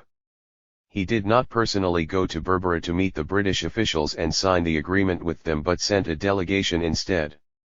3 weeks after the Said signed the Illig Treaty with Italian consul, a provisional peace treaty was signed between Said Mohammed Abdul and the British authority at Berbera. Said Mohammed was represented by a delegation composed of the following persons: 1. Abdullah Shiri, Habertul Jala, Adan Madhoba. 2. Daria Arali, Habertul Jala, Adan Madhoba. 3. Adamigal, Mejurdian, Rare Igali. 4. Molam Mohammed Nur, Dalbahanti Kayat, followers of Said Mohammed bin Abdullah, taking to Berbera by Cav. Pestalozzi, diplomatic representative of the Italian government. The Britannic Majesty's Commissioner for the Somali Protectorate was represented by Mr. I.D. Malcolm Jones, Deputy Commissioner of the Protectorate. Considering that there for some time in various areas of the Italian and British protectorates existed a state of war between Said Mohammed bin Abdullah and his followers, and the troops and the followers of the two protectorates. Considering that a peace accord has been concluded on the March 5, 1905 at Illig, between the said Said Mohammed Abdullah on his behalf and on behalf of his followers and the representative of the Italian government on behalf of his government, which accord is in conformity with the views of Britannic Majesty's government, and considering that the said Said Mohammed bin Abdullah has sent now a delegation which was accompanied by Cav. Pestalozzi, as it is mentioned. Appendices 621. Above, to Berbera, for the purpose of confirming the accord which has been reached, and to explain to the Britannic Majesty's Commissioner about it. The said delegation on behalf of Said Mohammed Abdullah and his followers and the said L.D. Malcolm Jones on behalf of the Britannic Majesty's Commissioner, agreed upon the following: 1. Peace has been established between the said Said Mohammed bin Abdullah and his followers and the Britannic Majesty's Commissioner and the peoples of British Somalia. 2.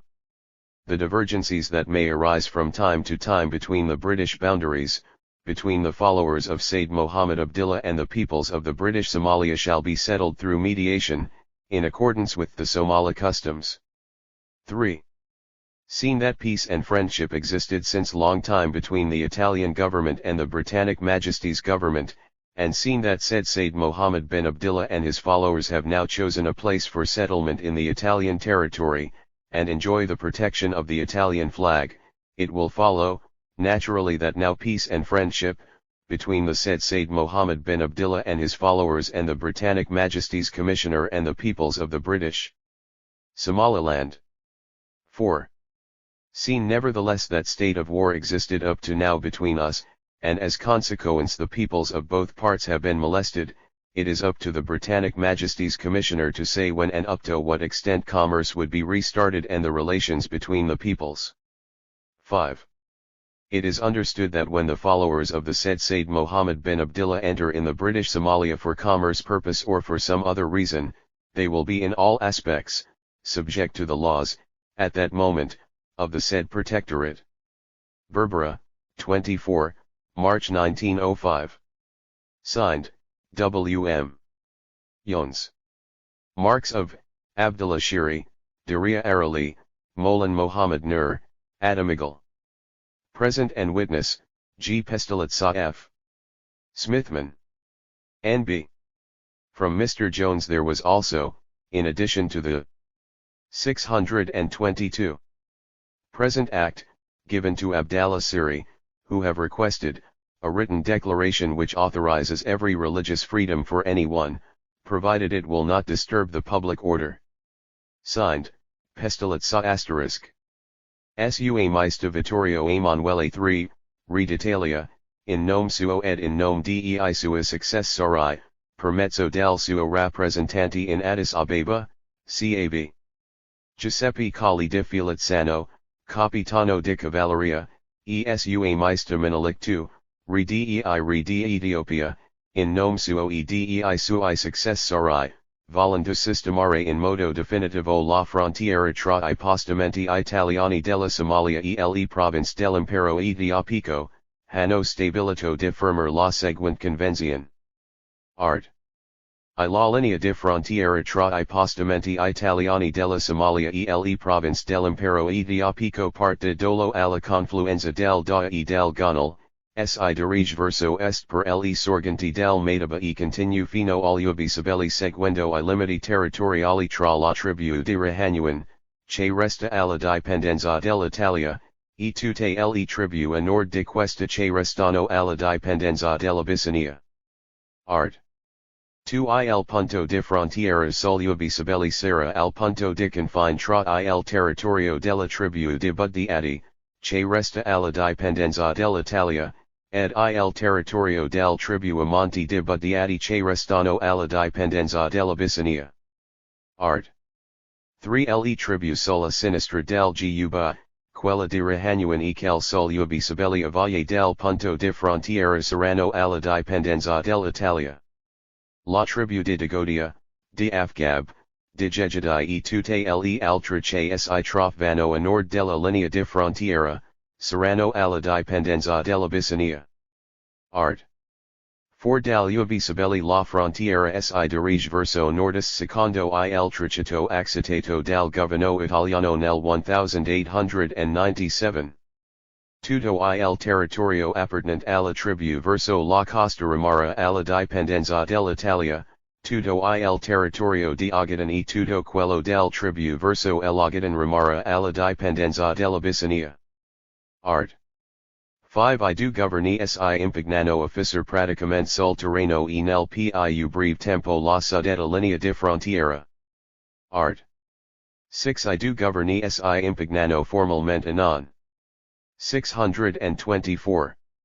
Esercitar alcuna ingerenza entre la linea di frontiera e non permettere alle tribù loro dipendenti di passare la frontiera per commettere della violenza e danno del tribù che si trovano dall'altra parte della medesima, mais zargaciro del questionio degli incidenti tra oa cause del tribù limitrofe alla frontiera, I do governi di comune accordo li risolveranno.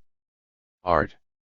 7 I do governi si impignano reciprocamente non fare e non permettere da parte dei loro dipendenti alcuna azione che possa essere cause di questionio di incidenti o possa turbar la tranquillità del tribù di frontiera. Art. 8 La presente convenzione sarà, per quanto riguarda l'Italia, sottoposta all'approvazione del Parlamento del Regno e ratificata da sua maestà il Re. Fatta in duplice copia e di identico tenere nelle due lingue italiana ed america. Una delle copie resta nelle mani del governo italiano e l'altra nelle mani del governo etiopico. Scritto nella città di Addis Abeba, il giorno 16 del mese di maggio dell'anno 1900. Sigillo dell'imperatore Menelik. Giuseppe Colli di Filazzano di Ordine di sua maestà il Re, titani allegato b. Omisses. Sua maestà Vittorio Emanuele III, Re d'Italia, a mezzo del suo rappresentante in Addis Abeba, CAB. Giuseppe Colli di Filazzano, Capitano di Cavalleria, sua maestà Menelik II, Re di Ethiopia, hanno convenuto nel seguente atto addizionale alla Convenzione del 16 maggio 1908 per la delimitazione della frontiera tra I postamenti italiani della Somalia e le province dell'impero etiopico. Articolo unico. Il governo di sua maestà il Re d'Italia, dopo l'approvazione data dal Parlamento del Regno e la ratifica per parte di sua maestà il Re del presente atto addizionale, metterà a disposizione di sua maestà Menelik II, Re di Ethiopia, la somma di 3 milioni di lire italiane. Il presente atto addizionale è stato scritto in doppio esemplare in ciascuna delle lingue italiana ed america. Scritto nella città di Addis Abeba, il giorno 16 del mese. Appendice 625. Di maggio dell'anno 1900. Sigillo dell'imperatore Menelik. Giuseppe Colli di Filazzano di Ordine di Sua Maestà il Re, Titani. Unofficial translation from Italian by the author, Law July 17, 1908, and point 468. The approval of the conventions May 16, 1908 between Italy and Ethiopia for the delimitation of the frontiers between Ethiopia, Eritrea, and Somalia. Official Gazette August 8, 1908, and point 185. His Majesty Vittorio Emanuele III, King of Italy, in his name and in the name of his successors, through his representative in Addis Ababa, CAV. Giuseppe Colli di Filazzano, Captain of Cavalry, and His Majesty Menelik II, King of Kings of Ethiopia, in his name and the name of his successors, wishing to definitely settle the frontier between the Italian colonies of Somalia and the provinces of the Italian Empire, have decided to sign the following Conventio. The frontier line between the Italian colonies of Somalia and the provinces of the Ethiopian Empire starts from Dolo to the confluence of Daa and of Gonal, towards east for the sources of Madaba and continues up to Webai, River, Shebeli, following the territorial limits between the tribe of Rahanwain, which remain at the dependence of Italy, and all the tribes to the north of this which remain at the dependence of Abyssinia. The point of the frontier on the Shebeli River will be the point of the frontier between the territory of the Badi Ad tribe, which remain at the dependence of Italy, and the territory on the uphill of Badi Ad, which remain at the dependence of Abyssinia. The tribe on the left of the Juba River, that of Rahanwain, and those on the river Shebeli to the downhill of the point of the frontier will be at the dependence of Italy. The tribe of Dagodia, of Afgab, of Jejadai, and all the others which are on the north of the frontier line, will be at the dependence of Abyssinia. 626. From River Shebeli the frontier runs towards northeast according to the sketch accepted by the Italian government in 1897. All the territory belonging to the tribes towards the coast will remain at the dependence of Italy, all the territory of Ogaden and all those of the tribes towards Ogaden will remain at the dependence of Abyssinia. The two governments undertake to practically fix on the territory and in shortest time the above-mentioned frontier. The two governments formally undertake not interfere beyond the line of the frontier and not to permit the tribes under their dependence to cross the frontier to commit violence against the tribes on the other side of the frontier, but in case problems arise or incidents between or because of the neighboring tribes, the two governments of common accord will solve it.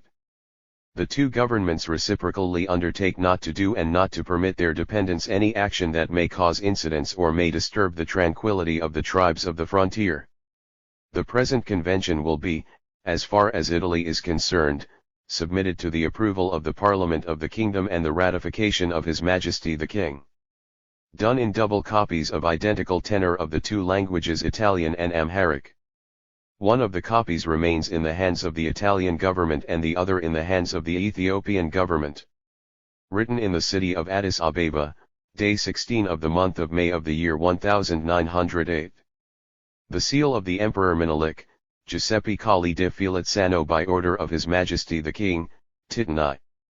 His Majesty Vittorio Emanuele III, King of Italy, through his representative in Addis Ababa, CAV. Giuseppe Colli di Filazzano, Captain of Cavalry, and His Majesty Menelik II, King. Appendices 627. Of Kings of Ethiopia, have agreed the following additional act to the Convention of May 16, 1908 for the delimitation of the frontier between the Italian colonies in Somalia and the provinces of the Ethiopian Empire.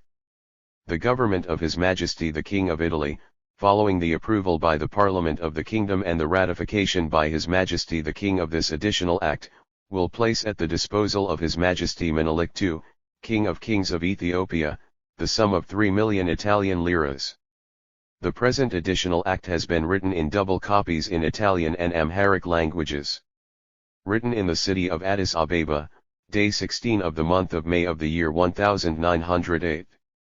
The seal of the Emperor Menelik, Giuseppe Colli Filazzano, by the order of His Majesty the King, Itani**. Calcutta Records. Memo 1887. Foreign Department. Secret e-prose. July 1887, NOS 110-128. Number 6903, dated Bombay Castle, November 25, 1886, confidential. From W. Lee Warner, ESQ. Acting Secretary to the Government of Bombay, to Secretary to the Government of India, Foreign Department. I am directed to forward herewith, for convenience of reference, 5 copies of a memorandum, dated 1st instant, prepared in this office showing the treaties and agreements affecting the Somali coast and Socotra, and also 5 copies of the treaties and agreements therein referred to. Number 111. Confidential, memorandum showing the treaties and agreements affecting the Somali coast and Socotra. The British Protectorate over the Somali country covers the territory and coast *** at the present 1886 exclusive of Zila, line between Gubat Karib at the western extremity of the Bay of Tajura and the 49th degree of east longitude, and is based on treaties concluded with the undermentioned tribes. Isa, Gadabursai, Habra Wal, Habra Toljala, Habra Jerhajis, and Warsangali. The treaties only include the sub-tribes of the Habra Toljala and the Habra Jerhajis which occupy the coastline. 2. The geographical situation of these tribes going from west to east is as follows: the Isa extend from Gubat Karib to Ras Karangarit. Memorandum 629. The Gadabursai occupy this portion of the maritime plain conjointly with the Isa, from Ras Karangarit to near Bulhar, the Habra Wal from Bulhar to Berbera, which ports are administered by the British government for the benefit of the Habra Wal, the Habra Toljala from Berbera to Hais, the Habra Jerhajis from Hais to Ras Galwini, and Warsangali from Ras Galwini to the 49th degree. 3. By the treaties at first entered into with them, the above tribes *** ratified Habra Wal, August 23, 1884. Gadabursai, February 20, 1885. Habra Toljala, February 25, 1885. Habra Jerhajis, February 25, 1885. Isa, May 25, 1885, R. 1. Not to dispose of their territories in any manner save to the British government. 2. To allow all vessels flying the British flag to trade at their ports. 3. To protect all British subjects residing in or visiting their territories. 4. To abolish slave trade, the British government having a right to demand the surrender of any slave and to support such demand by force of arms by land and sea. 5. To treat with respect and consideration any agent or agents appointed by the British government to reside in their territories, such agent being entitled to have for his protection such guard as the British government may deem sufficient. An additional stipulation, vide Article 2, which does not appear in the treaties with the other tribes, was included in the treaties with the Habra Toljala and Habra Jerhajis, binding them to render assistance to any vessel, British or foreign, wrecked on their shores, and to protect the passengers, crew, and cargo of such vessel. 4.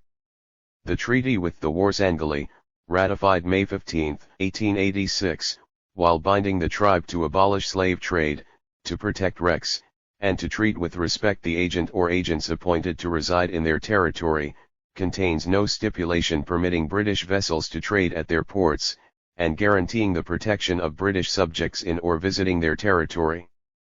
But the treaty, Article 1 and 2, accepts a British protectorate, and stipulates that the tribe will not enter into any correspondence, agreement, or treaty with any foreign power without the sanction of the British government, and, Article 6, that they will assist all British officers in the execution of such duties as may be assigned to them and will act upon their advice in all matters connected with the peace and good government of the country.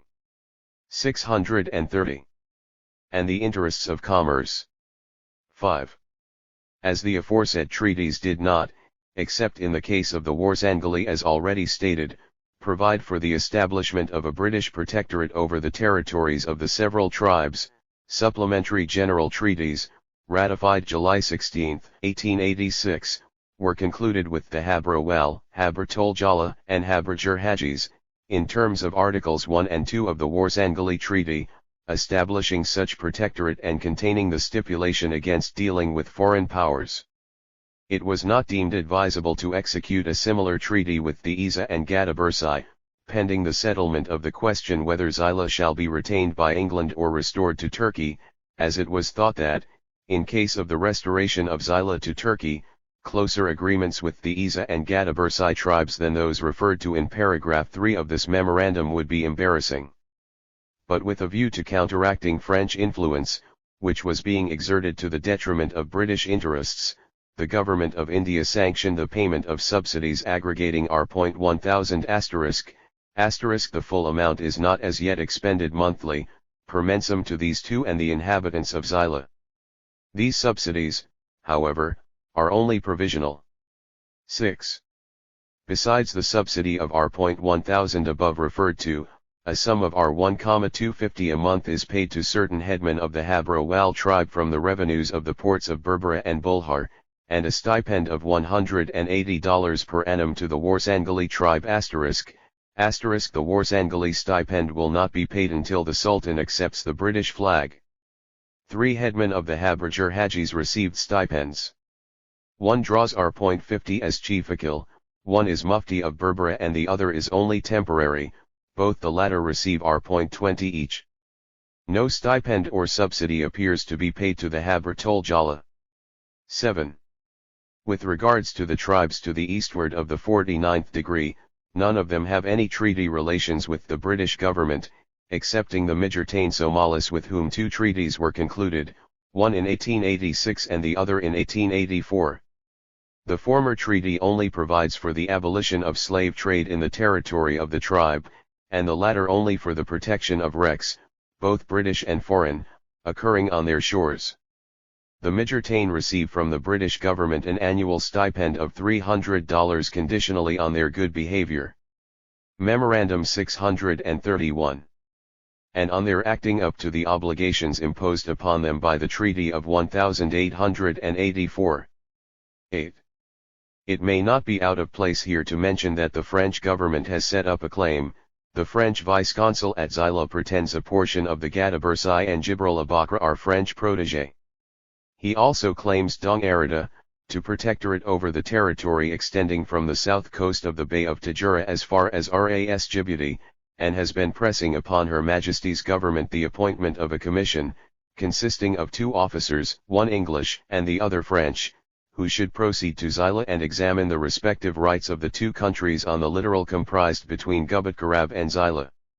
Her Majesty's government have however informed the French government that they cannot consent to regard as an open question the validity of the protectorate of Great Britain over any part of the coast between Gubat Karab and Xyla, and cannot therefore assent to an inquiry on the spot of the nature suggested by the French government, but that they are willing to receive and examine any statement which the government of France may desire to make, supported by the customary proofs, on the subject of French claims to protectorate on the coast in question. Her Majesty's government have further intimated to the French government that they would gladly agree, in order to avoid future misunderstanding, to the appointment of a commission with the object of delimiting the 2 protectorates which end respectively at Gubat Karab. The French government, it appears from recent correspondence, are still urging the appointment of the commission alluded to at the beginning of this paragraph. 9. On the March 26 last Her Majesty's Secretary of State for India intimated by telegraph to His Excellency the Viceroy that Germany had notified a protectorate over the Somali coast from east of the town of Berbera as far as Warsheik, and that Her Majesty's government proposed to assert the rights of the British government as far as the 49th degree of east longitude. The German government's claim to the protectorate in question was stated to be based on a treaty which the German East African Company had, on the September 6, 1885, made with the principal chief of the Mijurtane Somalis, whereby the whole 632 Somali territory from east of the town of Berbera to Cape Ras Aswad was alleged to have been ceded to the company, whose representative had also made a treaty with the ruler of the Somali town Abaya, the Sultan Yusuf Ali Yusuf, whereby the company had acquired, with all sovereign rights, the entire territory between Abaya and the town of Warsheik belonging to the Sultan of Zanzibar, on the one side, and between the Indian Ocean and the Gala frontier, about 25 days' journey inland, on the other. 10.